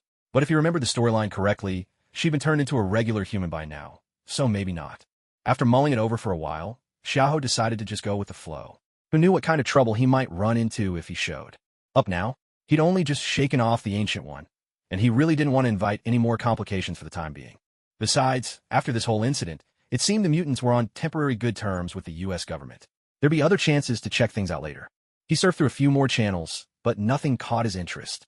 So, Xiao called a night and went to bed, ready to wander aimlessly again tomorrow. On either side of the highway, the withered grass resembled the forgotten strings of an ancient instrument, playing a desolate melody for no one in the wind. The cracked earth, like winding scars upon the land, stretched all the way to the distant horizon. Xiaoho, now dressed in his long yellow floral shirt and a pair of beach shorts, mounted his bike once again. But today, he wasn't racing down the road. Instead, he took his time, savoring the scenery as it unfolded alongside his journey. Yet the fluttering yellow shirt and the flip-flops on his feet stood in stark contrast to the bike he rode. Drivers passing by couldn't help but glance at him. Repeatedly. Odd as it was, there was an inexplicable sense of ease about his look. Some even found themselves thinking they might dress this way next time. The freedom in the air. Even wandering aimlessly feels beautiful. The boundless sky is my love, Xiaoho sighed, and then, almost without realizing it, broke into song. He thought today would pass by leisurely just like this. But when he spotted a narrow country road branching off, curiosity got the better of him. With nowhere in particular to go, he couldn't resist the urge to explore. Leaving the main road, the scenery indeed grew more picturesque, and trees appeared in greater number. But as the landscape grew greener, passing cars became a rarity. Xiao paid it no mind and rode on contentedly. As time wore on, the midday sun blazed overhead, raising the temperature all around. This burning heat, it's nothing like the perpetual chill of Kamartaj. This is wonderful. I can't stand snowy mountains, Xiaoho exclaimed, then glanced at the fuel gauge. Only half a tank remained. He reminded himself it was time to look for a gas station. Running out of fuel in the middle of nowhere would be troublesome. Why hadn't he thought to stash a few extra cans of gas in his backpack yesterday? He learned back in Kamartaj that he could put real-world items into his backpack. Each item only took up one slot, and with 99 pages of 100 slots each, there was never a worry about running out of space. He didn't dwell on it long, though. If he ran out of gas, he could just walk or jog the rest of the way. With his current stamina, it wouldn't slow him down much, and he could enjoy the scenery even more. After another 100 kilometers, the bike sputtered and came to a halt, out of fuel. Xiaoho looked around but saw no sign of houses or buildings, so he packed the bike away and set off on foot. Humming sunny and cheerful boy. Under his breath, he continued walking. The sky gradually darkened, and the sun withdrew its last lingering rays. Xiaoho had walked over 100 more kilometers, yet still hadn't seen any sign of civilization. Not a single building, not even a passing car. He couldn't help but grumble to himself. Next time, I'm definitely bringing enough fuel. Why didn't I think of that before? And what's with this place, anyway? How can there be nothing and no one for so long? After walking for several more hours without finding a single soul, Xiaoho was just about to lay out a makeshift bed by the roadside for the night. Suddenly, lights appeared on the road behind him. A large truck was barreling his way. But then, Xiaoho heard a woman's cry for help. The sound was distant, and the reflection from the headlights made it hard for him to see clearly. As the truck drew closer, he finally caught sight of what was happening. A blonde woman was tied up on the truck's cargo bed. The cries for help were coming from her.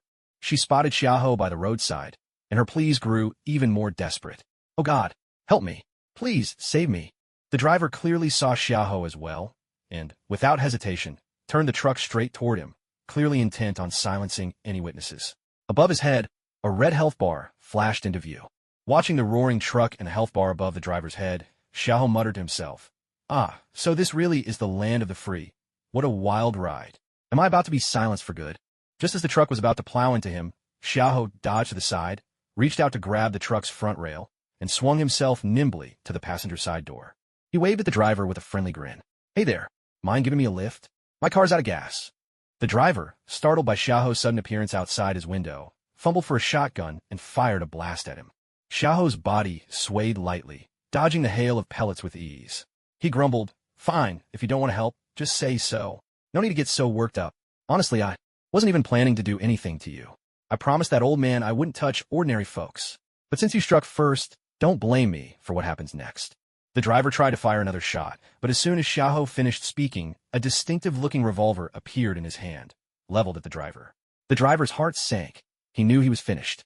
With the crack of a gunshot, half the driver's body was gone in an instant. The truck, now out of control, began to swerve dangerously from side to side. Xiaoho cursed under his breath. Damn, forgot he was driving. Now there's blood everywhere. How am I supposed to stop the truck without ruining my clothes? Hesitating for less than a second, he swung himself to the junction between cab and trailer, yanked the bound woman into his arms, and leapt smoothly to the roadside. It was only then that the woman realized what was happening and let out a piercing scream. Xiaoho's face darkened. Controlling his strength, he gave her a light slap and said, "Enough screaming. Didn't I just save you? What are you yelling for?"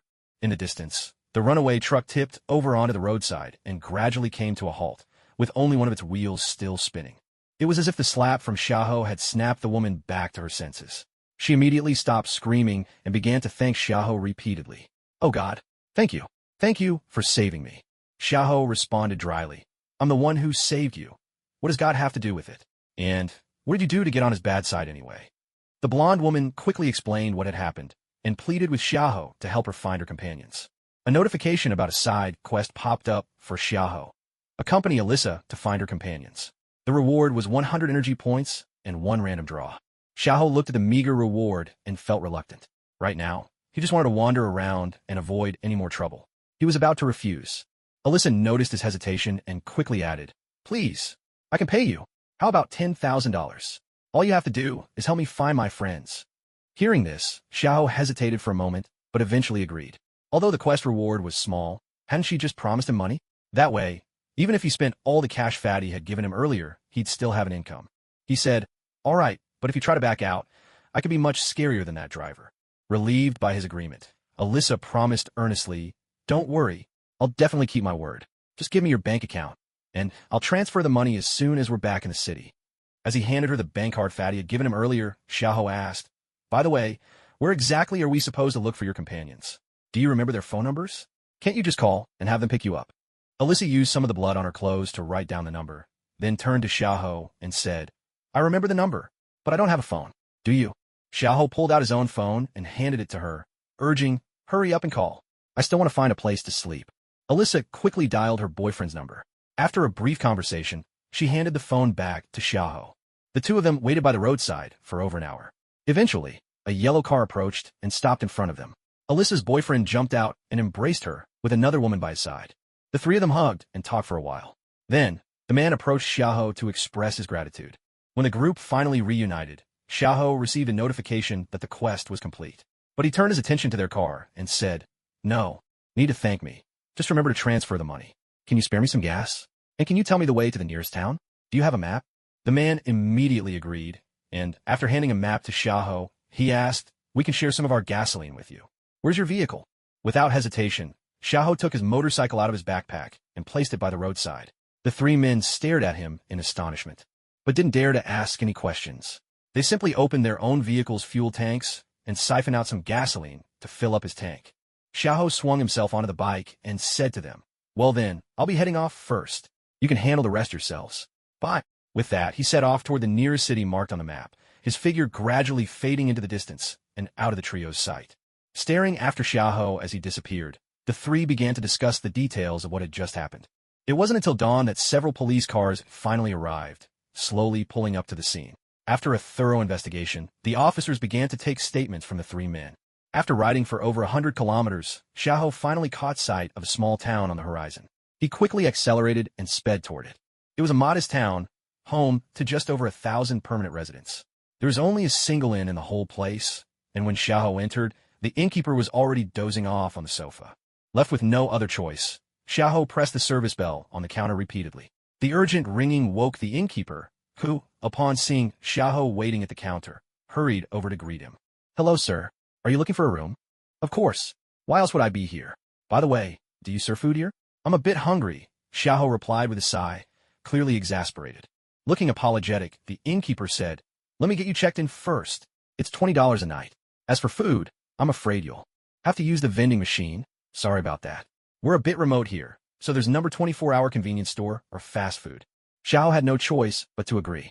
After stocking up on snacks from the vending machine, he followed the innkeeper to his room. The room was small but clean enough, decent for just a night's sleep. After finishing his snacks and washing up, Xiaoho stretched out on the bed and quickly drifted off to sleep. It was nearly noon the next day when Xiaoho finally emerged from his room. After settling up with the innkeeper, he hopped on his bike for a tour around the small town. The place was tiny. Back in China, it would have been considered just a large village. There were only a handful of shops. Eventually, he found a steakhouse that looked decent. He parked his bike and stepped inside, scanning the menu for something appetizing. But after looking it over, he realized there were only a few options, mostly steaks, pasta, and soups. He ordered a few things at random and began to plan his next steps. At this point, it seemed clear to him that there was no way to log out of the game. Otherwise, after nearly 3 years, he would have found a way. Back already. Besides, he needed to start thinking about what to do in the future. This game was practically a real world where everything cost money. He had to come up with a way to make a living. He couldn't just go out and rob people, could he? It was one thing to target gangsters or bad guys, but when it came to ordinary people, he would feel too embarrassed to do that. Not to mention, this world was full of overpowered players. What if someone could kill him outright? And even resurrection wouldn't help. Think of the likes of the 5 great gods, or the living tribunal. Right now, it seemed to be the movie universe, but with mutants already appearing, who knew what else could show up? And those mutants, always messing with the timeline and reversing the future. That was dangerous territory. So playing the villain was obviously risky. Maybe being an anti-hero was a better option, but even that sounded troublesome. Just yesterday, he'd made $10,000. What if he became a mercenary or a bounty hunter? That actually sounded promising. He could even buy a house, set up an office on the ground floor, and live upstairs. As these thoughts raced through his mind, he couldn't help but exclaim aloud, "Yes, that's it. I'll open an agency, and while I'm at it, I could take on some side quests, make money, and have fun. I'm a genius. I'll call it Player One, the #1 player agency." Just then, the dishes he had ordered arrived, and he eagerly dug in. He was so used to Chinese food that Western cuisine never quite satisfied his hunger, so he could only eat a bit more to make up for it. After finishing his meal, there wasn't much else to see, so he headed straight to the town's gas station. As he filled his tank, he also bought 10 large barrels as backup. Without batting an eye, he placed the huge round barrels into his bag right in front of the attendant, leaving the employee stunned, standing there and watching him drive away. For the next 2 days, he continued riding all over the place, but the novelty quickly wore off. Traveling alone was all right for a short while, but after some time, the loneliness began to set in. Staring at the distant silhouette of a sprawling city, Xiaoho finally arrived at the very heart of Marvel's world, New York, the city where countless major events and disasters had taken place. The dazzling lights before him were nothing like the small towns he had passed through in recent days. This, at last, felt like a real city. All those other towns seemed trapped in the last century by comparison. Just as he was lost in these thoughts, he suddenly noticed a streak of fire racing toward him in the distance, leaving behind a long, burning trail. Watching that ball of fire drawing closer, Xiaoho muttered under his breath, "No way. Could that be Ghost Rider?" As the two drew nearer, Xiaoho's suspicions were confirmed. It really was Ghost Rider. That iconic skeletal frame and the hellish motorcycle, the blazing flames erupting from both rider and bike. Wherever he passed, the scorching waves of heat set alight any small creatures or debris in his path. Hellfire burned fiercely along the ground in his wake.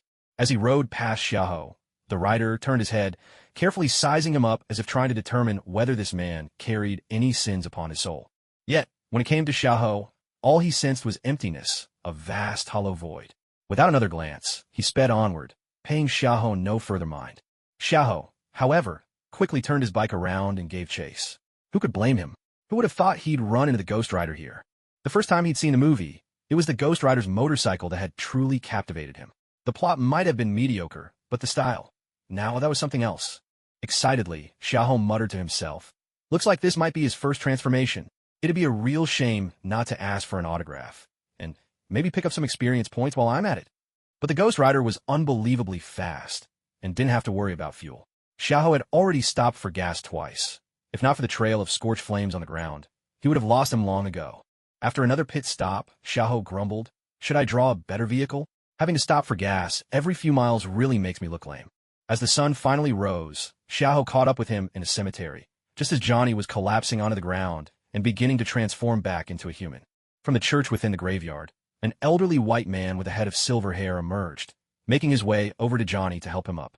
After stowing away his bike, Xiaoho hurried over to the two of them, blurting out, "Hello, Ghost Riders. My name is Xiaoho. Can I take a picture with you?" As he spoke, he spent 1,000 energy points in the game store to buy a camera with unlimited storage, which he now held in his hand. The older Ghost Rider had assumed Xiaoho was just an ordinary person who'd happened to see Johnny and followed out of curiosity. But when Xiaoho revealed his identity, the old man immediately grew wary. He eyed Xiaoho with suspicion and demanded, "Who are you really? What do you want with us? I don't believe we've met before." Xiaoho was about to answer, but then remembered the instructions that Ancient One had given him. He quickly changed his tune and said, "I told you I'm Xiaoho. I only came to ask for a photo, that's all. As long as I know who you are, that's enough for me. I mean you no harm. Nor am I working for Mephisto." Seeing the genuine look on Xiaoho's face, and realizing he seemed to know quite a lot, Carter Slade reluctantly lowered his guard, if only a little. Chin tilted toward Johnny. He gestured into the empty air and said, "Let's take care of his problem first, and then we'll talk about the rest." With that, he helped Johnny into the chapel, and Xiaohou followed them inside. It was Xiaohou's first time entering a chapel, and as he stepped in, he couldn't help but look around, eyes full of curiosity. Seeing that Xiaohou could enter the chapel unharmed, showing no adverse reaction, Slade relaxed a little. He helped Johnny onto a bed in a separate alcove, placing plenty of water by the bedside. Once Johnny was settled, Slade walked over to Xiaohou and said, "All right, now we can have a proper talk. Tell me what you're really after. Don't play games with me." Xiaohou drew his gaze back and looked at the first Ghost Rider before him. "Didn't I already say? I just saw Johnny on the road and thought I'd catch up to take a picture with him. And with you here, that's even better. When you both transform, could you take a photo with me?" Slade, however, didn't buy it. He pressed further. "If you can walk in here, that means you're not a demon or possessed. Who exactly are you? If you don't explain yourself, I don't think I can grant your request." Seeing Slade so wary, Xiaohou thought for a moment before replying, "I'm a gamer. By the way, do you know the Sorcerer Supreme? I'm under her protection. Now I want to be a bounty hunter, and I figured Johnny might hire me." "What? You actually know the Sorcerer Supreme? Impossible. Someone like you, a minor character, couldn't possibly know someone of that caliber." Slade exclaimed in disbelief, then quickly dismissed him with a sneer. Xiaohou was clearly offended. "What do you mean, someone like me? Old man, don't think I won't take you down in a heartbeat. Show me your health bar if you dare. Even if the Ancient One herself showed up, she wouldn't be able to save you." As he spoke, he drew out the Azure Rose and pressed it to Slade's head. Seeing the revolver appear out of nowhere, and remembering how Xiaohou had stashed the motorcycle earlier, Slade realized it was similar to the spatial magic used by Kamartaj. His demeanor shifted instantly. He broke into a smile and apologized. "Sorry. That's on me. Since you know who I am, you must know what I've done. I just got a little jumpy, that's all. No hard feelings. You wanted a photo, right? Should I strike a pose?" Watching how quickly the old man could change his tune, Xiaohou instantly lost any desire to fight him. "Forget it. I don't feel like taking a picture with you right now. Maybe when you transform. You can only do it once more, right?" When Xiaohou mentioned that he could only transform one more time, Shirley became even more certain of his identity. Someone so skilled in spatial and temporal magic. It was entirely possible that he was a disciple of the Ancient One. After all, even Mephisto only dared to use avatars to sneak around Earth because of that person. With a flattering smile, Shirley quickly offered, "Would you like something to eat? I suppose you haven't had breakfast yet, have you?" Xiaohou stared at the old man, whose attitude had suddenly taken a complete turn, utterly bewildered. Had he been possessed? It didn't seem like it. Still, he replied, "Anything simple will do." "Thanks, old man." Shirley hurriedly responded, Of course. Of course. Just wait a moment." In his heart, he thought, if I can get in the good graces of the Sorcerer Supreme, why would I ever fear Mephisto? Would he even dare trouble me then? As Shirley bustled off to prepare some food, Xiaohou took out the jade pendant given to him by the Ancient One. He began to channel his magic into it, and after a few seconds, the Ancient One's voice reached his ear. "You only just left a few days ago. Why are you contacting me?" The Ancient One's tone brimmed with impatience. Xiaohou instantly bristled. "What's with that attitude, old woman? I'm only reaching out because I've discovered Mephisto is up to something. If you're not careful, I might just help old Mephisto mess with you." "Enough with the nonsense. This is Johnny's business. I shouldn't get involved." Xiaohou grew anxious. "Come on, let's mess with Mephisto together. I remember that it's a huge hassle for demons to create avatars. When the time comes, I'll summon you, and you can take out his avatar right then. He'll lose a duplicate, and he'll be less likely to stir up trouble in the future. Isn't that great?" On the other end, the Ancient One paused to consider. There was some logic to it. Besides, she didn't want to find someone to spar with and vent her frustrations, so she finally agreed, "Fine. Just infuse the jade pendant with magic when the time comes. I'll be there. If I keep an eye on you all the time, he'll never dare show up." Hearing her agreement, Xiaohou broke into a delighted grin. He had no personal grudge against Mephisto, but watching the Ancient One beat him up for free, that was some prime entertainment. How could he miss it? "All right, old woman, you have to show up." The Ancient One didn't answer, clearly having ended the call. TCH still so aloof, but things are about to get interesting. Heh. Xiaohou let out the classic villain's chuckle. Meanwhile, Shirley, already returning with some food, had been eavesdropping outside. Even though he could only hear Xiaohou's side of the conversation, it was enough for him to piece things together. Bringing over some bread and other simple fare, he handed them to Xiaohou and said, "This is all we have. Help yourself." Xiaohou took what was handed to him without hesitation and began eating right away, making casual conversation with him as he ate. By late morning, Johnny finally awoke in the room. As he regained consciousness, his mouth felt parched, as if every drop of moisture in his body had been wrung dry. He spotted a glass of water by the bed and drank it down in thirsty gulps, one after another. Once he felt a bit better, he started to take in his surroundings. The room was filled with paintings and books of the church. When he stepped outside, he found himself in the main hall of the chapel, rows of prayer benches neatly arranged below, but not a single soul in sight. Moving past the chapel doors, he saw Shirley approaching, iron pickaxe in hand, coming toward him at an easy pace. Realizing it was Shirley who had taken him in, Johnny quickly expressed his gratitude. Shirley then explained what had happened. At first, Johnny didn't believe him and considered leaving at once, putting as much distance as he could between himself and this strange old man. It was only when the old man mentioned the matter of the contract that Johnny had no choice but to believe him. Xiaoho, sprawled beneath a large tree and seeing that their conversation was over, strolled up and greeted Johnny with a grin. "Hey there, Zhao Si. Mind teaming up with me and Zhongying? That transformation of yours last night was incredible. And would you mind letting me take your motorcycle for a spin?" Johnny looked at the unfamiliar Chinese face before him, thoroughly bewildered. "Do I even know you?" Xiaoho put on a wounded expression. "How could you forget? We just met last night. That blazing skull of yours and your hellish bike. I was so jealous. I chased after you all night." Johnny's mind reeled. Is this guy nuts? Who in their right mind would chase a flaming skeleton through the dead of night? But Xiaoho pressed on, tempting him further. "Besides, I'm a bounty hunter. If you pay me enough, I'll help you take on Witch Heart and Mephisto." His tone was thick with enticement, and Johnny began to weigh the idea, though he couldn't help but feel this person was more than a little unreliable, especially given his beach vacation getup. Just then, Xiaoho dangled another irresistible offer. "And I can help protect your ex-girlfriend. Word is, Witch Heart's planning to go after her any day now." Johnny, who'd been ready to ignore him, snapped to attention at the mention of his beloved being in danger. He couldn't afford to hesitate. His own condition was far too unstable. At any moment, he could become a danger to those around him. Yet the man before him seemed to know a great deal, and the way he confidently pitched himself suggested he might just be worth listening to. Johnny finally asked, "How much do you want?" Xiaoho noticed that Johnny had taken the bait, and a sly, devilish smile curled at the corner of his lips. "That depends on how much you're willing to give. I'll be helping you handle 2 demons and looking after your ex-girlfriend, you know?" Johnny pondered for a moment before replying. "I can only offer you 4 million. That's everything I have. But you must promise to keep Roxanne safe." As soon as he finished speaking, a mission prompt appeared for Xiaoho. Side quest triggered. Help Johnny Blaze.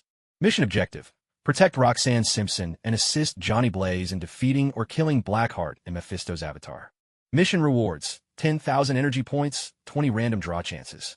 Looking at these generous rewards, it was nearly what he'd earned in the past month or 2 combined. And on top of that, there was a tidy sum of cash.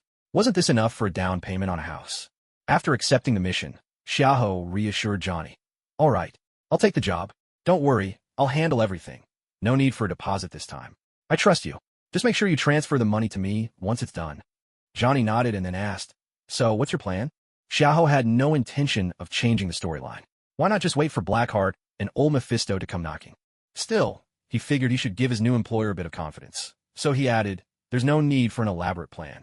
Just go back and find your ex-girlfriend. I'll protect her. Meanwhile, you go lure out Blackheart." At this, he gave Johnny a hearty slap on the shoulder and continued, "He'll come looking for you. After all, you're his old man's top enforcer. If he wants to stir up trouble, he's got to take you out first." Xiaoho paused, then glanced at Slade, who had been quietly watching the drama unfold. "Old man, hand over your San Venganza contract. It's no use to you anymore. Better to use it as bait, don't you think?" Slade hesitated only briefly, then smashed his shovel, revealing the hidden contract inside. He passed it to Xiaoho, saying, "Here, you keep it safe. Need my help with anything?" Xiaoho tucked the contract straight into his game inventory. Once it was in there, no one could get their hands on it unless he took it out himself. He replied to Slade, "There's nothing I need your help with. You don't have the strength to keep fighting anyway, right? But if you want to tag along and watch the show, you're more than welcome." Slade heard this and wasn't the least bit offended. He really didn't have any fight left in him, and besides, he'd just overheard Xiaoho's conversation with the Ancient One. If there was an opportunity to spectate, he was all for it. He quickly agreed, "Count me in. I've been stuck here for decades. I deserve to get out and see the world. Who knows if I'll ever get another chance." Johnny looked rather bewildered. "What kind of shady deal are you two making? And what was that contract just now?" Xiao noticed his confusion and called him back to reality. "Hey, snap out of it. Don't just stand there daydreaming. Come on, let's get going and find your ex-girlfriend."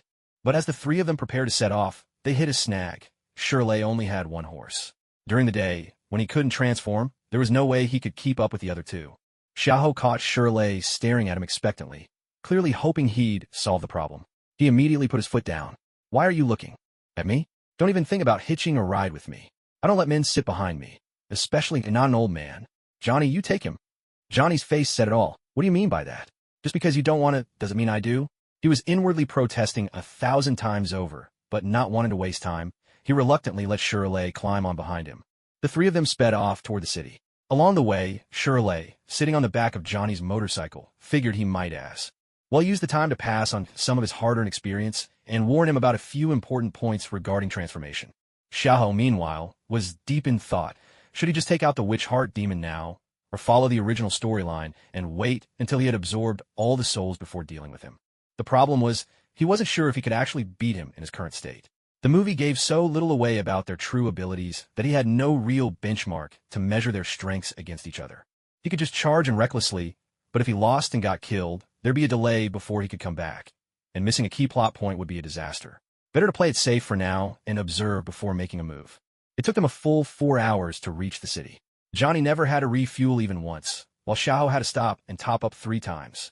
Clearly, Johnny's bike had been modified to run even during the day. That made Xiaoho all the more eager to get himself a better vehicle or mount. He'd make it a priority tonight. By then, crowds were still gathered around the stretch of road Johnny had torn up the night before. Many of them had come from other parts of the city after hearing about the incident. Even with the city's cops doing their best to keep order and hold people back, their efforts didn't amount to much. Johnny's ex-girlfriend, Roxanne, was there too, recording a segment for a news broadcast in front of the cameras. As the three approached, Johnny immediately spotted Roxanne and hurried over to greet her. But after being stood up by Johnny yet again the previous night, Roxanne didn't spare him a friendly glance. She ignored everything he said. Finally, getting fed up with his persistence, she snapped at him. I don't want to hear your excuses anymore. I'm leaving this place tomorrow, and I don't want you bothering me ever again.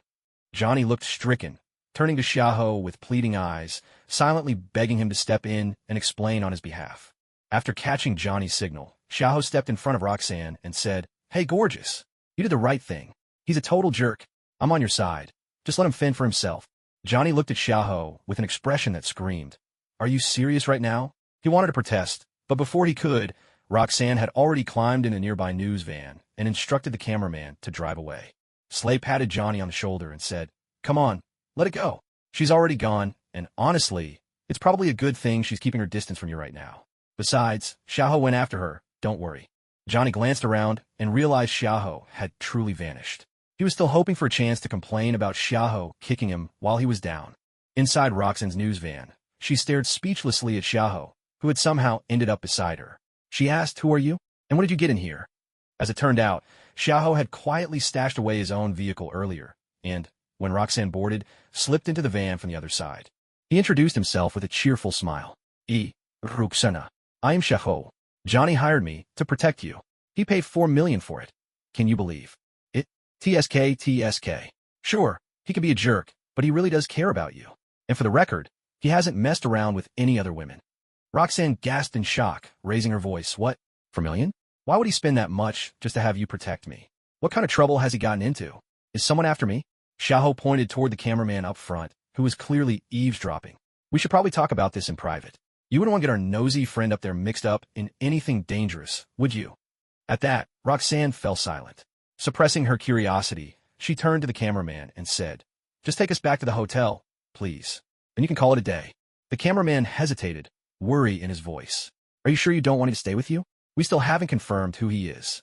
Roxanne glanced again at Xiaoho, who looked so harmless it was hard to imagine why anyone would pay $4 million for his help. Still, she asked, Mr. Xiaoho, how can you prove what you're saying is true? Xiaoho pulled out his phone, called Johnny, explained the situation, and then handed the phone to Roxanne. She took the call, and Johnny's voice came through the receiver. Listen, Roxanne, I know you don't want to talk to me right now, but Xiaoho really is someone I hired to protect you. And I swear, what happened yesterday wasn't intentional. Hearing Johnny's voice, Roxanne realized this really was the person he'd sent. Without listening to anything further, she hung up straight away. He turned to the cameraman and said, All right, it's been confirmed. Let's head back to the hotel first. Once they arrived at the hotel, Roxanne led Xiaoho back to the room she had reserved. They walked into the living room and sat down facing each other. She couldn't help but ask, "Can you finally tell me now why he hired you to protect me?" Instead of answering right away, Xiao picked up the phone next to him and called the front desk to order dinner. Only after that did he begin to explain. Well, how should I put this? Johnny made a deal with a demon. The demon's son snuck into the human world and is now looking to cause him trouble. Johnny's worried that the demon's son might hurt you, so he hired me to protect you. Roxanne shot to her feet, clearly agitated. Are you serious? That can't be true, can it? Are there really demons in this world? Doesn't that mean Johnny is in danger? No, I have to go find him. She moved to leave, but Xiaoho caught her arm and explained, exasperated. Don't get so worked up. What could you possibly do if you find him? And why is the existence of demons so surprising? He's perfectly safe, trust me. In fact, in a little while, we'll have front row seats to the show right here. You can wait until tomorrow to see him if you want. With no other choice, Roxanne sat back down, just as a knock sounded at the door. She got up to answer it and saw that dinner had arrived, just as she'd ordered earlier. Xiaoho wheeled the cart into the living room and set out the dishes. Don't overthink it. Let's eat first. In a little while, you'll get to see Johnny fly a plane. Roxanne, however, had no appetite. She shot back. Fly a plane? What do you mean? Xiaoho twirled some pasta onto his fork and answered between bites. Don't worry about it. Just eat. You'll see soon enough. He thought to himself how addictive it felt to speak in riddles. No wonder so many people enjoyed being mysterious. Seeing that Xiaoho truly had no intention of explaining further, Roxanne sat down in frustration. She picked up a cup of coffee and took absent-minded sips, her mind still spinning, wondering if this man was just making everything up. Dinner passed in this strange, uneasy atmosphere. Afterwards, Xiaoho took his coffee and walked over to the floor-to-ceiling windows, gazing out at the city lights. He wondered impatiently, why hasn't it started yet? Why is it taking so long? Roxanne joined him at the window, looking down at the street below. Still worried, she asked, was everything you just said really true? Johnny's not in any danger, is he? A slight smile played at Xiaoho's lips as he replied, it's all true.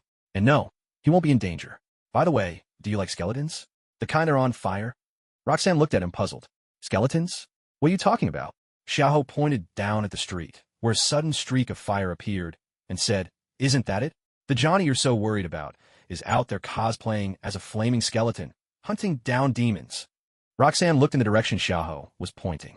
She saw a blazing fireball racing by like a comet, scorching a long, burning trail across the ground, as if a dragon of fire were roaring along the street. The fireball rocketed toward a nearby skyscraper with astonishing speed, as if that towering building were its sole target. When it reached the building, it didn't slow down. Instead, it shot straight up along the glass exterior, climbing like a flaming rocket. The glass melted instantly in the fireball's wake, but the fiery mass surged upward without effort, finally shooting onto the rooftop like a blazing meteor. Eyes wide in shock, Roxanne pointed at the fireball and asked, you're saying that, Johnny? Xiaoho, snapping photos with his camera, answered without even turning his head. Of course. Isn't it awesome? I love his motorcycle best, though. Too bad I don't have Hellfire, or I transform it too. Hearing Xiaoho's confirmation, Roxanne turned and headed straight for the door. Xiaoho, forgetting his photos, quickly called after her. Hey, where are you going? Don't tell me you're heading over there. Isn't it better to watch from here? Roxanne shot him an excited glare over her shoulder. No way. I have to find Johnny. He's in way too much danger. With that, she dashed for the elevator without another word. Xiaoho sighed helplessly, muttering under his breath, ugh, women are so much trouble. But he still chased after her, quickly catching up and saying, fine, I'll take you. If it weren't for this mission, I wouldn't bother. They arrived downstairs. Just as Roxanne was about to flag down a taxi, Xiaoho's voice called out beside her, hop on, hurry. She turned to see Xiaoho straddling a motorcycle.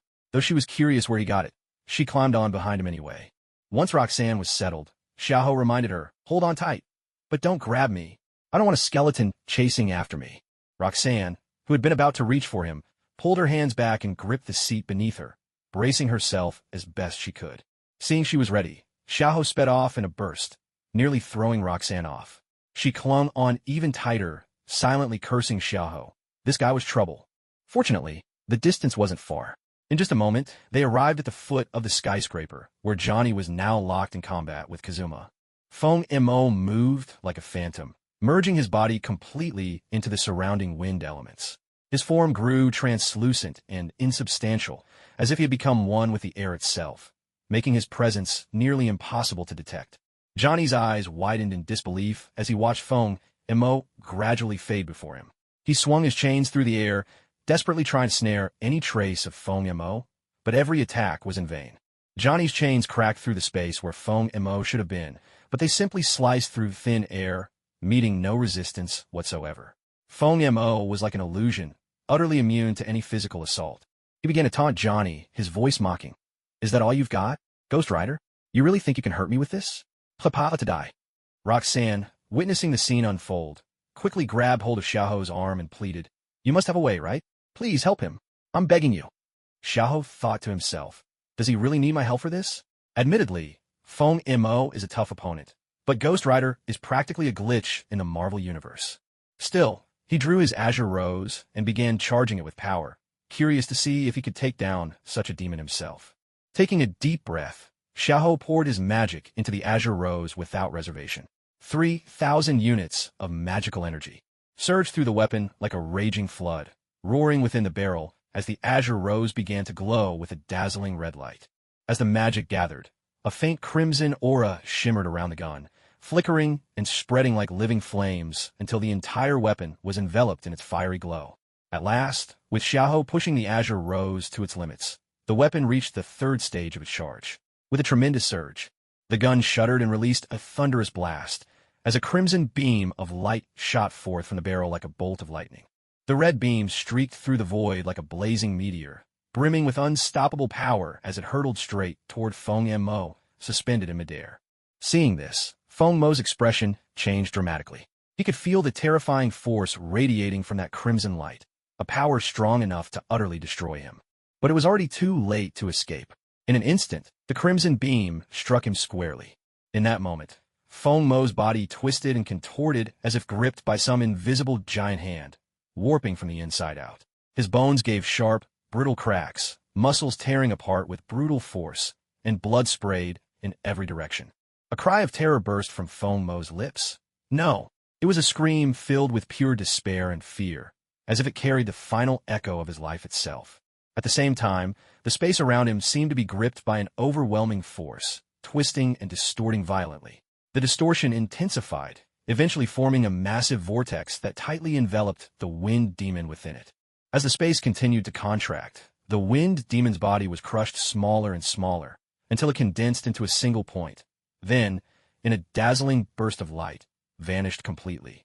Johnny had only just finished enchanting the chains when the wind demon was wiped out by this sudden attack, leaving him suspended in a state of confusion, not quite sure whether to advance or retreat.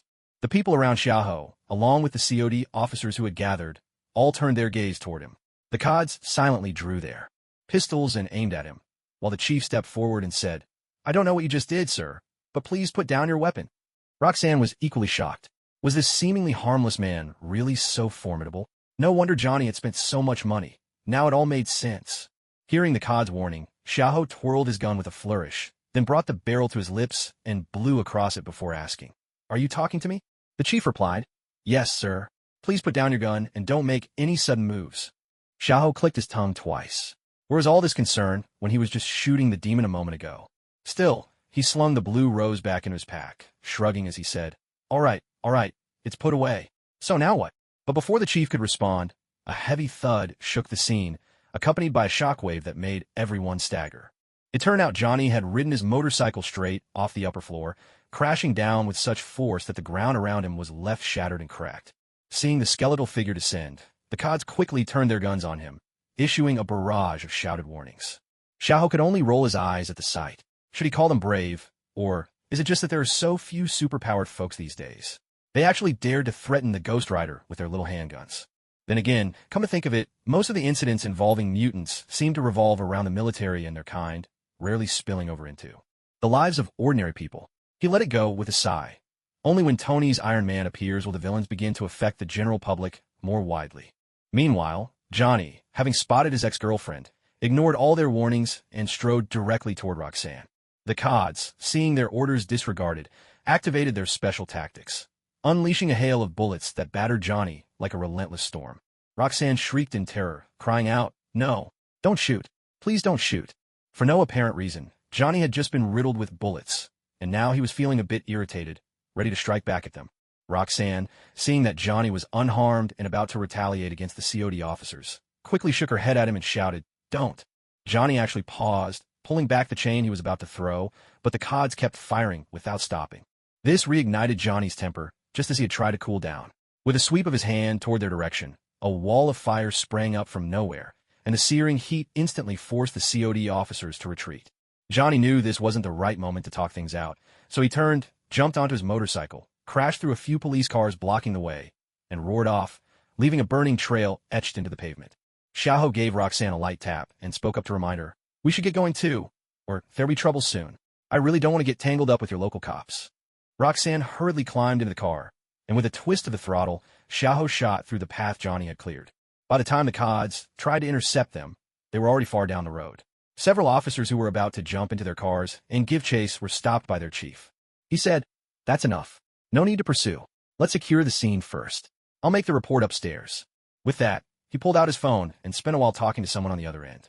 Meanwhile, Xiaoho carried Roxanne, following the fiery trail, to Johnny's workshop.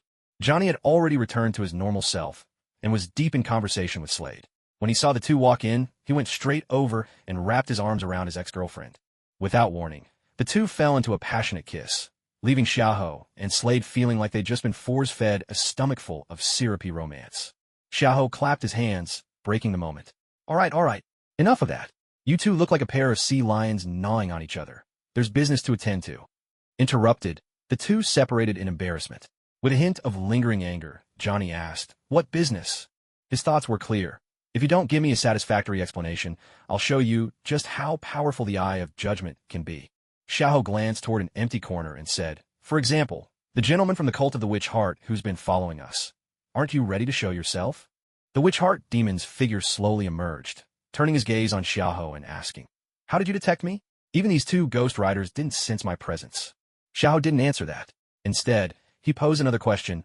"I'm curious. Do you really think you could take us on alone? Even if you wanted to use Johnny's woman to threaten him, wouldn't you at least wait until she was alone or no one was around?" The demon sorcerer said, "I admit you've got some skills, but those two can't hurt me. Meanwhile, I can withstand your attacks and kill that woman right in front of you. So, I propose a deal. As long as you hand over the Saint Venganza contract, I'll leave you alone. If not, I'll take care of everyone around you. There's no way you can protect them forever." Johnny exploded at these words, ready to charge forward and fight, but Xiaoho grabbed him and held him back. Xiaoho explained to him, "Calm down, don't be rash. He's right. You really can't hurt him now. He has no soul, so your eye of judgment is useless. And since he's Old Mo's son, your hellfire won't work on him either."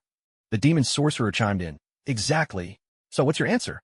Xiaoho took the contract out for a moment, then swiftly put it away, saying, "The contract is in my hands, but unless I'm willing, you'll never get it. But I can make you an offer. Tomorrow night, at the ruins of St. Venganza Village, we'll face each other in a fair fight. If you win, the contract is yours. But you must not harm anyone on our side. Do you agree?" The demon sorcerer weighed his options for a moment, then nodded. "Agreed. Do we need to seal the deal with a contract?" Xiaoho refused immediately. "No contract. I have no interest in signing deals with demons. There are already two fools here who've done that, Johnny and Slade, by the way, so I have enough examples. If you break your word, you'll never get what you want. I doubt you're that stupid." Hearing this, the demon sorcerer's figure slowly faded, but his voice lingered in the air. "Tomorrow night, I'll be waiting for you at St. Venganza Village." Once it was clear the demon sorcerer was gone, Johnny immediately turned to Xiaoho with his doubts. "Why did you make that deal with him? Why not just join forces and take him down?" Xiaoho brushed off his question. "Enough already, stop asking. I have my own plan. Just follow my instructions, and you'll be fine. Quit worrying so much. If you really have that much energy, you'd be better off spending it with your ex-girlfriend." As he spoke, he nodded toward Roxanne, who was standing nearby, her face full of concern for them. Johnny let his questions drop and went over to take Roxanne's hand and lead her back to their room. Slade watched Johnny leave, shaking his head and thinking to himself that this generation's Ghost Rider just wasn't up to the mark. Then he turned to Xiaoho and said, "No problem on my end. Just tell me what you need me to do." Watching him, looking every bit like he already had one foot in the grave, Xiaoho really had nothing in mind for him to do. "Still," he said, "there's nothing for you here, but you can choose. Either come along to watch the show, or stick around to protect Roxanne." Shirley immediately responded, "I'll go watch the show. That means I get to see the fight, right?" Xiaoho nodded, then found himself a sofa and sprawled out on it. He was planning to try the designated lottery. Maybe this time he'd finally get a useful vehicle. That motorcycle was fine for daily rides, but if something serious happened, it was practically useless. He opened the designated lottery panel and eyed the 10 accumulated draws he'd been saving for a while. This time, he figured he'd use them all up. Surely there'd be a chance to pull a Gundam from the vehicle pool? If he really drew one, wouldn't he just take off right then and there? The designated lottery interface had changed to include a 10 in a row option, just like the random draw. Apparently, these features unlocked once you met certain conditions. Xiaoho wondered if there were even more hidden functions in this game, waiting to be triggered. Without hesitation, Xiaoho started the 10 in a row draw. When the results flashed onto the screen, the first 6 images made his vision go dark with disappointment. A regular bicycle, a scooter, a mooring electric moped, 2 pairs of werewolf fangs, a snowboard, and, wait, a COVID-19 pathogen sample. Xiaoho couldn't help but grumble inwardly. What kind of junk is this? Could it get any worse? And this was with him wearing that shirt that supposedly boosted his luck. He sighed and kept looking at the remaining items. A 10-owner second-hand alto, a lucky charm in the shape of a pink heart necklace that boosted luck by 10 points, and a modded Pero T20, straight out of GTA, souped up with a custom power system, top speed 500 kilometers per hour, and unlimited energy. At this point, Xiaoho finally started to feel a bit better. Even if he ignored the souped-up Pero T20, just that luck-boosting necklace was already worth the price of admission. Though, come to think of it, wouldn't that necklace count as a special item? Why wasn't it classified as equipment? But when he saw the very last image, Xiaoho's excitement surged. So the biggest prize was hiding at the end. The picture showed a golden cup, brimming with some mysterious, radiant liquid that sparkled with crystalline light. Special item, ultra-compact, immaculate holy grail. Function: 1. Can be fused into the body, amplifying the owner's magic power tenfold. 2. Grants a single opportunity to summon a heroic spirit in the flesh. Requires a holy relic as a catalyst.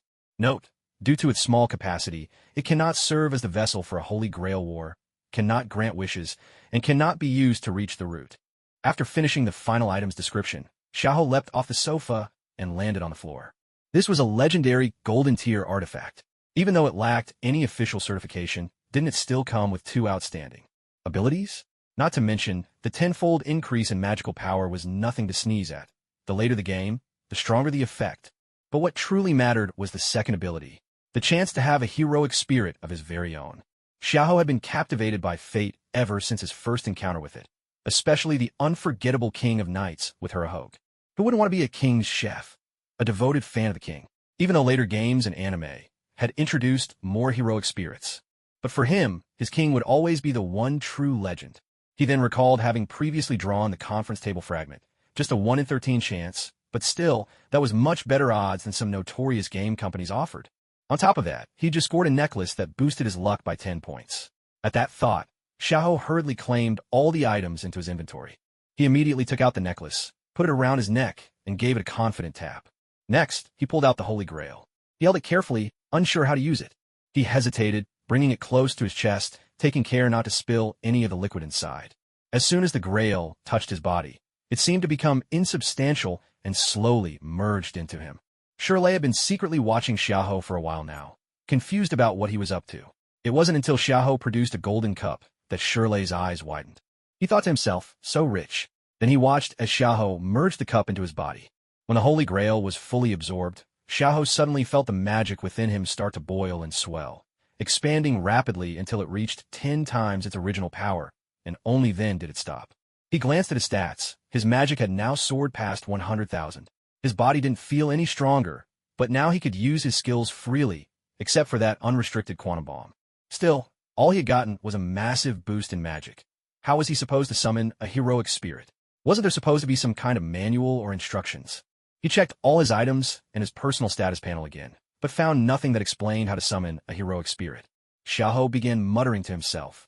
Could this be another bug? Did things always have to be this tricky? Then it struck him. In the anime and games he'd watched, summoning a heroic spirit always required drawing a magic circle and chanting an incantation. Even though the games simplified it, the anime always showed the full ritual. He crouched down, ready to start drawing the magic circle, but he couldn't remember any of the details of the circle at all. And what was that incantation again?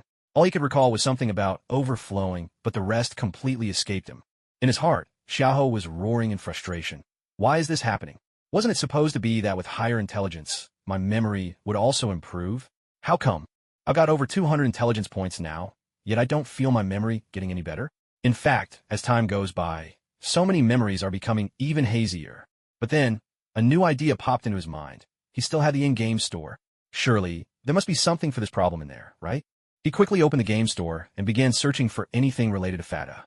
To his surprise, there really was something, besides all sorts of relics and equipment, resembling those from the heroic spirits. Even their noble phantasms were up for sale. Most striking of all were the Lesser Grail and the Greater Grail at the end. Buying one would let him start a Holy Grail war in the Marvel world right away. But as soon as he glanced at the endless string of zeros after the price tags, that hope was shattered. Even a Lesser Grail cost 100 million, enough to buy a Superman template outright. Even ordinary equipment was priced at hundreds of thousands, far beyond what he could afford. He would have to earn much more energy points. Yet, thinking about how it had taken him over 2 years just to earn 300,000, he instantly felt his motivation evaporate. After searching for a while longer, he finally found what he needed. Detailed explanation of heroic spirit, summoning spells, and ritual circles. 150,000 energy points. Xiaohou could barely hold back a curse. Everything in the shop was outrageously expensive. He only regretted not having studied these items more carefully before. But steeling himself, he made the purchase and followed the instructions for the ritual circle in his mind. Xiaohou moved all the items in Johnny's workshop to one side. Although Schley didn't know what he was up to, he helped him move things all the same. Unable to suppress his curiosity, Schley asked as he shifted items, "So what exactly are you planning to do?" Holding various repair tools, Xiaohou replied dismissively, "Just clearing some space to draw a magic circle." Noticing that Xiaohou wasn't eager to elaborate, Schley had no choice but to stifle his curiosity for the time being. He'd find out soon enough anyway. Once he had cleared out enough space, Xiaohou took out the Crimson Empress, drew a cut across his palm, and began tracing the ritual circle on the floor with his own blood. After finishing, he double-checked it several times, afraid of making the slightest mistake. Once he was certain everything was perfect, he placed a fragment of the round table at the center of the circle, then stepped back to the edge. He began chanting the summoning incantation. "Body of mine that lies beneath me, my fate entrusted to your blade. For the sake of all that is good in this world, appear now, guardian of the scales." As his chanting continued, lights surged from the magic circle, accompanied by faint crackles of electricity. When he finished the last line, a heavy thud sounded from the center of the ritual, sending up a thick cloud of dust. The light faded, signaling the ritual's completion. As the dust gradually settled, a figure clad in full silver armor adorned with red runes emerged. She wore a helmet that fully covered her head, topped with horn-like decorations reminiscent of a bull. At that moment, she seemed a bit bewildered. Was she being summoned once again? She had clearly already let go of her dreams. How could she still be called forth by someone? Xiaohou now saw clearly the heroic spirit he had summoned, and a wave of disappointment washed over him. It wasn't the king he had hoped for. He didn't even notice the command seals that had appeared on the back of his right hand. But soon his spirits lifted. Although it wasn't the king, Mordred wasn't bad at all. After all, she had the same face, and though she still didn't understand the human heart, at least she looked identical. Only the grown king truly understood people's hearts. By now, Mordred had already removed her helmet. Turning to Xiaohou, she declared, "My name is Mordred, the one true heir of Knight Arthur Pendragon. Tell me, are you my master?" Hearing this familiar opening line, Xiaohou couldn't help but retort, "Mordred, can't you think of a different way to introduce yourself?" But Greatsword flashed instantly to his throat, and Mordred's voice rang out, "What's this? Do you have a problem with me?" Xiaohou immediately raised his hands in surrender. "Of course not. I was just making a comment, that's all. No offense meant." After sensing Xiaohou's aura, Mordred looked at him with clear disdain. "TCH, it's that Siegfried guy's presence again. Hey, what's your deal? Did you dig out that brat Siegfried's heart and transplant it into yourself or something?" Xiaohou felt a cold sweat break out on his forehead. Judging by her demeanor, this was clearly Mordred from after the Third War, though he wasn't sure if she'd experienced any of the later singularities. He went on to explain how he had come by the heart. After hearing his story, Mordred asked, "Since there's no Holy Grail war, why did you summon me here? If you can't give me a reason I find convincing, I'll kill you on the spot and return to the Hall of Heroes." Instead of answering, Xiaohou shot back with a question of his own. "After the incident with Lion King, did you participate in any more wars?" Mordred did not hide her displeasure. With a sweep of her greatsword, she carved a deep trench across the floor and wall. "I clearly asked first. Shouldn't you answer before me? But fine, I'll let it go this time. No, after the Lion King, I didn't fight in any other wars. Now it's your turn." Hearing her reply, Xiaohou understood her current state. This was the Mordred who had let go of her obsession with her royal father. Then, with a serious expression, he said, "I need a companion. so I used the little holy grail at hand to perform summoning. Besides, it seems you don't have anything urgent to do right now, do you? How about joining me for some fun in this world? This world is filled with formidable figures. Demons, gods, all kinds of superpowered villains. There's no time limit, and you're free to do whatever you want. And I can't die. Even if you kill me, I'll just come back to life the next day. Mordred raised an eyebrow and asked, whether or not you can die, we'll only know if we try. But what you're saying is, you want me to help you conquer this world. Xiahou shook his head repeatedly. No, only a fool would try to conquer the world. My goal is for you and me to challenge the different champions of this world, occasionally help out ordinary people, and truly experience different kinds of lives together.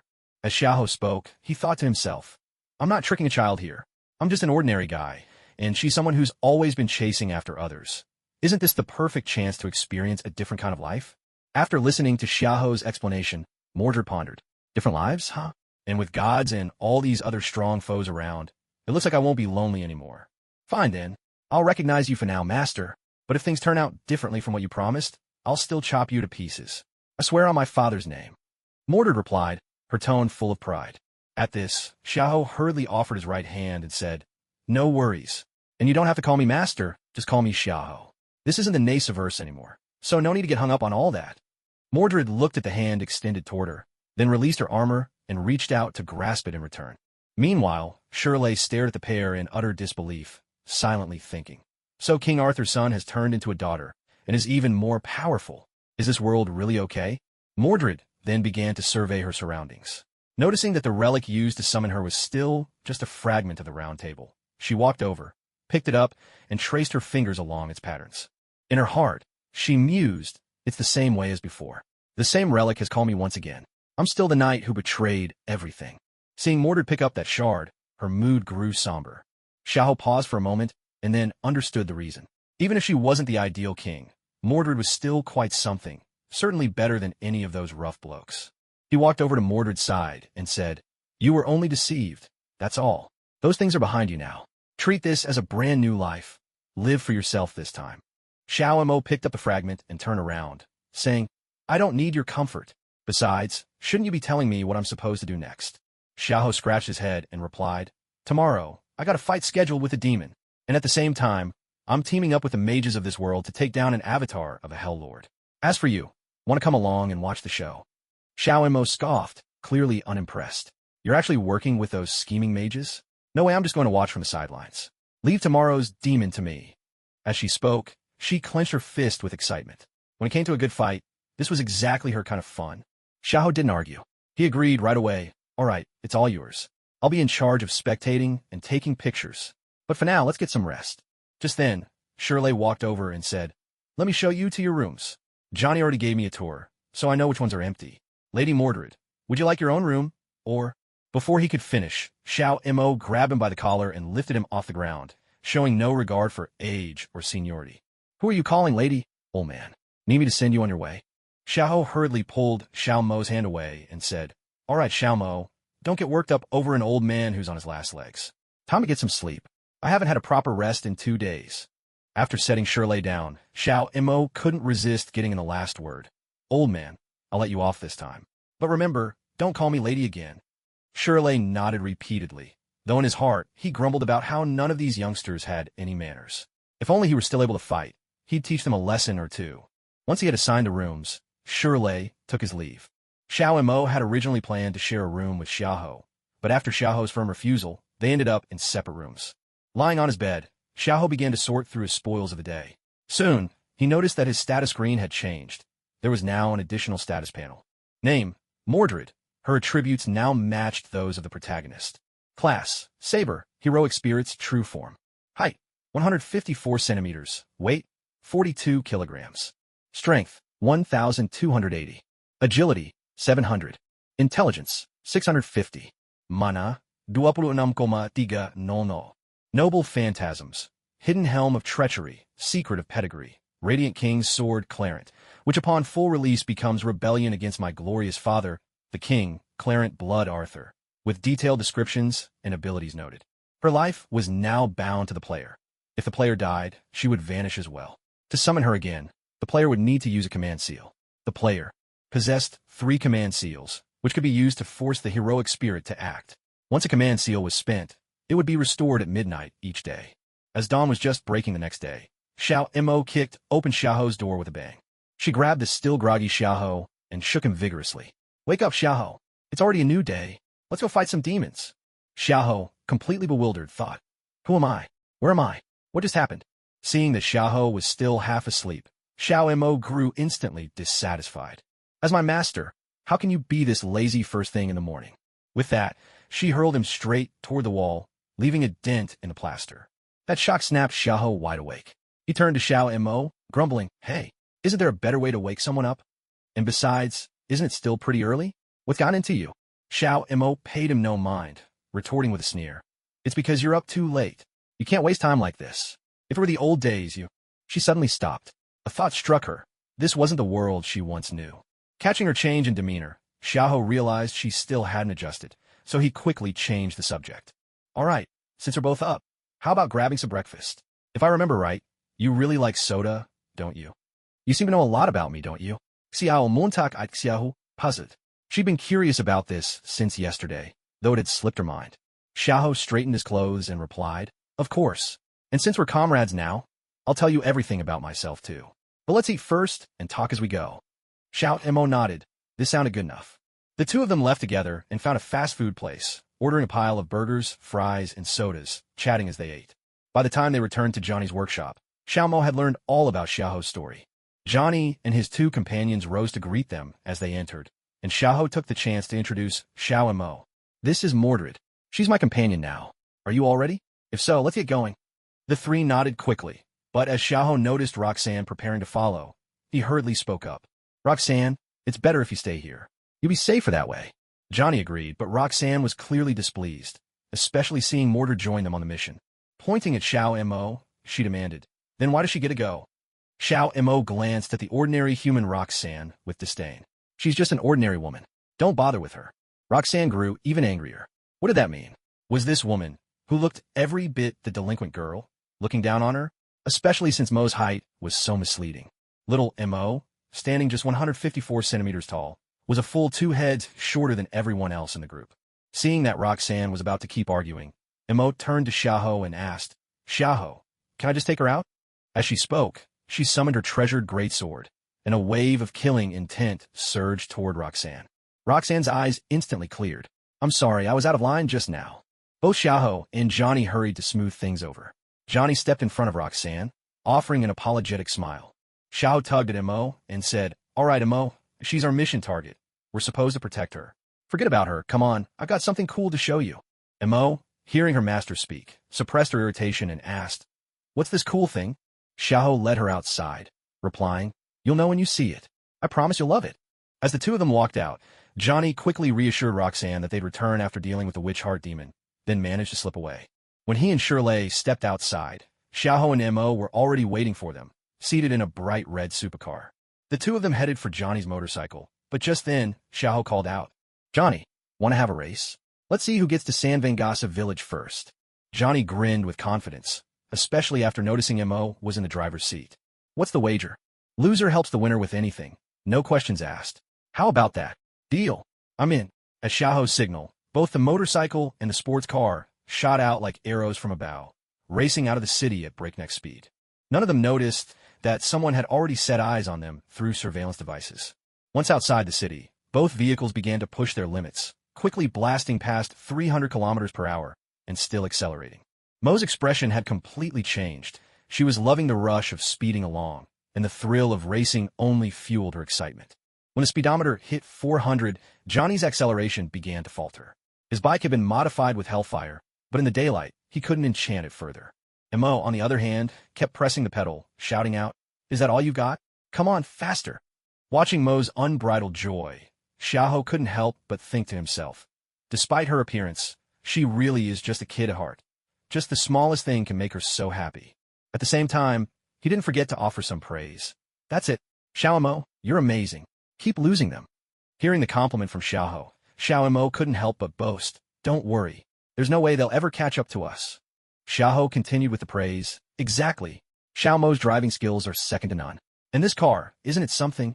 I love it, especially the color." From now on, Just leave the driving to me, Xiao Mo declared, giving the dashboard an affectionate pat to show just how satisfied she was with the car. Meanwhile, Johnny was desperately chasing after them from behind. The two cars tore down the highway like twin bolts of lightning, racing off into the distance. Not far above them, high in the sky, an invisible fighter jet quietly tailed their movements. Inside the jet, a striking red-haired woman with a stunning figure turned to the slightly balding white man beside her and said, "Carlson, are we just going to keep following them? Should we make contact?" "No need, Natasha. Let's keep our distance for now and assess just how dangerous they are. Besides, there are two new strangers with them. Let's wait until headquarters confirms their identities," he replied. "Understood, sir. As you wish." Xiaoho and his companions didn't reach the village of San Venganza until night had fully fallen. This was a place utterly forgotten by the world, surrounded only by withered trees, one side completely swallowed up by swamp. After circling the area, they finally managed to find a narrow path, just barely wide enough for their car. If it hadn't been for the modifications to their Paro T20, there'd have been no way in at all. Upon arriving at San Venganza, Xiaoho stowed the car back into his backpack, while Johnny and his companion parked and walked over to join them. "You win. So, what do you need me to do?" Xiaoho considered for a moment. There didn't seem to be anything he needed help with right now. So he said, "Nothing at the moment. If I need anything, I'll let you know." Johnny agreed without hesitation. "All right, just let me know when you do." After surveying the area for a while, Xiao Mo asked eagerly, "So, where's the demon you mentioned? I can't wait to fight him." Xiaoho was puzzled as well. The demon witch heart should have arrived by now, so why hadn't he shown up yet? He didn't dwell on it, though. Instead, he took out some extra food he'd bought that morning and handed it around. "Since they're not here yet, let's take care of dinner first. Xiao Mo, here's your cola." Xiao Mo promptly took a big gulp before digging into her burger. Johnny and Slade couldn't help but grumble inwardly. "You really came prepared, didn't you? And why don't we get any cola? Playing favorites, are we?" Xiao said, "Of course. Who could refuse to spoil little Mo and that face she inherited from our king? It's just a pity she didn't get the king's appetite. That's probably why his Majesty won't acknowledge her. Don't get the wrong idea. Xiao only treats little Mo as a younger sister and is raising her as such. You could say she's the second protagonist here." After dinner, little Mo grew restless. She kept kicking the pebbles at her feet, grumbling to Xiaoho as she did so. "So, are we being stood up? Is this demon you talked about even coming or not?" Before Xiaoho could answer, the voice of the witch heart demon drifted over. "Looks like you two arrived early. I thought I'd be the first one here." Two figures slowly emerged at the edge of the marsh. It was witch heart demon and water demon. Upon seeing the two demons, Xiaoho called out, "You two are late. We've been waiting ages. We almost thought you'd chicken out." Witch heart demon flashed a wicked grin. "Why would I? You brought the contracts I need, haven't you?" Little Mo was already running out of patience. She cut straight in. "Why waste time talking? Let's just fight. I'll go first. Get ready for me to win this for you, Xiaoho." With that, she donned her armor and hefted her greatsword, charging straight at Witch Heart Demon and Water Demon. Xiaoho could only smile helplessly. As expected, little Mo was made for the Berserker class. "Still," he shouted, "Witch Heart Demon, as long as you defeat little Mo, the contract is yours." Witch Heart Demon shot a look at Water Demon, signaling him to take the lead. Water Demon quickly gathered a sphere of water, then hurled it at little Mo without hesitation. As the water ball came flying toward her, little Mo made no move to dodge or defend. Instead, she charged at it head-on, fearless as a wild beast in the face of danger. In the blink of an eye, little Mo and the water ball collided with a thunderous crash. The sphere burst, sending water spraying everywhere and filling the air with a misty haze. Astonishingly, little Mo emerged from the cloud completely unscathed, her momentum unwavering, as swift and unstoppable as a shooting star streaking toward Water Demon. Water Demon hadn't expected such a fierce counterattack. The moment little Mo appeared right in front of him, he was stunned. He tried to turn himself into water and slip away, but it was already too late. Little Mo gripped her greatsword, now surging with immense magical power. With a mighty swing, she brought it down upon Water Demon. The blade carved a brilliant arc through the air, slicing toward him with unstoppable force and striking true. In an instant, the greatsword cleaved Water Demon's body clean in two. The raging magic surged like a tidal wave, consuming Water Demon entirely and tearing him apart in its wake. The Water Demon's intention to reconstitute its body was utterly shattered by the overwhelming surge of magic. In the end, the Water Demon died in such a pitiful fashion. Its body gradually dissolved under the onslaught of magic, leaving behind nothing but a puddle, as if it had never existed at all. The four onlookers each wore a different expression. Xiaoho's face was calm and indifferent, while Johnny and Schley looked somewhat surprised. Only the corruptor demon's expression was truly awful. He had brought along 3 underlings, and they hadn't accomplished a thing before being wiped out like this? Xiao Mo gazed at the dissolving water demon with utter disdain. So this is what a demon amounts to? How feeble. Even the puppets summoned by mages in her previous battles were more formidable than this. Without hesitation, she pressed her attack toward the corruptor demon. Yet he was far stronger than the water demon. His physical attributes now rivaled those of lesser-tier heroic spirits. He met Xiao Mo's strikes with various defensive maneuvers, and when avoidance was impossible, he would vanish in an instant, only to reappear elsewhere on the battlefield. Is running away all you can do? Show me what a demon is really capable of. Let's see how strong you truly are. But the corruptor demon was inwardly miserable. What sort of monster is this girl? The power infused in that greatsword is no joke, unlike the Ghost Rider, who just relied on Hellfire and the Eye of Judgment to exploit loopholes. This sword could actually hurt him. Seeing that the corruptor demon was still dodging and evading, with no intention of facing her head-on, Xiao Mo's patience snapped. Her hand tightened on the Radiant King's sword, which began to transform, the blade unfurling like a lotus in bloom. Xiaoho immediately realized she was about to unleash her full power, and panic flashed across his face. If the corruptor demon was destroyed so quickly, how would they lure out Mephisto? He shouted, Xiao Mo, wait. Hold on a moment. Irritated, Xiao Mo shot him a glare, but she paused her actions nonetheless. Giving her a reassuring look, Xiaoho produced the St. Van Gonza contract and tossed it to the corruptor demon. Catching the contract, the corruptor demon's face clouded with confusion. Why would they suddenly hand this over? Was there a catch? Relax. There's nothing wrong with it. But after you use the contract, you'll need to give Xiao Mo a real fight. Otherwise, she's going to get upset. Hearing Xiaoho's words, the corruptor demon was filled with contempt for these mortals. In his eyes, they were nothing but ignorant fools, arrogant beyond measure. They had no inkling of the power he would gain after absorbing all the vengeful spirits here. Without a moment's hesitation, the corruptor demon activated the contract. In an instant, countless vengeful spirits surged toward him like a tidal wave, threatening to submerge him completely. These spirits frantically burrowed into his body, merging with his very soul. As the spirits continued to pour in, a dense black mist began to emanate from all around the demon of the witch's heart. The mist was as black as ink, tightly enveloping him in its embrace. It grew thicker and thicker, until finally it obscured his figure completely from view. When the last vengeful spirit was finally consumed, the demon of the witch's heart suddenly shuddered violently. Then, the black mist gradually dispersed, revealing his true form. Now, the demon of the witch's heart had undergone a complete transformation. His face was twisted into a snarl, exposing savage fangs that gleamed with a chilling light, enough to send shivers down anyone's spine. His eyes had turned blood red, brimming with boundless murderous intent and ferocity. He opened his mouth and let out a deafening roar. I am Legion, because we are many. You wretched humans, prepare to die. His voice echoed through the air, laced with a biting coldness that seemed to pierce the soul. It was clear that the demon of the witch's heart now counted all those spirits he had absorbed as part of himself. This fusion had greatly amplified his power, and his confidence had swollen to monstrous proportions. Xiaoho turned to Xiao Mo and said, Xiao Mo, it's your turn. Now he's finally strong enough to give you a real fight. Xiao Mo looked across at the demon of the witch's heart, whose presence had swelled to a frightening degree, and burst into delighted laughter. Ah, now you're starting to look the part, demon. Let me, Mordred Pendragon, son of King Arthur, give you the battle you so desperately crave. Johnny, who had been watching the spectacle with Schley and munching on snacks, nearly dropped his jaw when he heard Xiao Mo announce her full name, especially that part about being King Arthur's son. If he'd been transformed, his jaw might have literally hit the ground. But when he glanced at Schley and Xiaoho, their faces were utterly calm. It was obvious they'd known all along. Annoyed, he gave Schley a swat and demanded, You knew? Why didn't you tell me? Schley turned and replied, I thought you'd figure it out when you heard her name this morning. Johnny, how would I have known that? Meanwhile, Xiao Mo and the Legion were clashing in midair like two meteors, colliding with ferocious force. Sparks flew in every direction, and brilliant flashes lit up the sky. The Legion's body began to morph in terrifying ways. His hands transformed into monstrous claws, razor-sharp and gleaming with a deadly sheen, as if they could shred anything in their path.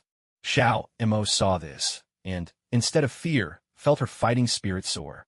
Her sword met the Legion's claws in a flurry of strikes, filling the air with a clear ring of steel on steel. Sparks erupted where blade and claw collided, and astonishingly, the Legion's claws were strong enough to withstand her sword. Xiao Imo fixed her gaze on the demon lord before her, watching as his aura grew ever more powerful. His demonic claws slashed through the air, stirring up violent gales, as if the very air around them was being torn apart. A faint smile played at the corner of Xiao Mo's lips. Confronted by such a formidable foe, she felt not a trace of fear. Instead, a surge of exhilaration welled up inside her. With a graceful sweep, the blade in her hand traced a beautiful arc through the air, its fierce energy cutting straight toward the demon lord. Sensing the danger, the demon lord hurriedly swung his claws, trying to block the strike. However, Xiao Mo's sword was unstoppable. Like a spear through bamboo, it broke through his defenses and thrust directly at his chest. The demon lord staggered back, barely dodging the fatal blow. Still, the blade's force grazed his chest, leaving behind a deep, jagged wound. Seeing this, Xiao Imo seized the advantage, her sword raining down upon the demon lord like a relentless tempest. Though his power had greatly increased, the demon lord soon found himself overwhelmed by the ferocity of Xiao Mo's assault. Back and forth they battled, exchanging blows for dozens of rounds. The ancient ruins around them suffered heavy damage from their fierce combat, with deep fissures splitting the earth as if cleaved by a giant's axe. Yet, the raids had not only enhanced the demon lord's strength, but also his ability to heal. No matter how grievous the wounds Xiao Imo inflicted, he would recover in an instant. Once more, Xiao Imo unleashed her noble phantasm.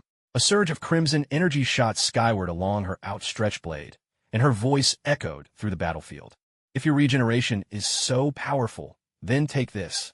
Clarent blood, Arthur. O my splendid father, I rise in rebellion.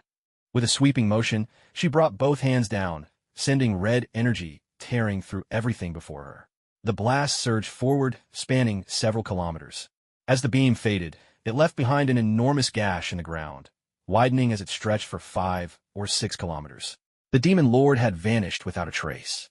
Xiao watched in awe, silently admitting that witnessing this in person was far more thrilling than any anime. The visual impact was on a whole different level. Johnny and Schley exchanged glances, thinking, if King Arthur's child or daughter is this powerful, what about the king himself? And what are those legendary heroes? Are they all this strong?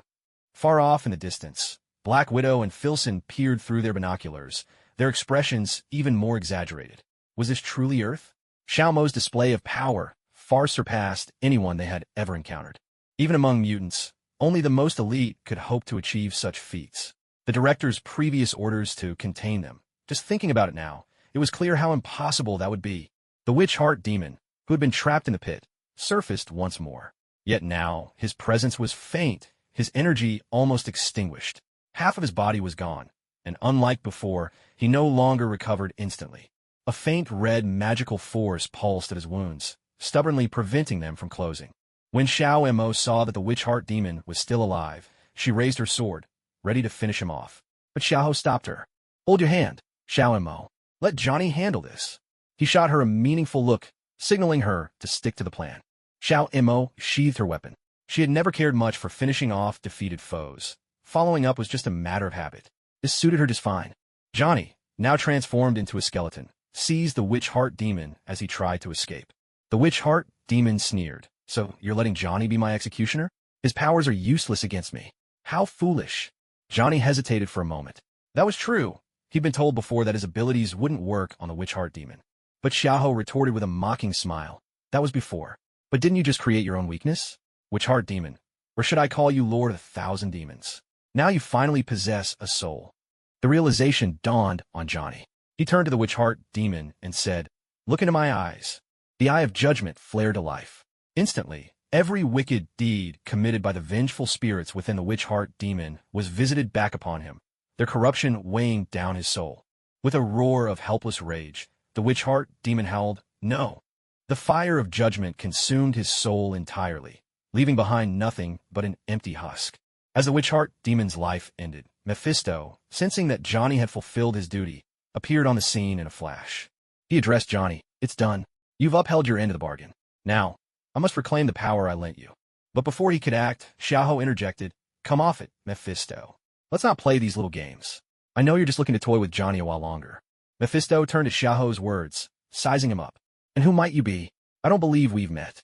Would you care to strike a deal with me? I can give you anything your heart desires. Xiaoho had already been channeling magic into his jade pendant ever since Mephisto appeared. Now, he simply meant to draw the demon's attention. Enough, Mephisto. Drop the act. You don't even know who I am. Yet you promise me everything? Maybe you should take a look behind you and see who's arrived. Startled by the suggestion, Mephisto glanced over his shoulder. Standing behind him was a bald woman clad in saffron robes, her expression merry as she eyed him. Mephisto's heart skipped a beat. How had this bald-headed monk found him? He'd gone to such lengths to remain hidden. Wait, was it that Asian guy? Ancient One, you've played me. Seeing Mephisto's hostile glare, Xiaoho continued to taunt him. Still want to sign a contract with me? Looks like you're in some trouble yourself now. Little Amo moved to stand by Xiaoho's side, eyeing the two newcomers warily. She drew her greatsword once more and asked, "Can I fight them? They both look really strong." Xiaoho reached out to stop her. "Hold on, Little Amo. Let's watch for now. No need to rush in.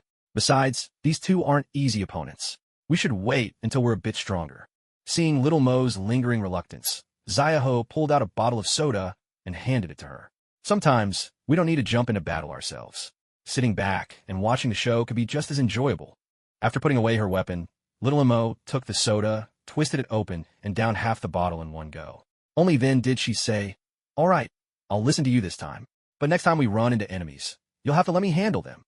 Xiaoho quickly painted her a rosy picture. "Don't worry, soon enough there will be a big green brute and a burly yellow guy for you to fight. They're tough as nails and perfect for you." Little Emo nodded, then fixed her gaze on the two opponents facing each other.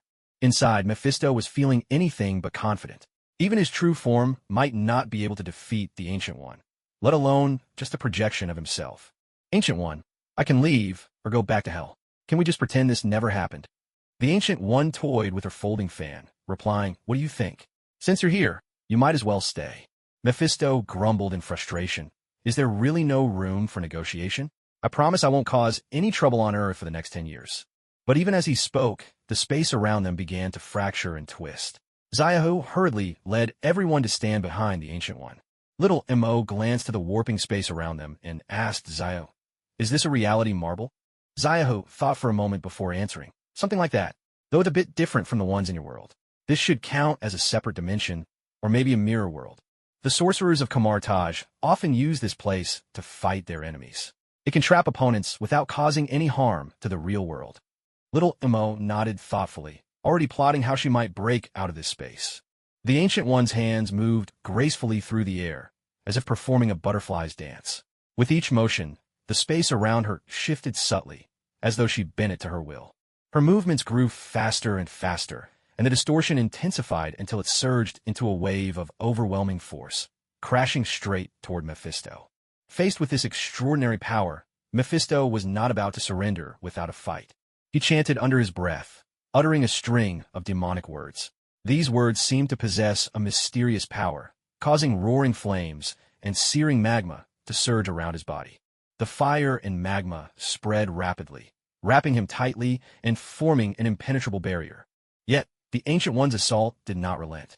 Her magical energy flowed forth without pause, colliding and pressing against Mephisto's flames and magma. In the heat of their fierce clash, the soil and buildings nearby were swept into the chaos, warping and shattering under the pressure. Just as Mephisto was barely managing to withstand this wave of attack, the corners of the Ancient One's lips curled ever so slightly, revealing a faint, almost imperceptible smile. She had, in fact, already prepared an even more formidable spell, and now was the perfect moment to unleash it. With a swift, decisive motion, the Ancient One swept her hands forward. A dazzling beam of light shot from her palms, slicing through the sky like a bolt of lightning. The beam streaked toward Mephisto at breathtaking speed. Wherever it passed, the very fabric of space shattered like glass, ringing out with a sharp, crystalline sound. Mephisto had no time to react before the beam struck him. His body, too, shattered like glass in an instant, bursting into countless fragments that scattered in all directions. In his final moments, Mephisto let out a furious roar. "I will return, Ancient One." His voice echoed through the air, as if casting one last curse upon her. After confirming that Mephisto's avatar had been utterly destroyed, the Ancient One waved her hand, and the distorted surroundings instantly returned to normal, as if everything before had been nothing but a dream. Xiahou allowed a sigh. No wonder, in the movie, you were only on screen for such a short time, old-timer. It's not without reason. The budget must have been burning up. Xiao Mo, too, inwardly acknowledged the immense power of this sorcerer. Unlike Merlin, that scoundrel of a mage, this one was truly formidable. As for Johnny and Schley, they fared even worse. Schley could only marvel that the Ancient One had indeed protected Earth as the Sorcerer Supreme for centuries. Johnny wondered to himself, who is this new powerhouse? Why has no one mentioned her to me? If I asked to be her apprentice right now, would she accept me? All right, Mephisto shouldn't be showing up again for the next few years. I've completely erased this avatar's soul, and his true form will feel the effects too. Besides, there are other rulers in hell who are eager to expand their domains. If there's nothing else, I'll be on my way. And one more thing, stop talking behind my back. Understood. With those words, the Ancient One opened a portal and stepped away. Xiahou quickly called after her, "Hey, old-timer, open a portal for me too, will you? Driving back will take forever." "Hi, Lao Zhang, don't pretend you can't hear me. Damn it, you bald bastard." Xiao Mo saw he was still shouting and gave him a smack. "All right, that's enough yelling. What do we do next?" Xiao looked at Xiao Mo and said, "No idea. How about we wander around for a bit? Get you familiar with this world first." Xiao Mo nodded at this suggestion. She'd always enjoyed going for a ride and seeing new places. Johnny and Slay came over too. Johnny said, "Since you two want to go sightseeing, we won't keep you any longer. I'll transfer the money to your account. Thanks again for your help." Xiao smiled. "No problem. You paid for our work after all. Besides, you can recommend us to your friends. If the price is right, I'd even blow up the White House for you." He also claimed the reward for completing the mission, planning to use it later. Then he pulled the two of them in for a few photos, intending to hang them up when he opened his bounty agency in the future. With that, the two groups parted ways, each heading off on their own journey. Slay was set on a proper retirement. Johnny was off to get back together with his ex, and Xiao and Xiao Mo planned to keep traveling. "Sir, what should we do now?" "The director wants you to find an opportunity to make contact with those two. I'll handle Johnny myself." "Understood, sir." The winding coastal highway snaked around the cliffs like a ribbon of black silk. To the left, emerald waves foamed white against the shore. To the right, the cliffs were dotted with red-roofed cottages. On the distant horizon, the silhouette of a city shimmered. Xiao and Xiao Mo were driving along this coastal road. It had been a week since they parted ways with Johnny. "Xiao, why do we have to go to New York? That's the very heart of chaos in this world. It's going to be lively there. Besides, it's by the sea. Once we make enough money, we can buy a stretch of beach. You could play in the ocean every day." "All right then, as long as there are strong opponents to challenge me, I'm in," Mordred said, sticking her hand out the window to feel the rush of ocean air.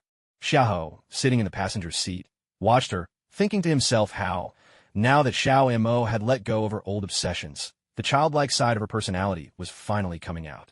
These past few days, it felt like he'd been traveling with a headstrong little sister. The loneliness inside him had faded quite a bit, especially at night, when their magical connection let him glimpse more of Xiao Mo's past.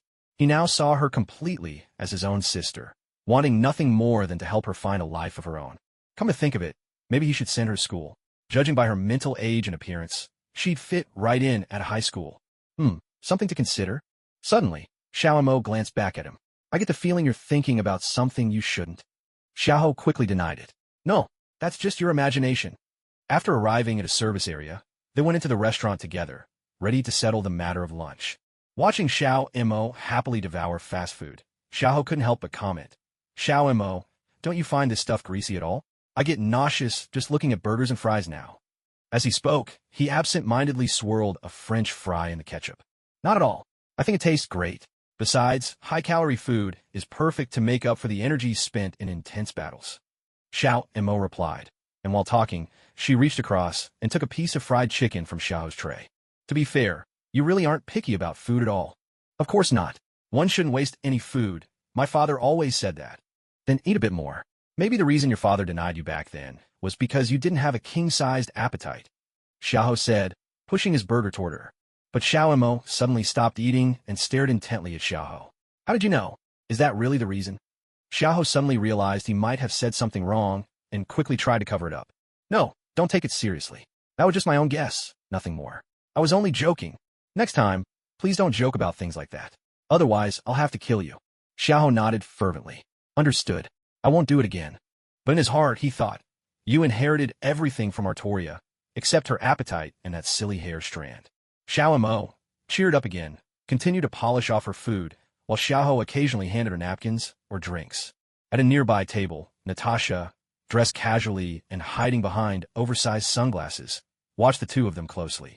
One odd pair, she thought, yet there was something family-like about their interaction. When they finished eating, Natasha walked over, ready to make her move. "Hello, my name's Natalie. Do you mind if I bother you for a moment? I had a fight with my boyfriend, and he stormed off. I was wondering if you're headed to New York too. Could I catch a ride with you?" As she spoke, Natasha put on a sorrowful expression, looking at them with pleading eyes.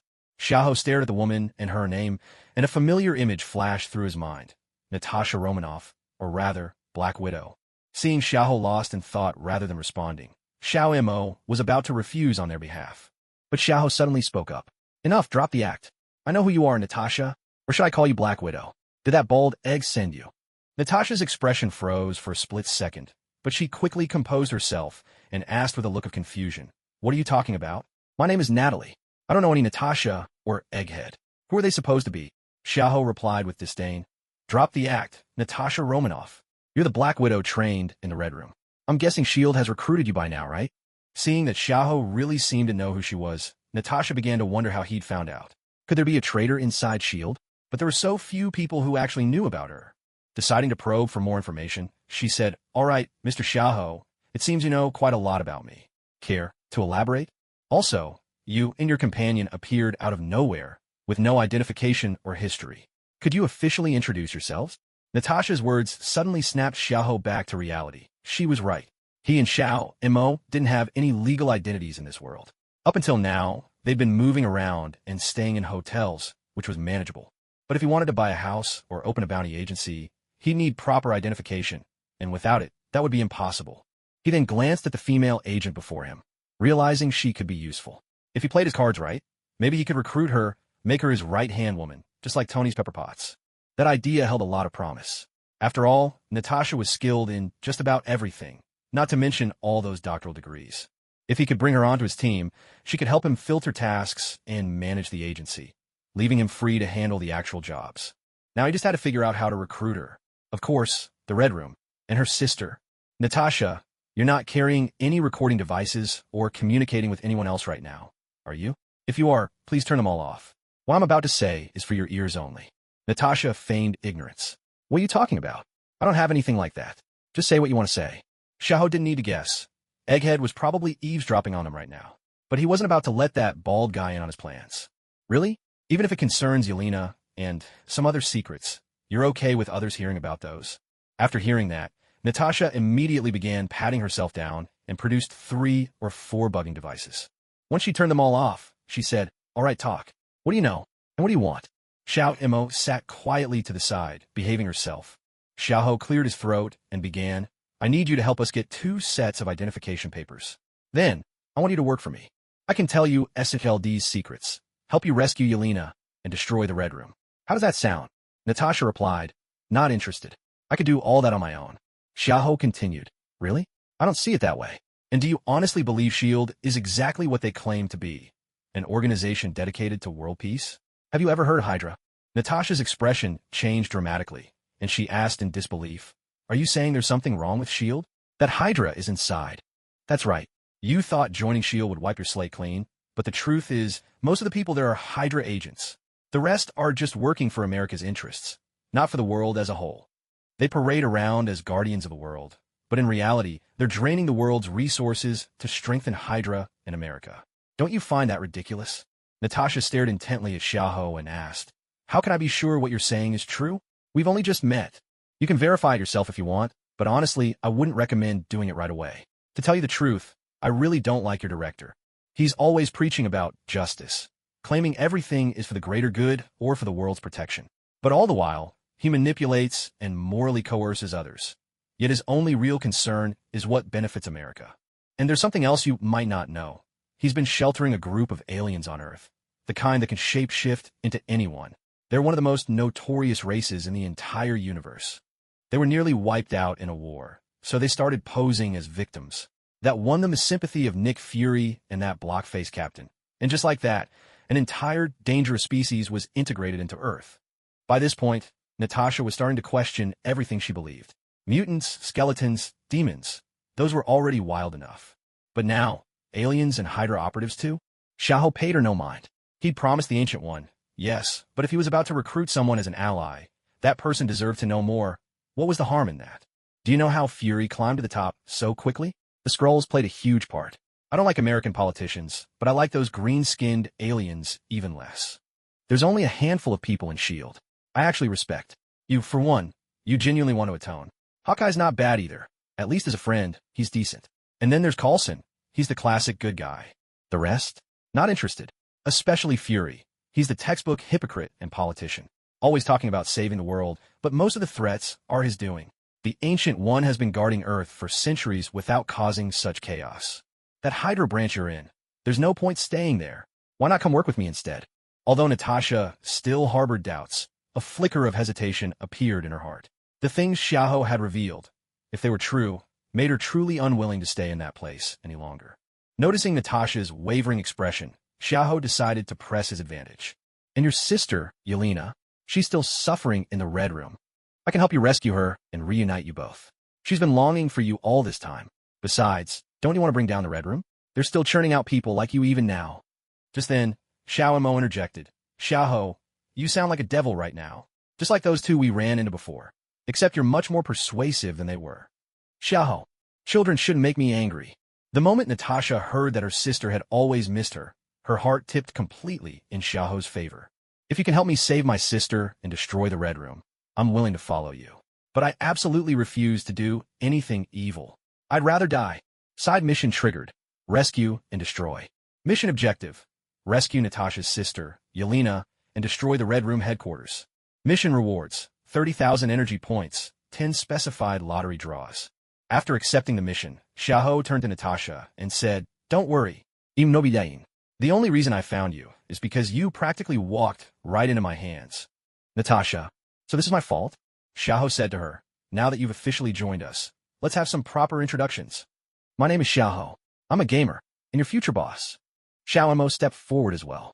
I am Mordred Pendragon, the one true heir of King Arthur Pendragon. Now, I serve as Master Xiahou's guardian knight. Seeing the way Natasha was staring at them, almost as if she thought they were lunatics, Xiahou quickly offered an explanation. Don't get the wrong idea. Xiao and Mo really is the child of the legendary King Arthur. I just happened to summon her here, that's all. He sidled up to Natasha and whispered in her ear, just so, you know, Xiao and Mo has a bit of a prickly personality. She doesn't like being called a woman, but she hates being treated like a man even more. You'll figure it out eventually. Xiao Mo's voice suddenly cut through. Xiahou, what are you whispering about? You think I can't hear you? Without warning, she landed a punch square in his chest. The force sent Xiahou flying. With a thunderous crash, he smashed straight through the wall and landed outside, hitting the ground hard enough to leave a massive crater. Natasha stared in shock at the scene before her. At the same time, she quietly committed Xiahou's words to memory. This girl, she thought to herself, definitely has a wild side. She recalled the blazing crimson light that shot into the sky earlier and the scene she saw during the subsequent on-site investigation. From now on, she needed to be more cautious and not speak carelessly. Little Mo noticed the eyes around her, all fixed on her. She snorted dismissively, then strode out.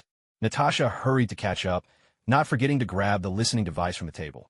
She still needed to speak with Clint, at the very least to acknowledge that he was the one who saved her. Little Mo walked to the edge of the pit and called out to Xiahou, who was still pretending to be unconscious. Stop pretending. You can get up now. Hearing her voice, Xiahou squinted one eye open to check. Sure enough, Little Mo was still glaring at him with that unfriendly look. He was tempted to stay down a bit longer, but the increasingly hostile stares made him feel as if he were sitting on pins and needles. He finally stood up, dusted off his chest and back, then looked at the two in front of him. Let's go. Let's get out of here before we talk more. But the three of them soon fell silent as they stared at the car by the roadside. It only had room for two. How about your bike? Xiahou suggested, pulling out the Kawasaki motorcycle he'd used earlier. Natasha gave a resigned nod, then added, All right, but we'll need to split up for now. I'll help with your identity issues, and besides, I have a few things to discuss with Clint. That works. I trust you'll be able to find us. But there's something I hope you don't mention to your director. In fact, almost everyone at S.H.I.E.L.D. is a Hydra agent. Other than Hawkeye and Coulson, you really shouldn't trust anyone else. If Nick refuses to let us go, just tell me. I'll help you wipe S.H.I.E.L.D. off the map. With that, Xiahou and Little Mo hopped on the bike and sped toward New York. Natasha, meanwhile, reactivated the eavesdropping and communication gear. As soon as she connected, a familiar voice crackled in her ear. Agent Romanov, why did you just cut the comms? What exactly did you discuss? Director, I think we need to have a proper talk. Bring Clint, just the three of us. You pick a secure location. I understand. I'll send you the address. In a cramped basement room, the three sat facing each other. Now, can you tell us what happened? Nick asked. Natasha pulled out a device and swept the entire basement, making absolutely sure there were no bugs or recording equipment. She began, I've made contact with the targets. They told me who they are. I believe the information about their identities is true. They also shared some things about what's really going on inside S.H.I.E.L.D. I can only tell you this. They claim that most of S.H.I.E.L.D. is infiltrated by Hydra. Midway through, she suddenly asked, do you know about the Strucker people? Nick's pupils contracted in a flash, but he said nothing. Natasha, who had been watching him intently, had already made up her mind. I want to resign from S.H.I.E.L.D. Do you realize what you're saying, Romanov? Nick Fury's face was full of disbelief. Clint also glanced at her in surprise. I'm certain about this. Still, I hope you'll help us prepare new identities. Consider it payment for my service over the past year. And I can offer you one more piece of information. Nick pondered for a moment before replying, all right, I agree. What else do you want to tell me? With a serious expression, Natasha said, be wary of the Skrulls. He told me not to mention it, but I think you deserve a warning. When they take on someone else's form, they can access a short-term memory of that person, right? Don't tell me you haven't let them impersonate anyone in S.H.I.E.L.D. Since most of the people inside are Hydra, there's no way they wouldn't have noticed. So, there's only one possibility. They're deliberately hiding it from you. I assume you're still on humanity's side, Director? Damn it, fuck. Nick let out a classic curse, his doubts beginning to fester. If what she said was true, then their current situation was perilous. Clint's face turned grave. Although this was all new information to him, he trusted Natasha, knowing she'd never deceive him or Nick about something this important. Nick looked at Natasha and asked, are you sure you don't want to stay? You know, if what you're saying is true, we could really use your help. No, the best help I can offer is to share everything I know. Right now, I need to rescue my sister. Clint, we never did destroy the Red Room. I have unfinished business to take care of. Determination was written all over Natasha's face, though her eyes betrayed a hint of pain. Nick realized he couldn't press her any further. He hadn't been director for as many years as he would be later on. He was still new to the role, not yet as hardened. I'll handle the new identities for you. I hope you succeed in your mission. And if you come across any more information, I hope you'll pass it along to me. I'll judge the situation as it comes. Thank you both for everything. With that, Natasha turned and left the basement. What should we do now, Director? Clint looked at Nick. After a moment's thought, Nick replied, act as if we know nothing and start investigating quietly. We need to confirm exactly who's involved. Don't alert them. Clint nodded. Understood. Still, he couldn't help but worry about what Natasha was about to do. Natasha made her way to where Xiaoho and the others were waiting. At this moment, Xiaoho and the others were inside an arcade, playing on the gaming machines.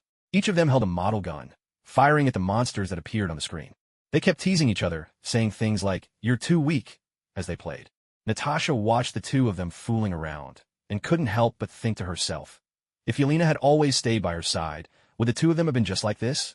Because of a mistake from Xiaoho, the words, you are dead, suddenly flashed across their screen, followed by a countdown for revival. 8, 7, 6. Xiaoho, this is all your fault. You're such a noob, master. Little Mo grumbled at Xiaoho, who kept apologizing again and again. Natasha took the opportunity to step in and break up their quarrel. Everything's taken care of. We should be able to get the documents by tomorrow. And about rescuing my sister and destroying the Red Room. Do you have any concrete plans? Xiaoho looked at her and replied, got it. But do we even need a plan to save your sister? Once we find them, we just charge in and take them down. No, that's not right. They're under mind control. We'll need an antidote. Let me think. In the original story, it was your adoptive mother who developed it. But maybe we don't need to make it so complicated. Natasha couldn't help but feel exasperated at Xiaoho's casual attitude. For a moment, she wondered if trusting him had been a mistake. Xiaoho pondered for a while, but he was completely at a loss.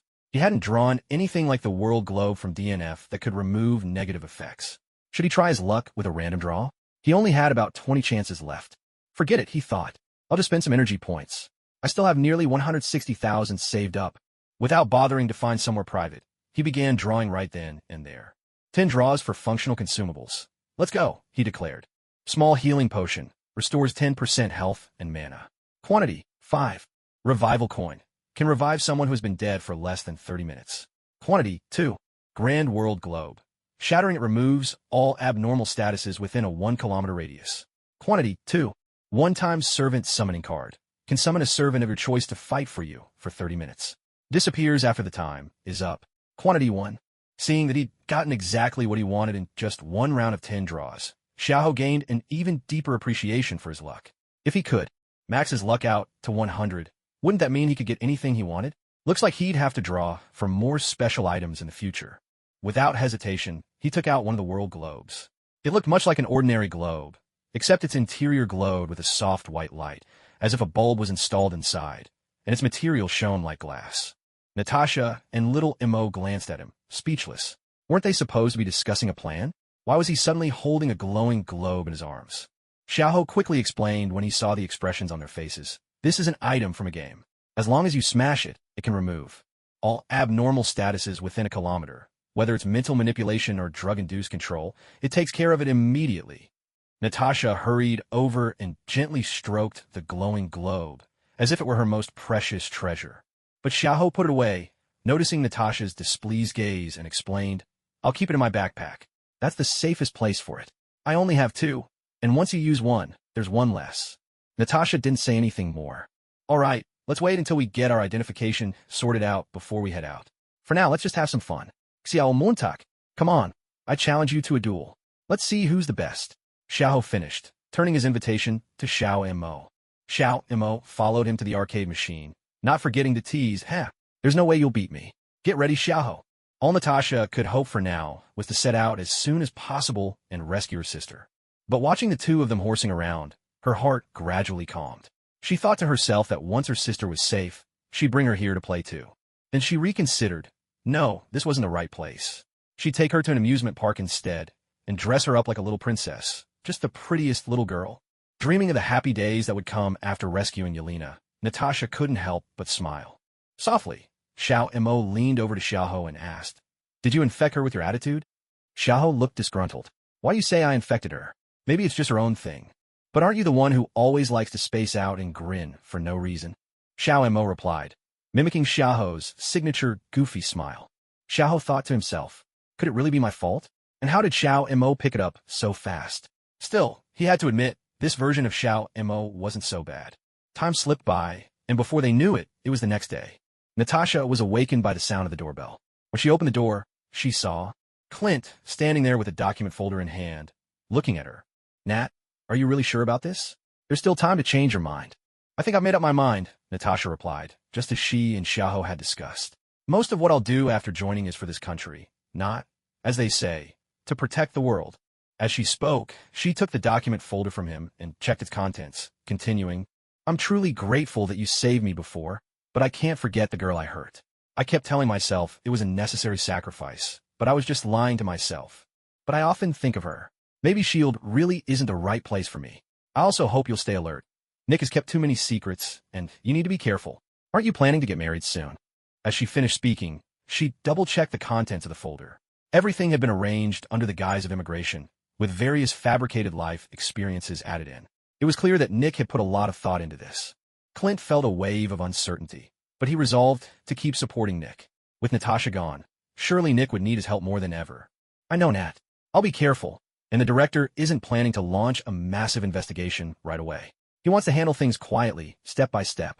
Natasha waved her hand dismissively. All right, I've already resigned. It's better if you don't discuss these things with me anymore. But I hope, if you ever need help, you'll remember me. Clint was moved by her words. Got it. Are you going to need my help taking down the Red Room? You know I can provide remote support. No need. We already have a plan. Though as she spoke, she couldn't help but think to herself. If charging in headfirst counts as a plan, that is. All right then, I'll get going. Take care, and if you ever need anything, just call me. With that, Clint turned and left the hotel. Natasha watched him until he disappeared from sight, then made her way to the room where Xiaoho and the others were staying and knocked on the door. As soon as she knocked, Xiao Mo's door swung open. Xiao Mo was in her iconic red spirit attire, a greatsword in hand, and a light sheen of sweat on her forehead. Clearly, she had been up and training for some time already. Natasha looked at her in surprise. Xiao Mo, you're already awake? I thought you'd still be sleeping. Xiao Mo frowned, not pleased. As one of the king's round table knights, early morning training is a must. I'm not like Xiaoho, who stays in bed every day. Sorry, I didn't know. Anyway, our documents are ready. Would you like to check them? No need. You or Xiaoho can keep those. Anything else? Shouldn't we be heading out to rescue my sister? I want to see her as soon as possible. Looking at the anxious woman before her, Xiao Mo couldn't help but sigh inwardly. If only her own father cared for her so much. In the end, she'd never received her father's approval. Still, Xiao Mo led Natasha to Xiaoho's room. After knocking twice and getting no response, she simply kicked the door open. She strode to the bed, grabbed the startled Xiaoho who had been roused by the crash, and shouted, "Xiaoho, get up. It's time to go save someone." Xiaoho finally snapped fully awake, thanks to Xiao Mo's urgent shouts right in his face. Glancing helplessly at the rising sun outside the window, he muttered, "It's not like we have work to get to. Why are we up this early?" But Xiao Mo didn't bother to explain. Without so much as a warning, she grabbed him by the collar and marched straight out toward Natasha, who was waiting by the door. "Let's go. Where to first?" "You lead the way," she said decisively. Natasha stared blankly at Xiao Mo, caught off guard by the question. Was she really asking me? But I don't know either. I have no idea where the Red Room's base is. Every time I went in or out, they injected me with sedatives. I always thought you two knew. Hearing this, Xiao Mo turned to look at Xiaoho, still in her grasp. In Xiaoho's mind. "So, none of us actually know where it is, and you just yanked me out of bed, all excited for nothing? Do you have any idea how humiliating it is for someone my height to be dragged around by someone barely 5 feet tall?" Still, he dared not say a word. He quickly straightened up and signaled Xiao Mo to let go. "To be honest, I don't know where it is either," he admitted, tidying his clothes as he spoke. Both Xiao Mo and Natasha shot him a look that was growing increasingly dangerous. Seeing their faces, Xiaoho hurried to explain, "But I do know someone who might. Give me a second to ask around." With that, he began using his jade pendant to contact the Ancient One. At that very moment, the Ancient One was enjoying a rare moment of peace, only to sense a persistent signal coming from the jade pendant. What now? Is he planning to stir up trouble again? With a sigh, she opened a portal and stepped through. Facing the trio, staring at her intently, the Ancient One cut straight to the point. "All right, what do you want from me this time?" Seeing the Ancient One arrive in person, Xiaoho couldn't help but be curious. "Old monk, you actually came yourself? Everything okay at Kamartaj?" The Ancient One replied irritably. "Let's skip the pleasantries, just tell me what you need." Xiaoho didn't hesitate. "Old monk, you must know where the Red Room is, right? Just tell me, or better yet, open a portal and send us there." The Ancient One's brow furrowed. She glanced at Natasha, then said, "Didn't I tell you not to disrupt the timeline unnecessarily? This is her story to face, and it's not supposed to happen for another 9 years." But Xiaoho brushed her off. "Come on, don't fuss over the details. If anything happens, I'll handle it. It's not like this is some world-shattering event. She's on my side now. She's one of us. Just tell us." The Ancient One's tone grew sharper. "Are you sure about this? Changing certain things can set off serious chain reactions." Xiao nodded firmly. "I'm sure. If anything goes wrong, I'll take care of it. Besides, isn't the Time Variance Authority being run by Loki now, anyway?" The Ancient One gazed at him intently for a long moment before finally opening a portal. "I hope you're truly ready to face the consequences. What you want is just beyond this doorway. And if you contact me again for something like this, I'll toss you into the Hell Dimension for a heart-to-heart with Mephisto." With that, the Ancient One disappeared, leaving only the portal shimmering in the air. Xiaoho grinned smugly at Xiao Mo and Natasha. "All right, it's done. The Red Room base is just through that portal." Xiao Mo donned her armor, while Natasha, a bit puzzled, asked, "Who was that just now? And what did she mean by timeline? Also, what is this time authority you mentioned?" "That was the Ancient One, the Sorcerer Supreme I told you about, who's guarded Earth for centuries. As for the rest, let's save your sister first, and I'll explain everything later." As Xiaoho spoke, he equipped the Scarlet Empress and the Azure Rose, swapping his yellow shirt for his familiar red coat. "Oh, and Xiao Mo, when you run into women in there, just knock them out and pile them together. They're all being controlled. As for everyone else, clear them out." A bloodthirsty smile flickered across Xiao Mo's lips. "Understood. Leave it to me. Natasha, your job is to get the captives out and observe. Don't worry about anything else." "Wait, am I being sidelined?" Natasha thought, but still replied, "Got it." The three of them stepped through the portal, which vanished in a shower of sparks once all had crossed.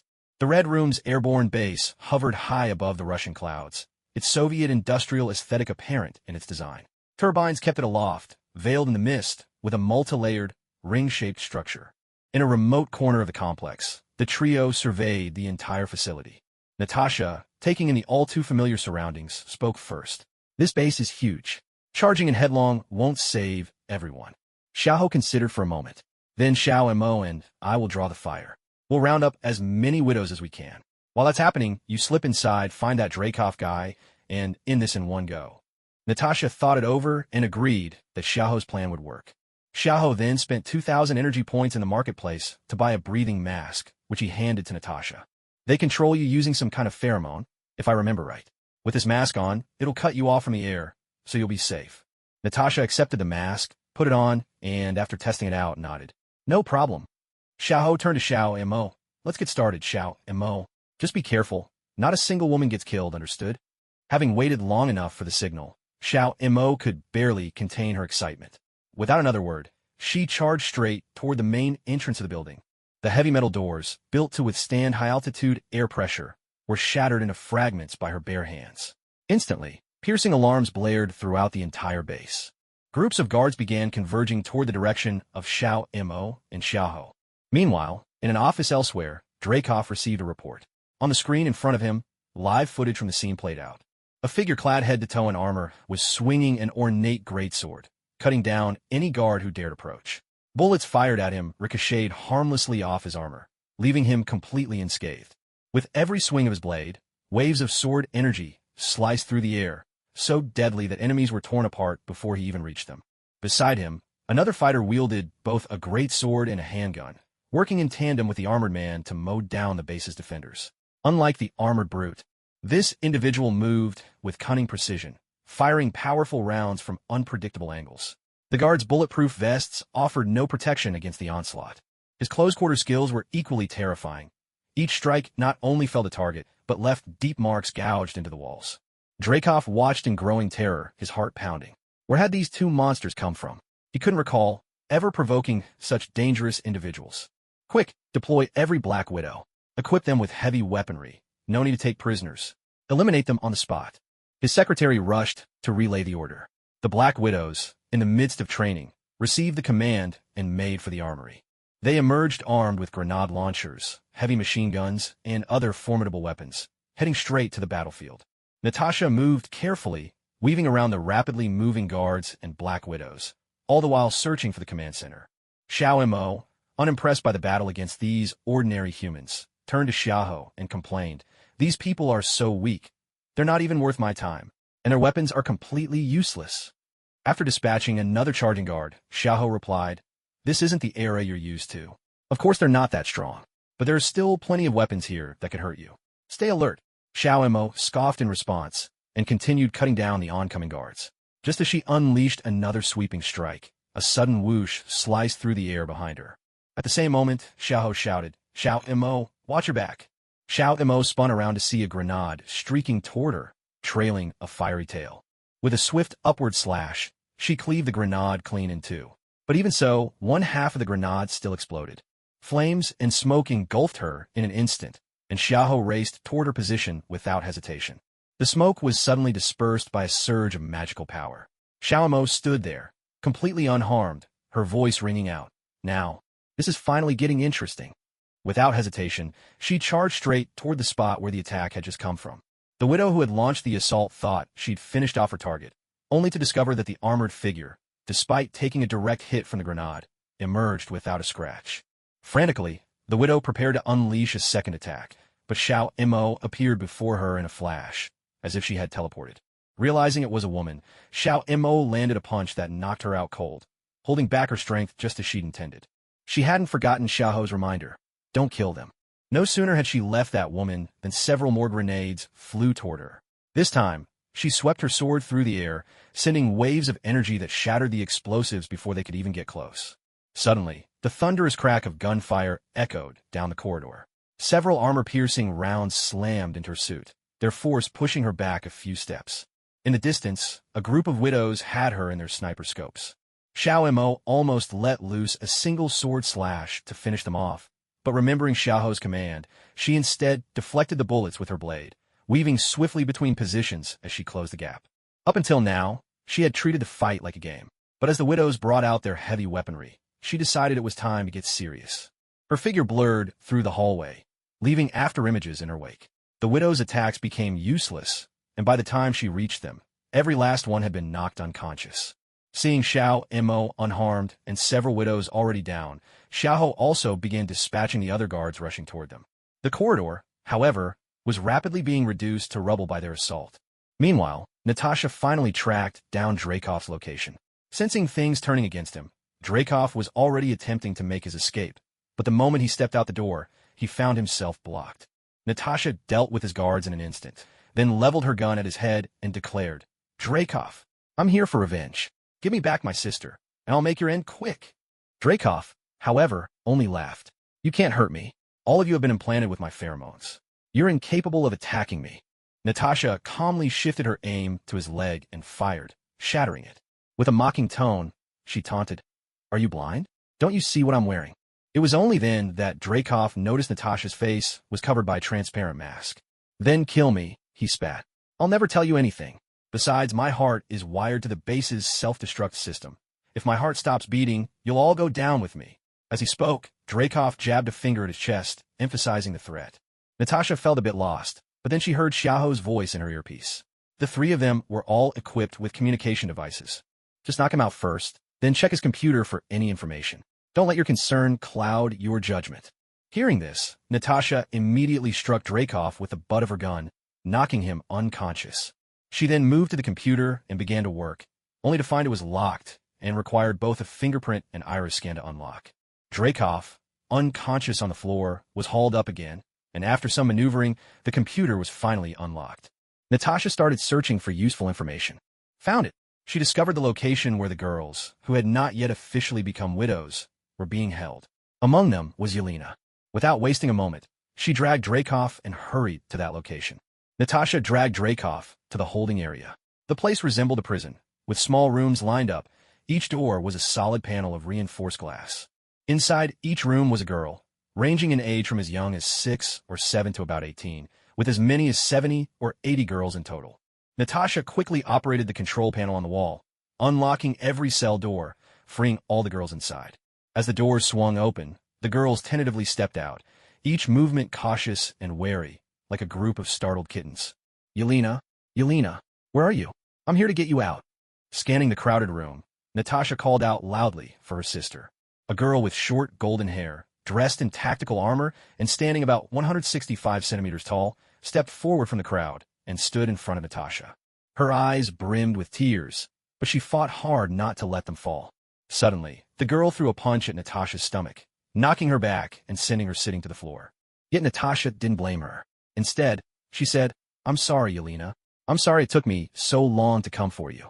I'm so sorry." Tears streamed uncontrollably from her eyes. Hearing her sister's apology, Yelena couldn't hold back any longer and threw herself into Natasha's arms. She hugged her tightly, pounding gently on Natasha's chest with her small fists as she sobbed softly. "I thought all of you had abandoned me, especially after you defected. I never heard from you again." Natasha hugged her back, gently stroking her back and hair, comforting her. "It's all right now. I'll come back for you. From now on, we'll never be separated again." Meanwhile, Xiaoho and Xiao Mo had already dealt with everyone in the base who could put up a fight, and all the widows had been gathered in a large hall. After taking off his armor, Xiao Mo dusted off his hands and turned to Xiaoho, asking, "So what's the plan now? Should we just break their mind control?" Xiaoho shook his head. "Let's wait a moment. I want to check on Natasha's situation first." He then pressed and held the call button on his headset and asked, "Natasha, what's your situation over there? Have you found your sister?" "Everything's taken care of on our end, but we didn't find your sister." "You've already dealt with everyone?" "I found my sister, but there are a lot of people here. I'll bring them over to you first." After Natasha finished speaking, she instructed the older children to look after the younger ones, and together they made their way toward where Xiaoho and the others were waiting. As the two groups met up, Xiaoho took out the Great World Sphere and smashed it onto the ground. A gentle white light spread out, enveloping everyone present. One by one, the more than 100 widows who had fainted on the ground began to wake as the light washed over them. Gone was the numbness from their eyes. Now, each of them showed their own spirit and vitality. When they saw the three people standing at the center, they immediately understood who had saved them. Dracov, who had been dragged along by Natasha the whole time, also regained consciousness.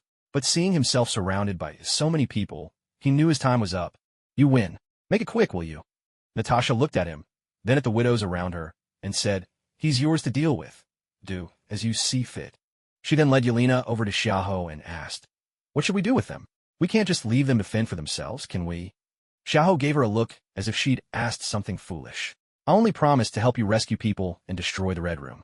As for what happens to them now, you're really asking me? How should I know?" Natasha was speechless. She should have known he'd be unreliable. Why did she even think to ask him? She glanced at Xiao Mo beside her, who at that moment was fiddling with a few guns, looking even less dependable. How on earth had she managed to bring down King Arthur's entire dynasty? Meanwhile, the widows had already dealt with Dracov, and now all eyes were on them. Natasha had no choice but to ask directly, "Have any of you thought about what you want to do next? If there's something you want to pursue, or the kind of life you want to live, we'll support you." As soon as Natasha spoke, the widows burst into lively discussion, filling the hall with the noisy bustle of a marketplace. Eventually, they split into 3 groups. One group planned to pursue their own interests. Another group wanted to find a place to live ordinary lives and care for the younger widows, and the last group resolved to rescue more widows who were still out there. After hearing all this, Natasha turned to Xiaoho, hoping he would make the call. With everyone looking at him, Xiaoho had no choice but to step forward and say, "First, sort out the Red Room's resources, then divide them up among yourselves. Whatever you want to do next is entirely up to you. If you want to save the other widows, you can go find Natasha's adoptive mother. She can make the antidote. If you run into trouble, contact Natasha directly. If she can't solve it, I'll step in. That's all." With no other choice, Natasha led the group back to the control room to sort through the Red Room's legacy, while the others began collecting anything useful. Xiaoho, on the other hand, looked at the still unfinished side quest and wondered to himself, "Does the mission only count as complete if I destroy this whole base?" He shared his suspicion with Xiao Mo. Xiao Mo declared, "Leave it to me. When it comes to demolishing places, I'm a professional." Xiaoho replied, "I can show you something truly amazing." Xiao Mo agreed with delight, a look of anticipation lighting up her face. When Natasha learned that the 2 of them were planning to destroy the base, she was baffled. "Why do you suddenly want to tear this place down? I was thinking of keeping it as a support base for the others." Xiaoho quickly tried to persuade her. "This place isn't suitable. Later, I'll help you seize an even better one. Besides, how could they possibly fund the upkeep of such a massive airborne base?" Natasha thought it over and realized he had a point, so she agreed. After transferring all the base's supplies onto its helicopters, everyone boarded and prepared to leave. Xiaoho stood at the open hatch, raising his hand and snapping his fingers. A quantum bomb, which had cost him 5,000 points of magic energy, was set into the base. A colossal mushroom cloud rose into the sky as the entire Red Room's airborne fortress was reduced to nothing but dust. Everyone on the helicopter watched the scene unfold, especially the widows. For them, their hatred for this place finally reached its end. At the same time, Xiaoho received a notification. The mission was complete. After bidding farewell to those widows who wanted a normal life or had their own dreams, Natasha took the remaining women and sought out her adoptive mother. She and her sister Yelena spent a long time talking with their mother, reminiscing about the past, and catching up on everything they'd missed. Nearby, Xiaoho and Xiao Mo set up a campsite, hosting an outdoor party for the widows. As Xiaoho grilled barbecue, he watched Xiao Mo surrounded by the crowd, showered with praise and peppered with questions about martial arts. Genuine happiness was written all over her face. Seeing Xiao Mo so cheerful, Xiaoho felt a surge of joy himself. It was clear she really liked these women, and that she'd truly let go of her past. When the food was nearly ready, he called out, "Xiao Mo, ladies, food's up, come and eat." Xiao Mo, hearing him, dashed over immediately. Her eagerness for a good meal was second only to Artorias. By the next day, Natasha brought her adoptive mother and sister to find them. "I've already talked it over with my mother. She'll take the girls with her and continue saving other widows. Once that's done, she'll see about arranging their lives as best she can," Natasha said, holding her younger sister Yelena's hand. "And as for me, I'm here to fulfill my promise, boss. Now that things are settled, shouldn't you tell me what your plans are? And what exactly will my job be?" Xiaoho scratched his head, looking puzzled. "Didn't I tell you already?" Natasha shot him a look. "You did not." Xiaoho could only begin to explain his idea. "I'm thinking of starting a bounty agency, taking on all kinds of jobs. But I'm not interested in dealing with politicians or anything like that. And as for you, I need you to help with all sorts of administrative tasks, things like taxes and managing the agency's day-to-day operations. What do you think? Pretty easy, right? You could even bring your little sister along. She'd have Mo for company." Upon hearing this, Natasha understood Xiaoho's intentions. It was essentially a position as a house manager, and being able to bring her sister along was a condition she found quite agreeable. "That works for me. I accept." But do you have a suitable location lined up? And how much capital do we have to work with?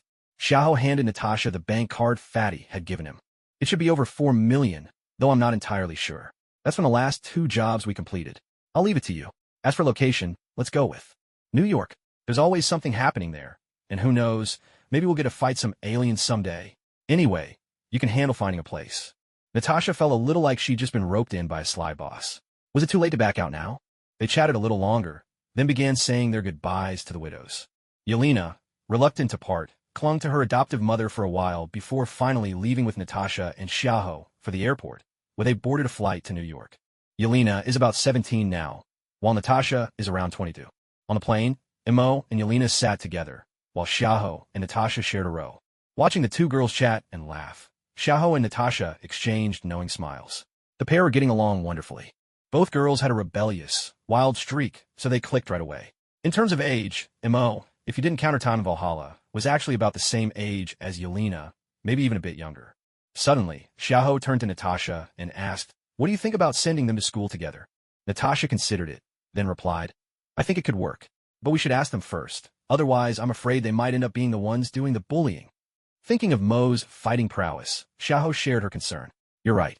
We should ask for their opinions. But let's let them have a few days of fun in New York first." Natasha nodded in agreement. "Sure, I'd love to show Yelena around and take her to the amusement park for some fun." Xiaoho, seeing the 2 girls running out of things to talk about, also agreed with Natasha's suggestion. The day after the 4 of them returned to New York, Xiaoho and Natasha took Xiao, Imo, and Yelena to the amusement park. The park was alive with people, vibrant lights twinkling everywhere, and cheerful music filling the air, creating a joyful, festive atmosphere. As soon as Xiaoho entered the amusement park, his eyes lit up. He pointed toward the distant roller coaster and exclaimed, "Xiao Imo, look at that roller coaster. Let's go try it out." Xiao Imo curled her lips in mock disdain. That's just a kid's ride. I'm not interested in that." But despite her words, a glimmer of curiosity and anticipation shone in her eyes. Even though she'd learned a lot about the modern world during the Third World War, she'd never actually experienced something like this. Natasha and Yelena exchanged a smile. Natasha said gently, "Come on, Xiao Imo, it's nice to relax every once in a while. Let's give it a try. You might end up liking it." Yelena chimed in as well. "Yeah, come with us, Xiao Imo. It's much more fun when we're all together." With everyone encouraging her, Xiao Imo finally relented, and the 4 of them headed off toward the roller coaster. While they waited in line, Xiaoho kept telling jokes, making everyone laugh out loud. Xiao Imo tried to keep a straight face, but she couldn't help the small smile tugging at the corner of her mouth. At last, their turn came. The 4 of them climbed into the roller coaster and fastened their seatbelts. As the ride began its slow ascent, Xiaoho shouted excitedly, "Here we go. Get ready for takeoff." Xiao Imo put on an unimpressed face and muttered, "Honestly, this is so childish. What's there to be scared of?" The roller coaster suddenly picked up speed, racing up a steep hill before plunging down in a dizzying drop. The wind roared past their ears, and a sensation of weightlessness sent their hearts racing. Xiaoho and Yelena couldn't help but scream, their voices ringing with exhilaration and joy. Natasha and Xiao Imo remained a bit more composed, but happiness was written all over their faces. When the ride finally came to a stop, the 4 of them got off the track, still buzzing with excitement. Xiaoho clapped Xiao Imo on the shoulder and grinned. Well, Xiao Imo wasn't that thrilling. Xiao Imo sniffed, trying to play it cool. "It was all right, I guess. Better than I expected. Anyway." After that, they went on to try the carousel, bumper cars, and other attractions, each one filled with laughter and cheerful shouts. On the carousel, Xiaoho and Yelena even pretended to have a horseback riding competition, drawing amused looks from everyone around. When lunchtime rolled around, the 4 of them headed to a restaurant inside the park and ordered a table full of delicious food. Xiaoho was devouring his food with gusto, yet he didn't forget to tease Xiao Imo. "Xiao Imo, you really had fun today, didn't you? Are you starting to fall in love with this place?" Xiao Imo shot him a glare, but couldn't help the smile tugging at the corners of her mouth.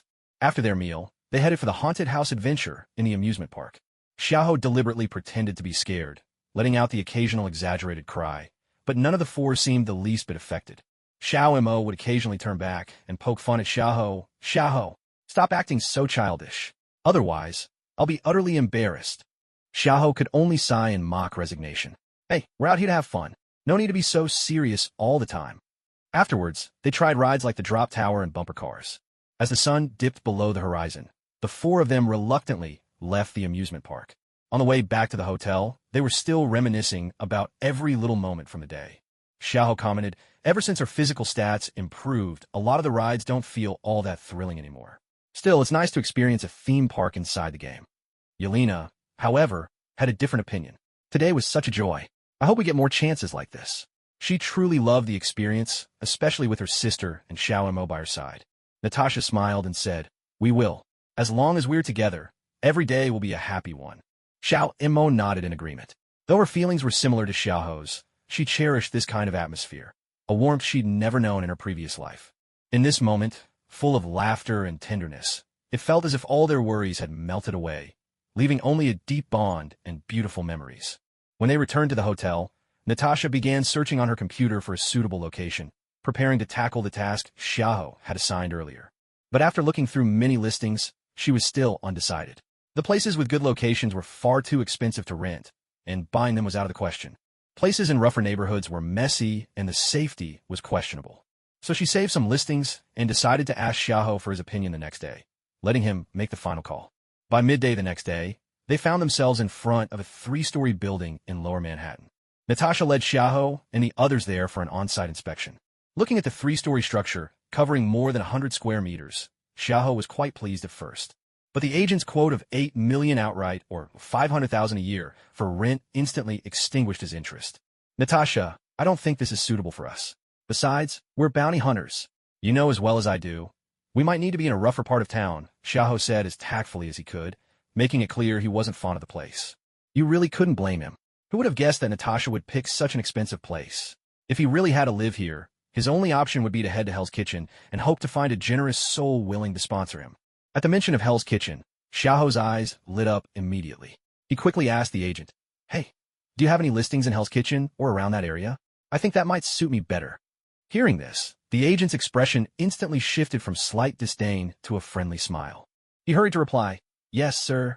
I actually know someone who's looking to sell their shop there. The building has 4 floors, with each floor offering about 200 square meters. The ground floor is a storefront facing the street, and the 3 upper floors can be used either as living space or for offices. The price is also very reasonable, just $3.5 million to buy. The owner isn't looking to rent, so it's for sale only. Without hesitation, Xiaoho said, great, take us to see it. If it works out, that's the one. The group of 5 piled into the agent's car and set off for Hell's Kitchen. After half an hour on the road, they arrived at the modest building. It was located on a commercial street. Just a few minutes walk to the left would bring you right into Hell's Kitchen, and you could even glimpse the top of the Empire State Building in the distance. The surrounding amenities were excellent, and Xiaoho only needed a quick glance to feel very satisfied. Once inside, they saw that the 1st and 2nd floors had been renovated by the owner for selling clothes, while the 3rd and 4th floors were used as living quarters. The owner was a friendly middle-aged woman. When she saw the agent enter with 4 people, she quickly came over to greet them. It was clear she was well acquainted with the agent. As the woman approached, the agent quickly called out, Auntie, I brought some clients to take a look at the place. If they like it, they're ready to buy. The woman's enthusiasm grew even warmer when she heard this, and she led everyone to the lounge area. After serving each of them a cup of coffee, she began, I suppose my nephew has already given you a general introduction, but I still need to explain something, because we're right next to Hell's Kitchen. Sometimes trouble from over there spills into this area. As she spoke, a flicker of lingering fear flashed across her face. If that's a concern for you, perhaps you should look elsewhere. My nephew can continue showing you other places. Honestly, this neighborhood isn't very safe. After saying this, she looked at Xiaoho and his friends with genuine sincerity. The agent, however, seemed a little anxious and quickly interjected, Auntie, haven't you always wanted to sell this place and move somewhere else? But the woman replied, I just don't want anyone to take over this place without knowing what they're getting into. She shot the agent a stern look as she finished. Xiaoho had already taken a liking to this place, and after hearing the middle-aged woman's words, his fondness for her grew even more. It was heartening to see that there were still many good people in the world. Taking a moment to survey the interior, Xiaoho spoke up, No need to look any further. I really like it here. $3.5 million, right? I'll take it. Both the woman and the agent broke into delighted smiles. But just a second later, the woman hesitated and said, Sir, are you sure? Things can get pretty chaotic here sometimes. There are too many gangs in Hell's Kitchen. Xiaoho waved a hand dismissively, unconcerned. That's fine. I actually prefer a bit of chaos. And if you're thinking of moving, I'd recommend New Orleans. It's a good place. Don't stay in New York much longer. In a few years, this city's going to get a whole lot messy, eh? The woman looked at him in surprise and asked, "Really? How do you know that?" Xiaoho brushed off her question, offering only a vague explanation. "Don't worry about it. Just take it as a suggestion from someone who appreciates your kindness." Hearing that, the woman didn't press further, but she did start to wonder if maybe she should consider moving to New Orleans after all. Once the contract was signed, Xiao planned to take Xiao Mo and Natasha out for a few more days of fun before coming back to handle the renovations. The woman would need some time to move her things out anyway. Just as they were about to leave, Xiao turned back and said to the woman, "Oh, by the way, I'm planning to open a bounty agency. If you ever run into trouble, you can come to me for help. I'll give you a 50% discount. Whether it's dealing with gangs, hiring a bodyguard, running into something supernatural, or even alien attacks, I can handle it. Just give me a call." With that, he headed out the door to catch up with Natasha and the others. The woman and her nephew were left standing there in astonishment. This was quite the range of services. The first two were understandable, but what on earth did he mean by the last two? After catching up to the group, Natasha asked, "Where did you go just now?" "Nothing much. Just doing a bit of business promotion. Aren't we opening a bounty agency? Thought I'd give a sneak peek to some potential clients, just in case they need us someday." Natasha didn't ask any further questions. Instead, she said, "I'm planning to take Yelena shopping for some clothes. Do you two want to come along?" Xiaoho shook his head right away. Then, turning to Xiao Mo, he asked, "Xiao Mo, do you want to go with them? You don't have many clothes either, you know." But Xiao Mo looked thoroughly unimpressed. "No way. Clothes are pointless. I can just conjure them with magic. I want to go for a drive. Get my car out." Hearing this, Xiaoho promptly pulled the Piro T20 out of his backpack and set it down on the roadside, completely unfazed by the astonished looks from passersby. After Mo got into the car, she turned to Xiaoho and asked, "Do you want to come with us?" Xiaoho shook his head and declined. "I want to take a walk around Hell's Kitchen and maybe find a place to print some business cards. Otherwise, it'll be tough to promote myself later." Elena, on the other hand, looked excited and tried to climb into the front passenger seat, but Natasha quickly put a stop to it, leaving Elena grumbling in protest. "I want to go for a drive. I don't want to go shopping for clothes." Natasha was firm in her response. "No way. We agreed yesterday that after seeing the apartment today, I'd take you shopping for clothes. I want to dress you up nice and pretty." Mo watched all this with a triumphant laugh, teasing, Just be a good girl and go shopping with your sister, little one. Don't forget to get yourself a princess dress." Watching this scene, Xiaoho thought to himself, what a poor kid. Looks like she's in for a rough time. Maybe I rescued her too soon.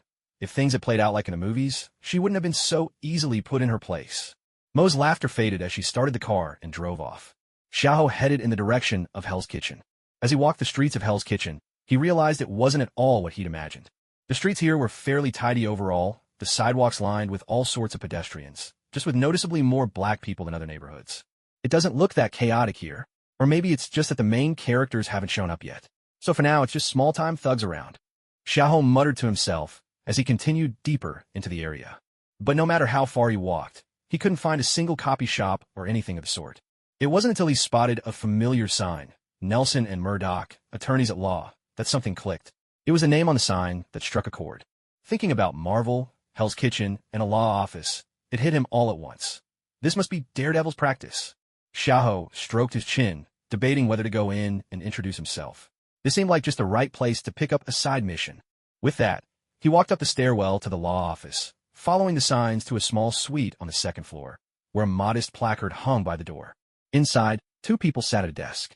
One was a young man with short blonde hair, dressed in a suit, about 5'7". The other wore sunglasses, had neatly styled black hair, which made Xiaoho wonder, how does a blind man style his own hair? Was dressed in an all-black suit, and stood about 6 feet tall. The blond young lawyer, spotting a visitor, assumed it was a potential client. He stood up quickly, a broad, welcoming smile on his face. "Hello, sir. My name is Foggy Nelson. Is there a legal matter I can help you with?" His voice was warm and inviting. Xiaoho responded with a smile. "Hello. My name is Xiaoho. I don't need any assistance at the moment, but there is something I'd like to ask you." Foggy didn't seem disappointed that this wasn't a business opportunity. Instead, he kept a friendly tone. "Of course, Mr. Xiaoho. What is it? Feel free to ask. If I know the answer, I'll tell you." "It's like this," Xiaoho began, glancing over at Daredevil as he spoke. "I bought a house nearby, and I'm planning to open a bounty agency. The thing is, I've searched all around and couldn't find anywhere that prints business cards. When I saw your office, I thought I'd come up and ask."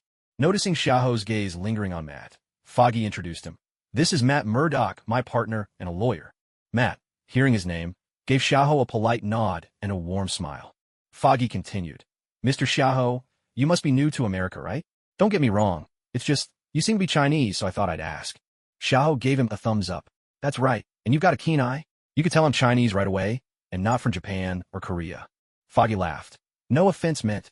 It's just that people from those two countries are a bit different. One tends to come off a bit sneaky, the other gets very stiff around us, so they're easy to tell apart. Xiaoho gave him another approving thumbs up. Foggy went on, around here, you need to go to a specialty company to print business cards, or maybe try an office supply store. Or, if you'd like, I know someone who can handle the order for you. Xiaoho thought it over and said, then I'll trouble you, Lawyer Foggy, to help me place the order. How much will it be? I can pay you right away. Foggy quickly waved it off. No need. When they deliver the cards to you, just pay them directly. I actually only bought the house today, Xiaoho explained a bit sheepishly. The previous owner still needs a couple of days to move out, and I'll need to renovate after that. Would it be possible to have the cards delivered here first? I can pay you extra for the convenience. Foggy smiled. No need for any extra. Happy to help. How many business cards are you thinking of ordering? Also, what's the name of your bounty agency? Have you registered it yet? Xiaoho paused for a moment. Wait, you have to register that kind of thing? Foggy could tell he hadn't prepared much. Looks like you haven't registered yet. Would you like some help with that? Xiaoho considered it. Natasha should be able to handle this, right? Maybe he'd let her take care of it first, and if it didn't work out, he could always ask for help. After all, she used to be a SHIELD agent. Registering a business should be a piece of cake for her. After thinking it through, he declined Virgie's offer. No need for that right now. My friend probably knows how to handle it. Honestly, I was just bored. Figured I'd print my own business cards while wandering around. But thank you anyway. If you ever run into trouble, you can come to me for help. I'll give you a 20% discount. I take all kinds of jobs, as long as they don't involve regular folks. But if it's something like taking down gangs or ninjas, I'm your guy. Once again, Xiaoho started promoting his services. Mark suddenly tensed, staring intently in Xiaoho's direction. Mark would say, who says a blind man can't stare someone down, while tuning into the rhythm of his heartbeat and every movement he made. After exchanging contact information with Virgie, Xiaoho left the agency and set off to continue his aimless stroll. Back inside the office, Mark turned to Virgie. That guy seems suspicious. How would he know about ninjas? I get the feeling he was testing us. Virgie, on the other hand, seemed a bit unsure. I don't think he means any harm. Maybe you're just overthinking it, Mark. Mark remained cautious. Whether I'm overthinking it or not, let's investigate him just to be sure. Out on the street, Xiaoho had no idea his words had left them with the wrong impression. But even if he'd known, he wouldn't have cared. All this time, and I haven't even stumbled into a robbery or a fight. This place doesn't feel like Hell's Kitchen at all. Taking in the peaceful street, Xiaoho began to wonder if he'd come to the wrong neighborhood. After wandering around a bit longer, boredom started to set in. Forget it, I'll just head back to the hotel. There's nothing interesting here. Meanwhile, Xiao Mo was speeding through the streets in her car, eventually finding herself on the coastal highway. Breathing in the salty sea air, she felt her spirits lift. She thrived on this kind of joyride, especially by the ocean. Suddenly, an Audi R8 shot past her, racing off ahead. She couldn't let that slide. She hit the accelerator and gave chase. Inside the R8, Tony Stark was driving with a model in the passenger seat, regaling her with stories and bragging about himself. But the car he'd just overtaken was now catching up from behind. As the car pulled up alongside him, the young woman behind the wheel glanced his way, then overtook him with ease. Tony grinned. So, this little lady wants to race the great Tony Stark. The model egged him on. Tony, catch up to her. If you win, I'll introduce you to my best friend. That was all Tony needed to hear. He floored the gas, tearing after Xiao Mo. Watching Tony in her rearview mirror, Xiao Mo scoffed, a sly smile on her face. She pressed her foot even harder on the accelerator. The modified Pero T20's engine roared like a wild tiger, unleashing a fresh surge of speed. Tony had already pushed his R8 to its limits, but the red sports car ahead shot away in an instant, leaving him in the dust. Watching the car vanish from sight, he slammed his hand down on the steering wheel in frustration. He cursed. Damn it, how could she be that fast? Jarvis, dig up everything you can about that car and the girl driving it. The model beside him, seeing Tony lose, quickly tried to comfort him. It's okay, Tony. I can still introduce you to my best friend. But Tony just shook his head. No need. You can head home after this. I need to spend some serious time upgrading my car. Meanwhile, Natasha took Yelena to Times Square, where they wandered from one clothing store to the next. Whenever they found a stylish outfit, Natasha would have Yelena try it on, and if it looked good, she bought it on the spot. By the end of the afternoon, Yelena had tried on hundreds of outfits. Natasha didn't forget about Xiao Mo, picking out a few red pieces for her. After all, she noticed over the past few days that Xiao Mo had a particular fondness for red. Natasha even bought her some t-shirts. Otherwise, Xiao Mo would keep running around in just a tube top and jacket, always giving the public an eyeful. After everyone regrouped at the hotel, Natasha brought out the clothes she'd picked for Xiao Mo. Xiao Mo's eyes lit up when she saw they were all red. She was clearly delighted, though she huffed. These clothes are so impractical. Totally unnecessary. Even as she spoke, her hands were already reaching for them. The three others couldn't help but smile. Sometimes, a touch of that feisty pride was simply too endearing. Yelena then pulled Xiao Mo aside, launching into a playful tirade about all the ways her sister tormented her. Xiao Mo just laughed at her nonstop, which soon led to the two of them horsing around together.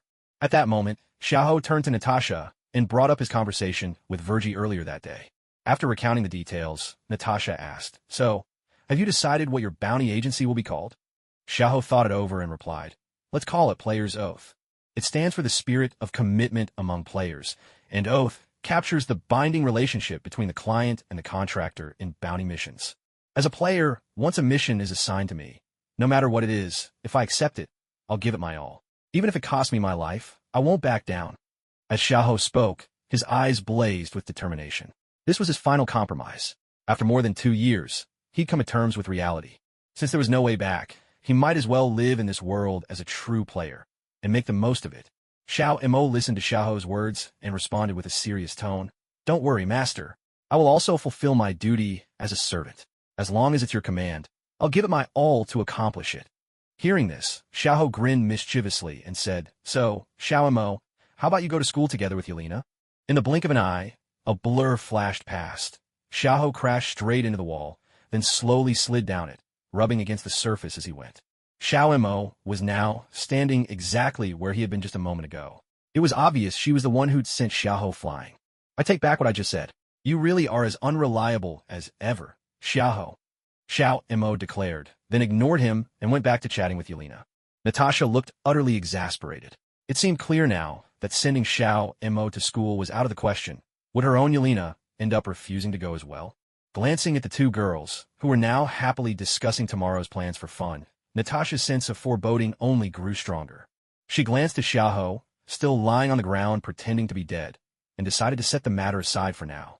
There were more pressing concerns, like figuring out how to get this bounty office up and running. Meanwhile, Tony had already returned to his seaside villa, where Jarvis was reporting the results of his investigation. "Sir, the girl's name is Mordred Pendragon. She first appeared about half a month ago, but most of her information is hidden. She then mysteriously showed up in Germany, and a few days ago, she flew back to New York." Tony frowned in puzzlement. "Wait a minute. Why does that name sound so familiar?" "Sir, this name is associated with British legend. Mordred is King Arthur's son, known in the records as a rebellious knight, the very one who brought an end to Arthur's legend." "That's it. But what's the connection?" Tony said, his fingers tapping restlessly on the tabletop. "Sir, I also found a video that might be of some help," Jarvis replied, and immediately began playing a clip. The footage showed Xiaoho suddenly producing a car out of thin air. Tony exclaimed, "Oh, is that magic? Or no, some kind of spatial technology? Jarvis, who is he?" "Sir, his name is Xiaoho. Like Mordred, he also appeared out of nowhere, though earlier. Mordred has been with him ever since. There are also 2 other women who joined them later, but those 2 at least have records of their lives." Jarvis then proceeded to present Tony with all the various bits of information he had collected. "All right, that's enough for now.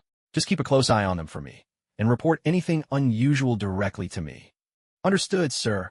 After Tony gave his instructions, he ran to the parking lot and began working on modifications for his R8.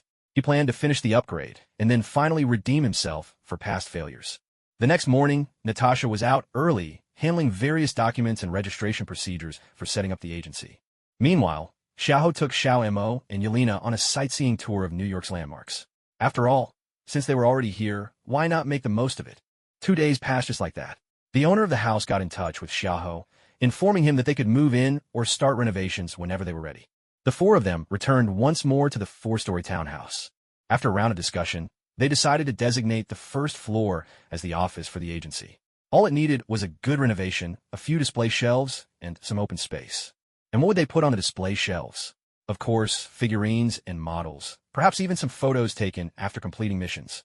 The remaining space would serve as a lounge area, complete with a bar and a rack for drinks. The second floor was converted into a training room, while the third floor was divided into 5 or 6 guest rooms.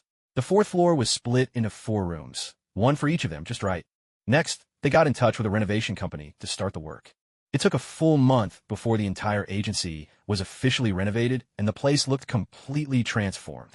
At the entrance, they hung a massive, dazzling neon sign. The agency's name was spelled out in LED tubing, with 2 lines, one large, one small. The bigger line read Player's Oath, and underneath, in smaller letters, Bounty Agency. The front wall and door were replaced with huge floor-to-ceiling glass panels, allowing anyone to see straight inside. On one of the glass panels, they put up a giant poster detailing the types of jobs they accepted. In short, they'd take on any commission, price is negotiable. The only caveat written at the end was, Nick and dogs not allowed inside. Natasha was left speechless by this. She still had no idea what Nick had done to offend him. The first floor's design leaned heavily into a cyberpunk aesthetic, with the words Player's Oath prominently displayed on the front desk wall. As for the other 3 floors, there's no need to describe them in detail. Once everything was ready, they just had to wait for the grand opening the next day. Xiaoho ordered a celebratory feast from Chinatown to be delivered, planning to have a proper celebration in the main hall. He also invited their new friends, Fergie and Mark. After the 6 of them finished the meal, Fergie and Mark promised to come by and show their support for the opening the next day. The big day arrived. Xiaoho made a point of getting up early, hanging a huge banner outside that read, Grand Opening, all commissions 20% off today. He even bought a balloon arch for the entrance and set up a dessert buffet table in the main hall. There were plenty of onlookers, but not a single person was willing to step inside and take a look. At most, they'd glance at the event poster. This left Xiaoho feeling utterly awkward. He had been so certain that a crowd would show up. Around noon, Virgie and Mark arrived at the office, each carrying a bottle of red wine, both bottles labeled with handwritten well wishes. When Xiaoho saw them, he hurried over to greet them. Virgie, Mark, did you know? You're the only 2 people who've actually come inside today. The 2 were just about to reply when a voice called out from behind them. Oh, really? Well, that makes me the 3rd, and you should feel honored. None other than the famous Tony Stark, the richest man in America, has come to show his support. As he spoke, he set a bottle of red wine on the nearby table. He even pointed to it and added, a little something for your grand opening. Though, to be honest, I'm not really here to see you. Xiaoho looked at Tony, who had turned up on his own initiative, with a strange expression. He couldn't help but wonder what on earth is this guy doing here, and with a gift, no less. Considering he hasn't even become Iron Man yet, this doesn't seem the least bit plausible. Am I dreaming? But Tony paid him no further attention and walked straight over to little M.O., who was playing a PS2 game with Yelena. Hey there, you must be Mordred Pendragon, right? I'm Tony Stark. You beat me in a race once, remember? Tony said, lifting his chin with a cocky flare. Little M.O., completely absorbed in the game, didn't even glance his way. It was only when Yelena hit pause that she turned, eyeing Tony. Yes, what do you want? Make it quick and stop interrupting my game. I have 0 interest in knowing you. She glared at Tony, inwardly wondering who this clown even was. Tony was caught off guard by her glare. He thought to himself, she may be small, but she's got quite the presence. He quickly said, I've upgraded my car. I was hoping to challenge you to a rematch. Little M.O. shot him down without hesitation. Not interested. Stop bothering me. With that, she turned away and resumed her game with Yelena. Tony was left standing there, embarrassed. He thought, this little girl isn't cute at all. He'd spent a whole month overhauling his car, just waiting for this moment to win his pride back. He'd even put off spending time with supermodels for this. And now she'd rejected him, just like that? Xiaoho had caught the gist of what happened. It seemed little M.O. had beaten Tony in a race at some point, which was why Tony had tracked her down. He walked over to Tony and said, Tony Stark, that's enough. Leave little M.O. alone. And honestly, none of us are in the mood to get to know you right now. Come back when you figure out what life's really about. At that time, I would have been happy to be your friend, but the person you are now, we really have no desire to know you. Here's a final piece of advice. Pepper Potts is your true love. Now, please leave. With that, Xiaoho gestured toward the door, inviting him to go. Tony was left utterly bewildered by Xiaoho's words. What did he mean? I came here to make friends after understanding the meaning of life. And was Pepper really his one true love? What on earth was all that about? Still, he left, though his mind was a whirlwind of confusion. It wasn't until he was driving back toward his beachside villa that it suddenly hit him. Had that guy just called him Big Turd? Once home, he called out to Jarvis once more. Jarvis, do a thorough background check on those people. Use whatever means necessary. Hack into the FBI's database if you have to. Just find out everything about them. Understood. Fergie and Mark had quietly watched the whole scene unfold. Mark, in particular, found himself even more curious about Xiaoho's true identity. After Tony was sent away, Zayahu turned his attention to the other two. Thank you both for coming to support me. Didn't I say before that I'd give you a 20% discount on your commissions? I'll make it half off now. Whatever you need, just come to me. I'll take care of it. Even if you want the White House blown up, I can do that. As he spoke, Zayahu kept handing them sweet treats. Fergie took the treats and responded, Thanks, but we really don't need to blow up the White House. Wouldn't that make us terrorists? He assumed Zayahu was only joking. But Zayahu grew serious. I mean it. Don't you find the White House an eyesore? Just say the word, and I'll take it down myself. Natasha quickly stepped in to interrupt. All right, enough with the jokes. She knew all too well that Zayahu could actually pull something like that off, just like the time he blew up the Red Room with those mysterious explosives that seemed to appear out of nowhere. The memory alone was enough to send a chill down her spine. I'm not joking. All I need is someone to commission me. Zayahu insisted, still winking exaggeratedly at Fergie as if to say, come on, just give the order. Fergie could only smile awkwardly. I think I'll pass. I don't really mind the place. Mark could tell Zayahu wasn't bluffing, especially since his heart was pounding with excitement as he spoke. When they refused, Zayahu lost interest and simply led them on an official tour of the office's main hall. At that moment, the display shelves in the hall held only a few scattered items, leftovers from previous windfalls he'd never found a use for. A small healing potion, an undying totem, Remy's aid, and a world globe. He'd even thoughtfully labeled each item with its use and origin.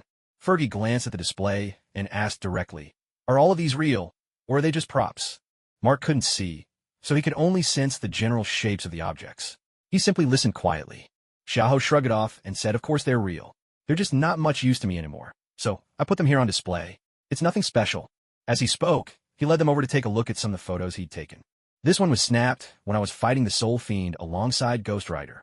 This is a shot of Little M.O. during a battle. This is the canyon that Little M.O. split open herself. And this was taken when I blew up the Red House's airborne base. With each enthusiastic introduction from Xiaohou, Fergie's jaw dropped further and further. Some things could be overlooked, but that canyon. Are you seriously telling me it was split by that girl who was just sitting there playing games? That's a bit much. And that mushroom cloud, wasn't that a nuclear bomb? And an airborne base? Are you sure you're not just pulling my leg? Mark felt a pang of frustration. He couldn't see any of this. Couldn't they spare a thought for him, the blind guy here? At that moment, a young man walked in. He asked quietly, Do you really take on any job here? Even dismantling gangs? After speaking, he looked around the room with an anxious, uncertain expression.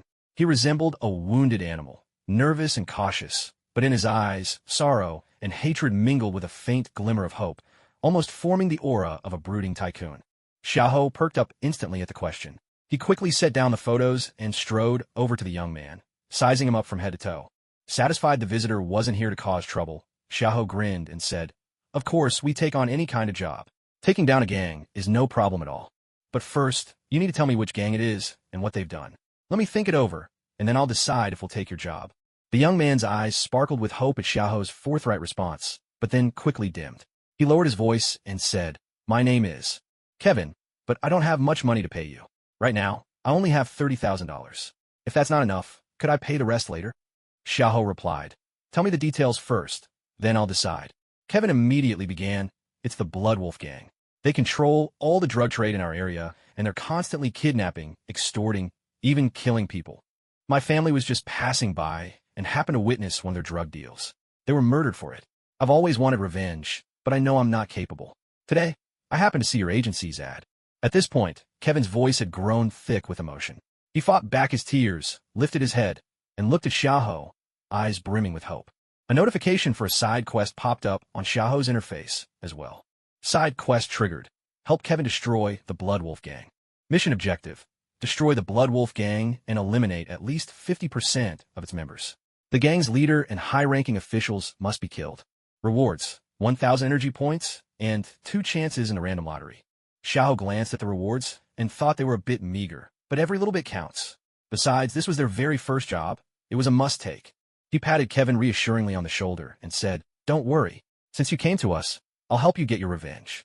And since you're our very first client, I'll only charge you 10,000. Let's call it the price of making a new friend. Just send more business our way in the future. Kevin nodded eagerly and pulled a crumpled map from his pocket. It was marked with the Bloodwolf Gang's various hideouts and possible locations where their members might be found. I drew this myself. It might not be completely accurate, but the general locations should be right. They have at least 50 people armed with guns and even some heavy weapons. Xiao took the map and studied it carefully. Then he turned to Xiao Mo, who was busy playing a video game, and said, "Looks like our grand opening celebration is turning into a live fire exercise. Xiao Mo, are you coming with me?" The moment Xiao Mo heard this, he dropped his controller, stood up, and declared, "Of course I'm coming. I've almost forgotten what a real fight feels like. This is the perfect chance to stretch my muscles." Yelena stood as well, her eyes shining with excitement. "I'm coming too. I want to see for myself how those scoundrels get taken down." But Xiao refused her outright. "No way. You and Natasha are staying here to watch the shop. Xiao Mo and I can handle it ourselves." Natasha, seeing Yelena was about to protest, quickly silenced her and asked, "Are you sure you don't need us to come along?" Xiao shook his head. "No need. Just hold down the fort. Who knows, we might get more clients while we're gone. You can take care of anyone who comes in. That's exactly why I hired you." Then he turned to Virgil and Mark. "Virgil, Mark, sorry to leave you hanging, but make yourselves at home. Xiao Mo and I will handle this and be back in no time." Virgil asked uncertainly, "Are you really going to take on this mission? Isn't it a bit risky?"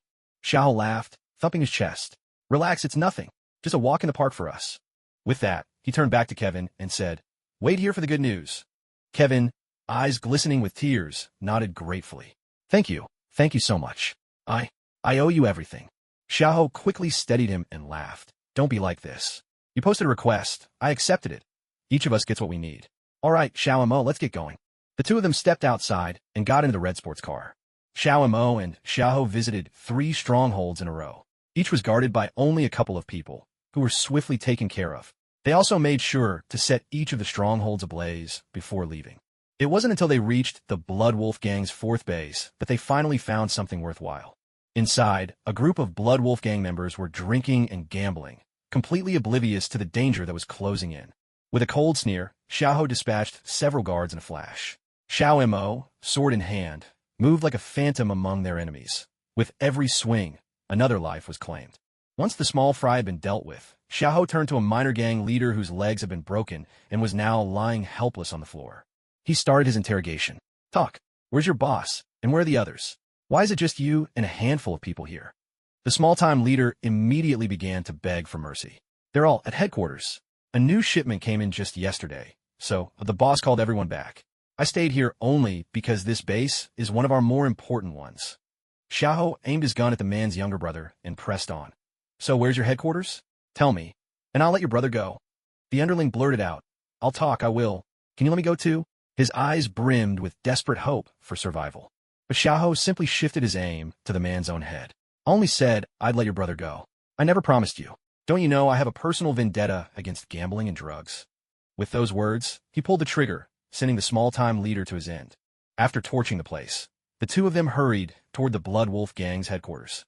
They soon arrived at the gang's main lair, an old manor sprawling across 2 or 3 kilometers, including gardens and lawns. Several groups of armed thugs patrolled the grounds continuously. Xiao found a hidden spot to wait. Xiao Mo, turning into spirit form, slipped silently inside. Xiao asked her to scout for any civilians inside. After a while, Xiao Mo reappeared at Xiao's side. "Ibe shika abaibara no civilians." But the number of people inside doesn't match what Kevin told us. There must be at least 100 men. Should we just storm in? Xiao grinned mischievously. "Si I montak. Since there aren't any innocents left, why bother dealing with them one by one?" Xiao Mo raised her Radiant King's sword and asked, "Then shall I unleash my noble phantasm?" As she spoke, a trace of excitement flashed across her face.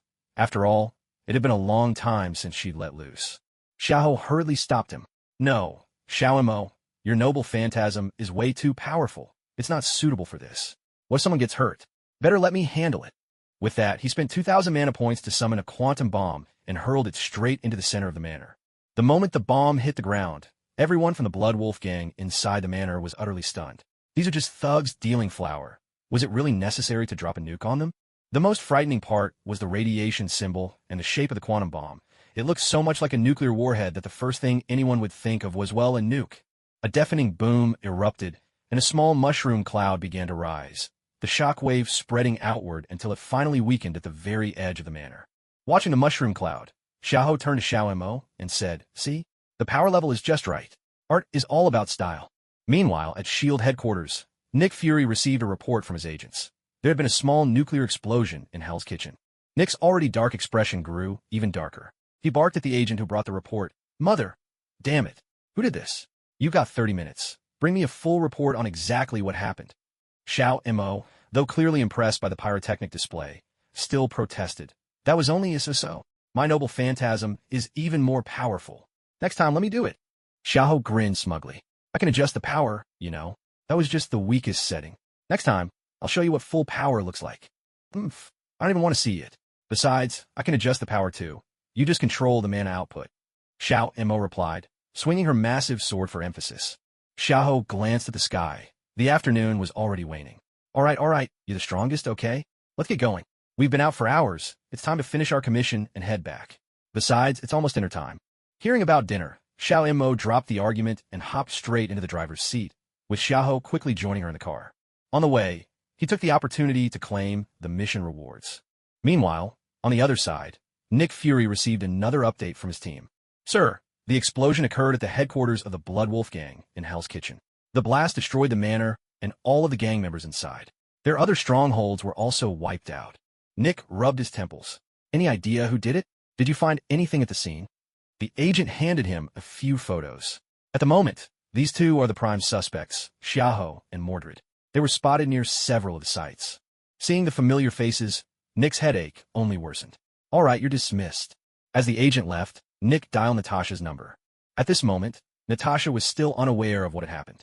She was simply chatting with a few people in the store when she suddenly received a call from Nick. She hurriedly walked to a quieter spot and answered, "This is Natasha. Is there something you need, Fury?" On the other end, Nick's voice boomed through the line. "Is there something I need? Do you have any idea what your new employer just did? He detonated a small nuclear bomb in New York. Are you people trying to start World War III? Weren't they just supposed to take out a small gang? How did it escalate to using a nuclear bomb?" Natasha asked, stunned. "I'm not here to debate this with you. The fact is they used a weapon very similar to a miniature nuke. I'll cover this up for you this time, but I don't want to see it happen again, understand? And remember, you owe me one," Nick said, cutting off the call without waiting for a reply. He stared at the reports scattered across his desk, all of them about Xiao and Xiao Mo. Xiao first appeared 2.5 years ago, vanished after joining Blade and others to wipe out the vampires in New Orleans, reappeared a month ago. Mordred, suspected to be the legendary rebellious knight. With a weary sigh, Nick muttered, "What's happening to this world?" His mind lingered on what Natasha had mentioned earlier, which had now been confirmed. Most of S.H.I.E.L.D. was indeed infiltrated by Hydra, and there were definitely issues with the Skrulls as well. He absent-mindedly ran his fingers over the pager Carol had given him, torn about whether or not to use it. Tony, meanwhile, had also received a report from Jarvis, but he didn't pay it much mind, dismissing the whole affair as just another gangland skirmish. His thoughts, instead, kept circling back to something Xiao had said to him earlier, a puzzle he still hadn't solved. When Xiao and Xiao Mo walked into the office, Natasha immediately confronted them. "Did you use a nuclear bomb in New York?" At that, Xiao Mo pointed at Xiao, then quickly ducked off to the side to watch the drama unfold. Xiao, looking quite pleased with himself, replied, "It wasn't a nuclear bomb, but it was close. Remember the bombs I used last time? I even dialed down the power a bit this time." His look seemed to say, "See how considerate I am? Don't I deserve some praise?" Remembering the mushroom cloud that had bloomed over the city, Natasha slapped a hand to her forehead and said in exasperation, "Promise me, never use something that dangerous in the city again." "All right. Nick's already called me about it." Xiao's smile faded. "What? That egghead threatened you? Want me to go blow up their headquarters for you?" Natasha was so angry that her voice rose several pitches. "Explode? What do you mean explode? He didn't threaten me. He just said he'd covered up this time, but told us to be more careful in the future. And you, don't you dare use something that dangerous in the city again, or I'll quit on the spot." The others finally understood everything. Kevin, in particular, was deeply moved. Had they really gone so far as to use a miniature nuclear bomb just to avenge him? Xiao glanced at the furious Natasha and decided it was best to hold his tongue. There was no point in arguing with an angry woman. There was simply no winning that way. He gave in, saying, "All right, I get it. I'll be more careful from now on." Little Mo, standing nearby, mimicked his earlier tone and said, "Art is all about the pyrotechnics." Xiao's face darkened instantly. Little Mo was definitely picking up some bad habits. Seeing their conversation had wrapped up, Kevin hurried over to Xiao, his eyes still full of disbelief as he asked, "Have you really wiped out the Bloodwolf gang?" He asked with a hint of hope. not quite able to believe it. Xiaoho patted him on the shoulder and said, "Brother, the job's done. I blew them all to ashes. So, are you happy now? Don't forget my commission, 10,000, as agreed." Tears welled up in Kevin's eyes as he grabbed Xiaoho's hand, thanking him over and over. Thank you. But 10,000 isn't enough, is it? I'll give you 30,000, all I have. And I'll find a way to make it up to you in the future." Xiaoho gently freed his hand and said seriously, "Kevin, if you really want to thank me, just pay what we agreed on. That's enough.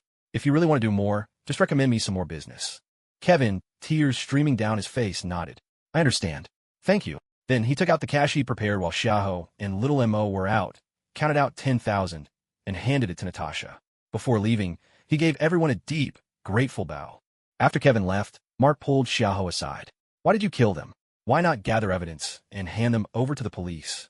Xiaoho looked at Mark and retorted, "Why shouldn't I kill them? Come on. Im no suparu, no daradabu. I don't tie myself up with some ridiculous no-kill rule like you." Mark's brows knit together.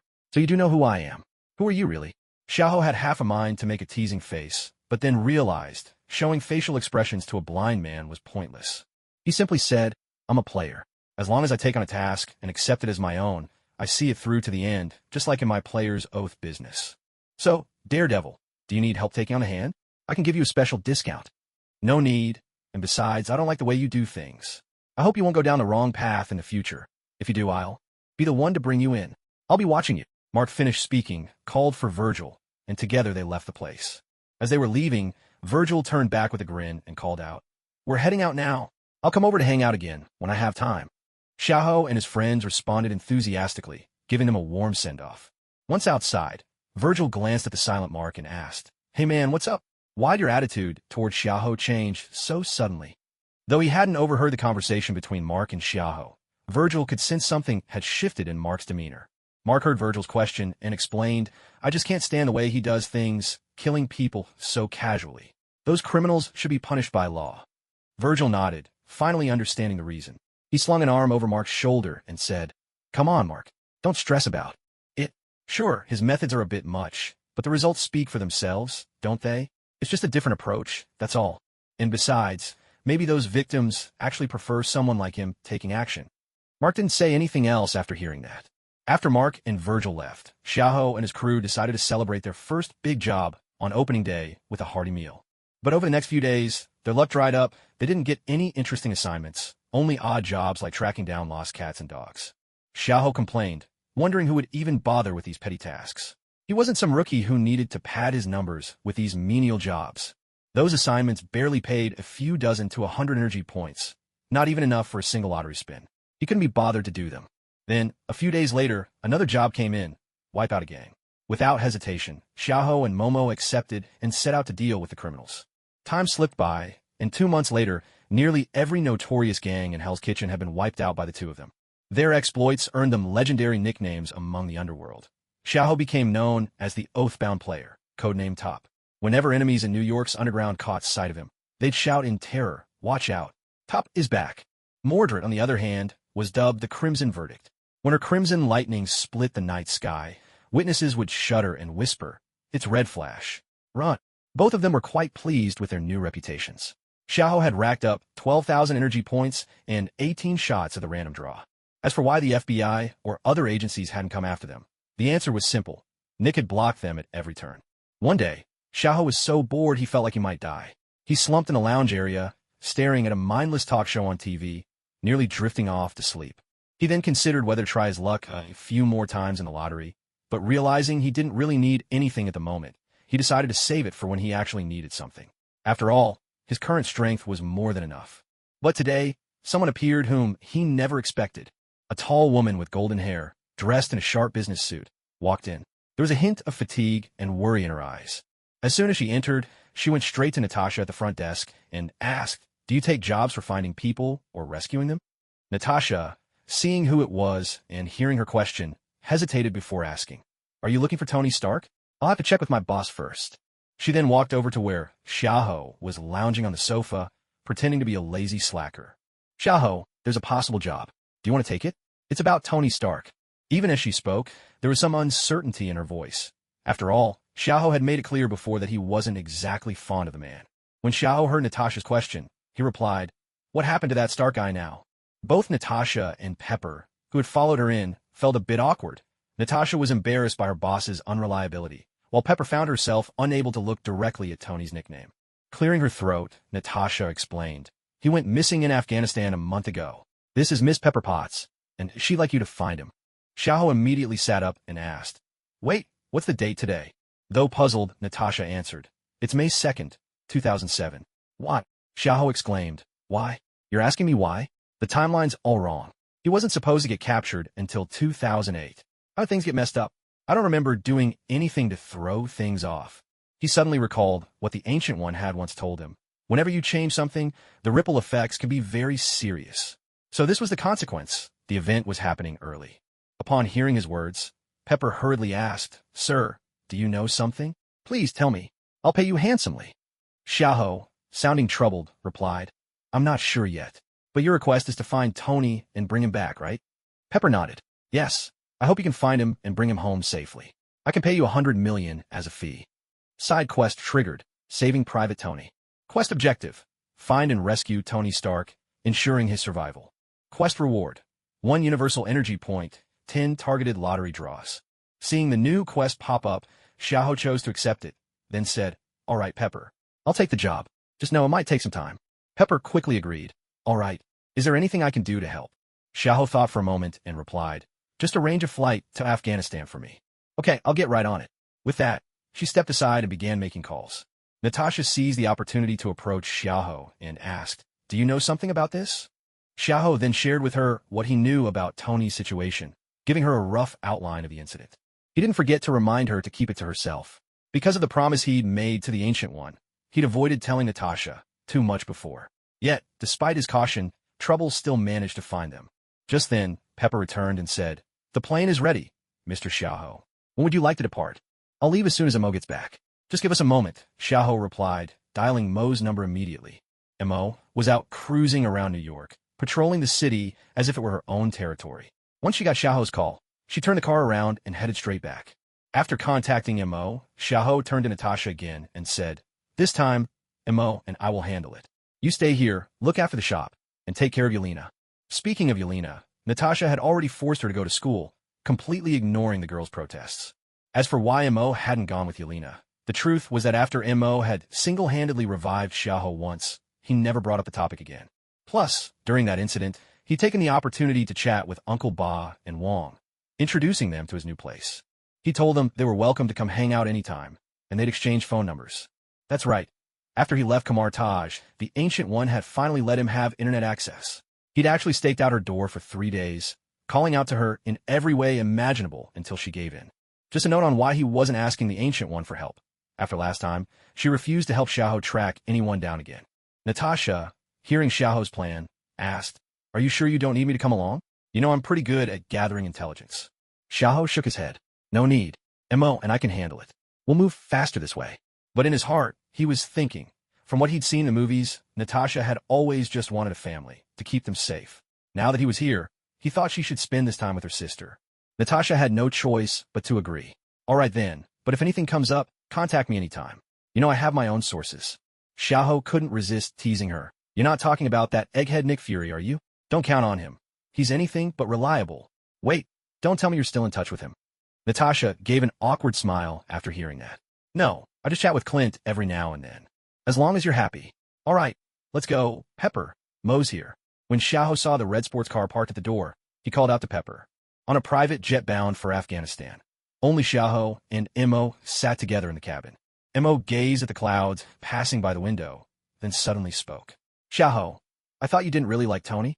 "It's not exactly dislike," Xiaoho replied. "I just wasn't fond of who he was before he changed.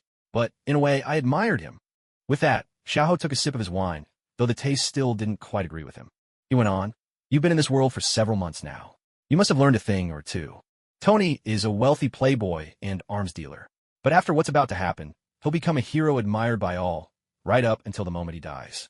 Maybe he's not as selfless and just as your father, but there's a brilliance to his humanity, a warmth, like the words Pepper wrote on his first arc reactor. Tony has a heart." Xiaoho paused again before continuing, "You and I don't truly belong in this world. I've told you about myself before, but in my old world, of all the heroes in the Marvel Universe, the one I respected most was Tony at the very end. At least, compared to those flawless paragons, he feels more real. Mo fell silent, then suddenly asked, "Do you know what happened to my father after?" Xiao hesitated for a moment before answering. She has many different endings, just like the parallel universes in this world. In each universe, her fate is different. But the most famous ending is probably the one where, after dying in battle against you, she couldn't accept it and drew the Holy Spear. Speaking of which, I once got a one-time heroic spirit summon card. I could summon any heroic spirit for 30 minutes. Do you want me to bring her here so you can talk? Mo's wine glass shattered in her hand, a clear sign of her inner turmoil. She tossed the shards into the trash and said, "No, I don't think I'm ready. Even though I've let it go, I still don't know how to face her." Xiaoho put the card away again. "All right, just let me know whenever you're ready. I'll keep it for you." Mo picked up a new wine glass, poured herself another drink, and stared out the window as she sipped her wine. In his heart, Xiaoho thought that perhaps he couldn't afford to keep drifting aimlessly anymore. It was time to find more things to do. If he could summon the king here as well, to keep Xiao Mo company, she would probably be overjoyed. And even though the Ancient One had warned him not to spoil the story, she never said he couldn't change the ending. Shouldn't he try his best to rewrite the tragedy that originally befell this world? Besides, he probably wasn't just trapped in a game. He had actually traveled to another world. Yet, unlike those other stories where transmigrators are granted some incredible system or cheat, all he had was a half-baked, utterly unintelligent game system. To make matters worse, it had an annoyingly strict anti-perversion mode. Who on earth crosses into a new world only to be saddled with a no-lewdness rule? It made finding a girlfriend virtually impossible. Still, the things in this world were undeniably real. As long as he kept taking on missions and getting stronger, one day he'd either make it back home or finally rid himself of this damned anti-perversion feature. Wait, could this all be the plot of some novel or movie? If so, he vowed to learn from Deadpool, hunt down the author, and give him a piece of his mind. What kind of absurd setup was this? Not only was he sworn to fight gambling and drugs, but even adult content was strictly forbidden. If he ever tracked that author down, he'd be sure to unleash a thunderous, heavenly justice on them. Voice of the slacker. So, have you completely forgotten about your infinite respawns? You're the fourth calamity, after all. Several hours slipped by in this fashion, until the plane finally landed at a U.S. military base somewhere in Afghanistan. No sooner had Xiaoho and Xiao Mo stepped off the plane than they were stopped by a black officer. The officer introduced himself. "I'm Colonel James Rhodes, a friend of Tony's. I don't know much about you, but since Pepper paid a hefty sum to bring you here, I'm hoping you can find Tony. However, with my authority, all I can give you is a vehicle and a small amount of gear. Beyond that, we don't have any more leads ourselves." With that, Rhodes prepared to take them to pick up their equipment. Looking at the man before him, Xiaoho's feelings were mixed. He couldn't say he had a strong impression either way. Rhodes was at least a little more likable than Mordo, but that wasn't saying much. Still, from Rhodes' standpoint, he was just doing what his role demanded. As an American soldier, he'd always been defending his country. It didn't stop Xiaoho from being a bit distant with him, though. Xiaoho held up his hand, stopping Rhodes, who was ready to take them for their gear. "That won't be necessary, Colonel James Rhodes. We don't need any equipment. Just take us straight to the vehicle." "If you're sure," Rhodes replied, then turned and led the way. Soon after, they arrived before a row of military Humvees. Roddy pointed at the row of Humvees and said, "You can pick whichever one you like. Just make sure to return it when you're done." Xiaoho and Xiao Mo casually picked one and said, "This one will do." Anything else? Roddy could tell they didn't want to talk much. He was just about to send them off so he could get back to leading his team on the search. He didn't fully trust the two of them, after all. "That's all. Good luck to you both." "Thanks, we'll make it." With that, the two of them drove off and left the base behind. As she drove, Xiao Mo asked Xiaoho, "So, where do we start looking for this big chunk guy?" Xiaoho tried to recall and said, "Honestly, I'm not too sure, but we could head to one of the nearby cities and look for those terrorists.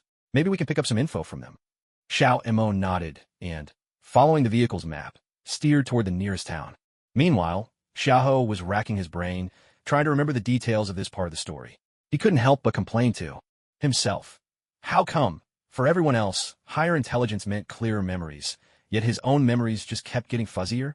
It made no sense. He'd been in this world for nearly 3 years now, and so many details had slipped from his mind. He could only remember the general outline of things. And ever since that mess with the Red House, the old man Gu, he had been keeping his distance. No matter what Xiaoho asked, he wouldn't say a word. One old fossil, stubborn as a mule. Xiao Mo, on the other hand, was soaking in the sights. The yellow sands and bare rocks all around were scenes she'd rarely encountered before. For someone who loved cruising around and exploring new places, she was thoroughly enjoying herself. But after 3 days and visits to 4 or 5 towns, they still hadn't found any sign of terrorists. The endless repetition of the barren landscape was starting to wear on both of them. Finally, on the 4th day, in a small town, they spotted a group of terrorists in the middle of a robbery. When they were still some distance from the town, Xiaoho told Xiao and Mo to stop the car. "Let's sneak in quietly." He stowed the car, and together they darted forward at a speed even faster than driving. Though really, who would ever use their own 2 feet to travel long distances if they could help it? They reached a concealed spot within the town, watching the terrorists as they looted and captured people. Xiaoho held Xiao and Mo back just as she was about to jump into action. He whispered, "Don't rush in. Let's follow them quietly and see if we can find their headquarters." As for why he didn't rush in to save the townsfolk, well, it was clear that time had changed Xiaoho in some ways. Maybe he still felt sympathy for ordinary people, but for the sake of his mission, sometimes he had to set aside those useless feelings. Besides, none of the people down there had the kind of yellow skin that could really stir his emotions. Perhaps someone might ask, does this count as racial discrimination? To be honest, it does. Just like how he doesn't like black people, he simply remains indifferent toward other races as well. This attitude is something that has been shaped by his months in New York. It's quite laughable, isn't it? A country that loudly proclaims freedom and political correctness, yet is filled with prejudice against other races at its core. Especially when it comes to mutants, the discrimination portrayed in the news has reached truly absurd levels. He simply couldn't understand why some ordinary people would discriminate against those who are clearly stronger than themselves. Is it jealousy, or is there another reason? So, apart from countries with a truly good quality of life, he didn't care for America either. If this were in China, perhaps things would never have developed this way. People would have found a more reasonable way to accommodate these individuals. Moreover, in the Marvel Universe, China is inevitably portrayed in an unflattering light. Take, for example, the actors cast in these roles. Many are made up in ways that are downright revolting. You can see it plain as day. Salty Fish's note, "I'm really not saying this on purpose, but over the past few days, as I've watched various films and dug through the material, whenever there's a Chinese character, it's always made to be especially distasteful." The most notorious example is Zhou Dushan in Iron Man 3, but there are plenty of others. Even the Captain America 3 bonus scene was filmed exclusively for China. You can look it up yourself if you're curious. Still, the storyline in Marvel movies is genuinely well done, if you can ignore all that political correctness. Let's get back to the main plot. After the terrorists left, Xiaoho and Xiao and Mo quietly trailed them from distance. They arrived at a valley, and at the sight of all that Stark manufactured equipment scattered around, Xiaoho knew they'd come to the right place. He turned to Xiao and Mo and said, "Xiao and Mo, slip in as a heroic spirit and see what's going on with Stark. Be careful not to alert anyone. Once you have a read on the situation, we'll decide what to do next." Upon hearing this, Xiao and Mo transformed into her heroic spirit form and vanished from sight, while Xiaoho continued to observe the layout of the terrorists below. After waiting for more than 10 minutes, Xiao and Mo reappeared by his side. Xiaoho immediately asked, "Did you find him? What's the situation?" Xiao and Mo pointed to one of the many caves inside and said, "He's in that cave behind a big door. There's a bald old man in there with him, and it looks like they're building something together." After thinking it over, Xiaoho decided to go in for a closer look. Plus, it was finally time to put the cardboard box he'd drawn to good use. The cardboard box, from the Metal Gear series. Hiding inside the box allows one to blend in and stay concealed, and at times even lure enemies away. It's one of the most humorously practical tools in the whole series. Xiaoho crept stealthily toward the cave, and whenever he found himself with no way to hide, he simply slipped into a cardboard box. The patrolling guards would glance his way, but simply ignore him. What a miraculous game prop. But when he reached the iron door, he found himself stuck outside. Without brute force or special tools, there was simply no way in. Not wanting to alert the enemy, he decided to crouch in a corner and quietly observe the situation. After her transformation, Xiao and Mo leaned against the wall, watching Xiaoho's sneaky moves with a look of exasperation. She couldn't help but mutter, "What are you skulking around for? Why not just take them all out?" Xiaoho whispered in reply, "I just want to see how far the story's gone. Plus, this is a critical turning point for Tony. Insen needs to tell him something important, just like with Spider-Man." The 2 guards by the door seemed to hear voices and started walking toward their hiding spot to check things out. Guard A said, "Did you hear someone talking just now?" Guard B replied, "You're imagining things. There's just a cardboard box here. Nothing else." Guard A nodded. "You're right. Maybe I've been standing here too long, and I'm hearing things." With that, they returned to their posts and resumed their watch. Xiaoho let out a sigh of relief. For a moment there, he thought they'd been caught. They didn't have to wait long before a burly, bald man stormed over with several henchmen. He unlocked the door and went inside, immediately starting to interrogate Tony. Xiao and Xiao Mo seized the opportunity to slip inside as well. To save In's son, Tony insisted he needed his help, but the big man only gave them a single day, then left without another word. Once their captor was gone, In's son turned to Tony, worry etched on his face. You're being reckless. One day isn't enough. We've only finished the frame. The armor's nowhere near done. But Tony replied, I can't just watch them kill you. I can't do it. You saved my life, In's son. In's son looked at Tony, whose face was flushed with emotion, and offered a heartfelt thanks. Thank you, Tony. But I think we'll need to pick up the pace. Xiao Mo leaned over and whispered in Xiaoho's ear, shouldn't we step in now? Xiao shook his head, signaling to wait. Then he pulled out a camera and snapped a few photos. Seeing he'd refused, Xiao Mo didn't press further. Instead, she began exploring the room, her curiosity piqued. She was especially intrigued by the bright reactor in Tony's chest. She even walked over for a closer look, thinking to herself, did they just stick a light bulb in his chest?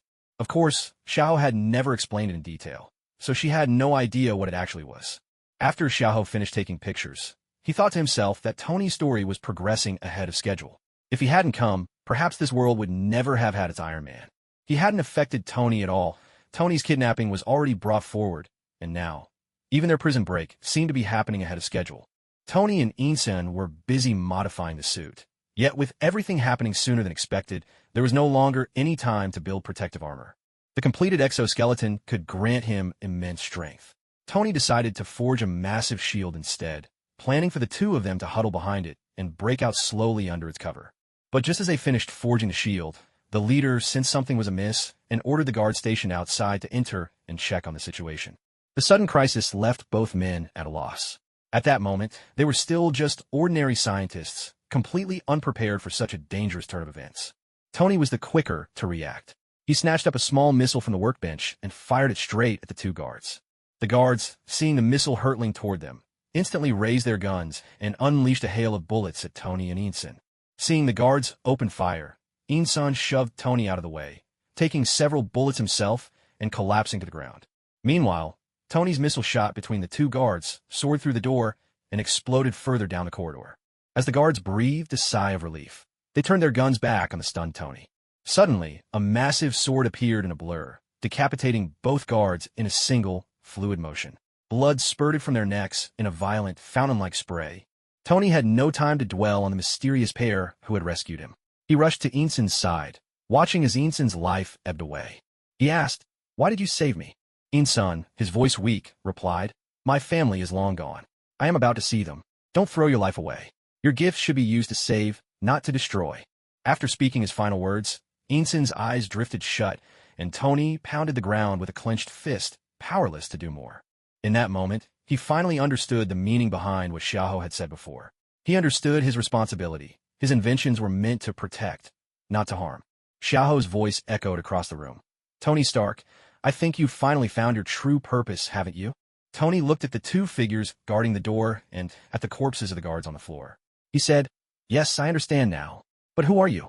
And why are you here?" Xiao smiled, producing an ancient, weathered coin from his hand. Pinching it between two fingers, he addressed Tony. "We were simply commissioned to come and rescue you, but that's not important. What you should be thinking about now is, do you wish to bring Mr. Insen back to life?" Tony sprang to his feet, excitement in his voice as he asked, "You can really bring him back to life? What do you need? Whatever it is, if I have it, it's yours." Xiao glanced at the newly triggered side quest, his smile spreading even wider. Side quest: Save Insen. Quest objective: Revive the deceased Insen. Quest rewards: 50,000 energy points, 30 random draws. Without hesitation, Xiao accepted the quest. He had only intended to give it a try. He hadn't expected it to actually work. "All I want," Xiao replied, tossing a gold coin in his hand, "is a few sets of your Mark series armor for my collection next time you develop them. How about it? Pretty good deal, right?" Tony agreed without a second thought. "Deal. As long as you can bring Insen back, I'm in." Deep down, he was still a little skeptical. But if there was even the slightest glimmer of hope, he wasn't going to let it slip away. Not when all it cost was a few suits of armor. He had no idea just how much this promise would end up costing him in the future.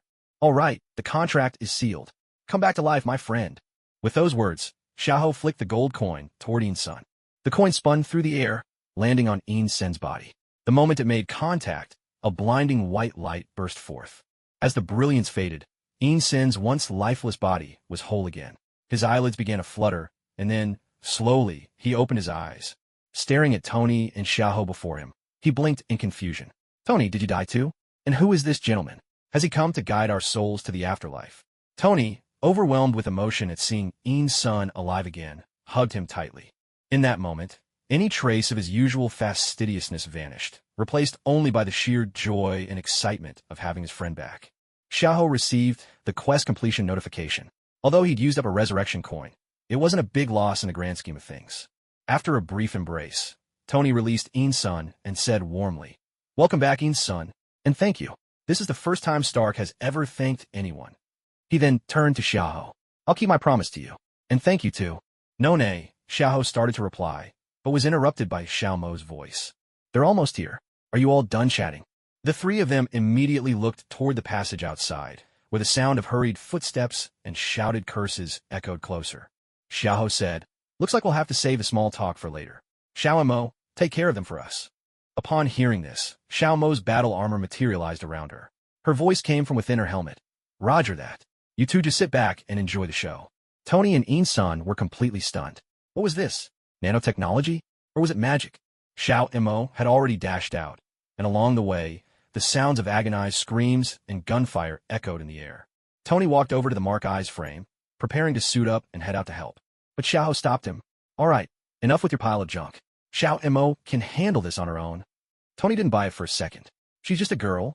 We should be helping her, not letting her fight alone, even if her armor does look pretty cool."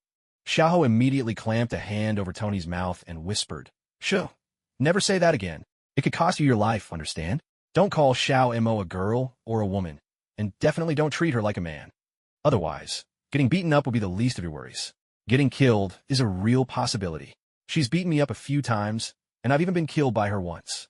As Xiaoho spoke, he kept glancing around to make sure Xiaomo had gone far enough away. Tony broke free from Xiaoho's grip, disgruntled. "Don't grab me like that. I'm not used to strangers touching me, unless they're women. And is she really that terrifying?" He almost wanted to ask if Xiaoho had really been killed, but remembered that even Ian-san had come back to life, so there must be some special abilities at play. He decided against asking. Xiaoho pointed outside. "Go have a look for yourself. Xiaomo's probably almost finished by now." The three of them walked into the corridor, only to be greeted by a grisly scene of severed limbs and bodies everywhere. The gunfire had already ceased. It wasn't until they stepped out of the cave that they saw Xiaomo, sword in hand, slicing a fleeing SUV clean in two. Tony and Ian-san couldn't help but swallow hard. Deep inside, they both silently marked her as someone never to be provoked. Tony, in particular, felt a chill run down his spine at the memory that he'd once dared to challenge her to another race. He realized he should count himself lucky to have walked away from that encounter in one piece. Catching their expressions, Xiaoho quipped, "So you're scared now, huh?" But really, Xiaomo's easy to get along with, as long as you don't cross her. Both men nodded emphatically. It wasn't just fear. This was the voice of reason. After finishing off the last opponent, Xiaomo deactivated her armor and returned to Xiaoho's side. "Xiaoho, I've rescued the people and dealt with the grunts. Isn't it time to head back? Things are getting boring here." But Tony quickly interjected, "Wait, I still need to destroy the weapons here. If we leave them, someone else might use them to hurt people." In-san, hearing this, smiled with genuine relief. It seemed Tony really had changed. Xiaoho was about to say there was no need for all that trouble. One well-placed explosive could handle it. But Xiaomo cut in first, her eyes lighting up. "You want to wipe this whole place out? Leave it to me. It's been a while since I went all out." Xiaoho had no choice but to reluctantly agree to her request. She really did seem to have been holding herself back for a long time. The opponents she'd encountered so far were all just ordinary people. So after so many rounds of top-level matches, she had never had a chance to unleash her full power. The four of them made their way outside the canyon, and Tony asked, "So, what's your plan?" Xiaoho glanced at Xiaomo, who was drawing her weapon once more, and replied, "Just watch Xiaomo's performance. Try not to let your jaw hit the floor." Tony and Ian-san could only turn their attention to Xiaomo, who was now gripping her greatsword with both hands. Gazing at the valley before her, Xiaomo poured a torrent of magic into the dazzlingly radiant sword of kings she held. The sword began to unfurl, a crimson beam shooting straight up into the sky, while a shockwave rippled outward from beneath her feet. Tony and Ian-san stared in utter disbelief, eyes wide at the spectacle unfolding before them. Tony muttered, "This can't be real. How is she doing this?" Ian-san, meanwhile, started praying under his breath. The scene reminded him of the gods he worshipped. As the magic reached its peak, Xiao Mo brought her sword down upon the valley, shouting, "Rise in rebellion against my glorious father, in my name." The world before them vanished into a sea of red light, and an even greater shockwave knocked them all off their feet, tiny grains of sand pelting their faces. When the light faded, the valley before them had been replaced by an even deeper and wider chasm. Now, there was no sign of weapons or equipment. Every trace of recent human activity had been wiped away. After unleashing that blow, Xiao Mo looked as though she'd finally vented all her pent-up frustration. Her mood seemed to have lifted considerably. Tony, who a moment ago had been quite proud of his own Iron Man suit design, looked at the scene before him and instantly thought, maybe it's time for some serious upgrades. Seeing that Xiao Mo had let off steam, Xiao summoned the Hummer and said to the group, "All right, problem solved. Let's get out of here. I'm in a hurry to report back and finish the mission. There's nothing in this godforsaken place but sand, sand, and more sand." Xiao Mo hopped straight into the driver's seat. Xiaoho took the passenger side, and Tony and In-sun obediently climbed into the back. In the car, Tony, having held his tongue for as long as he could, couldn't help but ask, "Are you guys mutants? Or mages? Or maybe aliens?" Xiaoho, hearing the question, couldn't resist the urge to tease him. It wasn't often you saw Tony Stark being so earnest. "We're mutants. What? Do you want to dissect us and run experiments?" he said, flashing a mischievous, slightly menacing grin. Tony waved his hands frantically. No, of course not. I'm not one of those crazy politicians or mad scientists. I mean you no harm. I'm just curious, that's all. So, your abilities are shooting energy beams and having some kind of portable storage space?" Clearly, he had mistaken Xiao Mo's armor and the way Xiaoho acted when he got out of the car for the source of their abilities. Xiaoho's expression grew even more unfriendly. He said, "So, you want to know all this because you're interested in studying us, is that it?" He picked up the azure rose and began spinning the gun skillfully in his hand. At this moment, Tony was genuinely a bit flustered. Is that really what he meant? Seeing Tony's reaction, Xiaoho stopped teasing him and said, "All right, enough joking around. We're not any of those 3 types of people you mentioned. I'm a gamer who's crossed over into this world, and Xiao Mo is the heroic spirit I summoned." "Crossed over? Gamer? Is it the kind I'm thinking of?" Tony looked utterly incredulous. In-sun, on the other hand, was surprised to hear that Xiao Mo was a heroic spirit. As a man of faith, he was particularly sensitive to such things, and now he looked at Xiao Mo with a new sense of respect in his eyes. "That's right. Surprised, aren't you? But don't think too much about it. You might end up crossing into a parallel world yourself someday. By the way, would you like a cheeseburger? They're $1 million each." As Xiaoho spoke, 2 burgers appeared in his hands. Tony, who'd been about to ask more questions, saw his beloved cheeseburgers and couldn't resist. "Deal. I'll take both. I'll transfer the money to you when we get back." With that, he grabbed the 2 burgers, handing one to In-sun beside him. Watching Tony's actions, Xiaoho felt sure that Tony had truly changed. And since In-sun had been saved, Tony wasn't weighed down by guilt as he had been in the movie. Xiaoho then produced 4 cups of soda. He handed one to Xiao Mo, who was driving, and then passed the remaining 2 to Tony and In-sun. "These are on the house. A little bonus with your burgers." Tony rolled his eyes, thinking, who in their right mind sells burgers for $1 million apiece? After a sip, though, he couldn't help but press on. "If we're not talking about you being a gamer, then is this mortar pin dragon here the one I'm thinking of?" Xiaoho glanced at him again. "So, you've been looking into us?" Tony replied without missing a beat, "Of course. What you said last time left quite an impression on me." Xiaoho didn't mind and started answering his question. "That's right. Xiao Mo is the same figure from history. Only, she's not from this world, but from another one." Listening to their conversation, In-sun thought to himself that maybe he should switch to studying theology in the future. Tony nodded after hearing this. Xiao Mo's overwhelming combat abilities now made more sense to him, even if they still seemed a little unbelievable.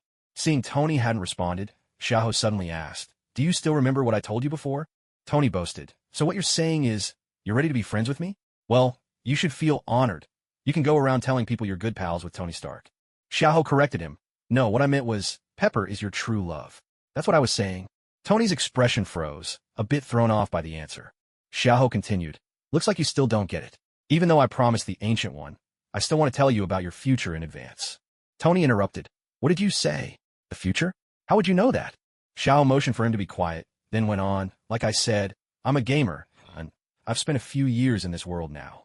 At first, I thought this was just a virtual world, but later I realized this place is real. It took me a long time to accept that.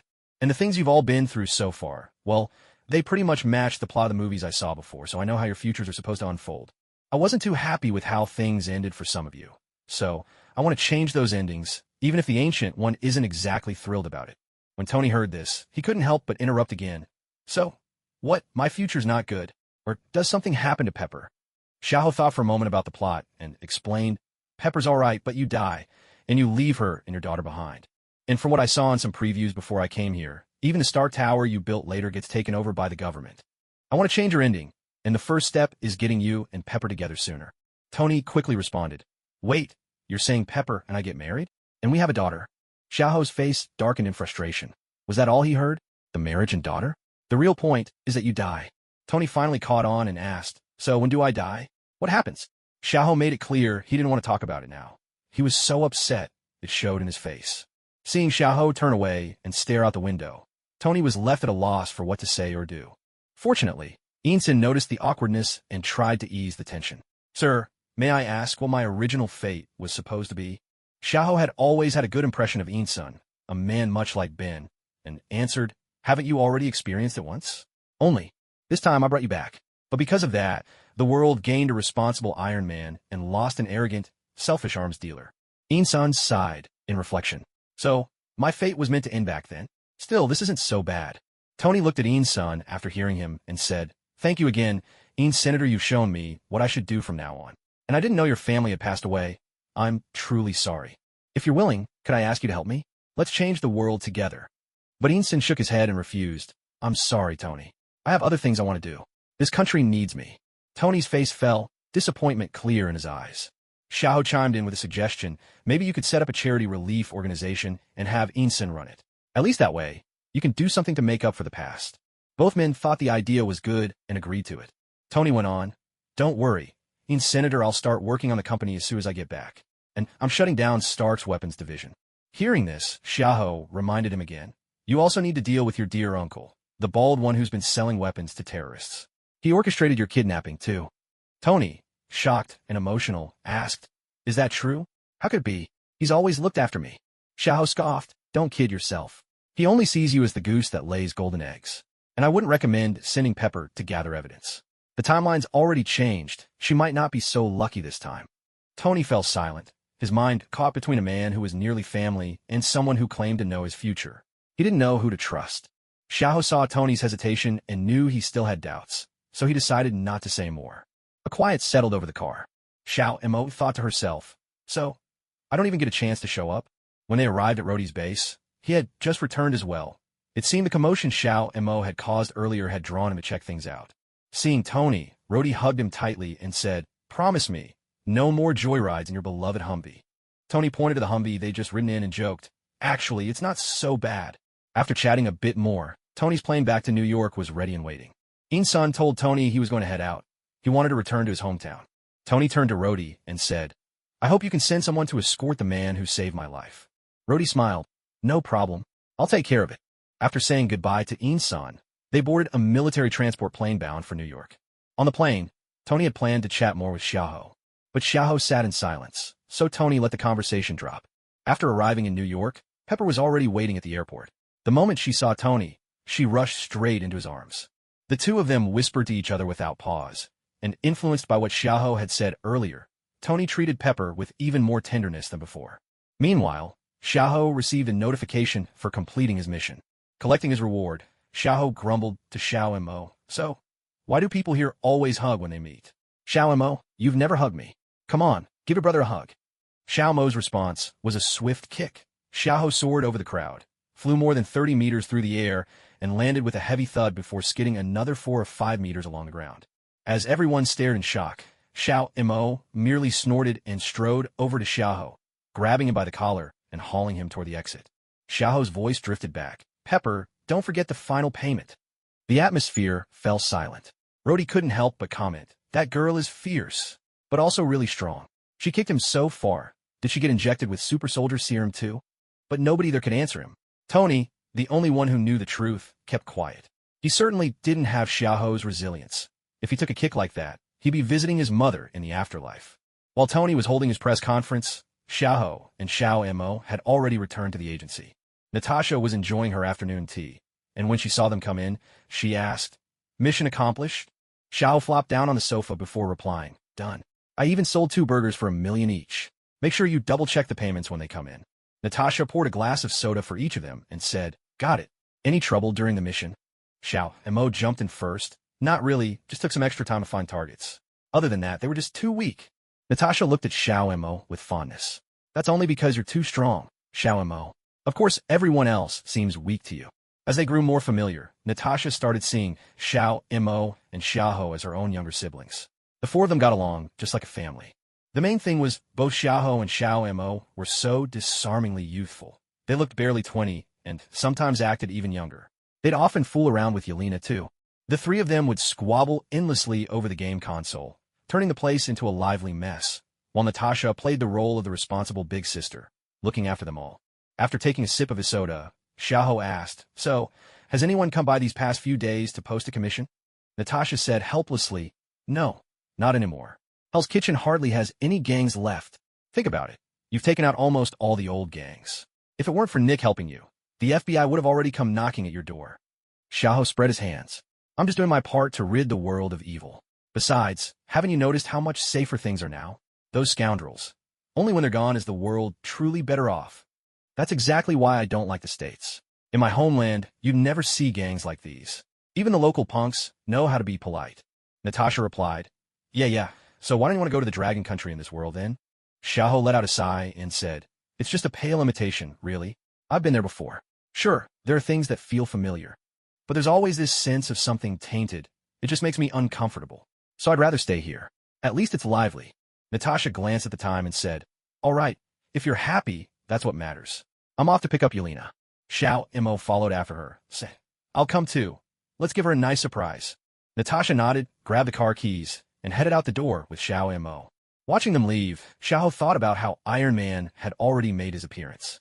That probably meant time was running short for him to keep up, and he should try his luck with the lottery system again. If not, he might fall behind the times. Without counting his magic, he was about on par with Spider-Man at best. This chapter is mainly about the lottery draws. If you're not into this part, feel free to skip ahead. Xiao hurried to take a shower, then changed into his lucky outfit. He prayed to all the gods he could think of, rubbed his hands together, and got ready for a new round of lottery draws. The first round, a random 10 pull. After tossing out the useless items, he ended up with 3 servings of golden fried rice, 2 small recovery potions, and 1 of Conan's tranquilizer wristwatches. Looking over the first batch, he thought to himself, not bad, just a warm-up. The good stuff always comes later.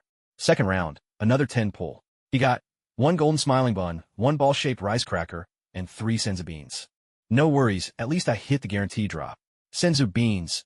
They can save your life at a critical moment. Not super useful for me, but I can give 1 each to Natasha and Yelena and keep 1 for myself. Third round, 10 more. He received 1 universal controller, 1 panda mapo tofu, and 1 phoenix crystal. Universal controller. Once equipped, anything can fly through the air under your control. Use the joystick to pilot it. Speed and maneuverability depend on what you've equipped it to.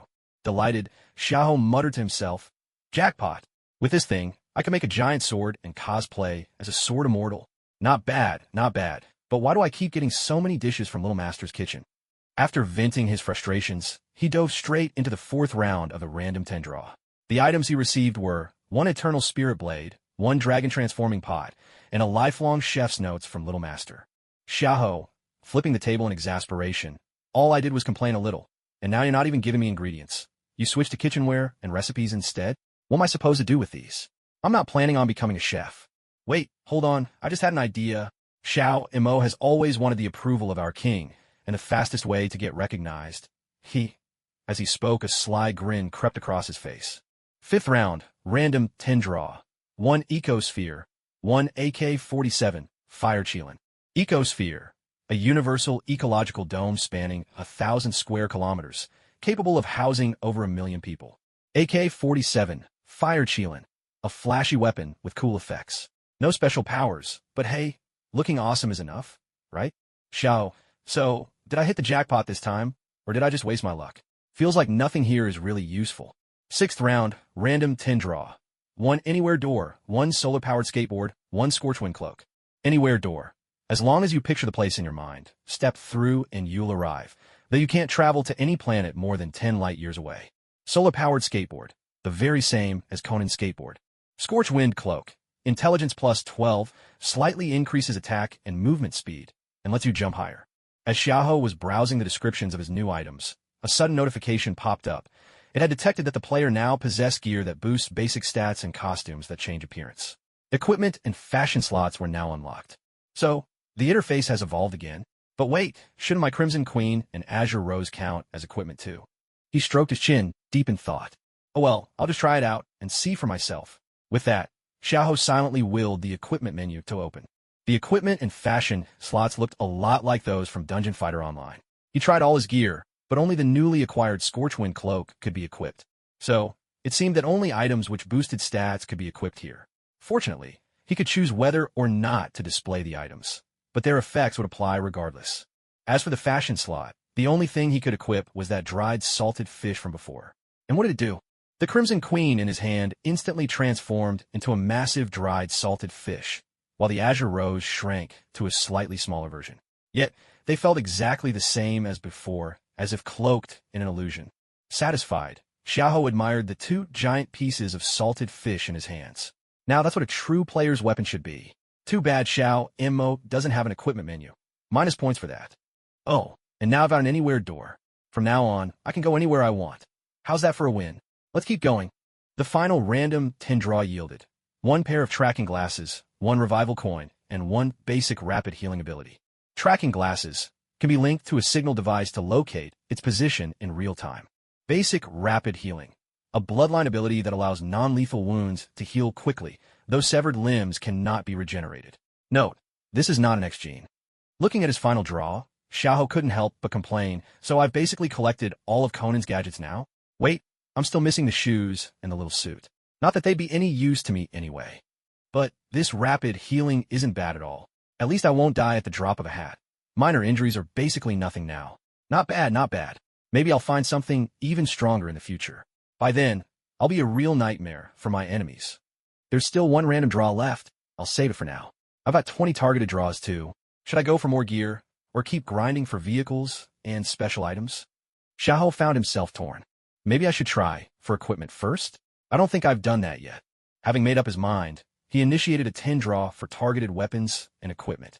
After discarding the useless items, he obtained 1 pair of iron-plated boots and the golden sword of certain victory. Iron-plated boots, armor, 25, movement speed, 45, reduces incoming attack damage by 10%. Golden sword of certain victory, the sword of the chosen king, the legendary sword in the stone, a weapon that only those with the qualities of a true king can wield. Confirming the draw results, Xiaoho quickly pulled out the weapon, eager to admire it up close. But as soon as the sword in the stone appeared, an invisible force pushed his hand away, and the sword embedded itself straight into the floor. Baffled, Xiaoho stared at the sword stuck in the ground and asked, "What's going on? Why won't it let me pick it up?" Not one to give up, he grabbed the hilt again. No matter how hard he tried, the sword wouldn't budge an inch. Seeing that it was impossible to draw the sword, Xiaoho fumed and cursed. What kind of stupid game is this? Did it really have to be this realistic? I can't even use the stuff I win myself? This is outrageous. I'm supposed to be the king of games. Who dares say I lack the qualities of king? Yugi Mutu, my friend, care for a duel? After several more fruitless attempts, Xiaoho finally gave up. Trash game, I don't even want it anymore. This equipment system must be cursed. Ordinary gear is whatever, just plain swords, knives, handguns, and bulletproof vests. But when I finally land a legendary golden drop, I can't even use it. Forget it. Guess I'll try my luck with vehicles and special items instead. The special category seems to have more interesting stuff. With that, he used his last targeted 10 draw on vehicles and special items. After removing the mundane items, he received 1 indoor fishing pond, 1 pair of Superman's glasses, and 1 marker stone. Indoor fishing pool. This device can connect to any fishable body of water, allowing you to catch fish indoors. Superman's glasses. When you put them on, no one will be able to recognize your true identity. Marker. Stone tablet, a mysterious artifact left behind by an alien civilization, rumored to induce mutations in humans and possess dangerous mind control abilities. Xiaoho let out a sigh. Looks like my luck has run out for today. But this stone tablet, it seems oddly familiar. Where have I seen it before? Just then, Natasha and Xiaomo had returned with Yelena. However, as soon as Xiaomo entered, her gaze was fixed on the sword embedded in the ground, the legendary sword in the stone. Natasha spotted the golden sword stuck in the floor and asked, "Boss, we just stepped out for a bit, and you've already stuck a sword in the ground? What's that all about?" Seeing the three of them return, Xiaoho pushed aside the questions swirling in his mind and replied, "Oh, that sword? It's the golden sword of victory, the legendary sword in the stone. I just won in the lottery, but it won't let me use it, so I stuck it in the floor." No sooner had he finished speaking than he sensed something was off. He'd forgotten that Xiao Mo had always dreamed of pulling out the sword in place of Artoria. Looking at Xiao Mo, who was still staring intently at the sword in the stone, it was clear she still hadn't moved past it. Then again, maybe this was the perfect opportunity to help her resolve her inner turmoil once and for all. Natasha and Yelena, already familiar with Xiao Mo's story, exchanged a glance and turned their attention to her, ready to step in and comfort her if things didn't go well. Xiao walked over to Xiao Mo and said, "Xiao Mo, haven't you always wanted to take your father's place? Do you want to give it a try?" Xiao Mo looked up at him, uncertainty in her eyes, and asked, "Can I?" Xiao gave her an encouraging look. "Whether you can or not, you should at least try." Natasha and Yelena chimed in. "That's right, Xiao Mo, go on and try. Even if it's not your original world, it's worth a shot." Xiao Mo nodded and slowly walked up to the sword in the stone. She gazed at the king's chosen blade, the sword that had brought her father such a tragic life. Slowly, she reached out towards the hilt, her thoughts swirling. If she could pull this sword free, perhaps she could take her father's place and spare him from all those burdens. She tightened her grip with both hands and pulled, but the sword didn't budge an inch. She could feel it. It was rejecting her, refusing to let her take it up.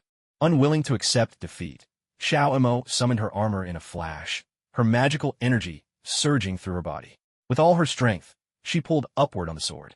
The torrent of magic pouring from Xiao Mo sent everything in the shop flying, scattering objects in every direction. Xiao hurriedly stepped in front of Natasha and Yelena, shielding them as he shouted, "Stop!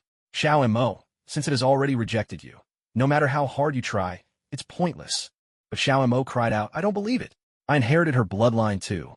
Why can't I pull it out? I don't believe it. No."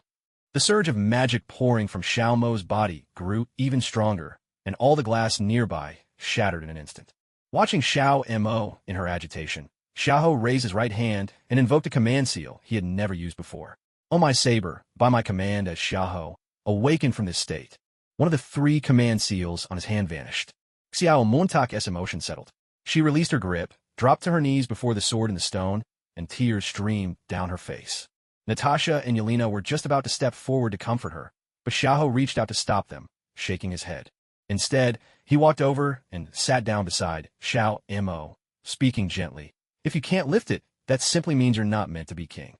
There's no need to feel sad. Perhaps only that noble king of knights can truly wield it. You should know, I'm familiar with most of the story from your world. Your father never blamed you for any of this. And in the end, you understood that too. You did nothing wrong. Your father did nothing wrong. The fault lay with that era, with that world, with Alea and Gaia, those two little incarnations of will.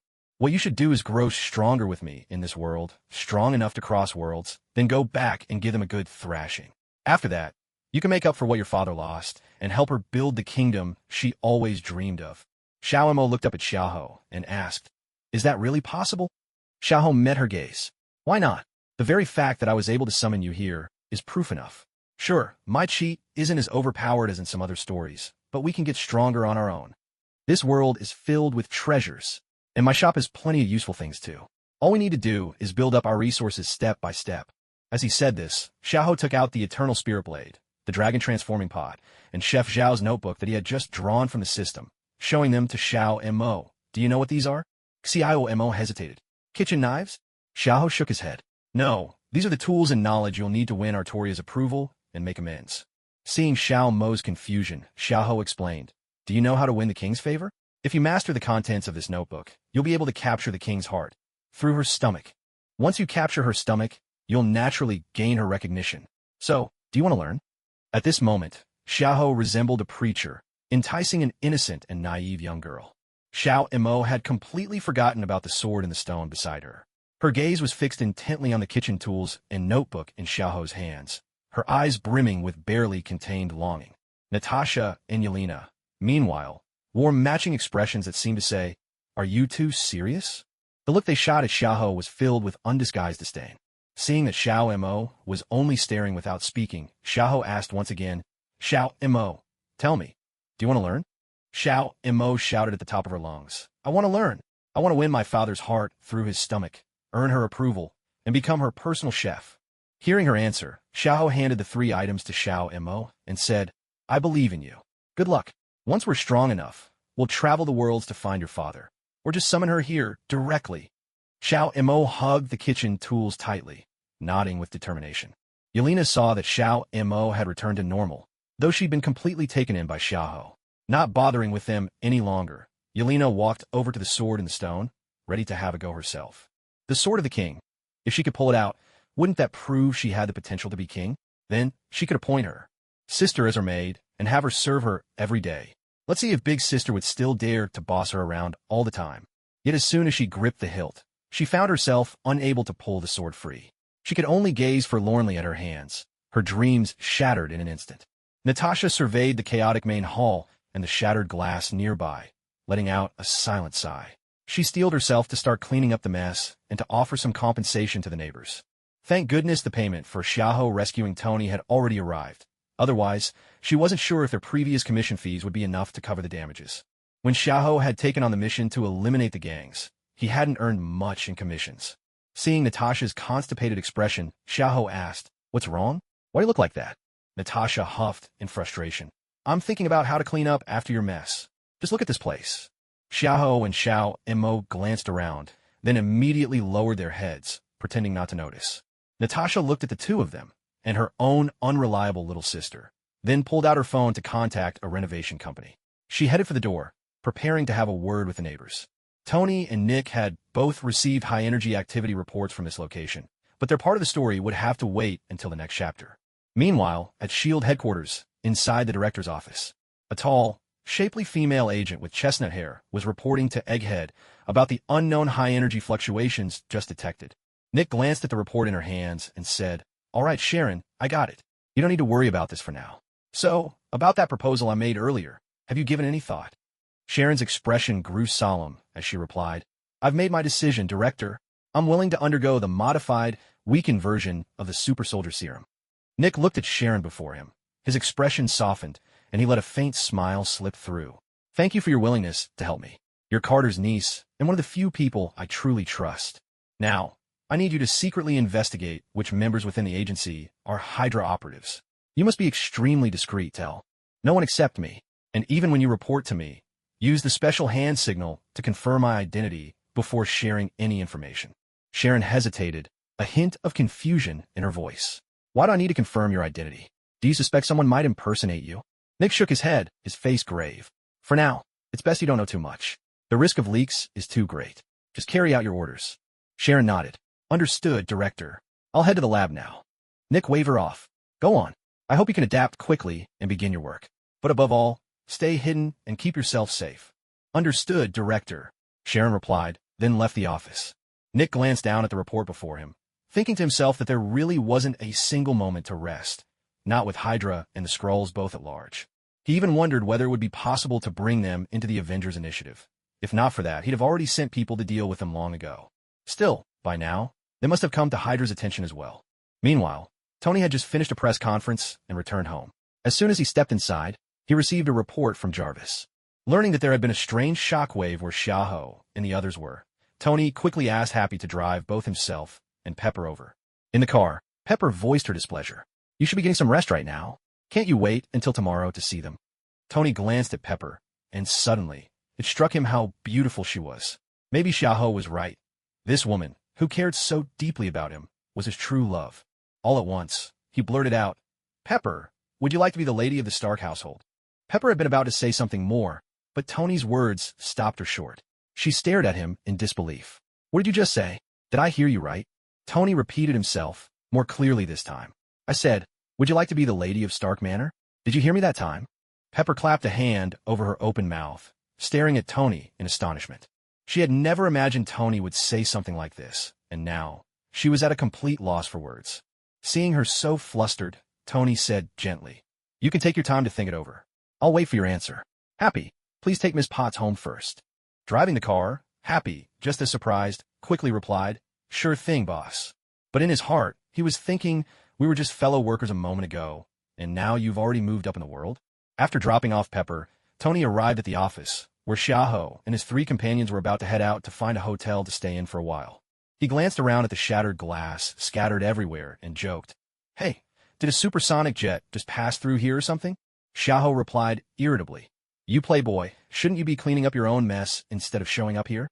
I just heard from the housekeeper that there was a surge of high-energy readings here, so I came to see what was going on," Tony said, gesturing to the chaos around them as he spoke. Xiaoho sighed. "There was a bit of an accident, but we'll take responsibility. Do you need anything else? If not, we're off to find a hotel." Tony continued to tease. "Looks like you're all homeless now. Want to come check out my beach house?" With a dark expression, Xiaoho retorted, "No thanks. I prefer a presidential suite at a hotel. I just made 100 million, you know." Tony's tone grew a bit more serious. "Take it as a friend's invitation. Besides, I have a few questions for you, and maybe even another commission." Seeing even the arrogant Tony making such an offer, Xiaoho had no choice but to agree, though he still asked, "Do you even have enough rooms? There are 4 of us." "Of course. I could double that number and still have space. Hop in." With that, he opened the car door and motioned for everyone to get in. Watching this scene, Xiaoho couldn't help but think, Tony really is quite different from his movie version. In the car, Tony didn't immediately bring up his questions for Xiaoho. Instead, he casually chatted about the things he'd just experienced. Once they arrived at Tony's beach house, and everyone had been shown to their rooms, Tony took Xiaoho aside to his workshop. He began, "I just confessed my feelings to Pepper. She hasn't given me an answer yet." This time, Xiaoho was genuinely surprised. He had never expected Tony to be so bold. He asked, "What made you decide to do that all of a sudden?" "When I saw the concern in her eyes and the way she nags me, I remembered what you said. And if I'm not wrong, we're supposed to have a daughter in the future, right?" As Tony spoke, he poured 2 glasses of red wine. Xiaoho took a sip and replied, "Yes, you'll have a daughter. Her name is Morgan." "Morgan, huh? That's a nice name. I want to know about my future. Since you said you want to change the ending, I suppose that includes me too. Can you tell me more?" Xiaoho thought for a moment and decided to tell him after all. After all, as someone who has been cursed by science, he might be able to help himself too. After finishing his story, Xiaoho downed his glass of red wine in one gulp, looked at the pensive Tony, and asked, "So, after hearing your original story, what are your thoughts?" Tony took a sip as well, then said, "What a brilliant life that was. But I feel like I really let Pepper and Morgan down. This time, though, I'll do better." Xiaoho gave him a thumbs up. "Even though you haven't built your own Iron Man suit yet, I have to say, you really are the pillar of the Marvel movies. Do you have a plan?" Tony looked at Xiaoho and replied, "My plan is to deal with my dear uncle first. I need your help to get the evidence." Side quest triggered, assist Tony. Quest details, help him find evidence of Obadiah Stane's crimes. Quest rewards, 5,000 energy points, 10 random draws. After accepting the quest, Xiaoho couldn't help but sigh inwardly. As expected, the protagonist quests come with richer rewards. Just stealing some files nets this much. Xiaoho said to Tony, "I'll take the job, but what about my payment? Don't tell me you expect a freebie." In his mind, quest rewards are quest rewards, and commission fees are commission fees. They must be kept separate. No one gets to freeload off him, unless he's in the mood to be generous. Tony raised an eyebrow. "Hey, I thought we were already friends. That hurts, you know." Xiaoho shook his head. "Nope, this is a matter of principle. Do you expect a bounty hunter to work for free? No way. You're not Tony, after all. I might give her a discount at best." Tony asked, puzzled, "Tony? Who's that? Why does she get a freebie?" Xiaoho grinned mischievously. "Your counterpart from a parallel universe. She's got more developed pecs than you. And that's not all. She doesn't have your little buddy either. So what do you say? Want to take a quick trip to Thailand for a little surgery? Then maybe I'll work for free." Tony's face twisted as if he'd just tasted something bitter. "I think I'll just pay you. How much do you want?" Xiaoho held up one finger. "Just 1 million this time. Want me to bring him in as a bonus?"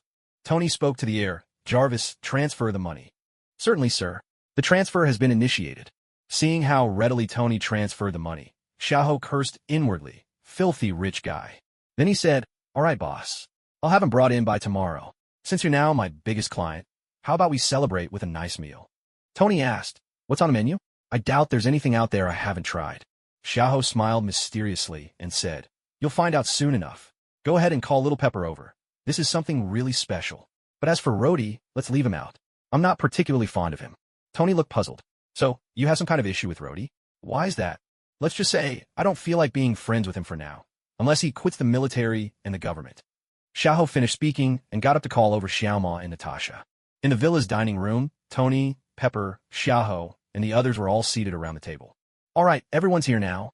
Time to show us this amazing thing you've been talking about," Tony said. Then, leaning into Pepper, he quietly explained again why he'd asked her to come. With a wave of his hand, Xiaoho made 8 dishes of varying sizes appear on the massive dining table. He turned to Xiaoma and asked, "Xiaoma, have I shown you the recipe yet?" Xiaoma nodded. "You have. But, if I learn to make this, do you really think my father will finally approve of me?" Xiaoho answered with total confidence. "Of course. You've got a secret weapon against the king now, and what you're learning specifically targets his weakness. Trust me, it'll work." He gestured to the dishes on the table and addressed everyone. "These are glowing dishes. Not quite like the ones with special powers you see in Gourmet Hunter, but still pretty extraordinary. Xiaoma, these are a few of the recipes from that notebook. Take a look." He lifted the lids from the 3 smaller dishes first, and golden light instantly spilled out across the table. "This is golden fried rice. There are 6 of us, so let's all have half a portion." He dished out 6 plates and handed them around. As everyone took their portions, the dazzling effects from before slowly faded, bringing them back to their senses. Glowing rice? How does that even work? In this taste, Tony started to ask about the science behind it, but the moment he tasted a bite, every thought flew right out of his head. The more Xiaoma ate, the brighter her eyes grew. If she could recreate a dish like this, surely her father would be completely won over. Everyone else was digging in as well, each bite bringing satisfied smiles to their faces. Originally, Xiaoho had planned to introduce each dish one by one, but seeing Tony already reaching for the other lids, he gave up on that idea. He asked everyone to help reveal the rest of the dishes. He began to introduce them one after another. "This is golden laugh bun. You eat the golden pastry, but the dragon's just for decoration. Not for eating. This is spherical crispy rice, panda mapo tofu, and phoenix crystal. Slow down, everyone. Save some for me." But as he spoke, the 5 others were already attacking every dish on the table, so Xiaoho quickly joined the fray, grabbing his share before it all disappeared. After everyone had finished eating, Xiao Imo took out her notebook and held it close to her chest, her mind endlessly replaying the scene of her father enjoying the food she had made, showering her with praise. Tony, having just snatched a good amount of food for Pepper, was now basking in the glow of their affectionate exchange. Natasha was chatting away with Yelena, while only Xiaoho lay, sprawled on a chair, quietly observing them all. He thought to himself that this wasn't so bad. He was finally starting to fit into this world, making many friends along the way. Hannibal and Abigail would still reach out to him from time to time, though it had been a while since their last meeting. He wondered if those vampires and werewolves on their end were still causing trouble. Maybe he should lend a hand. After all, with a portal at his disposal, he could go wherever he pleased. Speaking of which, that last thing he drew today left him with an odd sense of familiarity. What could it be? The notes mentioned human mutation and mind control, which sounded rather dangerous. Still, curiosity gnawed at him. Should he take it out and have a closer look? Just as these thoughts crossed his mind, a ring of light appeared beneath his chair, and before he knew it, he had fallen straight through. Tony, who had been deep in conversation with Pepper, caught sight of this and rushed over. But the glowing circle had already vanished. Looking at the calm expressions of Natasha and the others, Tony couldn't help but ask, "Where did Xiaoho go?" He just dropped straight down and disappeared. "Aren't you the least bit worried?" He mimed Xiaoho's sudden disappearance as he spoke.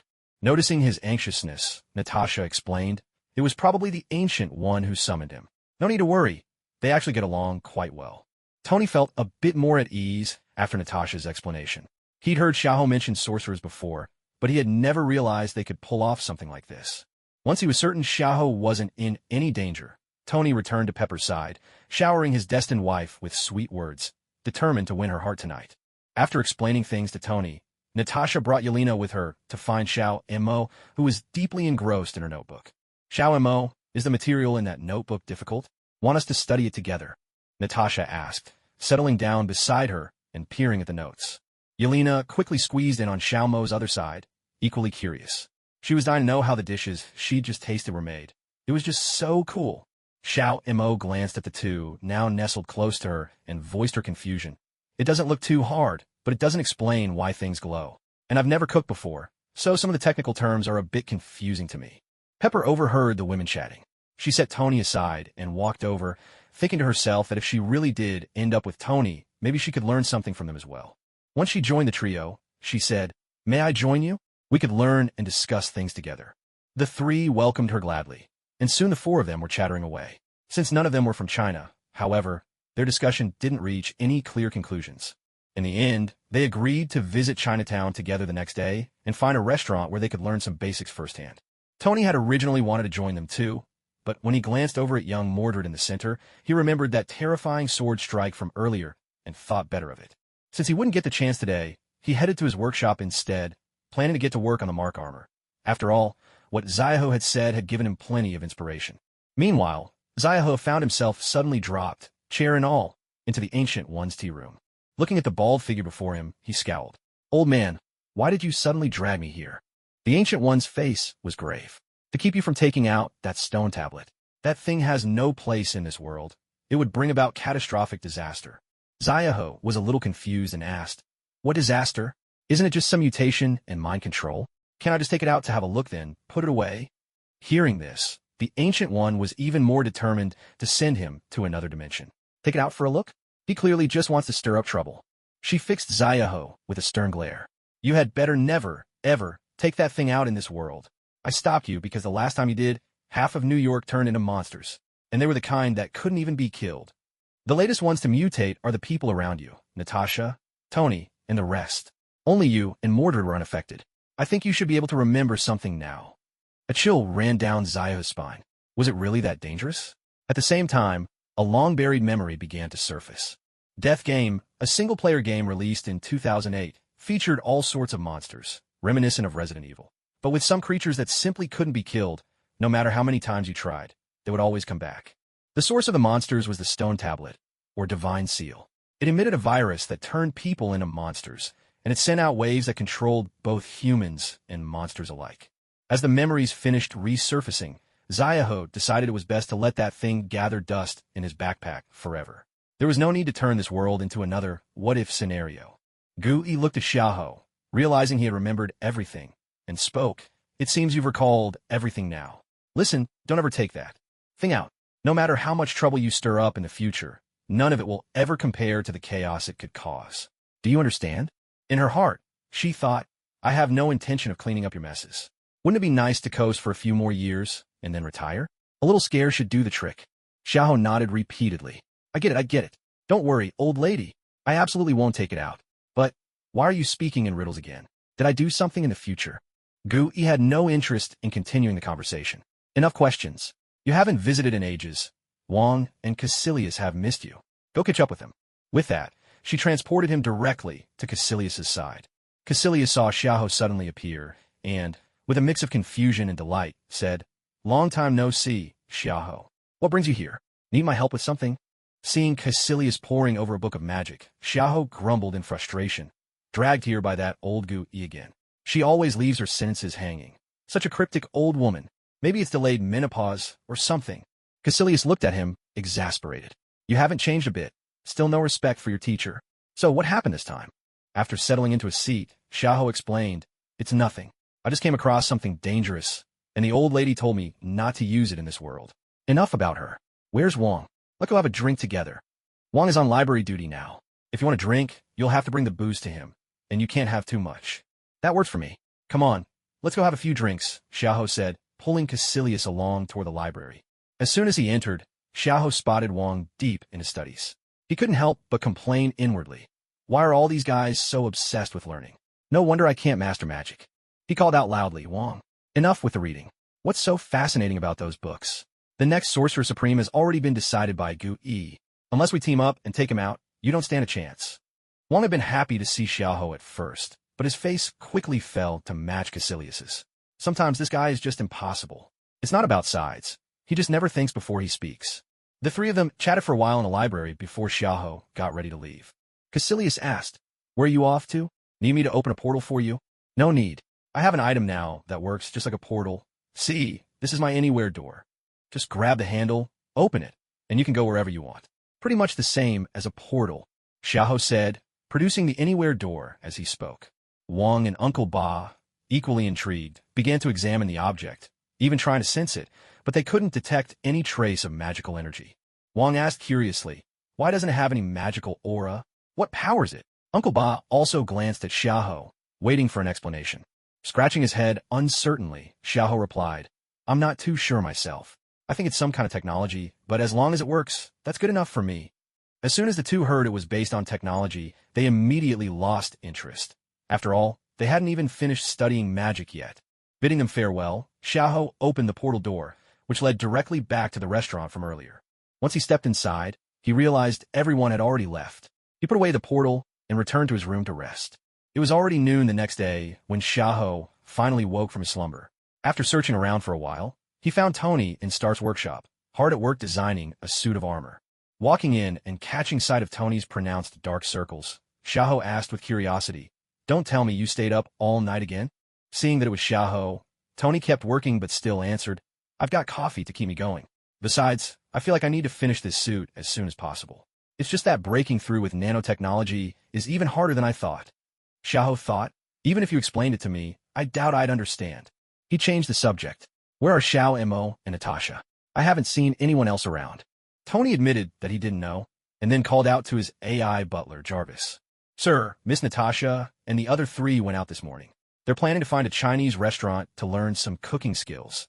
Jarvis's voice responded through the speakers. Now that they knew where everyone was, neither of them paid it any more mind. Xiaoho said, "All right, I'll go help you get the evidence and catch Obadiah.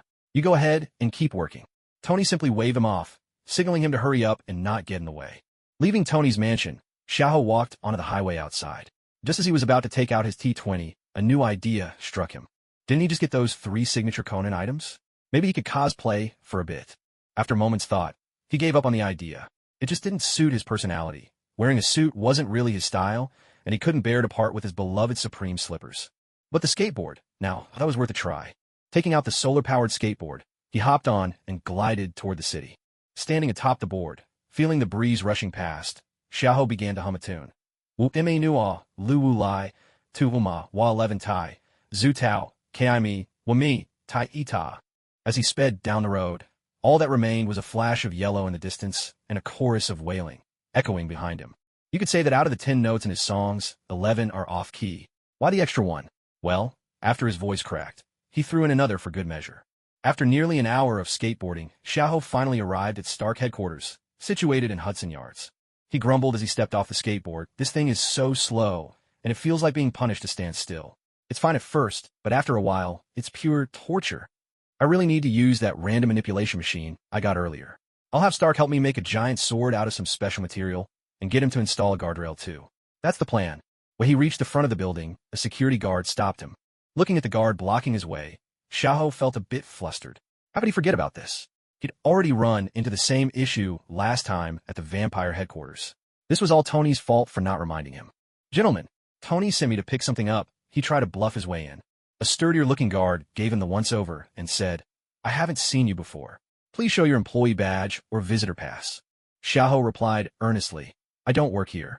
I'm Tony's friend. Pepper knows me too." "Oh, sorry, Pepper Potts knows me. Tony asked me to come and pick up something for him." The guards look him up and down again. T-shirt, long shirt, beach shorts, flip-flops, and an Asian guy at that. More importantly, a man. No matter how they looked at it, he didn't seem like someone their boss would know. Sticking to protocol, they continued to block his way. No pass, no entry. Xiaoho was completely stumped. What was going on? If it weren't for the fear of alarming Obadiah and letting him escape, he would have just forced his way in. Just then, a chubby man approached from the distance. Xiaoho squinted. It was him, the man who almost became our friendly neighborhood's step-uncle, Happy. He immediately shouted, "Happy! Over here, come quick!" Happy, who had just been making his rounds, heard someone call his name and walked over. Seeing the man he'd met just yesterday, who was now living in the boss's house, Happy grew curious about what he wanted. As soon as Xiaoho saw Happy come over, he hurriedly explained, "Happy, Tony gave me a task, so I came here, but they won't let me in. Could you have a word with him?" The 2 guards glanced at Happy, waiting for his confirmation since it seemed Xiaoho really knew him. After Happy signaled to the guards to let him in, he turned to Xiaoho and asked, "What did the boss ask you to do? Why didn't he just have me handle it?" With an arm around Happy's shoulder as they walked toward the elevator, Xiaoho replied, "Just need to talk to Obadiah about something. By the way, what floor is he on?" After Happy pressed the button for floor, he turned to Xiaoho and said, "Mr. Xiaoho, thank you. You saved Tony, which let me keep my job and my friend. That should have been my responsibility." Xiaoho had always liked Happy, and hearing his gratitude, he smiled in return. "It's nothing. I was just fulfilling a commission. No need to thank me specially." "I still want to thank you. But what did the boss ask you to come over for this time?" Happy asked curiously, eyeing him. Just to bring Obadiah in and collect evidence of his crimes," Xiaoho replied. As Xiaoho finished speaking, the elevator arrived at their floor. Stepping out, Xiaoho glanced around, then strode purposefully toward the office marked President's office. Happy was still reeling from Xiaoho's words, but seeing him already heading out, he hurriedly followed. At the door, Xiaoho didn't hesitate. He kicked the office door wide open. The sudden crash startled Obadiah inside, who was in the middle of a video call. The moment he saw who it was, the man who had rescued Tony, Obadiah quickly ended the call. He shouted, "You can't just barge into someone's office like this. It's hardly civilized." Xiaoho replied dismissively, "Enough with the theatrics, Obadiah. Your secrets are out. Come with me." Obadiah's pupils contracted, but he forced himself to stay calm. "What are you talking about? You'd better explain yourself," he said, even as his hand crept toward his hidden pistol. Xiaoho caught the subtle movement, but paid it no mind, striding straight toward him. "Save it. You can explain yourself to Tony later. Or are you thinking of putting up a fight?" By now, Obadiah was certain Tony must have found evidence against him, and had sent this man to take him down. He drew his pistol and, in a flash, tried a classic American quick draw on Xiaoho. But Xiaoho dodged the bullets effortlessly, shifting his body with casual ease. Fortunately, Happy was still at the door and not in the line of fire. Otherwise, he'd have been caught in the crossfire. Seeing such an inhuman display, terror finally crossed Obadiah's face. He shouted, "How much is Tony paying you? I'll give you 10 times as much. Just work for me instead." A task notification popped up for Xiaoho, but he didn't even bother to look at it. His word was his bond. Obadiah, seeing Xiaoho unmoved, tried to resist further, but Xiaoho simply grabbed him by the throat and lifted him effortlessly. Gazing at the struggling bald man in his grasp, Xiaoho sneered, "Give it up. I can't stand you bald types. Always up to something shady." Next, he packed away the table and the computer on top of it into his backpack. He took out the anywhere door, opened it, and stepped through. On the other side was Tony's workshop. Happy hurried over when he saw this, but as he took in the scene behind the door, he couldn't help but feel as if the world had turned upside down. Previously, he could explain Xiaoho's evasive maneuvers as the work of mutants or enhanced humans. But what on earth was this portal? Had the technology in this world advanced to such a level already? Tony, on the other side of the door, was equally baffled by the sudden appearance of the anywhere door. But when he saw Xiaoho dragging Obadiah in, he relaxed a little. Anything involving Xiaoho never seemed to be all that surprising. Xiaoho tossed Obadiah onto the floor, then took the table and computer back out. He said, "All right, mission accomplished. The evidence is all on the computer, and the man himself is here. Do you want me to take care of him for you while I'm at it?" Tony gestured for him to wait. Looking down at Obadiah on the ground, he said, "I always treated you like family. Why would you do this to me?" Obadiah knew he was finished, and recited the same speech he gave in the original story. After hearing it, Tony slumped weakly into a chair. Xiaoho asked Tony again, "Are you sure you don't want me to kill him for you? I've always thought that dead villains make the best reformed villains." But Tony shook his head, refusing the offer. "I want to see him brought to justice by the law." Xiaoho could only agree to Tony's request, but not before knocking Obadiah unconscious and collecting his mission reward. In his heart, though, he thought, as expected, these heroes are all tangled up in rules and regulations. Don't they realize if you let a villain live, he might break out and cause even more trouble later? Or maybe they're planning to breed their own rogues gallery, just like Batman? After a while, the village chief of the so-called novice village, whom Xiaoho had always wanted to meet but never had, arrived with a team of agents to take custody of Obadiah. At this point, Coulson's hairline had clearly receded, but he did exude an approachable vibe. Once his agents had taken Obadiah away, Coulson was ready to have a good talk with Tony and Xiaoho. He was the first to speak. "I'm Coulson from Homeland Logistics. I'd like to have a proper conversation with you both. Mr. Xiaoho, I imagine you already know who I am." Xiaoho nodded. "Of course.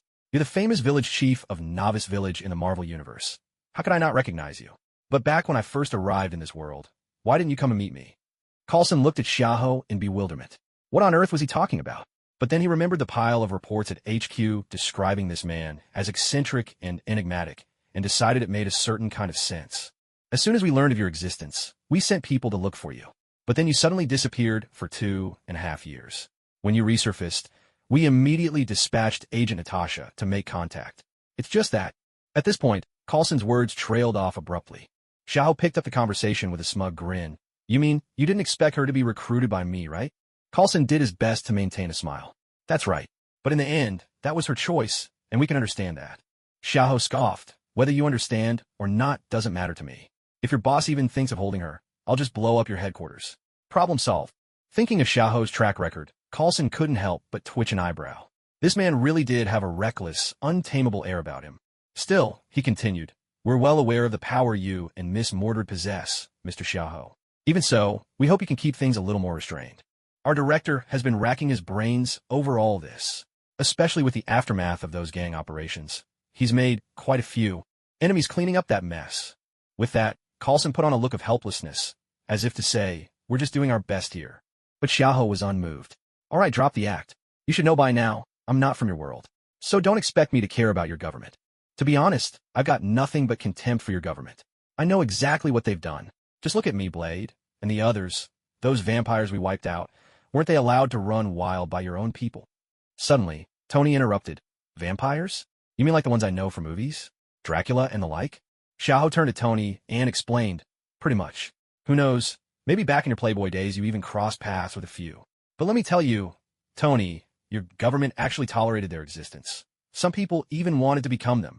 What's more, Blade and I raided one of their blood banks not long ago. It was full of people they'd abducted, sealed into bags, and kept alive with feeding tubes, forced to produce blood nonstop. When I saw that, I honestly considered just blowing up the White House and being done with it. Tony could hardly believe what he was hearing. He'd always known there were skeletons in the closet, but never imagined things could be this bad. Seems like shutting down the weapons division really was the right call.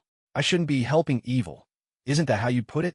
After he finished speaking, Tony shot Carlson a frosty look. His attitude clearly changed. Inside, Carlson was cursing those people to the high heavens, but he still needed to explain himself. After all, before he came here, Nick had made it clear, do whatever it takes to get closer to Xiaoho. He looked completely sincere as he spoke. I'm really sorry, but that was just the work of a few individuals. Back then, there was nothing we could do, but believe me, our department was established to protect the world. Xiaoho clicked his tongue twice. All right, stop trying to make yourself look good. Isn't your whole department basically a Hydra branch now? And you're still talking about protecting the world? More like protecting America, isn't it? Carlson, have you rounded up all the Hydra agents in your agency yet? If not, maybe you should finish that before making any more grand statements. Since I find you somewhat tolerable, I'll give you a bit of news. Your previous director was Hydra too. Carlson's face instantly drained of color. His voice trembled as he asked, are you telling the truth? Then does that mean Nick is... Xiaoho knew what he wanted to say, but still offered an explanation for Nick. He's not, but he's not exactly a reliable boss either. You'd better start planning your exit early. Otherwise, sooner or later you'll end up dead because of him. That's what Xiaoho said out loud. But in his mind, he thought, well, I guess that counts as clearing up Nick's name. Consider it payback for helping me clean up the mess last time. As for Carlson, whether he listens or not is up to him. Then, noticing Tony deep in thought, Xiaoho spoke up again. All right, if there's nothing else, Agent Carlson, you can head back now. Oh, and do me a favor. Tell Egghead to send over the inheritance Tony's father left for him. Don't make us go fetch it ourselves. With a heavy heart, Carlson took his leave. Tony, however, asked in confusion, my father left me something? Why didn't you mention this before? Xiaoho replied helplessly. It's just some tapes and documents. And there's a new element in there that could save your life. I didn't bring it up before because there was already too much to say. So, I left out the less important details. The main reason, really, was that he didn't feel like talking any more than necessary. It was a waste of breath. Besides, he didn't have some fortune-telling system. So why bother giving away information for free? Wasn't it better to just loaf around? Tony's face was so dark, it looked like a storm was brewing. But then he remembered Xiaoho's combat skills. He hadn't witnessed them firsthand, but had a feeling they were formidable. So he gave up the idea of teaching him a lesson. He recalled the portal Xiaoho had used to appear earlier. Now that no one else was around, he couldn't help but ask, that door you used before, was it a portal? Is it some kind of magical artifact? Oh, you mean the anywhere door? Yeah, it's a portal, but it's not magic. It's a piece of tech. Xiaoho explained proudly. Hearing that it was technology, Tony's eyes lit up. This was definitely something worth studying. Rubbing his hands together, he said, would you let me take a look at it? Name your price. Xiaoho refused him flatly. No way. I've only got one, and if you break it, I wouldn't even know where to get it fixed. Tony hurriedly said, I promise I won't break it. Besides, I can pay for it. How about 100 million? Xiaoho remembered that he had planned to ask Tony for help making a giant sword before. Wasn't this the perfect opportunity? You promise you won't break it? Because if you do, you're finished. I promise. I just want to study how it works. All right then, but you'll have to make me a giant sword too, and it needs to have a guardrail. If you agree, I'll lend it to you. As he said this, Xiaoho's face wore a look of absolute certainty, confident he had Tony right where he wanted him. Tony had no idea why Xiaoho wanted such a bizarre sword, but he immediately agreed. After all, this was a portal device. Xiaoho handed the anywhere door over to Tony and gave him a brief explanation of how to use it. Once Tony had the device in hand, he promptly ushered Xiaoho out of the workshop and set to work, running tests with all manner of equipment. Xiaoho wandered into the living room, stretched out on the sofa, and stared absent-mindedly at the sea outside. After a while, he sat up, bored out of his mind, and decided he needed something to do. Then he remembered, didn't he want an indoor fishing pool? Maybe he could try it out. But wait, he didn't have a fishing rod. He called out tentatively, "Jarvis?" "Yes, Mr. Xiaoho. How can I assist you?" Jarvis's voice sounded suddenly. Xiao's eyes lit up. Jarvis had really answered. He quickly said, "I'd like to go fishing. Does Tony have any rods or fishing gear around here?" "Yes, sir. Please follow the guidance arrows to the storage room to select your equipment." As soon as Jarvis finished, arrows were projected onto the floor, pointing the way. Following the arrows to gather his gear, Xiaoho struck up a conversation with Jarvis. "Jarvis, what's your current level of intelligence?" "Sir, according to the mainstream international classification system, there are 3 levels. Artificial Narrow Intelligence, ANI, Artificial. General Intelligence, AGI, and Artificial Superintelligence, ASI. I am currently at the 2nd level, Artificial General Intelligence. So, could you make some games for me if I ask?" "Yes, sir. However, I would need you to provide detailed descriptions of the game's settings and background. Based on your input, I can refine the details." Hearing this, Xiaoho's eyes sparkled with excitement. He could bring all sorts of games from his previous world to life here. Boredom would be a thing of the past. With his fishing gear in hand, he returned to the main hall. He found a spacious spot and took out the indoor fishing pool. The pool was rolled up like a poster, forming a cylinder. After Xiaoho unrolled it, it covered an area of about 5 by 6 meters. One edge featured a knob and a few buttons. After tinkering for a while, he figured out how to use it. By turning the knob, he could select any stretch of sea he liked, and the huge screen would transform into a lifelike seascape. He placed a few bottles of drinks next to the sofa. After preparing the bait, he leaned back and began his fishing session. Meanwhile, he chatted with Jarvis about some game designs. "Jarvis, help me create Devil May Cry 4 and 5 first. The content is..." By the time evening fell and the 4 women returned, the scene that greeted them was this. Xiaoho sat on the sofa, holding a fishing rod, the lines stretching into a pool on the floor that looked like a carpet, all the while speaking nonstop to Jarvis. Yelena hurried over and asked, "What are you doing? Fishing? What did you set up this pool? Are there any fish in it?" As she spoke, she ran to the edge of the pool for a closer look, but all she could see was water. There was no sign of any fish at all. Xiaoho, noticing she was about to lean in too far, quickly called out, "Yelena, wait, that's actually the ocean down there, and I have no idea where it leads. Don't fall in." Hearing this, Natasha immediately grabbed her sister, cutting off her reckless curiosity. Xiao Mo and Pepper, piqued by their curiosity, wandered over for a look as well. But neither of them seemed especially interested. Carrying an armful of things, the two headed toward the kitchen. Natasha followed along after them. Yelena, however, ran over to Xiaoho and asked, "Did you catch any fish yet?" Xiaoho suddenly felt a bit embarrassed. "I haven't been fishing that long, so nothing's biting yet." In his heart, he thought, when I watched those fishing videos, people always caught fish so easily. Why haven't I caught anything all afternoon? He glanced at the fishing rod in his hand and decided, it must be Tony's equipment that's the problem, or maybe the bait isn't right. Of course, he couldn't admit the real reason was his own lack of skill, especially since he'd never fished before and knew nothing about rods or bait. Yelena didn't buy a word of his excuse and teased, "You don't know what you're doing, do you? You have no idea how to fish." Xiaoho bristled. "That's nonsense. I'm an expert. It's just that the area I picked is empty. No fish at all." Yelena shot him a look that said, "Sure, I totally believe you," her expression full of playful skepticism. She snatched the fishing rod from Xiaoho's hands. "Here, let me try. Move over." Neither of them noticed that the hook on the line was meant for small river fish, while the patch of ocean Xiaoho had chosen was deep sea. Xiaoho shuffled to the next sofa and resumed his conversation with Jarvis about the game settings. After a while, delicious aromas began to waft in from the kitchen, making both of them on the sofa twitch their noses in anticipation. At some point, Pepper had managed to drag Tony out of his workshop and brought him over to call Xiaoho and Xiao Mo for dinner. As soon as Tony walked in, the first thing he noticed in his living room was a new addition, something that looked suspiciously like a pond. He stepped forward, curiosity getting the better of him as he examined the object closely. Still, he couldn't help but ask, "I'm pretty sure we didn't have this thing at home. What is it?" Xiaoho, who had already stood up, answered offhandedly, "It's an indoor fishing pool. It can connect to any fishable body of water, so you can fish indoors." When Tony heard this, he let out a low whistle, yet another piece of spatial equipment. He crouched down to inspect it thoroughly, even studying the buttons for a bit. This one seemed easier to figure out than the portal door from before. Pepper came over and pulled him up. All right, you can come back and study it after dinner. Besides, you didn't sleep at all last night. You need to go to bed early tonight. I'll be keeping an eye on you. Tony glanced longingly at the fishing pool with every step as he was led away, feeling absolutely no desire to eat.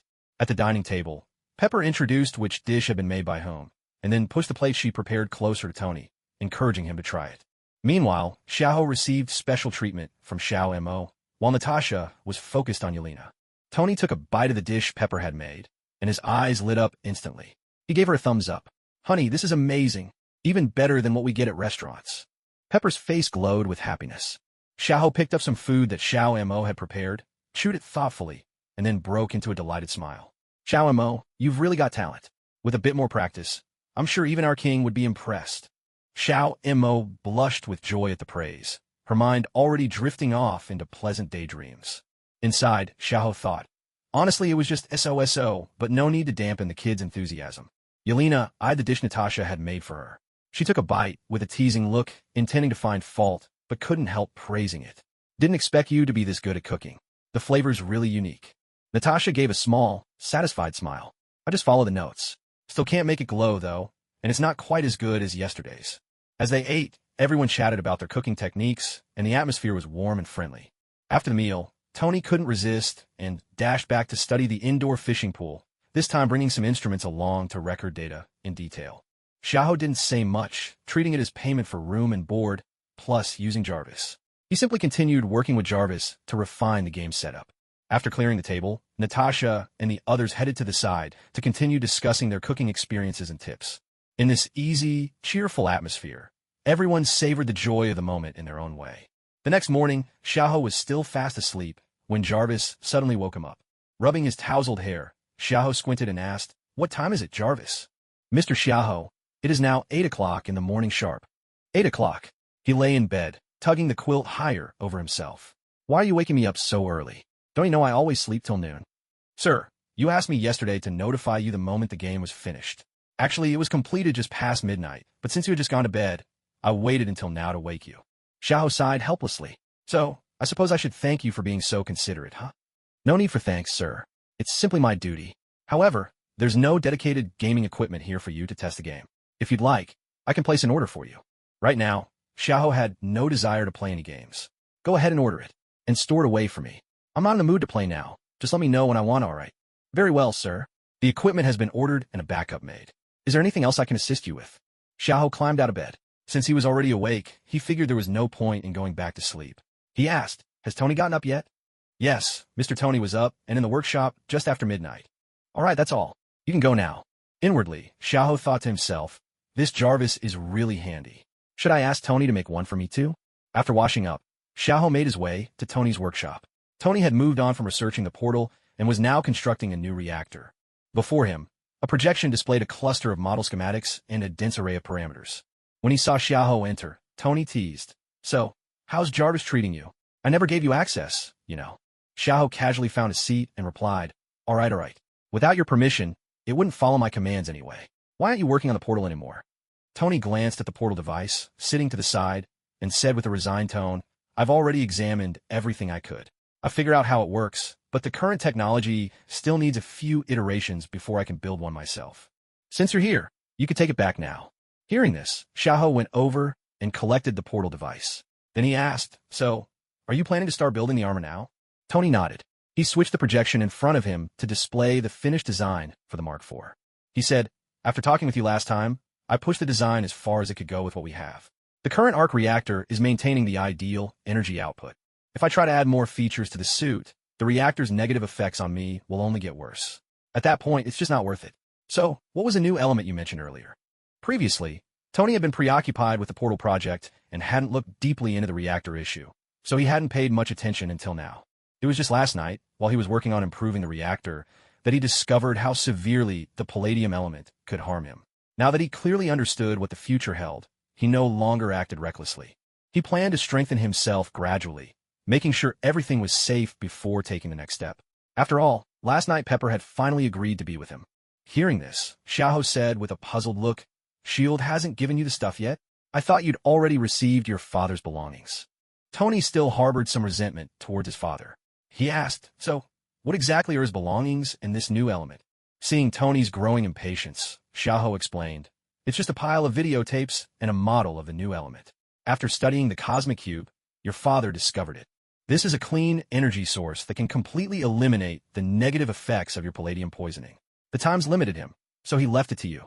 At this point, Xiaohou couldn't help but add with a teasing grin, "He even said you're his greatest creation. So, how does that make you feel?" "Touched." "Not at all." Tony shot back, clearly annoyed by Xiaohou's teasing.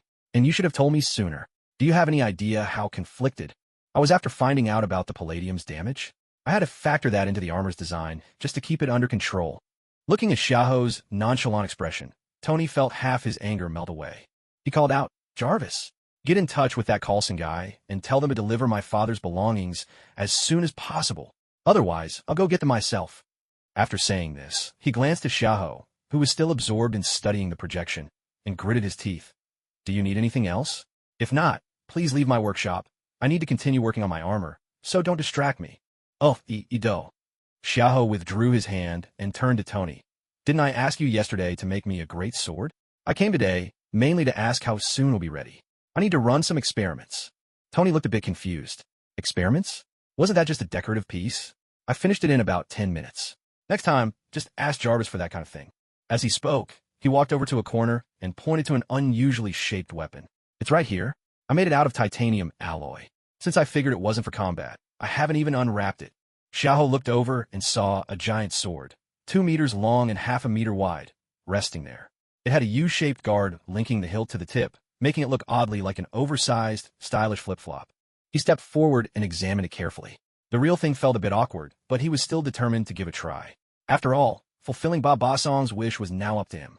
He took out the arbitrary controller, a device that looked just like a steering wheel, and attached it directly to the center of the U-shaped guardrail. With a gentle upward pull, the giant sword floated effortlessly into the air. Xiaohou thought to himself, "Not bad at all. This thing is pretty easy to handle. Feels a lot like riding a hoverboard."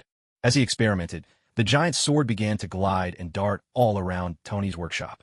Tony, meanwhile, had grown completely used to Xiaohou producing remarkable gadgets one after another. At this point, even if he suddenly pulled out a ball and claimed it could create a black hole, Tony wouldn't bat an eye. Besides, this device must have something to do with anti-gravity, right? That could be worth investigating. If he could integrate it into his armor, mobility and flight speed might improve dramatically. He turned to Xiaohou and said, "Let me study that thing of yours. Name your terms."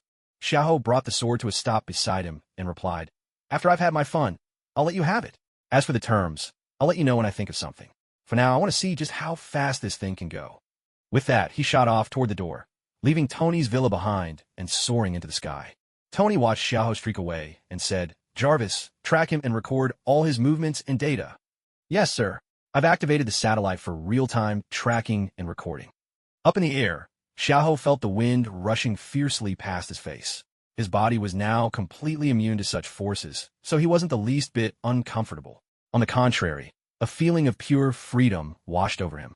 Human beings have always dreamed of flying, and in China, most people have at some point imagined becoming a sword immortal. Now, he could finally say he'd tasted that dream. Standing atop the giant sword, flying through the clouds, Xiaohou realized he wasn't afraid of heights at all. Emboldened, he began to try out all sorts of daring maneuvers. He flew sideways, then vertically, attempting tricks reminiscent of a gymnast spinning dismounts. Soon, though, he grew dissatisfied with these stunts.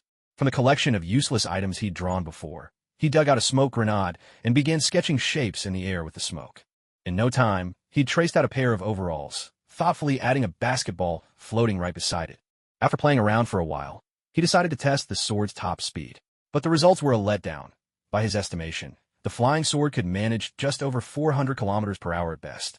It wasn't even breaking the sound barrier, hardly impressive to him. At most, it was good for putting on a show. Bored, he piloted the sword back to Tony's house, landed in the workshop, and brought the blade to rest on the ground. He said to Tony, "All right, I've had enough. You can tinker with it all you want. It's really nothing special. I'm off to play some video games." Tony simply nodded and immediately began studying the arbitrary controller. Xiaohou left the room and walked into the main hall. The gaming equipment he'd asked Jarvis to order had already been delivered. Following Jarvis's instructions, he set everything up and started playing Devil May Cry 4. As for YMO, Pepper, and the other two hadn't shown up. Emo had gone back to Chinatown to continue her cooking lessons. Pepper was busy dealing with all sorts of matters at Stark Industries.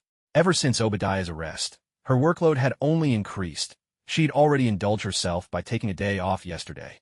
After dropping Yelena off at school, Natasha returned to her agency to check on the progress of the repairs. Meanwhile, in Tony's workshop, he was fully absorbed in studying the manipulation device. Its technology was identical to that of the portal and the fishing pool, yet even more astounding. Apart from the anti-gravity tech he'd already suspected, it seemed to involve something else entirely. Their power source defies all scientific explanation, as if they never need recharging. Jarvis, have you detected anything unusual? Sir, I'm not picking up any energy fluctuations at all. Tony was genuinely baffled. If only he could understand how this energy worked, he'd never have needed to invent the arc reactor. Just then, Jarvis suddenly spoke up. Sir, several S.H.I.E.L.D. agents have arrived outside. It looks like they're here to deliver something. Let them in. No, wait. Have them leave it at the door. I'll get it myself. At first, Tony was going to let them bring the items inside, but then he remembered all the sensitive tech in here and thought better of it. He carried everything they'd brought into his workshop. He was about to dive straight into studying the model when Xiaoho's words suddenly came to mind. His hand drifted unconsciously toward the videotape. He couldn't help but wonder, had his father really said those words? When the tape ended, Tony's eyes were rimmed with red. Suddenly, he thought of Ian's son, and then of the coin Xiaoho had used. If he used one for his own parents, could he bring them back too? With this thought burning inside him, Tony hurried off to find Xiaoho, who was in the living room, gaming. At that moment, Xiaoho was dressed exactly like the character in the game, with matching swords and guns laid out at his side. Tony's excitement instantly froze. Was this really necessary? It's just a game. Did he really have to dress up for it? Now, Tony felt like he was choking on 1,000 unspoken comments, all fighting to burst out at once. Meanwhile, Xiaoho's fingers danced nimbly across the controls, and in the game, Nero unleashed a flurry of attacks on a massive demon, combining his Devil-Bringer hand with blade and gun for a relentless assault. As the cutscene began, Tony quickly stepped forward, positioning himself right between Xiaoho and the television. His voice trembled slightly as he asked, Xiaoho, do you still have any more of those gold coins you used to save Ian's son? After speaking, he watched Xiaoho nervously, dreading the possibility of hearing, No, I'm out. Xiaoho looked at the suddenly appearing Tony with confusion, thinking to himself, Aren't you supposed to be a mad scientist? Why are you always coming to bother me? Still, he took out a resurrection coin and toyed with it between his fingers. You're talking about the resurrection coin, right? What do you want with it? Did someone die? Don't tell me Pepper got into a car accident. Or did Killian start causing trouble ahead of schedule? Tony was speechless. How did someone as sharp as himself end up friends with such a scatterbrained person? Suppressing his irritation, Tony said, It's not Pepper. It's my parents. Can your resurrection coin bring them back? Xiaoho was at a loss for words. He had thought something had happened to Pepper. No hope. Just accept it. Wait, they're already dead anyway. With that, he turned back to his game. Tony's face was full of disbelief. He struggled to keep his composure and asked, Why not? Why could you save Ian's son before? Seeing Tony's expression, Xiaoho guessed he must have watched the recording. That's why he'd come running. With a sigh, he explained, It's not that I don't want to help, I just can't. The resurrection coin only works on people who've been dead for less than 30 minutes. Your parents have been gone for over 10 years, right? There's nothing I can do. Tony collapsed to the ground, eyes rimmed red, but he forced himself not to cry. Watching him, Xiaoho felt a pang of empathy. After a moment, he said, I might not be able to bring them back, but I can tell you who the killer is. Tony looked up at once, gritting his teeth. Who was it? Weren't they killed in a car accident? Tell me. Xiaoho set the game controller down on the table. Hydra. They sent the Winter Soldier to kill your parents. The moment Tony heard the word Hydra, his fists clenched tight, his face flushed, and veins bulged on his forehead. In a low voice, he vowed, Hydra, I will destroy you. I'll avenge my parents. Tony still trusted Xiaoho a great deal. Ever since they'd met, Xiaoho had never lied to him, and had even saved his life. Besides, Tony could sense that Xiaoho genuinely treated him as a friend, without any ulterior motives, well, aside from being a little unreliable at times. Watching Tony's reaction, Xiaoho asked, Need a hand? I'll give you a good deal. Just one small target as my fee. You're definitely getting your money's worth. Hydra's all over the world. Tony's face darkened instantly, and he took back what he'd just thought. This guy really is after my money. He refused right away. No, I want to take revenge for them myself. Seeing Tony's rejection, Xiaoho hurriedly added, Is it too expensive? I can go lower. 50 million. That's my final offer. I want to avenge them myself. Tony replied as he stood up and strode toward the workshop. He needed to finish building the new element reactor and the suit as soon as possible. Only then could he take justice for his parents into his own hands. Watching Tony leave, Xiaoho was still reluctant to give up.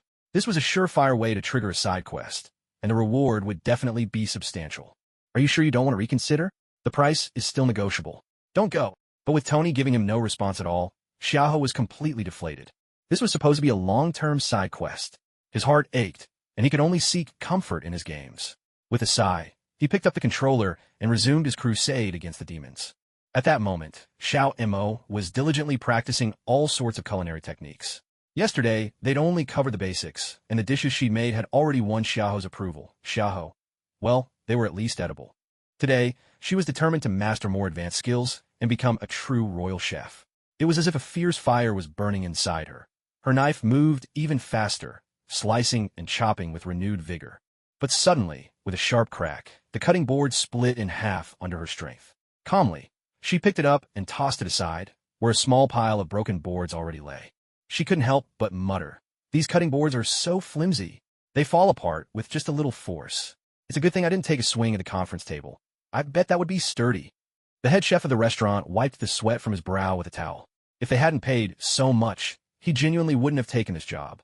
Even while teaching, he forced himself to keep a friendly smile and didn't dare let his tone fluctuate, fearing he'd end up like the cutting boards. At Midtown High, Yelena sat in the back row by the window, staring out at the sky.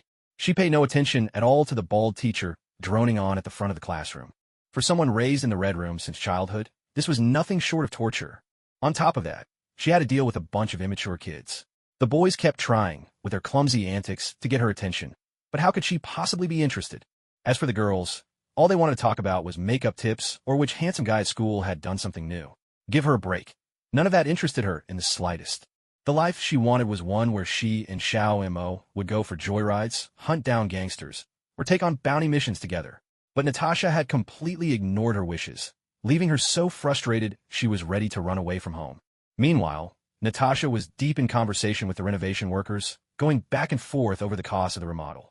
Every now and then, a neighbor or a familiar face would pass by, greeting her warmly and exchanging a few words.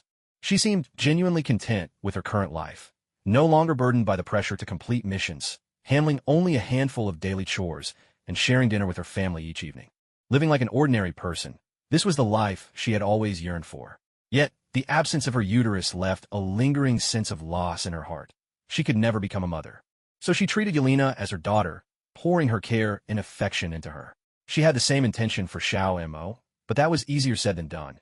Xiao Mo was simply impossible to manage, with her overwhelming strength and truly rebellious spirit. Glancing around at the street, now mostly restored to its former glory, Natasha wondered if it was finally time to move back in. She felt a deep attachment to this place. It was, after all, her new home. In Tony's workshop, Tony was intently studying the model before him. Jarvis, remove the trees and the flower beds. Yes, sir. As he methodically stripped away each layer, the atomic structure slowly revealed itself, step by step. Finally, he unraveled the secret, a brand new element, completely deciphered and understood. Really? Even in death you're still teaching me? Tony muttered, his eyes turning misty. Through clenched teeth, he whispered under his breath, "Soon, Hydra, I swear I'll destroy you with my own hands." With the nature of the new element clear in his mind, he was ready to attempt its creation. But looking around, he realized his workshop was entirely inadequate for the task. He spoke up, "Jarvis, help me design a renovation plan. I think it's time for a complete overhaul in here." "Yes, sir. Planning in progress. Plan complete. Projecting target area." Tony grabbed a sledgehammer and began tearing down the place. This was going to be a massive undertaking. Elsewhere, Xiaoho was having a great time until the sudden, relentless banging of a sledgehammer on the wall caught his attention. Instinctively, he went to investigate the source of the noise. He soon discovered Tony, wielding the heavy sledgehammer, pounding away at the wall. But Tony's physical condition was still a little weak. After a couple of swings, he'd have to stop and catch his breath.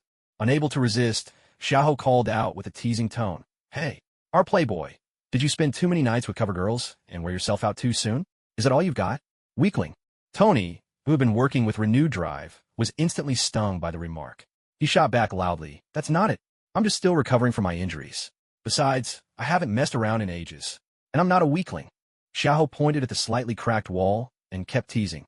Still denying you're a whippet? Look at this wall. It's proof. And your injury barely made a difference. You're already healed up, you know. Tony opened his mouth, ready to argue back, but he didn't even know where to start. In his mind, he grumbled, just wait till I finish my new suit. I swear, I'll build an anti-Xiahou armor. Seeing Tony fall silent at his words, Xiahou walked over, picked up the hammer, and declared, let me show you what a real man looks like. Don't forget to pay, by the way. He raised the hammer and brought it down right where Jarvis had marked, shouting, 80, as he swung. With a single blow, the wall that Tony had struggled with for ages now had a gaping hole. He couldn't resist gloating at Tony. See that? That's what a real man does. One hit done. Anywhere else you need smashed. Tony stared at the massive hole in the wall, twitching at the corners of his mouth. Yeah, you're a real man. But you made the hole way too big. There was no need for that. Awkwardly, Xiahou set the hammer down. You never told me. Either way, I'm not giving a refund. And you still need to pay. Otherwise, I'll post those photos of you forging in that cave all over the internet. Tony asked suspiciously, what photos? I don't remember anyone taking pictures.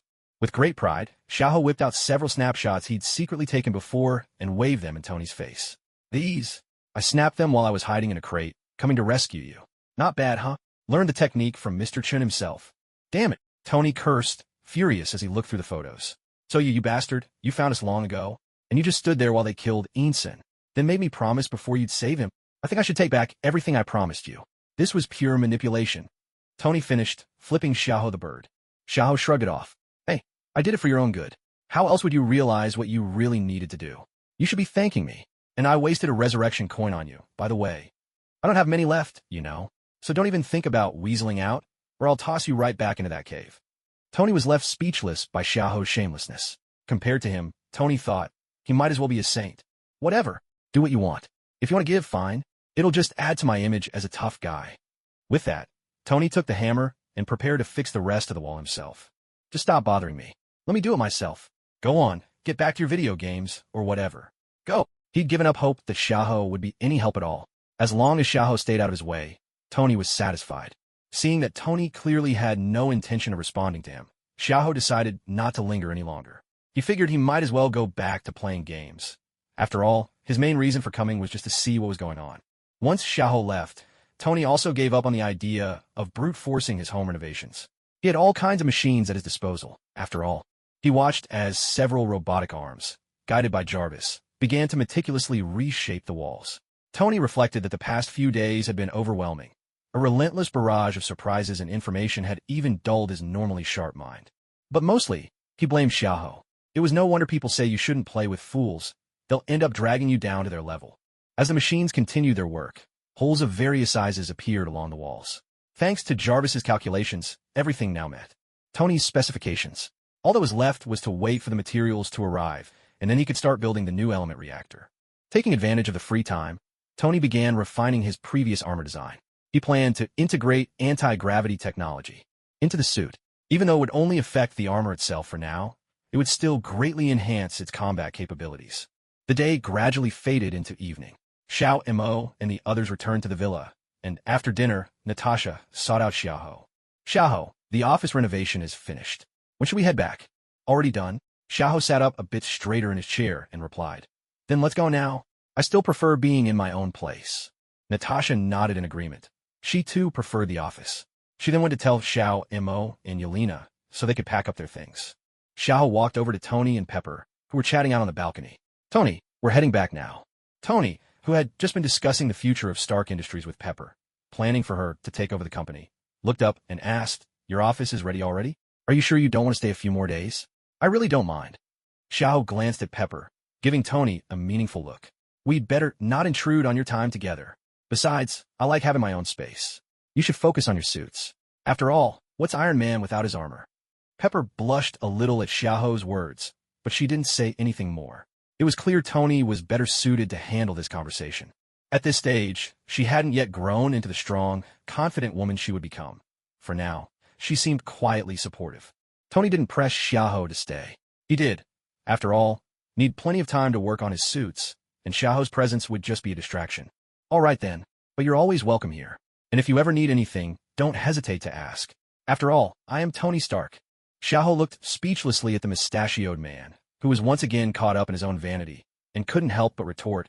All right, Tony, big deal, Stark. You're the best, okay? He turned to Pepper and added, Pepper, you really need to keep a close eye on him. Don't let him go chasing after those cover models who sleep for a year straight. The guy's running on empty now.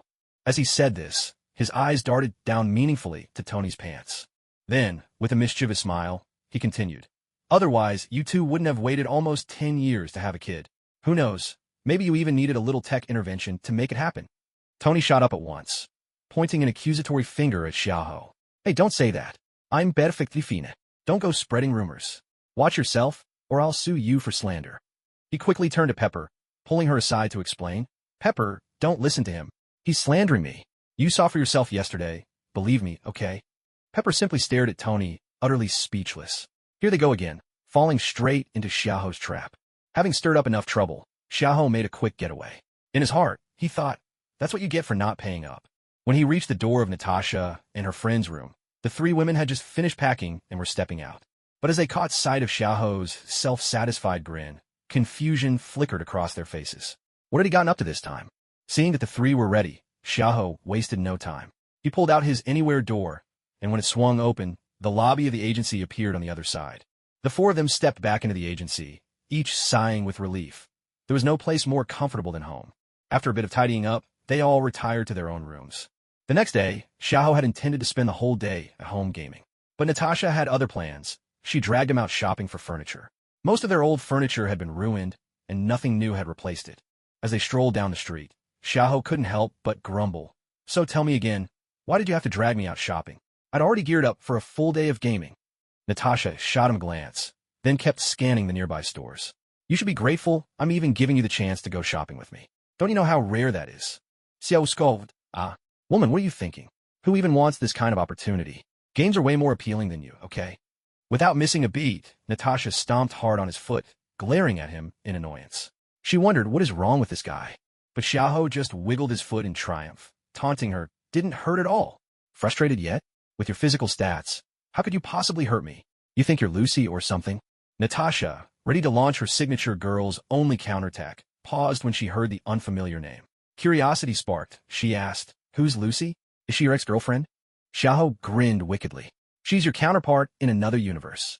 She actually became a godlike being. Nothing like you, Miss Weakling. After saying that, he took off running, leaving Natasha standing where she was. Watching Xiaoho dash away, Natasha suddenly realized, had she been played again? At first, she wanted to give chase, but after thinking it over for a second, she simply smiled and strolled forward at a leisurely pace. When Xiaoho had gotten a good distance away, he glanced back to see that Natasha hadn't chased after him at all. Disappointed, he turned around and came back, calling out, come on, chase me. If you catch me, I'll let you do whatever you want. Natasha shot him a look but didn't bother to respond. After trying a few more times and getting nowhere, Xiaoho lost all interest in the game and wandered back to Natasha's side. She looked at him and asked, back to normal now? Xiaoho nodded and sighed. This wasn't fun at all. For once, I thought I'd try acting a little cheeky, but you didn't play along at all. Suddenly, Natasha asked, so, is this how you joke around with all women? Xiaoho shook his head. No way. I only joke with you because I see you as a friend. I wouldn't dare mess around like this with other women. What if they got clingy? That'd be a real headache. So, you don't see me as a woman? Natasha's gaze turned sharp. Xiaoho suddenly realized he'd been treating her like he did Xiao Mo, forgetting that Natasha was a very different sort of person. He hurriedly explained, my bad.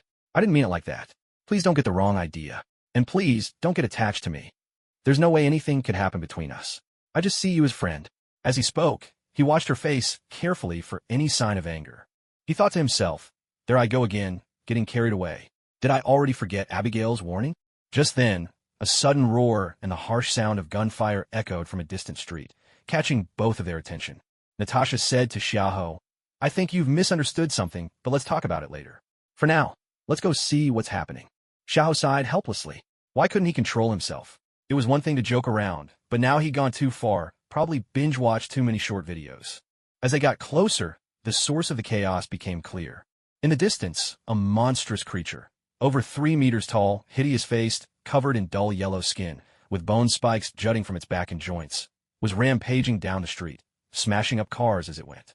A number of soldiers and police officers were firing at the monster, but their attacks had no effect on it whatsoever. Xiaoho blurted out, is that the abomination? The plot is getting more and more tangled. Wasn't he supposed to show up at night? Natasha glanced at him, saying nothing, but inwardly she wondered, just how much was he keeping from her? Was it a matter of trust, or was there something else? Xiaohou suddenly grabbed Natasha's arm, and with a powerful leap, the two of them landed on a nearby rooftop. He found a spot with the best view, sat down, and suddenly a bucket of popcorn appeared in his hand. Natasha looked at him and asked, "What are you doing? Why aren't you going down there to stop him?" Xiaohou popped a kernel of popcorn into his mouth and replied, "No one's hired me. He's not even showing a health bar, and besides, this was created by the American military. Why should I clean up their mess?" Hearing this, Natasha understood why he wouldn't step in. Anything related to the government, he usually ignored, unless someone specifically came to commission him. She sat down next to Xiaohou, took out her phone, and called Clinton to report what was happening, about the only thing she could do at the moment. There was no way she was about to go fight that kind of monster herself. After finishing the call, she asked, "So, we're just going to sit here and watch?" Xiaohou grabbed a few more pieces of popcorn and handed her the bucket. "You're right, we can't just watch." With that, he pulled out the camera he'd bought earlier, found a good angle, and snapped a selfie with the abomination rampaging in the background. Natasha's face darkened. Even eating popcorn seemed like a better idea than this. Try to be a bit more serious. That monster is fighting the army down there. Are you really not going to help anyone? Xiaohou kept snapping photos of the action below. Help who? He hasn't hurt any civilians yet, has he? It's their internal fight. Why should I get involved? Natasha took a closer look, and it was true. The fighting was fierce. Abomination, unfazed by bullets, charged forward and sent an armored vehicle flying into a nearby shop. Almost involuntarily, she reached into the bucket, took a few kernels of popcorn, and tossed them into her mouth. Abomination continued his rampage, picking up cars and chunks of concrete, hurling them at the distant army like a giant catapult. The scene grew even more chaotic. Some ordinary people who were slow to escape inevitably got caught up in the mayhem. No one had died yet, but many were injured and collapsed on the ground. The flying debris, propelled by that monstrous strength, hit with the force of gunfire. A single glancing blow could leave a civilian with a serious wound. All they could do was run harder, desperate to survive. Xiaohou's typically indifferent gaze grew a bit more serious. His prejudice aside, as long as it didn't affect him, he was occasionally willing to lend a hand. Especially now, after Abomination finished wiping out the military, and with no sign of the Hulk appearing, he grew even more enraged and began to unleash indiscriminate destruction on everything around him. Just as the chunk of stone hurled by the Abomination was about to strike a young girl limping desperately toward the outskirts, her injured leg slowing her. Escape! Xiaohou's figure flashed into view. He stepped between her and the flying rock, steadying himself as he caught it squarely with his outstretched hand. The young girl, who had already curled up and braced herself for the blow, waited several heartbeats. Yet, the pain never came. Puzzled, she looked up and saw a tall, resolute back shielding her. Was she saved? After setting the stone aside, Xiaohou turned to her and said, "Why are you standing there in a daze? Run quickly." But as he caught sight of her wounded foot, his brow furrowed in concern. Then, as if remembering something, he pulled a small vial of restorative potion from his pocket and tossed it to her. She caught it, her eyes filling with confusion. Xiaohou offered her a reassuring smile. "It's a healing potion. Drink it, and your foot will be as good as new. So, young lady, do you want to get even? If you do, hire me for the job. I can help you take your revenge." The girl glanced at the potion in her hand, then at the man before her, and whispered, "But I don't have much to give you. All I have is $5. With that, she fished out a crumpled $5 bill, clearly worn from being carried about for a long time. Xiaohou took the bill with a swift motion, then reached into his pocket and handed her a small stack of $20 bills. His smile grew even warmer. "I accept your commission. Here's a gift for you. Now go on. Don't stand here and get in my way. After all, it would be a real hassle if my client were to die." His objective was complete. The mission log now displayed a new task: eliminate the Abomination. The reward was hefty, 100,000 energy points and 50 random draw chances. Seeing the Abomination's health bar suddenly appear overhead in the distance, Xiaohou's grin widened even further. The mission was accepted, the health bar revealed. Well, he couldn't be blamed for what happened next. He strode forward, and his clothes instantly transformed into a striking red windbreaker. 2 salted fish-shaped accessories appeared, slung across his back and waist. The girl, clutching the potion and a fistful of cash, stared in bewilderment at the man who had just changed outfits before her eyes. Her young mind could barely grasp what was happening. Natasha appeared at her side without warning, watching Xiaohou head toward the Abomination and muttering under her breath, "He's never straightforward, is he?" Then, scooping the girl into her arms, Natasha dashed away from the battlefield, reminding her, "Drink up. Once you do, your foot will be good as new." The girl, suddenly cradled by this beautiful stranger, obediently drank the potion. It wasn't bitter at all, just a faint, soothing herbal aroma. The wound on her foot, cut by a stone, began to itch. When she looked down, she saw that it was healing rapidly.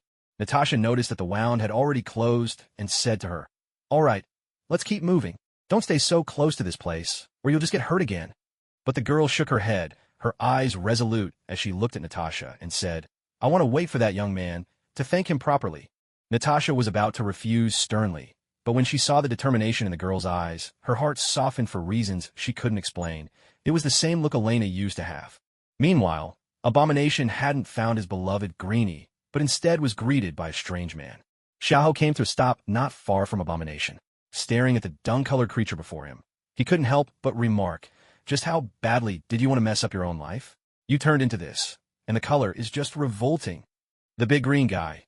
"Well, he might be a little green, but at least he's got some charm. You, on the other hand, are just a nightmare. No wonder. They have to redesign your look if they want you to be a good guy. You're practically a tyrant now. Wouldn't it be better to just play the piano?" Abomination growled, "I don't understand a word of what you're saying, but you're definitely looking down on me, aren't you?" Without another word, he swung his massive fist, cutting through the air with a whoosh, aiming straight at the mouth of the human who dared to mock him. But just as his punch was about to land on that infuriating face, it was blocked by a salted fish.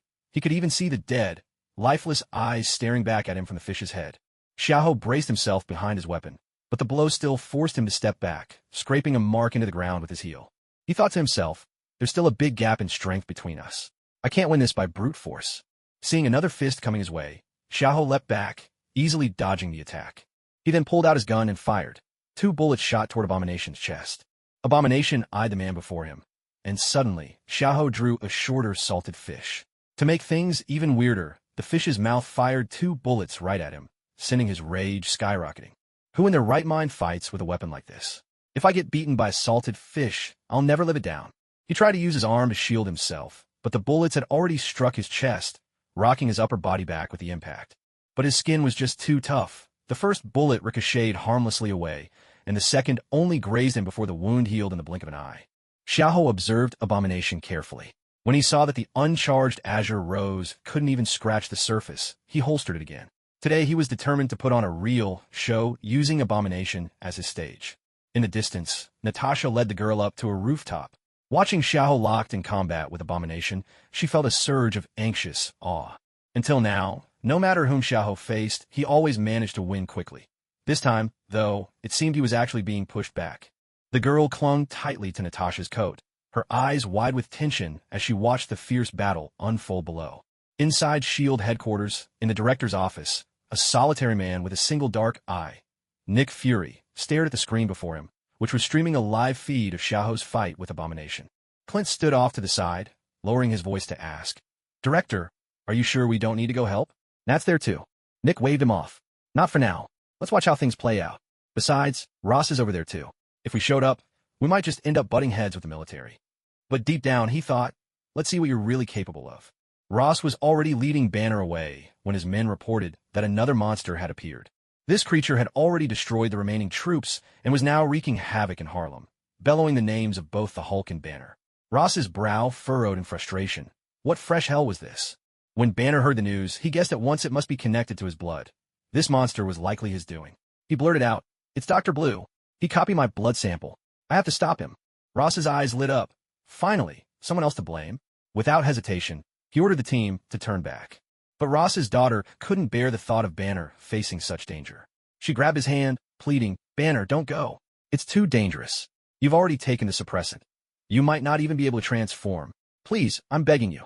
Banner looked at his ex-girlfriend, her eyes desperate for him to stay. He wanted to promise her, but the knowledge that another monster had appeared because of him steeled his resolve. He had to take responsibility. He had to confront the creature. He met Betty's gaze with determination. "I have to go. Trust me." Meanwhile, Xiahou had begun to leverage his superior speed, activating the Scarlet Empress's EX mode and launching a relentless series of attacks on Abomination. With a sudden burst of movement, he dodged a swinging fist, then slashed upward with his sword. Flames erupted along the blade, sending Abomination hurtling into the air. Xiahou leapt after him, landing above the creature's head. Gripping the sword's hilt, he unleashed a powerful EX downward strike. The blade crashed into Abomination's chest, driving him back to the ground with thunderous force. The impact created a massive crater, and a pillar of fire shot skyward. Xiahou sprang backward, clearing the pit. He quickly drew the azure rose, charging up a shot and firing it straight into the crater, triggering another devastating explosion. With a wave of his hand, he swept away the flames clinging to his sword, then brought the muzzle of the sapphire rose up to his lips and gently blew across it. Yet, to everyone else watching, it looked as if he had just blown air into the mouth of a salted fish, an image that was utterly out of place. Xiahou slung his sword across his back, glanced at the crater before him, and scoffed, "TCH pathetic. You couldn't even survive a single combo." But just as the words left his mouth, a hand gripped the edge of the crater, and Abomination hauled himself up from within its depths. For a moment, Xiahou had assumed, since the monster's health bar had been hidden behind debris, that Abomination was already dead. Clearly, he'd been faking his defeat. In an instant, Xiahou's gaze turned sharp, locking onto Abomination, who now had only half his health bar left. He readied himself to finish the job with another set of chained attacks. Yet as Abomination dragged himself out, he threw back his head and let out a furious roar, the wound above his head rapidly refilling with health. At the same time, the bone spikes on his body grew longer, and a layer of bony armor began to form across his frame. Xiahou exclaimed in disbelief, "Oh, come on. Is this the boss entering phase 2? Don't tell me there's a third phase. I don't remember this happening in the movie." Suddenly, a heavy thud sounded behind him. Xiahou turned around. No way. The big green guy was joining the chaos, too. It was Banner, who had just arrived on the battlefield. Only now, he seemed to have lost all reason, his eyes blazing with fury as he glared at both Xiahou and Abomination, as if he was about to tear them both apart. Unconsciously, Xiahou swallowed hard. "Hulk, listen, I'm on your side here. Do you believe me?" His answer came in the form of a massive green palm, which smacked him straight through the air and into the side of a nearby building. Without pause, Hulk charged Abomination and swung a mighty punch at the newly transformed monster. Abomination simply raised his arm and caught the blow, sneering, "So you've finally shown up. Let's see who's the strongest this time." A yellow brute and a green giant, two monsters, locked in a brutal struggle. Amid the rubble of the ruined building, Xiahou twitched his lips. "This is why I can't stand bratty kids, especially the kind that greet you with a slap in the face." He pulled himself up from the pile of bricks, muttering, "So what do you do when a brat won't listen? You give him a good smack, that's what." Raising his right hand, he called out, "O saber of mine, by command seal, I, Xiahou, summon you. Come to my side." A flash of red light burst forth, and in an instant, a petite figure in an apron appeared before him, holding a ladle in hand. Little Mo looked at Xiahou in confusion. "I was making soup. Why'd you call me out here?" Xiahou flashed a mischievous grin and gestured toward the chaos outside. "There are two pretty decent opponents out there. Thought you might want to stretch your legs a bit." "Really? If you're saying that, they must be something special." As she spoke, armor materialized and covered her entire body in the blink of an eye. From a distance, Natasha and the girl watched anxiously. When they saw Xiahou get sent flying by the sudden appearance of the green brute and not reappear for quite some time, they feared something might have happened to him and were about to sneak over to check. But then, Xiahou emerged from the gaping hole in the building, with little Mo in full armor by his side. Seeing this, Natasha's worries faded away. With little Mo on the scene, there was much less to fear. After all, when it came to close combat, little Mo was far stronger than Xiahou. She had witnessed more than once how Xiahou would get himself into trouble, only to be dealt with swiftly by little Mo. Xiahou glanced at the two muscle-bound titans locked in a heated brawl and shouted loudly, "Hulk, you jerk! I didn't even provoke you. Why did you hit me? Prepare to face the consequences." Even as he yelled, he turned to little Mo and said, "The yellow one's yours. Take him out. No need to hold back. Leave the green one to me." Abomination and Hulk, who had been trading punches with wild abandon, were both caught off guard by Xiahou's sudden voice, pausing and looking over in confusion. In a flash, Hulk saw a red blur appear at his side. A hand, which looked as small as a chicken claw compared to his own massive frame, slapped him straight across the face. The unexpected blow sent Hulk flying backward, tumbling 4 or 5 meters away. Meanwhile, Abomination was kicked squarely in the chest by a figure clad in full armor, sending him crashing into a nearby building as little Mo charged in right after him. Noticing that little Mo had taken the fight with Abomination elsewhere, Xiahou turned to the now upright Hulk and said, "So, you thought you could just slap me the moment we met? How does it feel now, huh?" But Hulk only glared back and let out a furious roar. Hulk angry. Smash! As Hulk charged at him once more, Xiaoho even found time to quip. What do you do when a kid doesn't listen? You give him a good beating, of course. Compared to Abomination, Hulk's attacks were wild and uncoordinated, relying solely on brute strength and sheer force. This made it much easier for Xiaoho to handle him directly. Dodging another reckless swing, Xiaoho landed another slap across Hulk's face, taunting him as he did. What's the matter? Frustrated, aren't you? Just admit it. Hulk's muscles seemed to swell even more with rage, his fists flailing madly at the man before him. But Xiaoho was simply too quick. He couldn't land a hit. In Xiaoho's mind, he thought, I've inherited all of Siegfried's skills. How could I possibly get hit by this big oaf? Besides, you're nowhere near as fast as I am. But out loud, he continued to mock, can't hit me. Try all you want. You're just getting angrier, aren't you? That infuriating expression on Xiaoho's face only fueled Hulk's wrath. It was fortunate, really, that this was the movie version of the Hulk. Otherwise, he might have already transformed into the Worldbreaker. Xiaoho was feeling a bit perplexed because the health bar above Hulk's head kept flickering in and out of view, as if he shifted between being an enemy and a neutral unit from one moment to the next. This made Xiaoho hesitate to strike with full force. He never really had anything against Hulk in the first place, especially after witnessing Hulk's adorably clueless behavior later on. When Banner eventually merged with Hulk, Xiaoho even felt a pang of regret. Still, teasing Hulk a little was fair game. Besides, the big smack he received earlier had already been repaid with interest. Hulk watched as Xiaoho bounced nimbly before him, always out of reach, and felt a mounting frustration that he couldn't vent no matter how much he roared. The man was simply infuriating.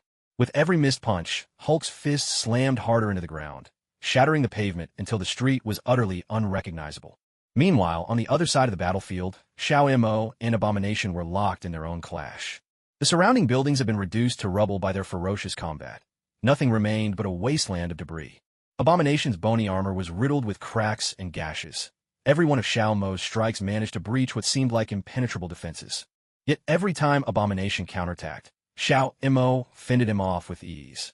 This only deepened Abomination's frustration. After all, he had undergone countless enhancements and even been injected with X genes to make his body stronger than ever. Xiao Mo regarded the grotesque monster before her, and with another swift motion, swung her sword once more. Abomination hastily blocked with the bone spikes jutting from his wrists, sending sparks flying as blade met bone. Not bad, you bastard. You can really take a beating, but your attack patterns are a little weak. Come on, show me everything you've got. Let me savor the thrill of true combat. Xiao Mo's voice rang out from within her helmet, tinged with delight. After all, since her arrival in this world, opponents capable of standing toe-to-toe with her were few and far between. This kind of head-on battle was exactly what she craved, and without realizing it, she'd started holding back. Abomination seethed with rage. Was she looking down on him? The bone armor covering his body thickened, and long, deadly spikes extended from his fingertips, making him resemble an even more terrifying tyrant. He slashed at his opponent with his newly grown claws, slicing through the air with a menacing whistle, aiming straight for the one who dared to underestimate him. Xiao Mo twisted gracefully aside, slipping past the deadly claws, then spun and lashed out with a powerful sword strike. The attack landed squarely on Abomination's arm, but simply bounced off the reinforced bone armor. Seeing that Xiao Mo could no longer break through his defenses, Abomination attacked with even wilder ferocity, his claws tracing afterimages through the air as he swung. Xiao Mo gripped her sword with both hands, parrying blow after blow, but was gradually forced to give ground, retreating a few steps under the relentless assault. It seems that ordinary attacks can no longer hurt you. Time to get serious. Mana release. As little Mo spoke, a red aura of magical energy began to radiate from her, intensifying her presence dramatically. Disgust, who had just been feeling pleased with his upper hand, found his smile frozen on his face. Even after shifting into his third form, why did it feel like his opponent's aura was even stronger? Unwilling to admit defeat, he swung his claws at little Mo once more. This time, however, she blocked the attack effortlessly, as if it required no effort at all. As she parried his attack, little Mo addressed Disgust. Since you gave me such a good workout, let me give you a spectacular send-off. After all, this is what my master asked for. With a powerful upward swing, she knocked Disgust's claws aside and then charged at him. She struck upward, launching him high into the air, and immediately unleashed her noble phantasm. A crimson beam of energy slashed through the air, striking Disgust mid-flight and reducing him to ashes. Only a few bone spines remained, which crashed into the ground below. For a warrior, this is the finest resting place you could ask for. No need to thank me, monster. Little Mo shouldered her sword and strode off towards Xiaoho. Meanwhile, Xiaoho was still toying with Hulk, whose body had swollen to nearly 4 meters tall. With every casual punch, Hulk gouged deep craters into the ground, making Xiaoho's eyelids twitch nervously. Things were getting out of hand. Maybe it was time to make a quiet exit? Just then, Little Mo's voice called out from behind him. Xiaoho, why are you still fighting this green monster? Want me to lend you a hand? Xiaoho spared a glance at Little Mo and replied, I wasn't planning on killing him. He's actually a decent guy. Isn't that right, Hulk? But Hulk made no reply, launching another furious barrage of attacks. Little Mo quipped, Isn't this just like a berserker? Just another mindless monster. Let me take him down. She struck a combat pose, ready to attack, but Xiaoho quickly tried to stop her. Hold on, Little Mo. He's a lot stronger right now. But Little Mo had already charged forward. The moment her sword met Hulk's fist, she was sent flying through the air. Xiaoho slapped his forehead in exasperation. If it had been the old Hulk, maybe Little Mo's enhanced magic could have held its own. But this was the Hulk in a state of pure fury. His strength was on a completely different level compared to disgust. A power Xiaoho had always envied, pure brute force that simply overwhelmed everything in its path. Suddenly, an idea struck him. Didn't he still have a world globe left unused? Rage counted as an abnormal state, didn't it? Maybe it was worth a try? Acting on his thoughts, he dodged swiftly just as the Hulk was about to strike him. In the next instant, he pulled out the world globe and smashed it onto the ground. A brilliant white light enveloped the Hulk, whose wild gaze gradually cleared as he slowly shrank back to normal size. Xiao thought to himself, it really works. These unreasonable items are truly incredible. He made a mental note that next time he should try his luck at drawing some consumables in the lottery. At the right moment, they could be a real lifesaver. He then cast a glance at his supreme boxer shorts, clicking his tongue in amusement. All they can do is get bigger, not smaller. That's hardly impressive. Mine are truly powerful. Even if I haven't tested their size-changing abilities, just the fact that they can't be taken off is already a win. Just then, Xiao Mo burst out from the ruined house she had crashed through, shouting furiously, Damn it, I'm going to chop you to pieces. She glanced around, but the green monster had already vanished without a trace. Rushing to Xiaoho's side, she demanded, Where did that monster go? I want to finish him off. Xiaoho noticed the cracks that now riddled Xiao Mo's armor and thought to himself, Good thing I didn't take the Hulk head on. That was definitely the right call. Xiao Mo's stats are double mine, and she's got armor. Yet she ended up like this. If I'd taken a direct hit, I'd probably be missing an arm or a leg right now. Or maybe I'd have just fast-forwarded straight to tomorrow. He didn't even want to think about whose fault it was that the Hulk had gotten so out of control. Pointing at the naked man lying on the ground, Xiaoho said to Xiao Mo, He's lying right there. Maybe save the rematch for another time? Right now, he's in no shape to fight. Seeing the naked man sprawled out on the ground, Xiao Mo instantly lost all desire to battle. Retracting her armor and weapons, she asked, So, that green monster, he turned into this guy? Is he the same as Spartacus? Xiaoho considered for a moment before answering. There's a slight difference, but they're basically the same, both berserkers. With the fight over, Natasha approached, bringing the girl with her. Seeing them, Xiaoho struck a dashing pose and said to the girl, Your mission is now complete. The girl looked at him and Xiao Mo with wide-eyed admiration. Thank you. Are you guys superheroes? Xiaoho, basking in the girl's gaze, replied with a hint of pride. No, we're bounty hunters. Natasha interrupted him bluntly. All right, enough showing off. Credit goes to Xiao Mo anyway. Besides, shouldn't we take her home first? She gestured to the little girl as she spoke. Xiaoho realized she was right and turned to the girl, asking, What's your name? Do you want us to take you home? A shadow crossed the girl's face as she replied, My name is Sky. I don't have any family. I don't have a home. Xiaoho was about to say something when Natasha cut in. Sky, is it? Why don't you have any family? Did you get separated from them? Sky looked at Natasha and said, No, I've never met my family. I grew up in an orphanage. Later, I was adopted, but they didn't treat me well, so I just wandered around on my own. Upon hearing this, Natasha's maternal instincts surged. She hugged Sky and said, Would you like to live with me, then? Let me take care of you. I even have a younger sister, just a few years older than you. Xiaoho, standing nearby, voiced his discontent. Hey, Natasha, I don't mind you adopting kids, but if she's going to live with us, shouldn't you at least look in her background first, and maybe ask my opinion too? Natasha turned to him and asked, So, are you saying you want to refuse? Xiaoho let out a sigh. Do whatever you want, but you'll have to handle it yourself. In his mind, he thought, that girl's looking at me like I'm some sort of idol. If Natasha's the one taking care of her, It's none of my business anyway. Natasha turned back to the girl and invited her again. So, Sky, would you like to live with us? Sky glanced at the three of them, then said, If I can, I'd love to. Her heart brimmed with gratitude. First, she'd been saved out of nowhere, then they'd helped her get revenge, and even given her so much money. They didn't seem like bad people. In fact, they were incredibly strong. Living together with them might just be a dream come true. Meanwhile, Mo idly kicked a pebble on the ground and asked the others, So, now that everything's settled, when are we heading back? My soup's probably boiled dry by now. Hearing this, Xiaoho glanced at their surroundings, thinking it was best to make a quick escape. On the ground, Banner, who had already regained consciousness, saw that the four had finished talking and asked quietly, Excuse me, could someone lend me some clothes? All four turned to look at him. He was clutching a pair of pants that had shrunk to a size 6S, looking rather embarrassed. Xiaoho casually tossed a long coat to him. Then, after a moment's thought, he asked, So, Dr. Banner, what's your next move? Your father-in-law is on his way to capture you, you know. As he spoke, he pointed toward a helicopter that had been observing from afar, now steadily approaching and descending. At the sight, Banner's instinct was to bolt, but he still managed to apologize to Xiaoho and the others. Sorry about earlier. I didn't mean any trouble, and thank you, all of you. But, well, I really should be running now. Looking at this polite man before him, Xiaoho found his earlier annoyance fading away. The flickering health bar above Hulk's head. Maybe that was just a reflection of Banner and Hulk's shared influence over each other. Then Xiaoho asked, If you could travel anywhere, where would you go? Banner stared at him in bewilderment, utterly confused. Was now really the time to be asking about travel plans? Xiaoho looked at Banner, as if to say, This is it? And here I thought someone with multiple doctorates would have more to offer. Without hesitation, he pulled out a portal, grabbed Banner's hand, and tossed him through it. Since you won't talk, let's just follow the original script, he declared. He shut the portal right after, just as an old man and a few soldiers started approaching. The old man had intended to make a grand entrance, moving with deliberate slowness.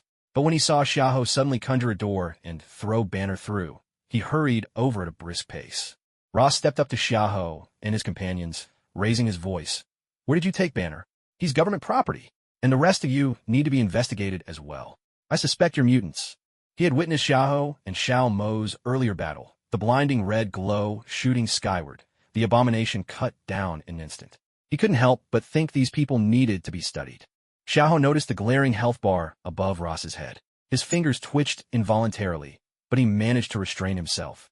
He set his destination for the agency, opened another portal, and said to Natasha, Take Sky and head back first. I'll handle things here. Natasha caught his arm and whispered, Don't go overboard. We still have to live in this country, you know. Then, pulling Sky along, she walked through the portal. Seeing Xiaoho ignore him, and even send those two less important women away through another door, Ross's face darkened. So, you're resisting arrest? Xiao Mo shot a hostile look at Ross and asked Xiaoho, Should I kill them?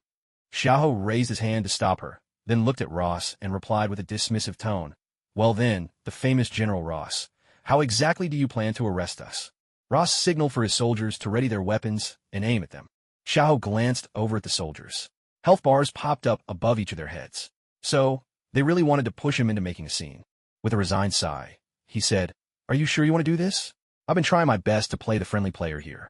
But if you force my hand, I could destroy your entire country. The only question is how long it would take. Are you sure you want to take that gamble? Ross sneered. Destroy the country? You could try. You're just two people with some special powers. What could you possibly do to destroy this nation? Hearing this, Xiaoho turned to Xiao Mo and said, Leave the old man. Kill the rest. A cruel smile flickered across Xiao Mo's face. As you command, master. She vanished in a flicker, leaving afterimages rippling through the crowd, only to reappear behind Xiaoho. A thin bloody line appeared on each soldier's neck. Scarlet jets of blood erupted instantly, and one after another, they collapsed to the ground. Ross was utterly stunned. He had never encountered anyone who would resort to violence and murder at the slightest provocation. The Hulk, at least, was mindless, didn't? These people fear their own country? This was precisely why mutant affairs weren't his responsibility, and the few he'd met before had always been rather timid. His voice trembled with anger and disbelief. How dare you? Are you planning to betray this country? Do you intend to stand against your own nation? Xiaoho flashed a wicked smile. Why do you assume we're Americans? And even if we were, do you really think we'd just surrender without a fight? What's more, I did warn you earlier, I could destroy your country. Would you like a demonstration of what I mean by that? Without waiting for a response, he seized Ross by the collar, hoisted him off the ground, and stepped through a portal. They emerged atop the roof of a building crowned with a torii gate. In the distance, nestled on a mountain slope, stood a Japanese-style shrine. Holding Ross in his grasp, Xiahou asked, "You recognize this place, don't you?" Ross, his voice edged with disbelief, stammered, "Is this the Imperial Palace? How is that possible? How could we have reached Tokyo so quickly?" Xiahou's tone grew animated. "I just wanted to prove to you that I mean exactly what I say." He pointed with his free hand to the nearby shrine. "Though this world has its differences, that particular shrine, I remember it vividly. I even looked up some information about your world beforehand. Now, let me show you what it means to possess the power to destroy a nation." With that, Xiahou snapped his fingers. A quantum bomb, costing him 5,000 units of magical energy, streaked diagonally down from the sky, striking the heart of the shrine. A towering mushroom cloud rose into the air. Ross's pupils shrank in terror, and he stammered, "Is that a nuclear bomb?" Xiahou released a wave of magic to shield them from the incoming shockwave, a smile playing on his lips. "Impressive, isn't it? I've been wanting to do this for ages. Honestly, I even held back the blast. Didn't want some old codger coming after me. It's perfectly clean, no fallout. By the way, I don't particularly like where we're standing now, either. Should I set one off here, too?" Regret was already creeping into Ross's heart. He stared at Xiahou and said, "You're insane. How could you do such a thing?" Xiahou cast him a sidelong glance, then opened another portal. This time, they emerged amidst a vast, empty desert. Gazing out at the barren wasteland, he said, "Since we've already dropped a small one, why not go bigger? After all, art is explosion." Another snap echoed through the air. Ross watched in horror as a massive bomb materialized out of thin air and plummeted into the distant sands. A mushroom cloud, 20 times larger than the one before, rose into the sky, its shockwave sweeping towards them in a storm of dust and sand. Realizing something was terribly wrong, Xiahou immediately opened a portal and whisked Ross away to a spot 100 kilometers distant. Gazing at the slowly fading mushroom cloud far off in the distance, Xiahou remarked with a sigh, "What a spectacular sight. I wonder, what would it feel like if I tossed one of these at your White House?" "Roschauti fastidi. Please, I was wrong. I'll pay for the damages. And I promise, never again will I cause you any trouble." Xiahou looked at the old man before him and said, "So, it's only when the sword of Damocles hangs over your head that you realize how small you truly are? Honestly, I rather like your earlier attitude. Why don't you try getting it back?" Ross, gritting his teeth, demanded, "What is it you want, exactly? Stop taunting me with these pointless words." Xiahou felt a twinge of boredom.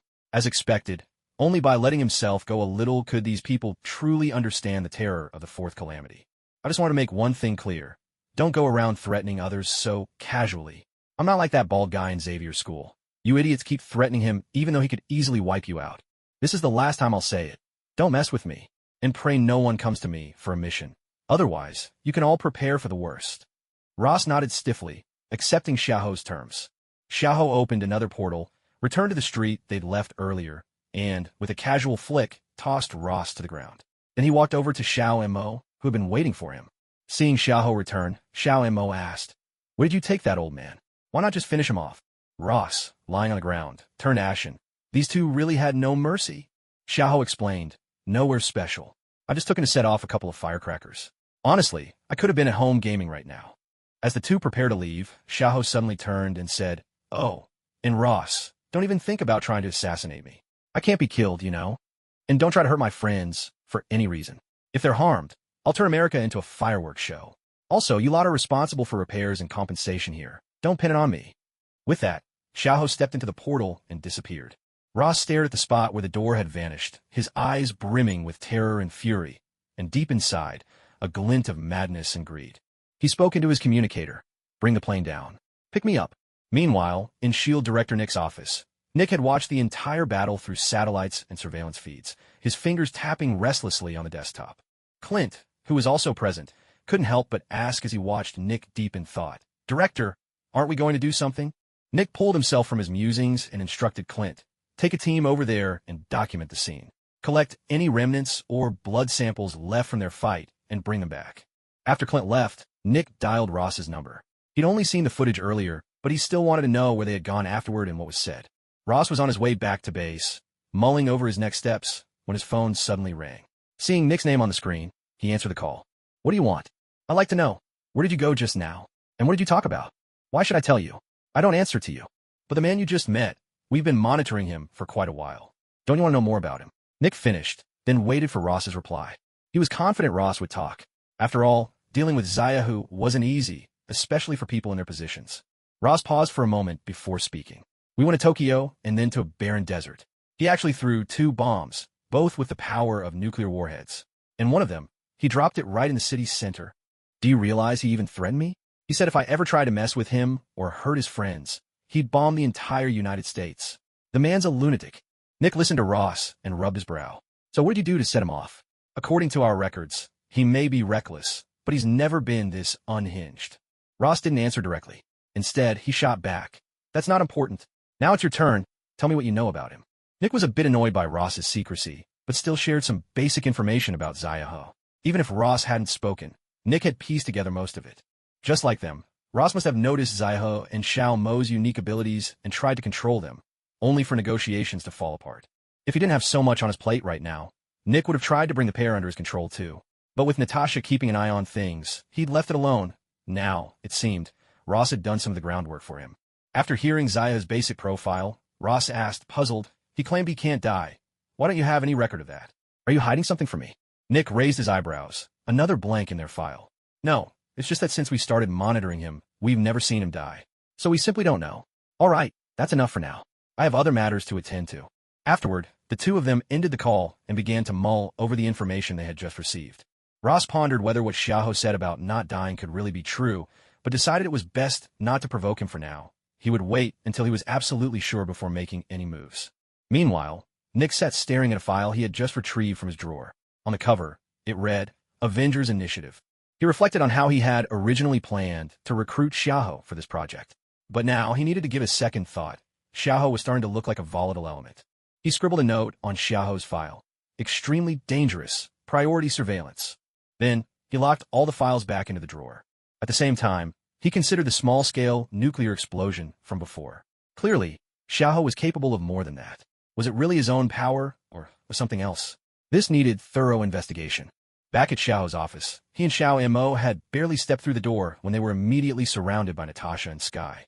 Seeing the two return safely, Natasha cast a scrutinizing glance at Xiaoho and asked, You didn't do anything to them, did you?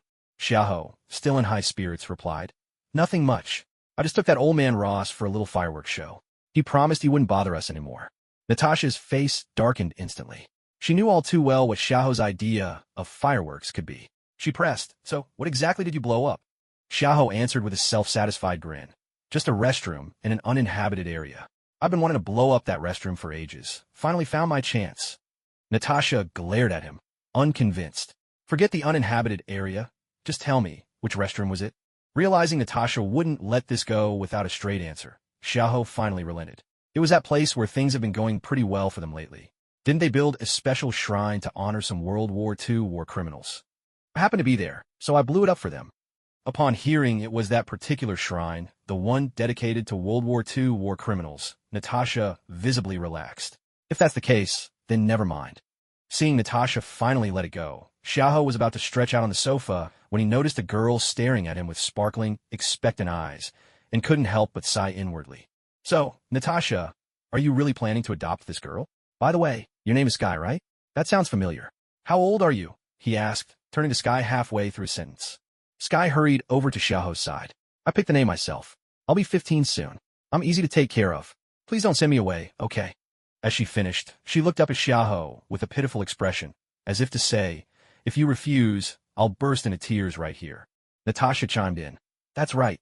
I really like her. Besides, she can keep Yelena and Xiao Mo company. Wouldn't that be wonderful? Xiao Mo immediately protested. I don't want to hang out with some little kid. If you don't mind, I'll just go back to practicing my cooking.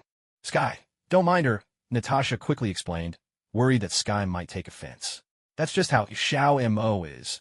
She's actually really easy to get along with. With a dismissive huff, Xiao Mo walked right out of the agency. Seeing Natasha's fondness for the girl, Xiaoho finally gave in. All right, you win. I'll agree, but you'll have to look after her yourself. I'm not a fan of babysitting. The moment Sky heard Xiaoho's agreement, she threw her arms around him. Don't worry, brother Xiaoho. I promise I'll be good. With that, she planted a quick kiss on his cheek, leaving Xiaoho a bit flustered. Natasha teased. Looks like Sky likes you the most. So, maybe you should be the one to take care of her. Hearing this, Sky's eyes sparkled as she looked hopefully at Xiaoho, waiting for his answer. But Xiaoho shook his head, refusing. No, spare me. I just went toe-to-toe with Hulk and the others. I'm exhausted. I need a nap. You can take her to play. Xiaoho slept straight through to the evening, only to be woken up by a chorus of lively voices. He got up, a bit puzzled, and went to check what was going on. The agency was noticeably more crowded than usual. Tony was deep in conversation with Sky, while Xiao Mo was discussing new skills she'd learned today with Pepper and Natasha. Happy was off to the side, fully absorbed in his handheld game. But there was one more unexpected guest, Clint Barton, Hawkeye himself. He was chatting and laughing with Yelena, bow in hand, apparently giving her some archery tips. Xiaoho shook his head, trying to clear the sleep from his mind. Had he overslept? But did everyone just show up at once? Tony spotted that Xiaoho was awake and called out with a grin. Look who's finally up. Our very own Sleeping Beauty. Without thinking, Xiaoho retorted, So, who was the prince that woke me up with a kiss? Wait, shouldn't it be a princess? I don't want any guys kissing me. Especially not you, you blockhead. Tony shot back with a mischievous smile. Hate to break it to you, but you might be disappointed. I'd say it was probably Adrian who kissed you awake. Everyone burst out laughing at their banter. So what brings you all here? Xiaoho asked, as he got up and walked over Tony. Aren't you supposed to be busy tinkering with your suits? Tony replied. Well, someone made quite a scene today. I had to come and see for myself what my friend's been up to. As he spoke, Tony pulled out his phone and projected a video of Xiaoho and the others during their battle earlier that day. He pointed to Hulk and asked, That's Banner, right? He seems a bit out of control to me. Will he really become my teammate like you said? And where did you send him off to? He's not too bad. He'll get the hang of it over time. But I did change a few things, so maybe I should talk to him, Xiaoho replied, pausing as a thought struck him. Right now, Natasha definitely wouldn't be reaching out to Hulk or Banner. The consequences of his own actions seemed more significant than he'd realized. So, what should he do about Banner and Hulk? Tony grew more serious. Do you need my help? After thinking it over, Xiaoho said, No need for now. Let him spend some time in India, calm his mind. We'll see how things go later. Tony turned to Sky, who had been eavesdropping nearby, and smiled. All right, Sky, I'm about to discuss some grown-up stuff with this gentleman here. Would you mind going to hang out with Pepper for a while? Sky was hesitant at first, but after glancing at the two of them, she agreed. Okay, Uncle Tony. Bye, Brother Xiaoho. Tony's smile grew even warmer. Looking at Tony, Xiaoho couldn't help but tease. So, what's up with the world-famous playboy? Don't tell me you're planning to make a move on a little girl. If you are, I swear I'll cut you into 8 pieces. Tony protested. What are you talking about? How could I ever think such a thing? It's just that, now that I know I'll have a daughter in the future, I can't help but feel protective toward these adorable girls. And besides, she's so well-behaved and sweet, isn't she? When my daughter grows up to her age, I wonder if she'll be like Sky. She's really smart, too. Especially with computers. Did you know that? When I was chatting with her just now, she was already as sharp as I was back in college. Seeing Tony with the look of a proud father, Xiaoho said, Well then, why not adopt her? I believe you take good care of her.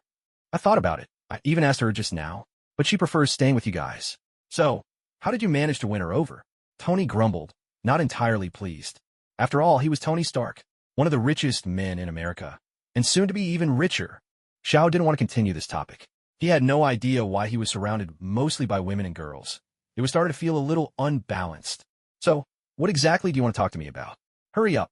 If you don't say it, I'm leaving.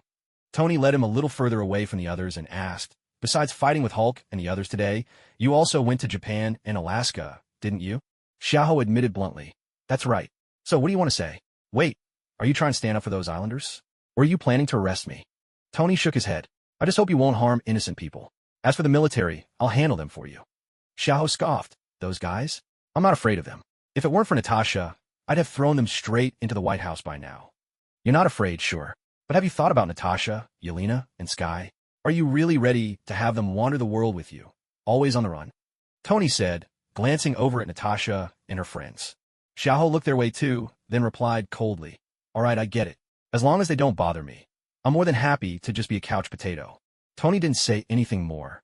He simply walked back to Pepper's side. Clint, seeing Tony had finished talking, walked over to Xiaoho as well. He reached out his hand and said, Clint Barton, I'm a friend of Natasha's. Xiaoho shook his hand, then said, Did Fury send you? If so, you can head back. I'd rather not get too involved with your group. Clint waved his hand dismissively. No, nothing like that. I just had some work to take care of, and thought I'd swing by to see Natasha, and to meet you. Thank you for giving Natasha the life she's always wanted. He paused for a moment, then went on. We mean you no harm. The director just wants to keep everyone safe. Xiaoho cut him off. All right, you're welcome to visit me or see Natasha anytime. But as for Fury, don't mention him. That man's head is as full of schemes as a beehive, and he's just as dark-hearted. I'd better keep my distance, or I might just lose my temper and take him out myself. Clint had no choice but to drop the subject and shift back to Natasha. Okay, let's talk about Natasha instead. I can tell she's been really happy here. Every time we talk, she always mentions all of you. As he said this, he shot Xiaoho a look, the kind you give when you're sizing someone up. I just hope you'll take good care of them. Noticing the look in Clint's eyes, Xiaoho immediately realized he'd gotten the wrong idea. He quickly explained, hold on. You've misunderstood. There's nothing going on between us. We're just friends, pure and simple. Don't look at me like that. Careful, or I'll give you a black eye. One punch, and you'll be seeing stars, he added, raising his fist in a playful threat. Clint paused, a bit taken aback. Had he really misunderstood? But every time he talked to Natasha, she always brought up Xiaoho, Xiaomo, and Yelena. He could clearly hear the happiness in her voice. It reminded him of how he spoke about his own family. Was this feeling really just one-sided from Nana? If so, he should have a proper conversation with her. Is that really how you feel? Clint asked again, needing confirmation. Absolutely. Xiaoho replied with certainty. After a moment's thought, he added, at most, I see everyone as family. There's definitely nothing more to it. And I think Natasha and the others feel the same way. As he finished speaking, he couldn't help but think to himself, even if I wanted anything more, I wouldn't be able to. My Kuin has been sealed away, for goodness sake. Clint watched Xiaoho's genuinely sincere expression and, though still a bit skeptical, decided to believe him. All right then, I suppose I misunderstood. I'll go talk to Natasha. With that, he headed over to Natasha's side. Xiaoho watched Hawkeye walk away, sighing quietly to himself. Then he perked up and asked the group, so, are you all planning to have a gathering here today? Everyone responded that they were indeed planning on it. Tony couldn't resist teasing. You're not going to kick us out, are you? Come on, I'm one of your best clients. Plus, I'll let you stay at my place for free for days, remember? Xiaoho was tempted to go over and give Tony a piece of his mind, but after thinking about it, he had to admit Tony was right. All he could say was, fine, I'll order some takeout. What would you all like to eat? Pepper, holding on to Xiaomo's hand, interjected, no need. I brought plenty of ingredients with me. Xiaomo, and I will handle the cooking today, right, Xiaomo? Eager to have others taste her cooking, Xiaomo readily agreed. With that settled, Xiaoho and the others had nothing more to add. Originally, Natasha was planning to help as well, but Clint stopped her. Nana, I'd like to talk to you for a moment, he said, gently leading Natasha to a quiet corner. Natasha looked at him curiously. Clint, what do you want to talk about? Clint glanced over at Xiaoho and Yelena, who were currently battling for a game controller with Happy, while Sky was laughing nearby. No one seemed to be paying attention to them. Lowering his voice, he said, I just spoke to Xiaoho. He told me he only sees you all as family. There's nothing more to it. You know what I'm talking about, right? Unbeknownst to him, Xiaoho, across the room, flicked his ears as if he'd heard something. Natasha's expression darkened as she instantly understood. She whispered back, why would you suddenly bring this up? And you actually went and asked Xiaoho about it. I don't see him that way either, all right? He's just like a little brother to me, like family. How is it that you and everyone else keep getting the wrong idea? Clint's face turned red with embarrassment. So, neither of them had those feelings. It had all been his misunderstanding. How awkward. Xiaoho, who was eavesdropping in secret, curled all his toes in embarrassment. At this moment, he desperately wished he could dig a hole big enough to hide in. So, had he just been overthinking things all along? That couldn't be right. Why hadn't she fallen for him? Did he end up turning into a peacock and showing off for nothing? Have you ever had this experience, dear readers? Sometimes you get this mysterious burst of confidence and convince yourself the other person likes you. And you start weaving stories in your head, only to realize they're just watching you like you're some monkey putting on a show. I have a friend who does this all the time. Natasha looked at Clint and asked, is there anything else? If not, I'll go help out in the kitchen. I'm afraid Imo might tear the place apart. Clint quickly shook his head. All he wanted now was to find a quiet corner to hide in. He felt like he'd embarrassed himself enough for the whole year today. Xiaoho shared the same sentiment, distracted as he was, still tangled up in figuring out why Natasha didn't like him. Tony, why don't I have any scenes? Everyone else has things to do, and I'm just invisible here. Well, it's just because he didn't like playing games, so he sat off to the side, continuing to design his suit on his phone. Dinner passed in a lively atmosphere, with two awkward men and everyone else in high spirits. As Tony was leaving, he made a special point of saying to Sky, Sky, you've got real talent. Tomorrow, I'll bring you the best laptop money can buy. If you have any questions, you can contact me directly with it. Pepper stood by his side, smiling gently. Tony had truly become more and more tender lately. When Sky heard that Tony was giving her a laptop, She glanced at Xiaoho and Natasha. Seeing them both nod in approval, she quickly thanked Tony. "Thank you, Uncle Tony. I'll really treasure it." "No need. If it breaks, I'll just get you a new one. Your Uncle Tony is one of the richest men in America, and soon it'll be the richest," Tony boasted. Pepper patted Sky's head, saying, "Don't listen to his nonsense. Have you really decided not to live with us? We could take good care of you." Sky shook her head, hugging Natasha's arm. "No, thanks. I want to stay with Natasha and Xiaoho. But thank you for the offer." Hearing this, Natasha hugged her tightly. Sky was much more well-behaved than Yelena ever was. Xiaoho chimed in. "All right, Tony, stop trying to lure kids over to your place. If you want one, go have your own. I'm sure Pepper would be happy to help with that." Tony's face lit up at the idea. Pepper, a bit embarrassed, quickly said, "We should get going. Goodbye." After saying this, she dashed straight back to the car. Tony spread his hands at Xiaoho, his expression as if to say, "It's not that I didn't want to, it's that she refused." He then called Happy, and together they drove away from the scene. Natasha let Sky go inside first, then turned to Xiaoho and said, "Now that everyone's gone, I think it's time we talked about what happened before." Feigning ignorance, Xiaoho replied, "What happened before? You mean the Hulk?" Natasha said nothing. She just fixed him with a stare. Left with no choice, Xiaoho raised his hands in surrender and said, "All right, I admit I read too much into things. But honestly, I was scared off by someone else." Natasha looked at him with a hint of confusion. "Can you tell me, what exactly happened?" Xiaoho gave her a rough outline of Abigail's story, omitting her name. "So, you're afraid of hurting others, and that's why you won't get a girlfriend?" Natasha's eyes softened with a touch of sympathy as she looked at Xiaoho. With a tragic air, Xiaoho replied, "That's right. I can't give anyone happiness. What do you expect me to do? Help them fulfill their dreams with just my own two hands?" Upon hearing this, Natasha launched her ultimate move. She twisted Xiaoho's waist with a swift 360-degree lock. Inwardly, she couldn't help but wonder, what on earth did that woman see in him? With a personality like his, how could anyone possibly fall for him? She must be blind. Xiaoho let out a series of exaggerated howls, clearly putting on a show, but Natasha could tell and finally released her grip. She then asked, "Isn't there any solution to your problem?" Xiaoho replied without hesitation, "No idea. But as long as it's unsolved, I'm not getting a girlfriend. Unless, of course, I'm Master Kato's secret technique." This time, Natasha didn't lay a hand on him. Instead, she offered some comfort. "I'm actually not so different from you. My uterus was removed, so I'm incomplete too." Her words left her looking noticeably dimmer. On hearing this, Xiaoho suddenly thought of his senzu beans. Those things could regrow lost limbs, so they might be able to restore a uterus as well, right? With that thought in mind, he knew he had to give it a try. He pulled out a green bean and said, "This is a senzu bean. It can regrow lost limbs. Maybe it could help you recover, too. Want to give it a try?" Natasha's gaze burned into the bean in Xiaoho's hand, but she hesitated. She hesitated and said, "Isn't this really precious? Wouldn't it be a waste to use it on me?" Xiaoho produced 2 more beans in his hand, then handed all 3 to Natasha. "They're not that rare, honestly. I don't really need them. If I can win a fight, I don't need them. If I can't, they won't help me anyway. Besides, I can come back to life. Xiao and Mo and I are bound together, so I won't need them. I actually meant to give them to you all along, just forgot until now. Like you said, we're family, aren't we?" Natasha gazed at the 3 beans in her hand, her eyes growing misty with emotion. She quietly put them away, then turned to Xiaoho with a bright, heartfelt smile. "You're right. We are family," she declared, and wrapped her arms around him in a warm hug. Xiaoho was caught by surprise, but after a brief moment of shock, a gentle smile crept onto his lips.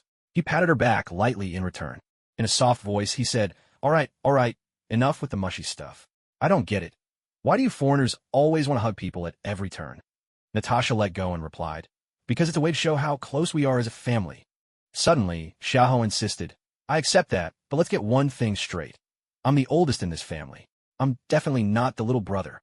He hadn't forgotten overhearing Natasha call him her little brother just now.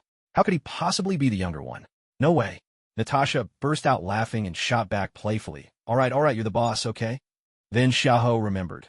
Those magic beans were only effective if used on an open wound. Once the injury healed, they'd just be filling your belly. He quickly called out to Natasha, who was about to head back. "When you use the beans, make sure you apply them to a fresh wound. If it's already healed, it might not work, just so you know. And don't lose heart if it doesn't work right away. I might draw other items or skills in the future. One way or another, I'll find a way to cure you." Natasha gave him a tender, almost doting smile. "Got it. I won't need them for a while anyway. I haven't even met someone I like yet, so I'm not in any hurry to go through all that. Legend, Xiaoho exclaimed, miming a reverent salute to the big boss. Natasha hugged Xiaoho once more before heading back to the office. Her feelings for this little brother deepened. He might be a bit unpredictable, and he could seem cold to people he didn't know or didn't like, but for those he cared about, he was surprisingly gentle and forgiving. She could sense the loneliness in him, too, the way he often sat by himself, lost in thought. Days slipped by in quiet peace. One day, as Xiaoho and Sky were engrossed in a game, Natasha suddenly interrupted them. She dragged Xiaoho over to the front desk computer, pointed a news story on the screen, and said, "Take a look at this. Isn't this Tony's new suit of armor?" On the screen, a suit of armor gleaming in red and gold was wreaking havoc among a group of terrorists. Though you could still catch glimpses of the old Mark series design, this new suit was something entirely different. His lines were no longer as smooth and rounded as in the movies. Instead, his armor now bore many similarities to Little Mo's, and the whole design seemed much more imposing. Except for the face, which still retained his signature eel-like features. Only the arc reactor on his chest looked like the original. Xiaoho complained to Natasha, "It has to be him. Who else could be so obsessed with that mask? Honestly, it's really ugly." Natasha agreed. "You're right. Compared to Lil Mo's armor, it does look a bit ugly. But why is he in Afghanistan?" Xiaoho thought for a moment and said, "Either Een-sun went looking for him, or he went to findEen's senator. He even mentioned wanting to start charity withEen's son. Those terrorists just happened to get in his way. What a pity for them." At that moment, Tony suddenly detached the armored skirt from his waist. The pieces combined together and transformed into a massive broadsword. Without hesitation, he raised the sword and charged straight at a tank, then sliced the tank cleanly in half. Xiaoho's jaw dropped in shock. "What the heck is this? A broadsword-wielding Iron Man? Are you kidding me? What happened to your repulsor blasts and all those fancy missiles? This can't be real." Natasha, on the other hand, was thoroughly enjoying the show. At some point, Sky had joined them, standing behind and watching the footage on the computer. Her eyes were gleaming with excitement. Xiaoho slapped his own face in disbelief. This plot had completely gone off the rails. After watching Tony finish off all the terrorists and soar into the sky, Xiaoho couldn't wait any longer and dialed Tony's number. After a brief wait, Tony picked up the call. "Xiaoho, what's up?" Tony's voice was a bit breathless, as if he'd just been through some intense action. Xiaoho grumbled, "I just wanted to ask, did you get Little Mo's permission before copying her style? Watch out, or she might just tear your armor to pieces." "You saw everything?" Tony sounded a little surprised, but quickly shifted to a tone of pride. "Well, how do I look? Cool, right? I spent ages designing this. Especially my sword. It's a multi-module combination, and I even added a touch of adamantium." Xiaoho asked suspiciously, "Adamantium? How did you even get your hands on that? Why shouldn't I have it? Come on, I used to be the world's biggest weapons developer. How could I not have the synthesis formula for this material?" Xiaoho realized that was true. In a world where even mutants existed, it wasn't strange that Tony would know the formula for adamantium. He just hadn't thought about it until now. "All right, you win. But I still have to ask, why did you switch to close combat? What happened to your repulsors and all those high-tech weapons? How did you even come up with this new suit of armor?" Tony listened, and with a somewhat awkward smile, said, "Don't you think close combat is the true romance for men? The thrill of fists colliding, the swing of a giant sword. Once you try it, you get hooked." Xiaoho immediately retorted, cursing, "Romance my ass. With that weakling's physique of yours, if you run into anyone even a bit tougher, they'll rip your armor to shreds and finish you off in no time. No way. My suit is fully integrated, with a bit of adamantium alloy here and there. Even if it's the Hulk you ran into before, I'm not saying I'd win, but holding my ground for a while, no problem at all." Tony said this with a look of pure pride. He'd had Jarvis run the calculations himself. Though not every part was made of adamantium, the defense was top-notch. If only there was a bit more vibranium, he'd even be ready to go head-to-head with the Hulk. Suddenly, Xiaoho felt a wave of powerlessness. "Who's the reckless brute here? Me or you? Forget it, just come back and we'll talk. I need a moment to myself." After cutting off the comms, Xiaoho thought he'd have to wait a long while for Tony to return. He'd forgotten he could just fetch him with a portal. To his surprise, Tony appeared at the agency's door in just 2 hours. As he entered, the armor opened up from the front, and Tony stepped right out. Once he was clear, the suit automatically closed itself back up, returning to its original form. Witnessing this, Xiaoho was genuinely astonished. Forget the suit's appearance. Wasn't this style of donning armor supposed to come only after Mark 7? Seeing Xiaoho's stunned face, Tony grinned smugly. "So, pretty cool, right? Now that I know what the future holds, I skipped a bunch of phases. This is the best version yet." And about that anti-Tony armor you mentioned, the one with the modular assembly. It's impressive. But honestly, why complicate things? Give me a little time with nanotechnology, and I'll crack it. Then, I'll just upgrade straight to a nano suit. Looking at Tony, who was full of himself, Xiaoho poked. So, is this why you're switching to close combat? Sure, you're better at duels, but your long-range group fighting is a total disaster now. Tony scoffed. Who says this suit is just for close combat? By the way, this is the 2 Malawian Quatches Knight. According to the future you described, I apparently kept using gold titanium alloy for my suits. That's just ridiculous. I've always had access to stronger materials like adamantium. Maybe not the purest version, but it's still tougher and stronger than gold titanium. I can't imagine why I'd stick with the old stuff. And who told you knights can't fight at range? As he spoke, Tony manipulated the suit to reveal a variety of micro-missiles hidden beneath his shoulder plates. Several panels of the reinforced armor opened up, displaying an array of unfamiliar weapons. He continued with a cheerful grin. Do you know why I made the armor so sturdy? Once I learned there would be an alien invasion, I specifically designed it as a war machine. The array of weapons it carries could easily handle a large-scale war. So don't use your narrow mind to question me. I am, after all, the smartest person in the world. Xiaoho stared at the knight's armor, utterly bewildered. Was this for real? Why did it feel like he'd stumbled into a fake Marvel universe? Seeing Xiaoho completely stunned by his display, Tony's smile grew even wider. He went on, and those aren't the only upgrades I made. With another command, the suit of armor floated smoothly into the air without using any visible engines. I studied your manipulation device and learned the secrets of anti-gravity technology. I've integrated that as well, giving it even better mobility. Tony gestured to the palm of the armor, explaining further, I've taken the propulsion system originally designed for the palms and boosted its power, allowing it to channel much stronger attacks. At the same time, I moved the main thrusters to the back. As he spoke, the armor spun around, revealing 6 jet ports on its back. Because I increased the thickness of the armor plating, I also reinforced the internal shock absorption and pressure resistance. With the help of 6 main thrusters and smaller ones at each joint, its cruising speed can reach Mach 3, and its top speed is between Mach 15 and 20. And its strength is even more impressive. Lifting over 100 tons is routine for it.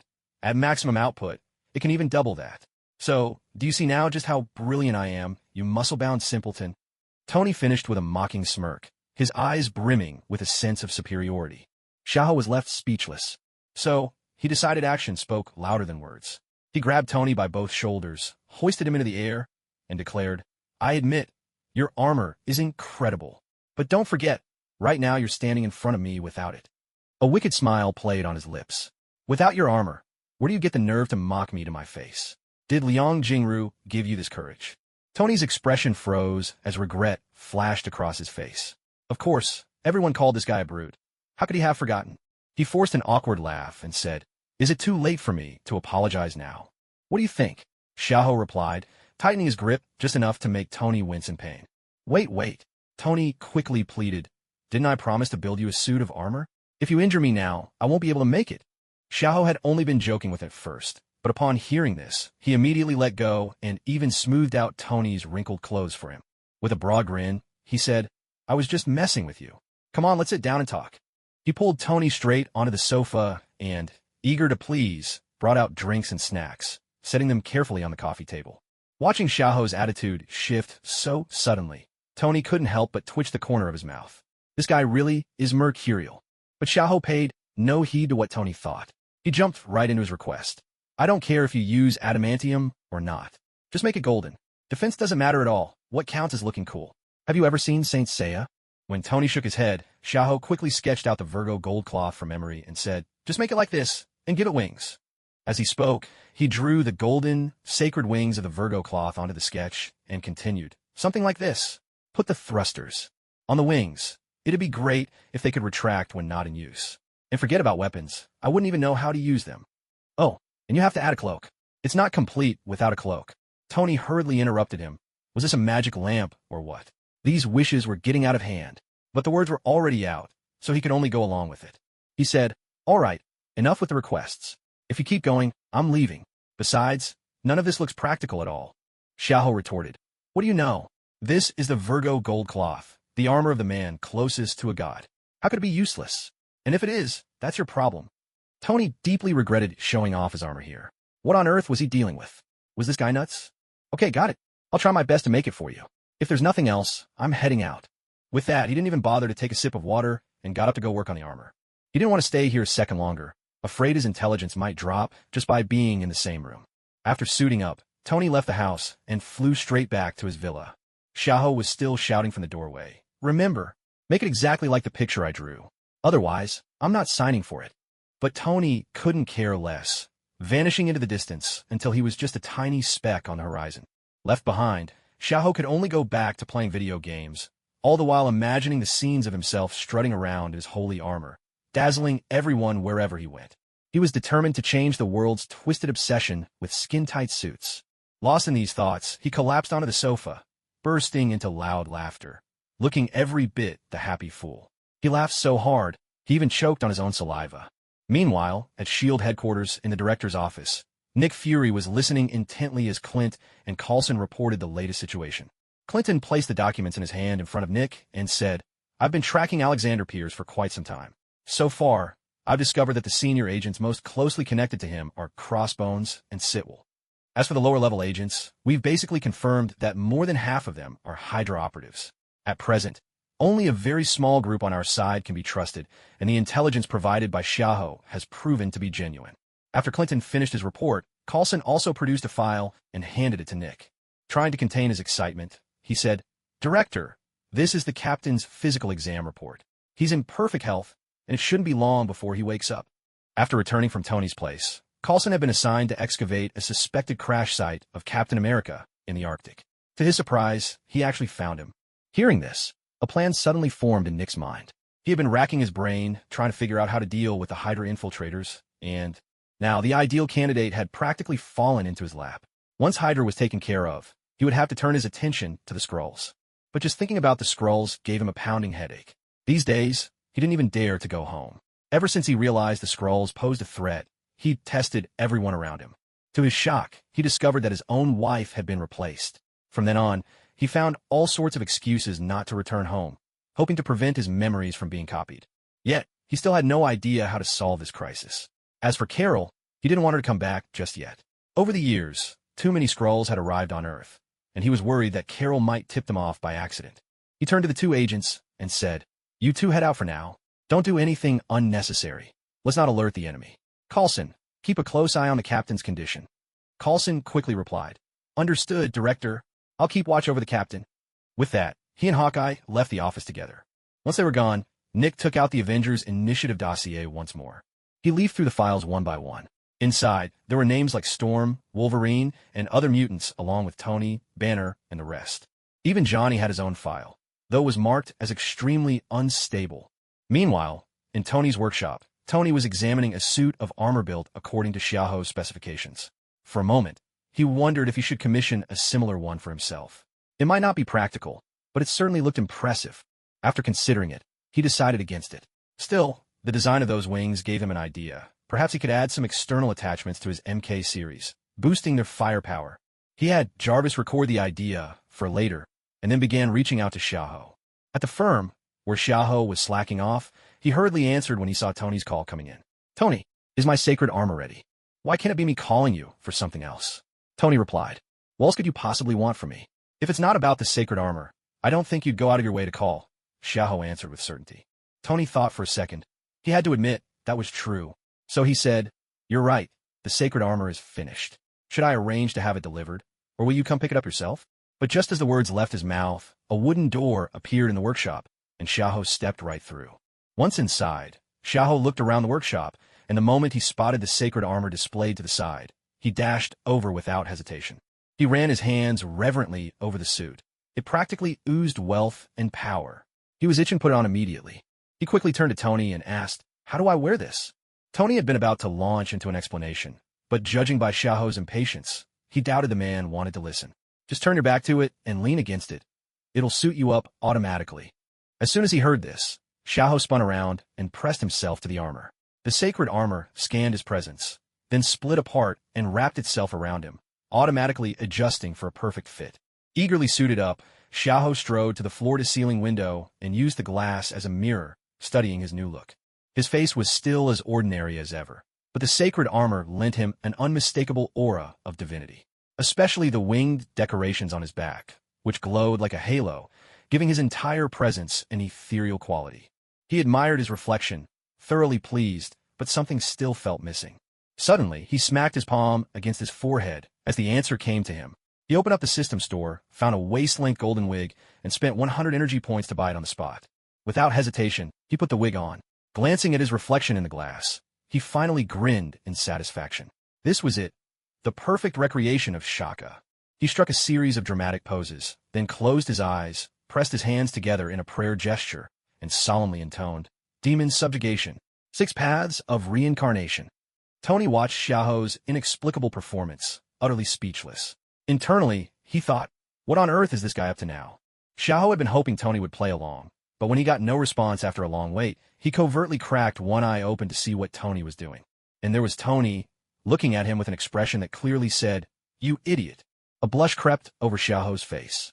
Had he just embarrassed himself? How awkward.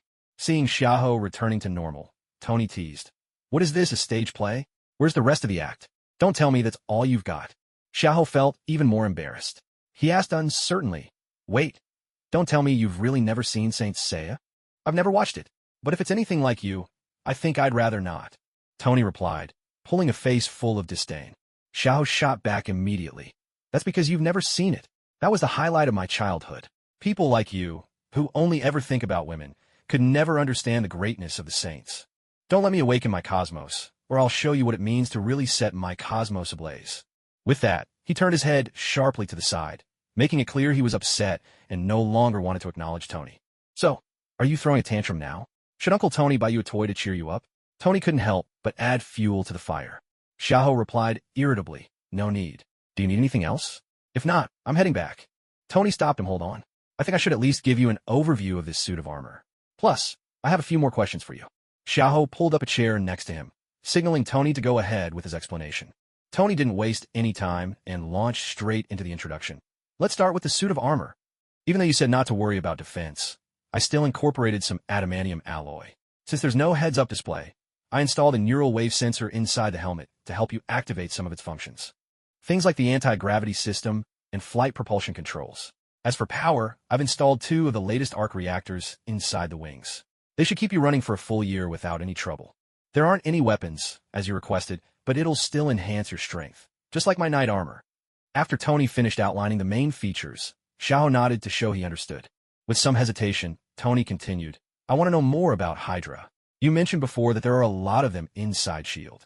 Can you give me any specifics? Who are they, and where are their bases?" He seemed a little embarrassed as he asked. After all, the last time Xiaoho offered to help, Tony turned him down. Now he was coming back with questions. But he couldn't really be blamed. The Hydra agents had covered their tracks too well. Without solid evidence, he couldn't just start arresting people, especially with someone like the former S.H.I.E.L.D. director involved. From what he'd managed to dig up, Alexander Pierce was now a member of the World Security Council. If Tony acted without proof, it would only create endless complications.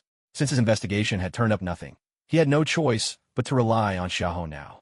Xiaoho responded with a blank, slightly clueless look and said, "I honestly don't know. The only ones I remember are Pierce, Crossbones, and some bald white guy. His name escapes me. My memory's never been great, and after almost 3 years in this world, I've forgotten most of the little details anyway." Tony was stunned.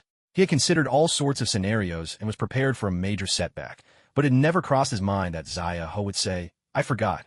Suddenly, an overwhelming sense of exhaustion washed over him, a feeling that everything might as well just end. This was exactly why he disliked dealing with these fools.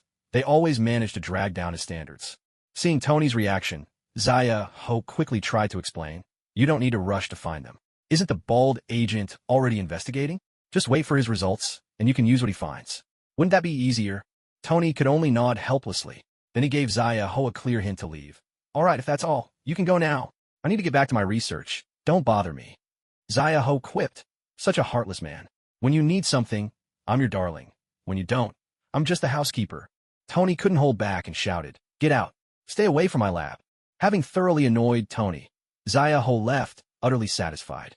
Wearing his newly acquired sacred armor, he soared through the sky, savoring the thrill of flying once again. This time, it was far more comfortable than wielding that giant sword before. With the anti-gravity system and the winged thrusters on his back, his speed shot past Mach 3 in an instant. However, without a helmet, The wind pressure was a bit much even for him. His body was already incredibly strong, hundreds of times tougher than a normal person. Otherwise, he would never have been able to fly this fast. He eased off the throttle a bit and began gliding leisurely above New York City. Both S.H.I.E.L.D. and the military quickly noticed him, but before they could react, Jarvis sent them a message. It turned out that Tony, knowing Zaya, who was flying around over New York, had Jarvis notify the military and S.H.I.E.L.D., telling them he was merely testing a new flying device. Tony was genuinely worried that people from those agencies would provoke Zaya Ho again, prompting him to drop another bomb in New York or even at the White House. The only thing he could do was cover for him. This was America. After all, here, money and power always came with privileges. Suddenly, Zaya Ho spotted a car accident and chaos on the Brooklyn Bridge below. He quickly descended. He had planned to lend a hand if needed, but when he saw the stone-skinned figure at the scene, he hesitated, deciding instead to sit back and watch for a bit. Landing atop the steel beams of the bridge, he looked down at the commotion, a pileup caused by the stone man, with police officers confronting him. The moment Zaya Ho saw the stone man, he instantly remembered who he was. He muttered under his breath, "Is this the Fantastic Four? Don't tell me this is the parallel universe from Doctor Strange 2, the one Wanda visited? If that's the case, does that mean Black Bolt is here too?" Meanwhile, in the crowd, a blonde woman suddenly vanished from sight, though her clothes remained visible. She began to undress right there on the spot. From above, Xiaoho, who had been observing the scene, noticed her immediately.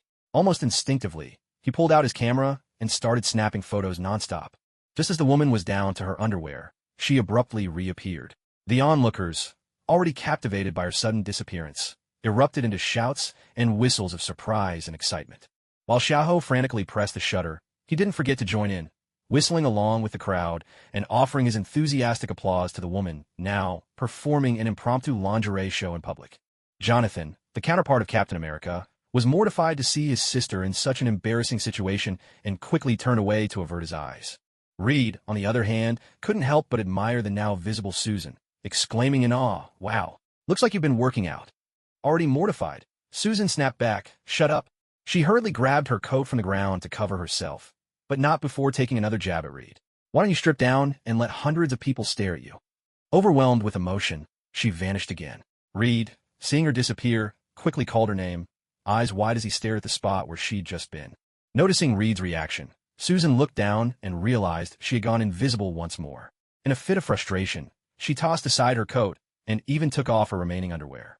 Jonathan, witnessing the whole farce, couldn't help but mutter to Reed, "I think I need to see a therapist. This is just too much." Even so, he didn't forget to pick up his sister's clothes from the ground to help her out. Reed swiftly led them to the shelter of an abandoned RV, out of sight, so Susan could get dressed in privacy. From his perch on the bridge, Xiaoho watched the spectacle with great amusement. This was simply too entertaining. At the same time, he checked through the photos on his camera, thinking to himself that he'd just gotten some great dirt on another superhero, and couldn't help but admire her figure. Once Susan was dressed, the three of them started searching for Ben, the Thing, who had gone into hiding. Just then an oxygen tank suddenly exploded nearby. A little girl in a red dress was right in the danger zone, and the spreading flames threatened to engulf her. Jonathan dashed over, scooped the girl into his arms, and shielded her from the flames with his own back. The explosion triggered a chain reaction, causing damaged cars in the vicinity to detonate in succession. Fireballs surged toward the crowd in an instant. Reacting quickly, Susan conjured her force field, enveloping the flames and shielding the onlookers on her side from harm. But on the other side, there was no such protection. A car, blasted into the air by the explosion, hurtled straight toward a speeding fire truck. The fire truck driver, in an effort to avoid a collision, yanked the steering wheel hard, causing the vehicle to swerve sideways. Half the truck and the rear smashed through the guardrail, and the whole vehicle began to tilt off the bridge, slowly descending. At that moment, Xiaoho was sucking on a lollipop, still filming the scene below with his camera. He couldn't help but marvel. This is like Final Destination, Marvel Edition. So many coincidences. If you told me no one orchestrated this, I wouldn't buy it for a second.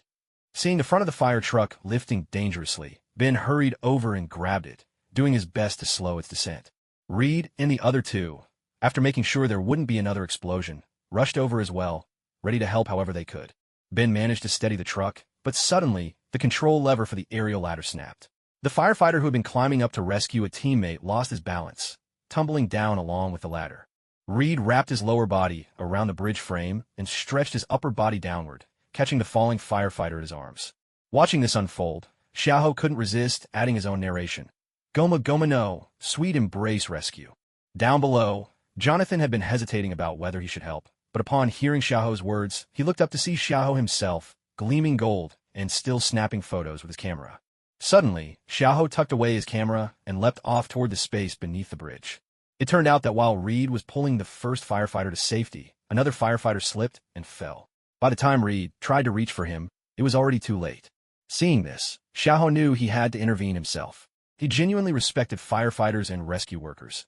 After all, they risked their lives to save others, so he didn't hesitate to lend a hand. With the aid and boost of his battle suit, Xiaoho sped after the falling firefighter, grabbing him by the ankle and flying him safely back up toward the bridge. As they passed beneath the fire truck, Xiaoho even gave it a helpful push from below, nudging it back toward the bridge.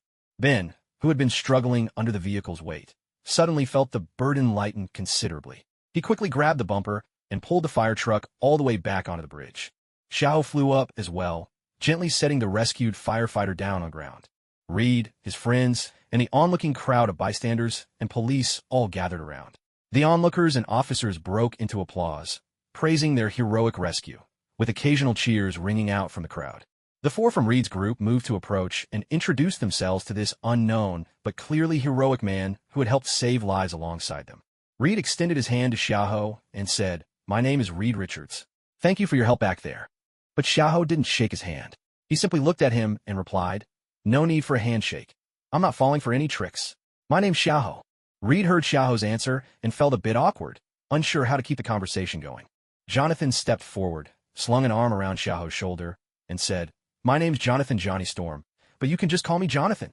He pointed to Susan. "This is my sister, Susan Storm." Then, gesturing to Ben, he added, "And this rocky guy here is Ben Grimm."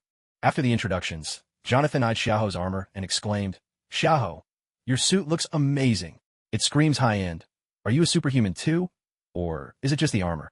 Before anyone could respond, he quickly clarified, "Don't get me wrong. I'm not fishing for your secrets. I'm just really curious. We got powers too. I can turn into the Human Torch and control fire." As he spoke, a flame danced to life in his palm. Without waiting for Reed or the others, he launched into an enthusiastic rundown of their abilities. Reed here can stretch his body like rubber, any part of him, as long as you can imagine. To demonstrate, he gave Reed's arm a playful tug, showing Xiaoho just how far it could stretch. "My sister can turn invisible and create force fields." Ben, well, he's become the Thing, strong as a boulder. "So what about you? What's your power?" With that, Jonathan fixed Xiaoho with an expectant stare. It was a clever move, laying all his cards on the table, making it hard for Xiaoho not to follow suit. Reed and the others didn't stop him, evidently approving of the tactic. Xiaoho had never really made a secret of his abilities. Even if Jonathan hadn't asked, he figured they'd remember most of it. But since the question was out, he answered without hesitation. "I can resurrect infinitely. The ability to fly comes from the suit, which Tony custom built for me." As he spoke, Xiaoho began showing off various features of his armor. All four were visibly surprised by Xiaoho's power, and Jonathan blurted out, "Infinite resurrection? You mean the way I'm thinking?" "Probably. No matter what, I just can't die. I've actually committed suicide hundreds of times already. But come on, isn't my suit seriously cool? Aren't you even a little curious?" Xiaoho seemed completely nonchalant about death. What he really wanted was to bask in the admiration for his armor. Susan couldn't help but ask, "Why would you kill yourself?" And hundreds of times. Reed and Jonathan were equally curious. After all, what kind of person casually commits suicide? No reason, really. I was just bored, so I did it. Nothing bad happens anyway. But hey, aren't you dying to know what my suit's called? Xiaoho's eagerness to show off his armor was unmistakable. Reed and his friends were stunned by his explanation. Was he even normal? Who kills themselves hundreds of times just because they're bored? Seeing how Xiaoho kept bringing up his suit, Jonathan finally asked, "All right then, what's it called?" Xiaoho finally got his chance to show off and immediately began introducing. "This is the amazing blah blah blah. So what do you think? Isn't it cool?" The four of them all nodded in agreement. Reed, however, seemed more interested in the anti-gravity device. He asked, "So, Tony Stark has already developed an anti-gravity device. Do you know how it works?" "No idea. Why don't you ask him yourself? Who would bother studying something so useless? By the way, do you guys know each other?" After speaking, Xiaoho looked a bit curious. Although the plot seemed somewhat off the rails, these people looked just like the actors he remembered seeing, and he hadn't encountered anything or anyone as over the top as those in the comics. Reed replied with some disappointment, Then I guess I'll go find Stark myself to exchange ideas. By the way, can I study you? I'm really curious about your abilities. Don't worry, I'll just use a few instruments to take some readings. Xiaoho's face darkened. He thought to himself, typical Reed. Always trying to get something out of people. They just met and Reed already. Wanted to study him, and with nothing more than a promise to just record some data. Even Tony had never said anything like that. He turned to Reed and said directly, "You'd better stick to studying yourself. Only a fool would let you experiment on them. You haven't even figured out your own powers, and you have the nerve to ask about mine. I know someone with the same kind of powers as you, and he's already close to becoming king of the pirates. His rubber abilities let him attack and defend. He's got it all. Unlike you, who's so weak you'd even be rejected as support." With that, Xiaoho stopped paying any attention to Reed. Instead, he took out 3 business cards and handed them to Jonathan, Susan, and Ben. He said to them, "I run a bounty agency. If you ever need to hire someone, be sure to come to me. As long as it's not targeting ordinary people. Murder, arson, whatever, I'm in. Heck, I'll even blow up the White House if you want. There's nothing else going on here, so I'll be heading off." Xiaoho was about to leave, but then something occurred to him. Turning to the 4 of them, especially Ben, he said, "By the way, all of this was your doing. You're not planning to skip out on making things right, are you? You wouldn't, would you? If anyone comes to me with a job because of this mess, I'll take you down just the same." With that, he shot up into the sky and disappeared. Jonathan watched Xiaoho fly away and said, "I like that guy. He's hilarious." After Xiaoho left, he returned to his agency. Natasha glanced at the battlesuit he was wearing, then at the news playing on her computer, and said, "So, you just saved people on the Brooklyn Bridge, didn't you?"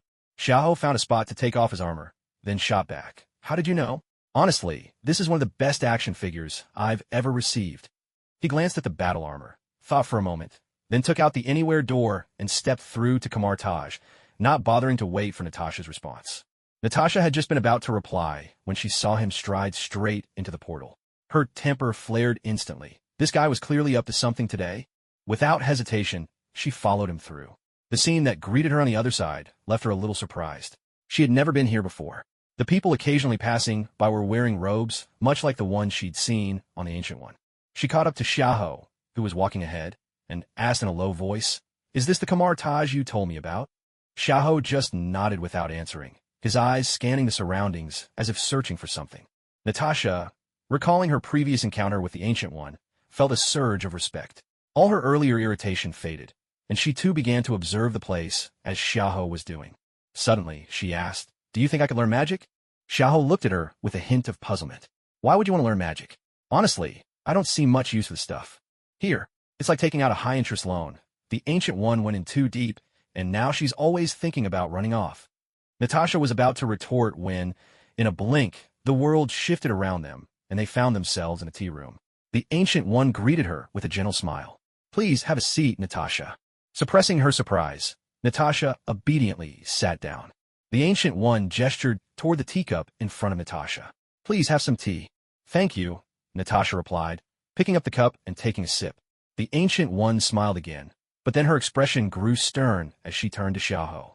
"I believe I told you not to speak ill of me behind my back, didn't I?" Xiaoho put on a look of complete indifference, even picking his nose as he replied dismissively, "Did you? I must have forgotten."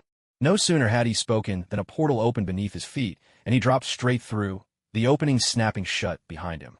Natasha watched this unfold, quietly taking another sip of her tea.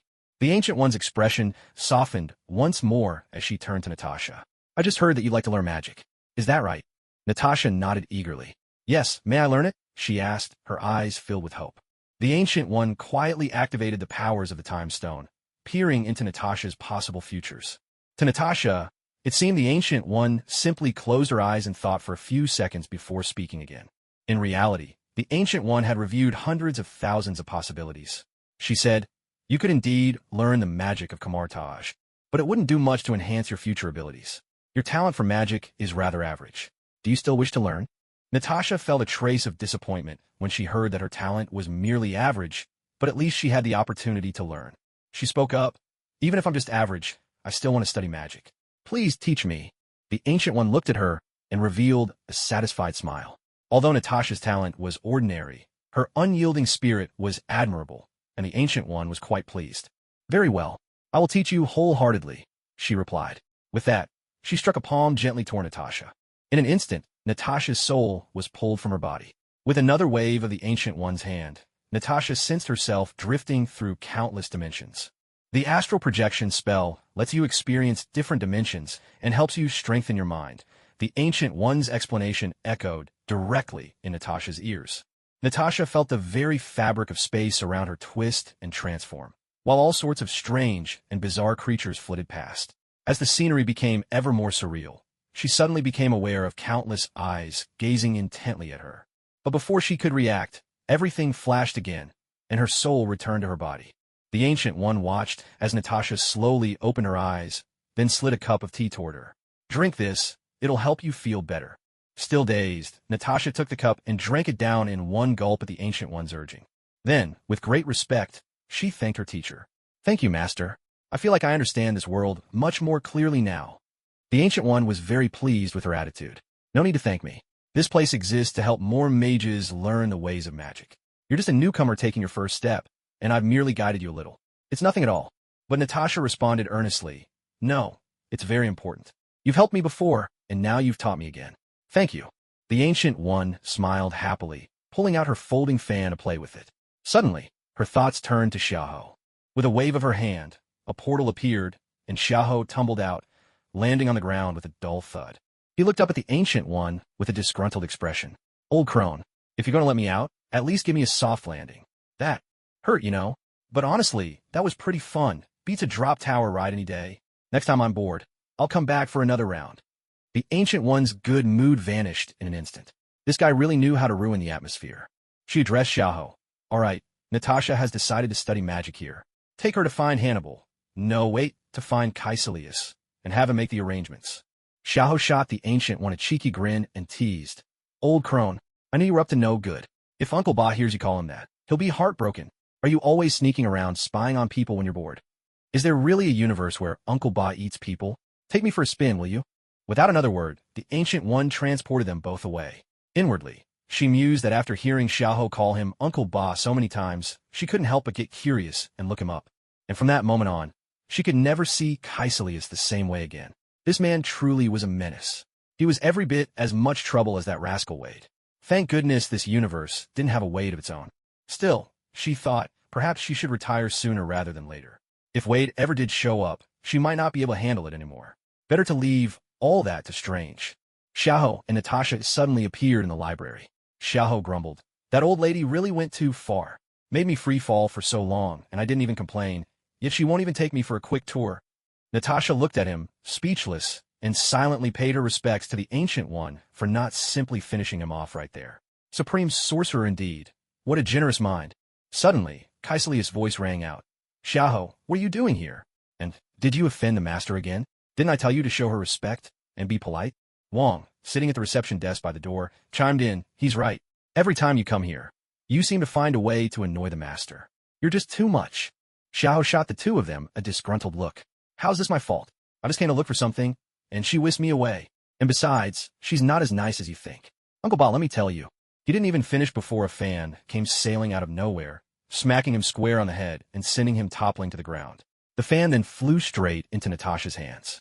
The Ancient One's voice echoed through the room. "I told you. No more gossiping about me behind my back. Natasha, that fan is a gift for you."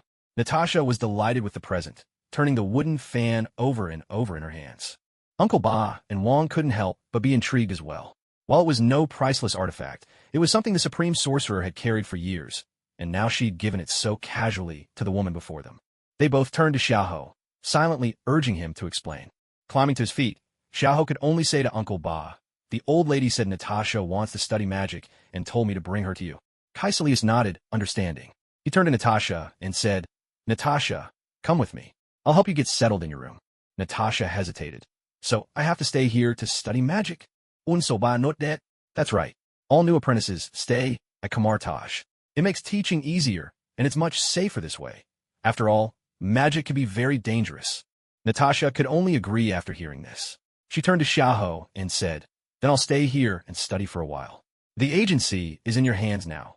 Take care of Xiao Mo and Yelena for me." Xiaoho scoffed. "Take care of them? Come on.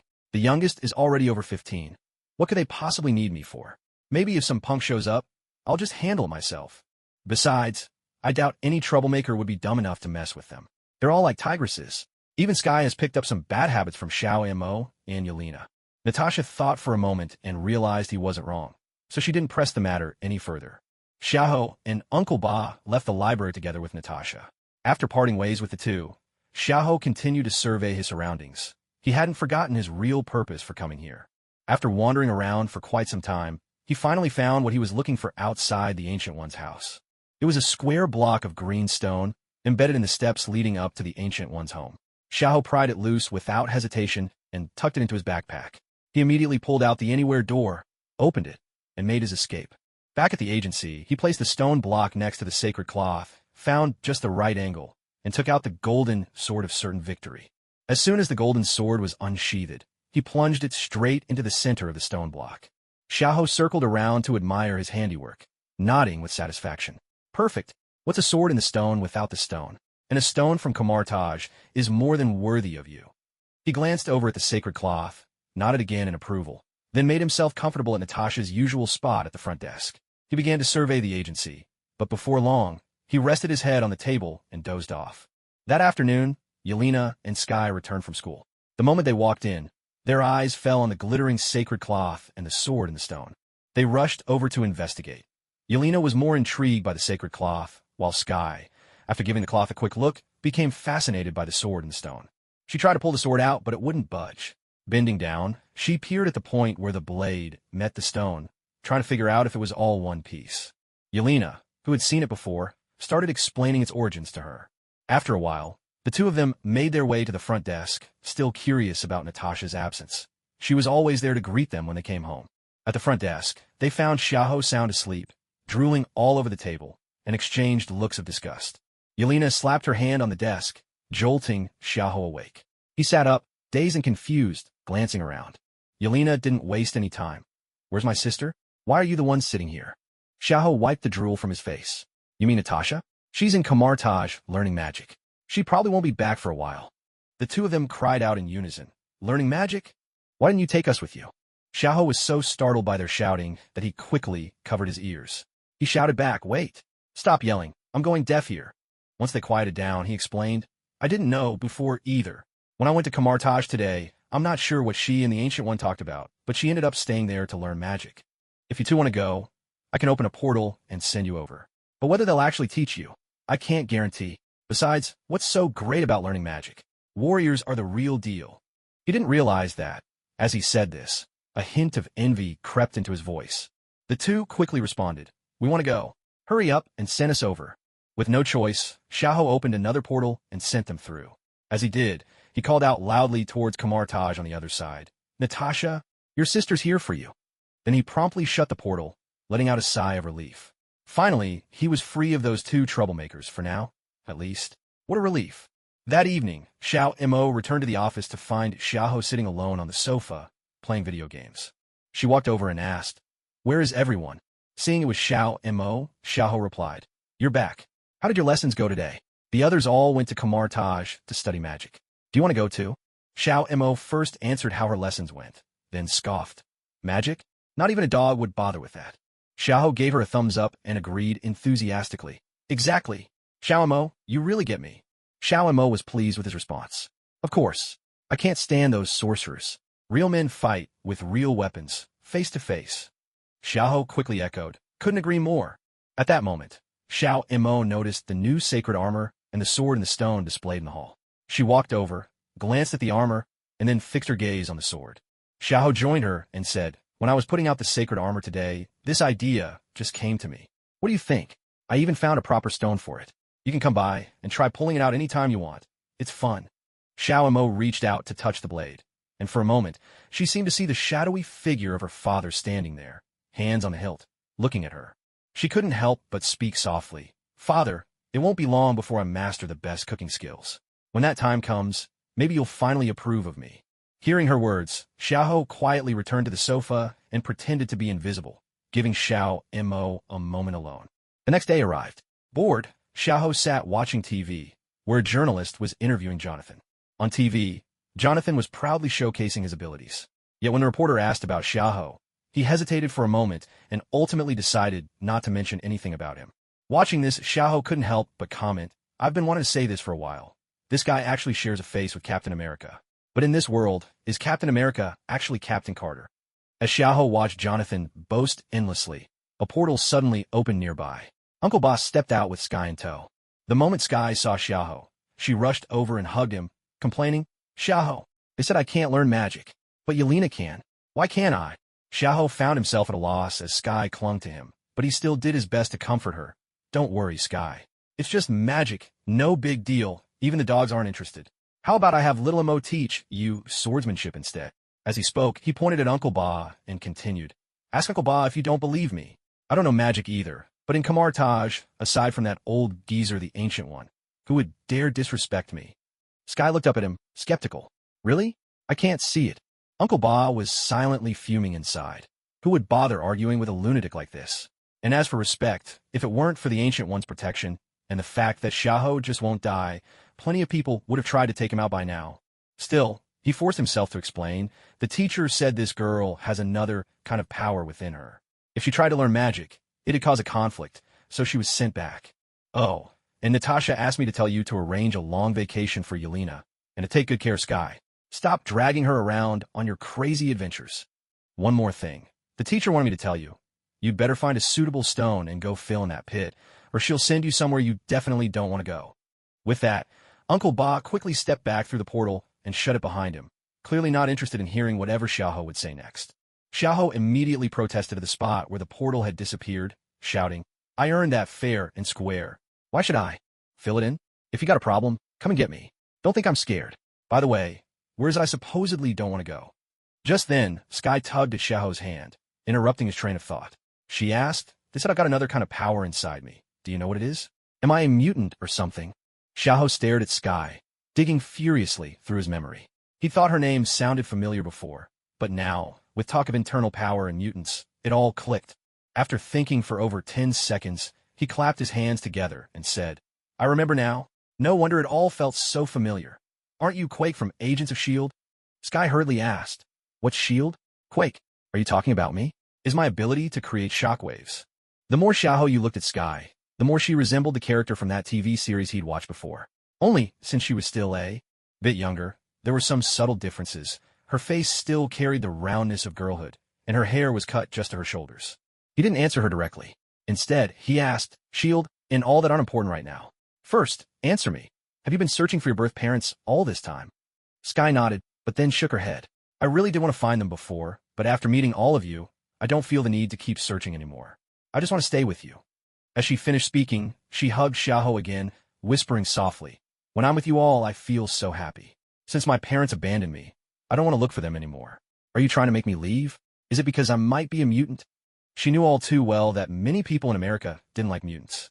Especially after that incident in San Francisco, the hostility had only just started to die down.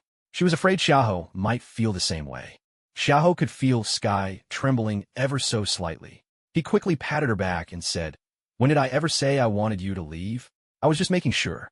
And besides, you're not a mutant. If you really want to get specific, you'd be considered an inhuman.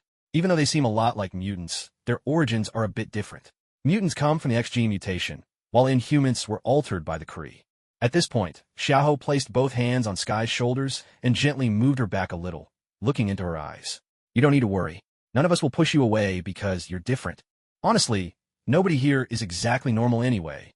In fact, right now, you're probably the most normal one here, at least until you awaken. And even if I dare to complain about you, once Natasha and the others get back, they'd tear me apart, wouldn't they?" Hearing this, Sky's eyes welled up with tears of gratitude, and she hugged Xiaoho again.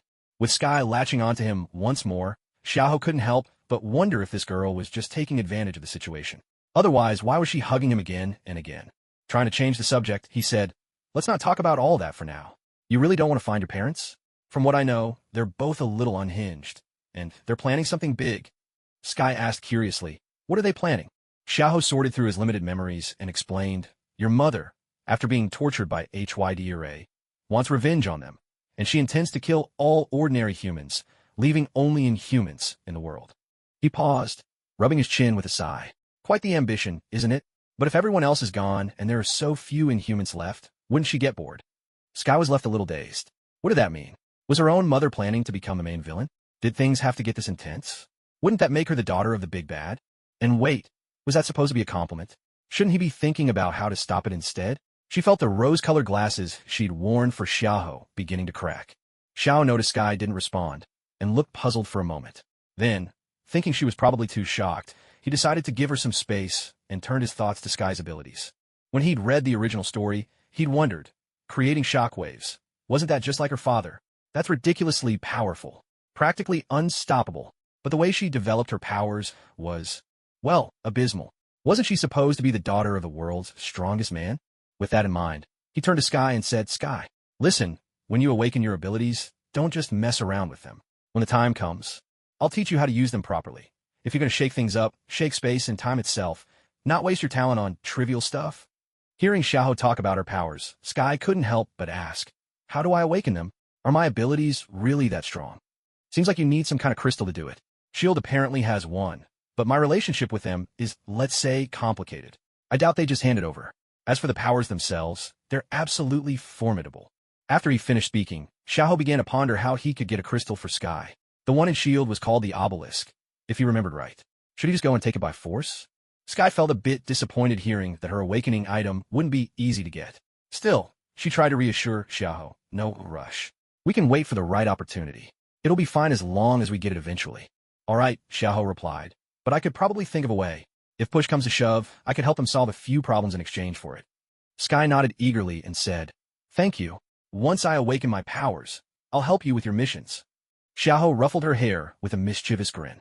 Don't think you can get out of going to school just because of this. I don't think you even went this morning, did you? I'll let it slide today, but tomorrow you're going to class. No arguments.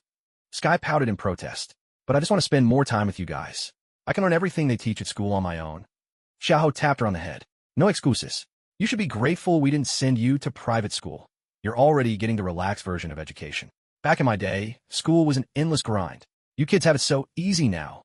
As he spoke, memories of being buried under piles of homework surfaced, and he quickly shook his head, tried to banish those thoughts. Even then, he was still a mediocre student. Some things never change.